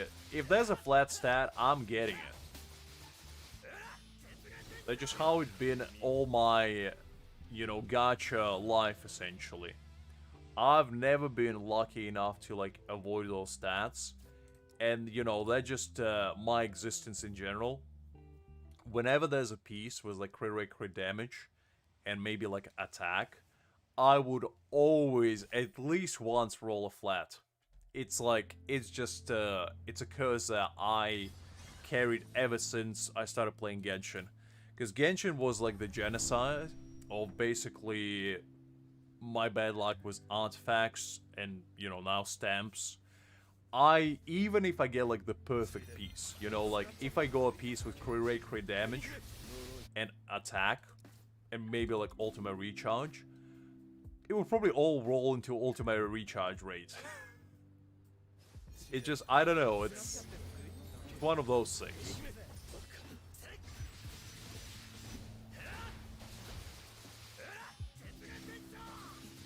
I think ultimate recharge is not a bad one to get instead of like flat attack, because at least it's usable, because every character kind of needs a little bit of ultimate recharge, because, you know, you want them to cycle through them faster. You don't want like full ultimate recharge, but you want a little. Oh, don't even get me started on that. The amount of times I weeped my eyes out over a piece that I thought was like really good, like especially elemental pieces or the crowns, like the headpiece. Those were always the worst, because you would get like a super nice main stat, like, I don't know, hydro damage, just to give an example, and you get crit rate, crit damage, and you'd be like, nice, that's a really good piece. And then you get like defense percentage and HP percentage. You're like, okay, this is no ideal, but that is crit rate, crit damage. And, you know, you roll it once and you get like crit rate, and I'm like, great, okay, we are cooking now. And then, you know, you roll a second time and you get defense, and you're like, okay, well, no ideal, but you know what, there's only one roll. You roll a second time and you get another defense, and after that you're like, well, I mean, I'm already at level 12, so I might as well roll higher. And then you roll to 16, and then you get HP percentage, and at that point you're just like, why am I even here? And, you know, just out of determination to use at least something, because you don't have anything else, you go all the way to 20, and you get another defense roll, and you're like, my existence is a lie, and I might as well not have woken up today. That's usually how it goes, which, you know, is unfortunate, but that's just the way life is for you.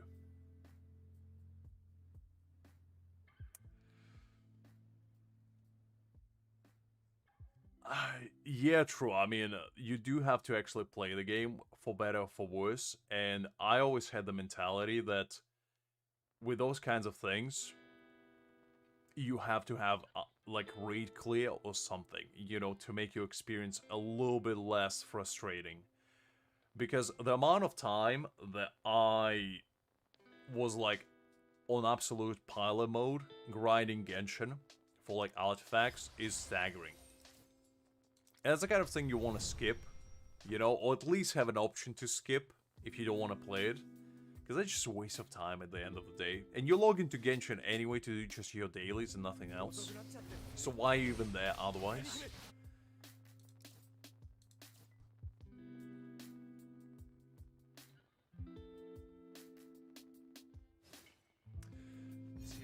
Okay, I need to buff it out. I actually kind of got a hang of this Byakuya fight, because I did it on my main account last night. And after you do like this first dodge, really, or counter rather, you're pretty much set at that point, because you don't really need anything else. Like afterwards he doesn't really do much. The only problem is his last fight, because that's when he gets that his white wings form, and that one's annoying.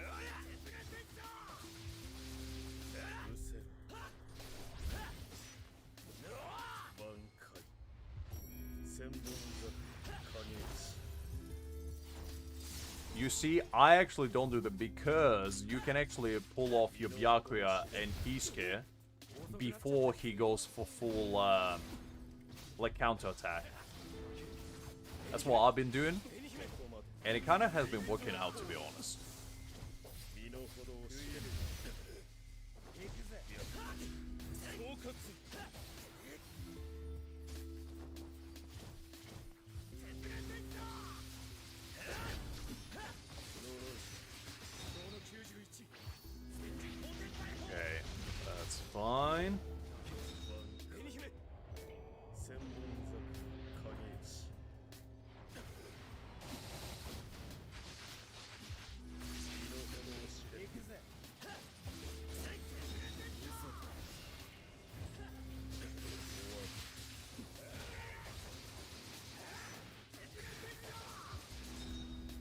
Let's see if that's gonna be enough. I kind of messed up my combo there in the end. But, oh man.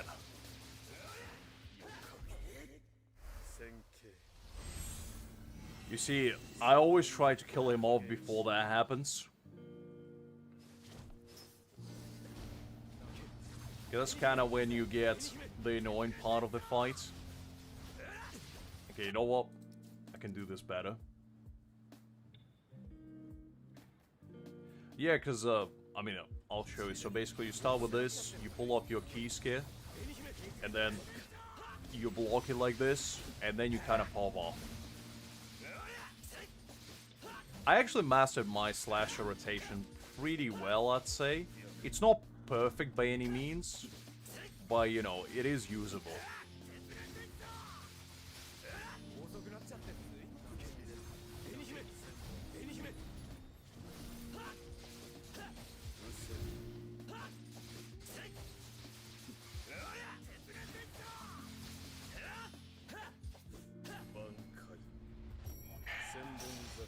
Doing decent, doing decent.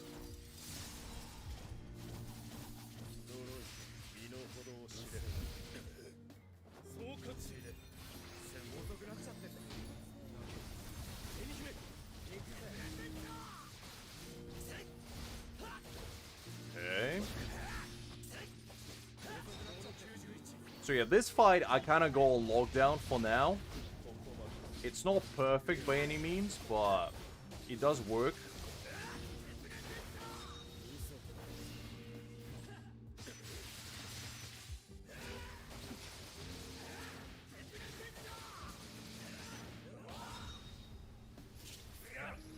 Yeah, it does make it a little bit more challenging, unfortunately, but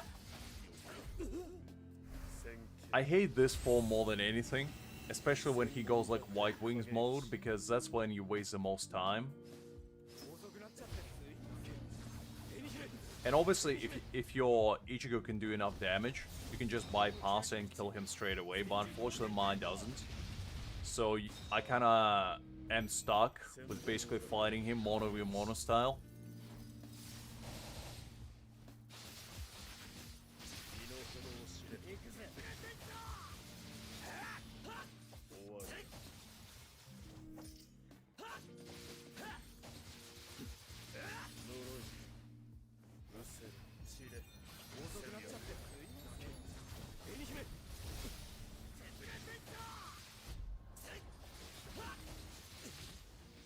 Come on. Just stop.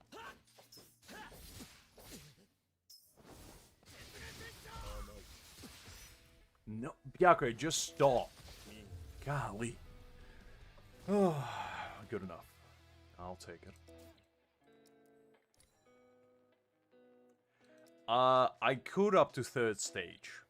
After the 4th stages became too hard. I always get him like up to 4th bar, because my Ichigo is 29k right now, and I could get Byakuya even on 5th stage to about 5 bars, I'd say, but after that it's just too hard. I just don't have enough damage, and the main problem is I don't have a middle piece that is good. I don't have any like crit rate, crit damage one. If I can get a good like middle piece, I'm pretty sure I'd be able to one-shot him. Because I already do really good damage for him. But, yeah, it's just a bit tough.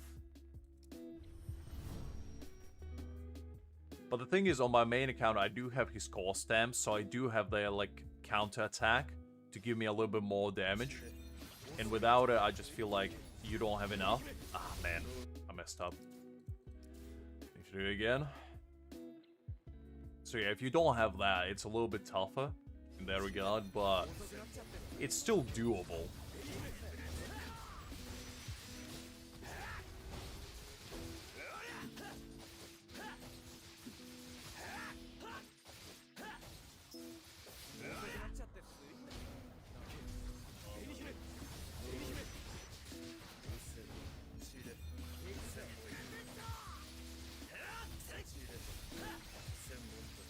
Luckily, the slasher rotation is relatively simple, because all you need to do is basically just make sure your attack buff retains and just use Kisuke when you need to, essentially. That's kind of it.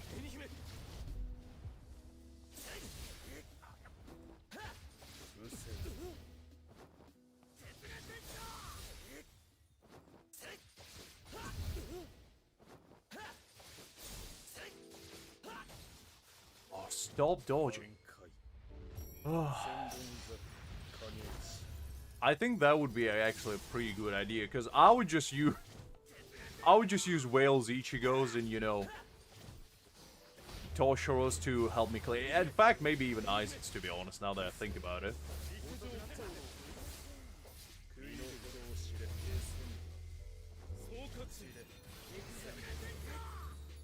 Oh, come on, stop.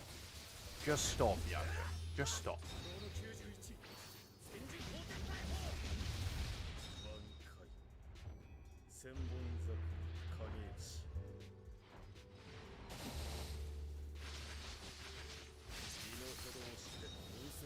Okay.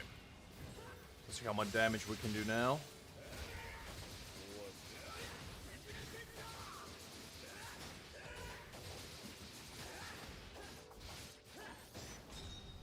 Man, I messed up at the end, but that's alright.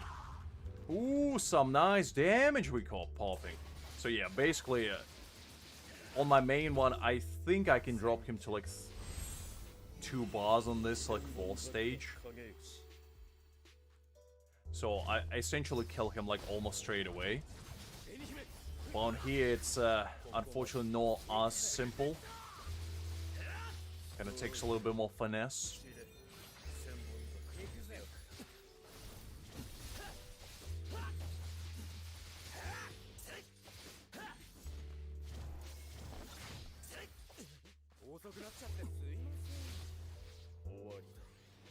I think he becomes a better DPS, to be honest, just because, you know, his battle skills are so insane that he essentially just has more ways to do damage than everybody else.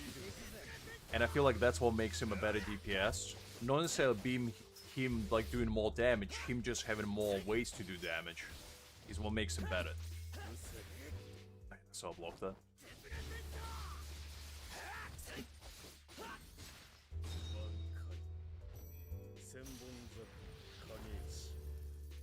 Well, I've seen some people, like, clear Frenzy Battle with just Aizen and, like, Kisuke and, basically a full team of supports, like Momo. A lot of people were using. So it is plausible.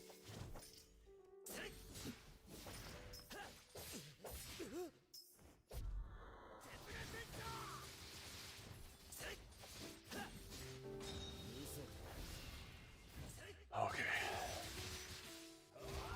This is a little bit of a scuffed run, but you know what? I'll take it. Yeah, I know. It's a little bit of a tricky one to get around, but you know, it is what it is. I actually grinded this on my main to get like 24.8k points, because I wanted like a really good score in here. So I got this, I think, to like 5k or something, and this to like 6k. And this one I beat by like barely. Because Byakuya just went into his like ultimate bankai form where he gets the white wings, and they just wasted like 20 seconds on the run, and I was like, man. So yeah, I don't think I'll be able to beat it on this account, to be honest, because even on my main I was struggling. It took quite a lot of attempts for me to beat him.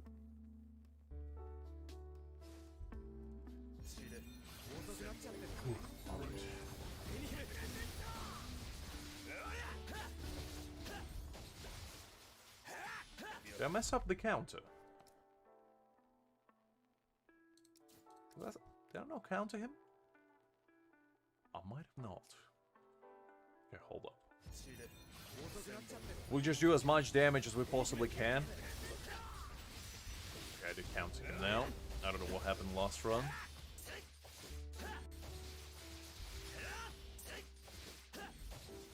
Man.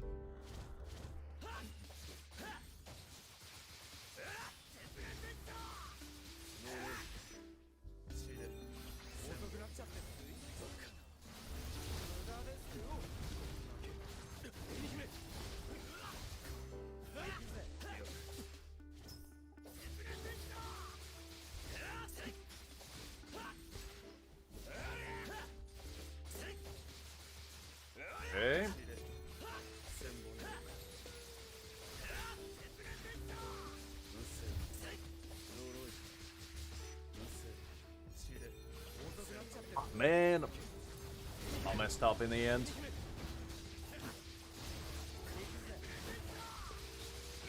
I lost Kisuke's buff, but it's okay.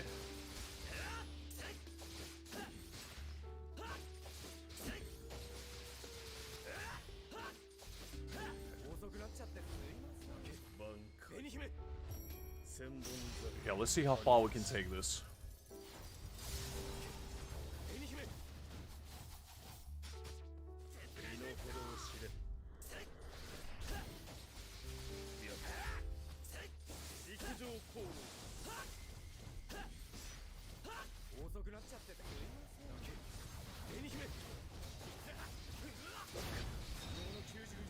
Okay. Let's go with Byakuya.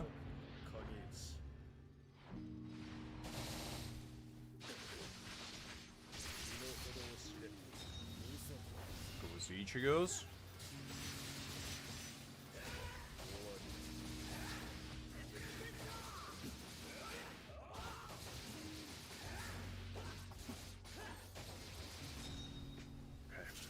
See how much damage we can do. Ooh, that's a clean one. Ooh, 3 mil. Let's go. Actually, we actually might be able to beat him. Hold up.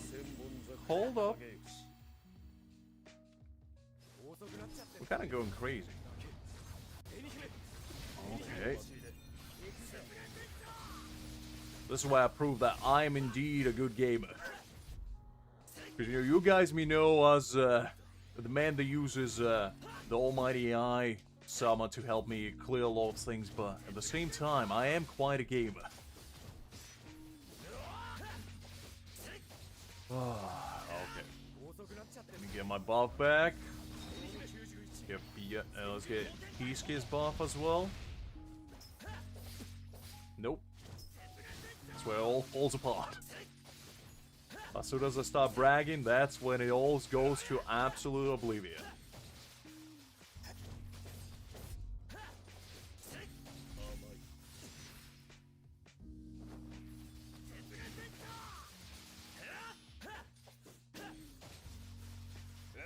This is where I get choked every time.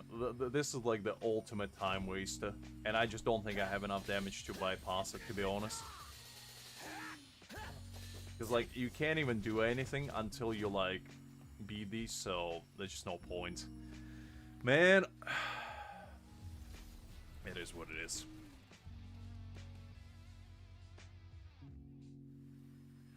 I mean, PvP would be fun. I think that would be quite a nice addition to the game. I'll take it. Because, yeah, I don't have enough damage. That stage is, like, the ultimate time waster, because you just have to walk around in a circle, basically defeating those little swords, like hills. And they're just no fun. Because you spend so much time on it that you don't even get any sort of, like, break from it. Almost 20k. A little bit short of 20k. So hopefully we'll be able to clear this for, like, another 20 and get at least 40k. I doubt I'm going to be able to clear for 30. That's, especially without Aizen, because even with Aizen, I'm probably going to struggle. Although I do say, I think Renji's fight is actually probably the easiest one out of them all. Byakuya is probably second one, just because they have pretty easy pardons, but Byakuya's fight is just annoying more than anything. Yeah, that, you see, if we get like like Toshiro would be great for that fight. But the thing is, I don't think there was a Spirit Byakuya fight yet. So, Toshiro would be amazing for that fight, because he can just pop off, you know, shoot from afar, without even getting damaged. And I think Aizen actually would be pretty good, because his battlefield skill does a lot of hits, and so does his basic attack. So I feel like with those two, you actually get a lot of damage out of it. So that would be interesting. Okay.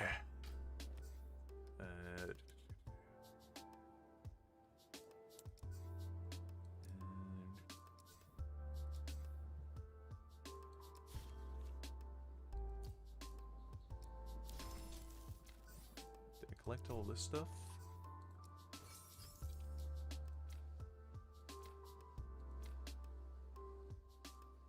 I actually haven't tried this event at all. I don't even know what it's about. It's basically just fighting. We'll do that tomorrow, that's fine. I forgot to do my actual eyes and dailies as well. I need to do that before I forget.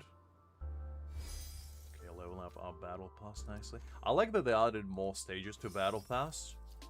Because battle pass is a ultimate way to get good resources, and I feel like the more you have of it, the better. Okay, let's do these. Yeah, that should be fine.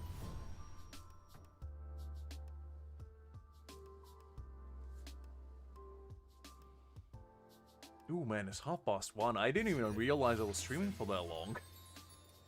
I guess time flies when you're having fun. Golly. I mean, to be honest, I don't have to go anywhere tomorrow, so it's fine if I wake up a little bit late. That is a good idea, to be honest, Hakim. I'm probably gonna keep mine until I get enough resources to actually upgrade somebody in the future. So my plan would be to have like 4 saved up, just for a DPS I'm gonna be really excited for in the future. And basically when they come out, I'm just gonna grind Corridor like for stamp, or actually getting the stamp, and then just upgrade it straight away. I feel like that would be kind of fun. Or maybe upgrading to like level 4 just in case I get a dupe in the future. You know, just to keep my options a little bit open. But otherwise, yeah, I feel like Battle Pass is a really good way to get dupes for those core stamps. By no, like, wailing super hard. Because essentially, you buy in that pack that you get for, you know, the core stamp itself. But instead of like 20 bucks, you're paying $8.99 and you get a bunch of more stuff on top.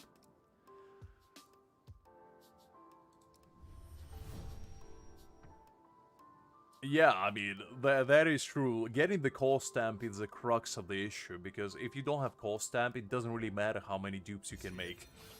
Because you don't really get the value out of it, unfortunately. I wish that wasn't the case, but you know, it is. And it is a little bit disheartening, because like, at the end of the day, you are kind of hoping to, you know, obviously get stuff that you want, but if you're not able to do that, it's a little bit of kicking the butt. That's why I'm waiting for, like, Audio Stamp to actually implement Pity, because I'm really hoping that it's gonna be, like, a new feature that they're gonna add in the next patch or something.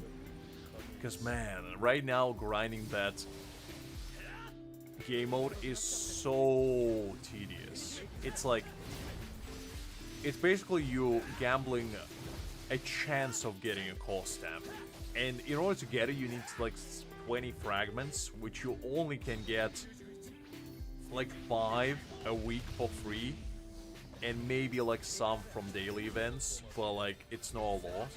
So yeah.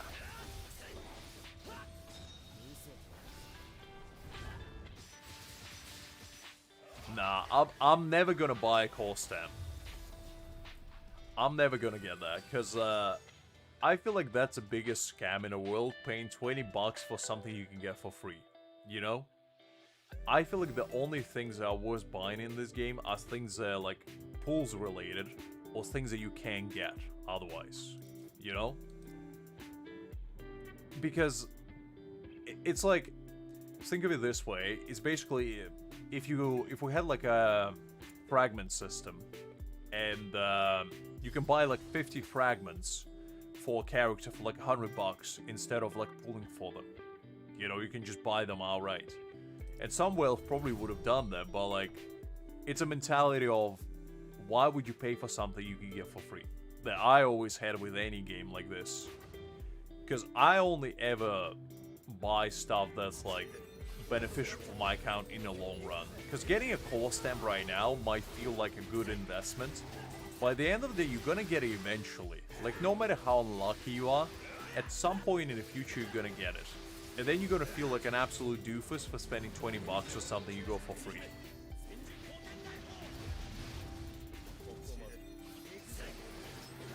Yeah, neither am I. I think the highest one I have is 17 for my Toshiro, out of the ones I care about. So I'm not even like 1/5 of the way.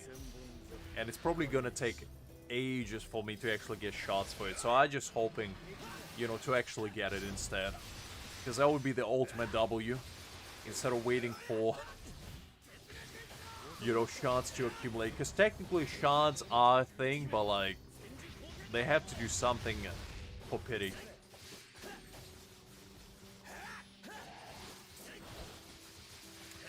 I don't, but then again, I didn't grind all my corridor keys, so that's probably why. But like grinding for shards is just an ultimate disheartening thing because you basically have to roll shards. Like let's say you get 5 shards, you have to get it 20 times. So you need to get lucky enough to get them 20 times. And if you get 3 shards, it's essentially you looking at 34 times. And that's a lot of times. You have to get the one specific shard. Because, like, think of it this way. It's basically you have to get 34 times the core stamp. Because that's kind of what you're rolling for. In a shard form. Because you can get shard for any character. So it's basically the same principle. Well, that's a thing. The longer the game goes, the bigger the pool will get. And I feel like in a year's time, when there's going to be another 24 characters, the chances of people, like new people, let's say you start playing this game in a year's time, what are the chances of you actually getting the core stamp you want? Because I don't think it's even, like, going to be 5%. Because the pool is going to be so diluted that you're just not going to have any chance of getting, unless you get super extremely lucky, which you might. But the another problem that's going to be persistent is, like, when you get a core stamp for limited character, if you don't have a character, it's pretty much a wasted roll. Because you're not going to use it for anybody else. You can use it for anybody else. So it's going to be a problem of a lot of people getting useless core stamps for characters they don't have and can use. And essentially, they're just gonna make people be like, okay, well, this game all sucks, I'm not gonna do it. And, you know, that's why I feel like they have to have pity of some kind. To ensure that this doesn't happen. And people can actually get stuff what they want. Exactly, Hakim, exactly. And that's a problem. That's a problem. Because at least with the character you guaranteed. With the core stamp you're not. Unless you're buying it. Because then you're guaranteed, but like, how long is that gonna last? Because if you're expecting to buy core stamp for every single character you're gonna pull, that's gonna be a problem as well, because that's an additional 20 bucks that you have to spend on a character that you probably already spent money to get on anyway. So yeah, it's not gonna be the most ideal way. I mean, it was probably just a lot of characters, Hakim. Probably a lot of enemies. I don't think it was a single one. And it is just a daily event, so it's nothing too exciting, shall we say. I wish I can do that much damage on the regular day-to-day basis, but unfortunately that's not the case. Okay, let's buy all of this stuff as well. Since I don't have eyes, I'm probably not gonna buy these. It's not much of a point. Let's get this as well. And I don't know. Guess let's get some more gold.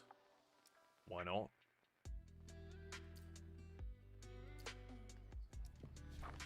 Okay, did I do all my daily stuff? Let's see. I think so.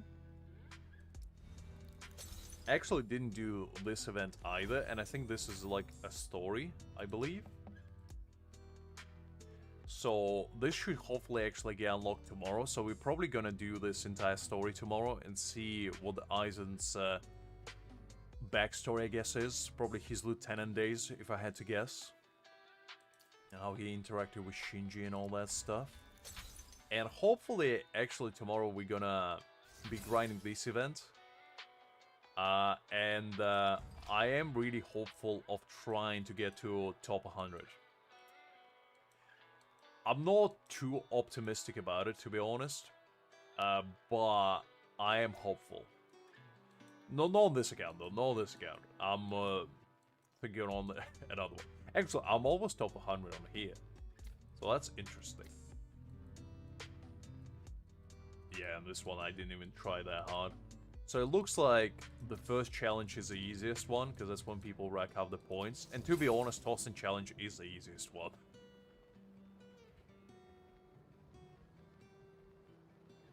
Yeah, but I don't think all of them are unlocked. Because I think this one is unlocked on day 3, which should be tomorrow. So we're just gonna breathe through the entire thing tomorrow. And I think I probably will do like the guild challenge thingy that I still haven't done. This thing. Because I forgot to do it. Okay, let's do this quickly. And I probably should call it a day because it's almost 2 AM to be honest. And I've been streaming for longer than I expected because I thought I was probably going to round it up at like 11. But I kind of lost track of time. Because time flies when you're having fun, you know? And I did wake up today at like 11 AM, to be honest, so I did have a long sleep. That's why I guess I'm not too tired. But since I do consider streaming tomorrow again, I probably will call it a day after this. Just to make sure I don't appear here as a zombie. Although it would be a kind of fun idea to stream throughout the night. Like all the way up to morning, maybe on one of the streams. Maybe I'll do that at some point. Just to, you know, spend the night together with you guys. Have fun and all that. Get a little sleepover action, if you will.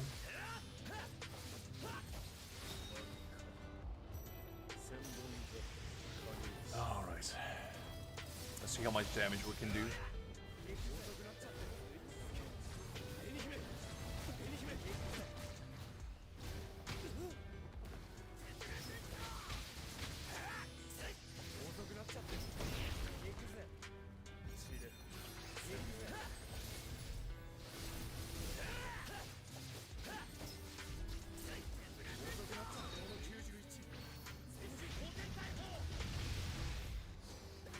Doing pretty well. And to be fair, I did show up late today. I mean, look, we do have a lot of night sleepers, you know?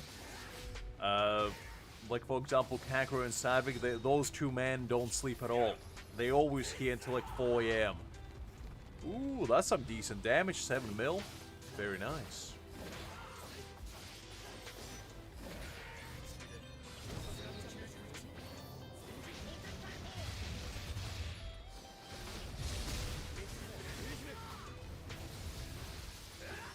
Okay, we broke 5 mil. Very nice.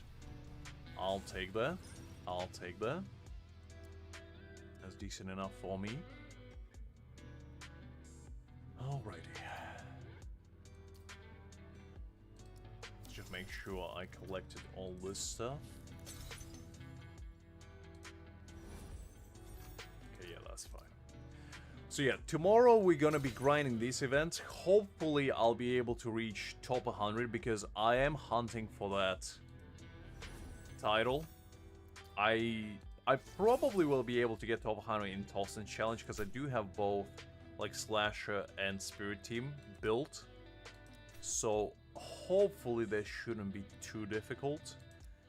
And we will be hunting for this title right here. Because it does look really cool, and I do want it. I wish I was strong enough to get this one, because this one looks even cooler. You know, you get all the holographic stuff on it. But, man, I just don't think I'll have enough power to even attempt to challenge people for this. Top 100, I think it should be doable, at least on one of them. Because I do have a lot of whales on my server, but I don't think I have enough whales to, like, block me out of top... Actually, hold up. Did I just see... There's somebody at level 40 that did this. Wow. That's actually impressive. I didn't expect that at all. Big congrats to this gentleman right here. Golly, at level 40... There's actually a couple of them. Man, people are grinding here. Okay, so... I don't know. Because I think they just want to make it more exclusive, because they obviously want to make for whales, so they actually feel like, you know, they're getting bang for their buck for getting all those B6 characters. I feel like if they made it for at least top 10, then people would have been like, okay, maybe I can compete. But for top 3, I mean, you're talking uber whales here. There ain't no free-to-play reaching that level. And even low spenders ain't contending for that. Top 100, though, I feel like it's doable. Top 100 is definitely within reach. At least on one of them, because the good thing is that you don't need to rank like top 100 in all of them. You just need to do it at least in one of them. So if you can do it on one, you're pretty much guaranteed on any others. And I mean, based on this, it looks like it's the same 3 people. They're in top 3 anyway. Literally exactly the same. So it's like, the whales are gonna be ranked top 3 no matter what. It's like, it's not gonna be even a challenge for them, but... Anyway. Okay, guys. I think just for my own sleep schedule, I'll probably call it a day today. I hope everybody had fun today. I hope you enjoyed yourself. I hope I made your Saturday a little bit more entertaining, shall we say. And tomorrow we will be back. I'll be streaming again at about, like, I want to say 3 p.m. UK time. And we're probably going to be doing this Aizen event right here. And trying to max out our potential on it. Reach, like, top 100, hopefully. And go on from there. Maybe come back to this account, do a little bit more grinding for that as well. We'll see if times allows it. Okay, before I go, ID, summoning for dupes for Aizen is definitely a good thing if you're planning to use him long term. I'd say the first 2 dupes are definitely really good because they boost his damage a lot. But if you are like pure free to play, I'd say it depends on whether you're looking for summoning new characters. If you would prefer getting new characters, I would just recommend not getting dupes at all. If you're planning to play with Aizen for like a very long time, then getting 2 of his dupes is not a bad idea. But you gotta consider that that's essentially 2 characters that you can get in the future. So, my personal suggestion would be not to go for dupes. But if you like Aizen and he's your favorite character, there's nothing wrong with getting dupes for him. So, hopefully that kind of gives you an idea. You can go rolling with dupes, but you don't have to get them.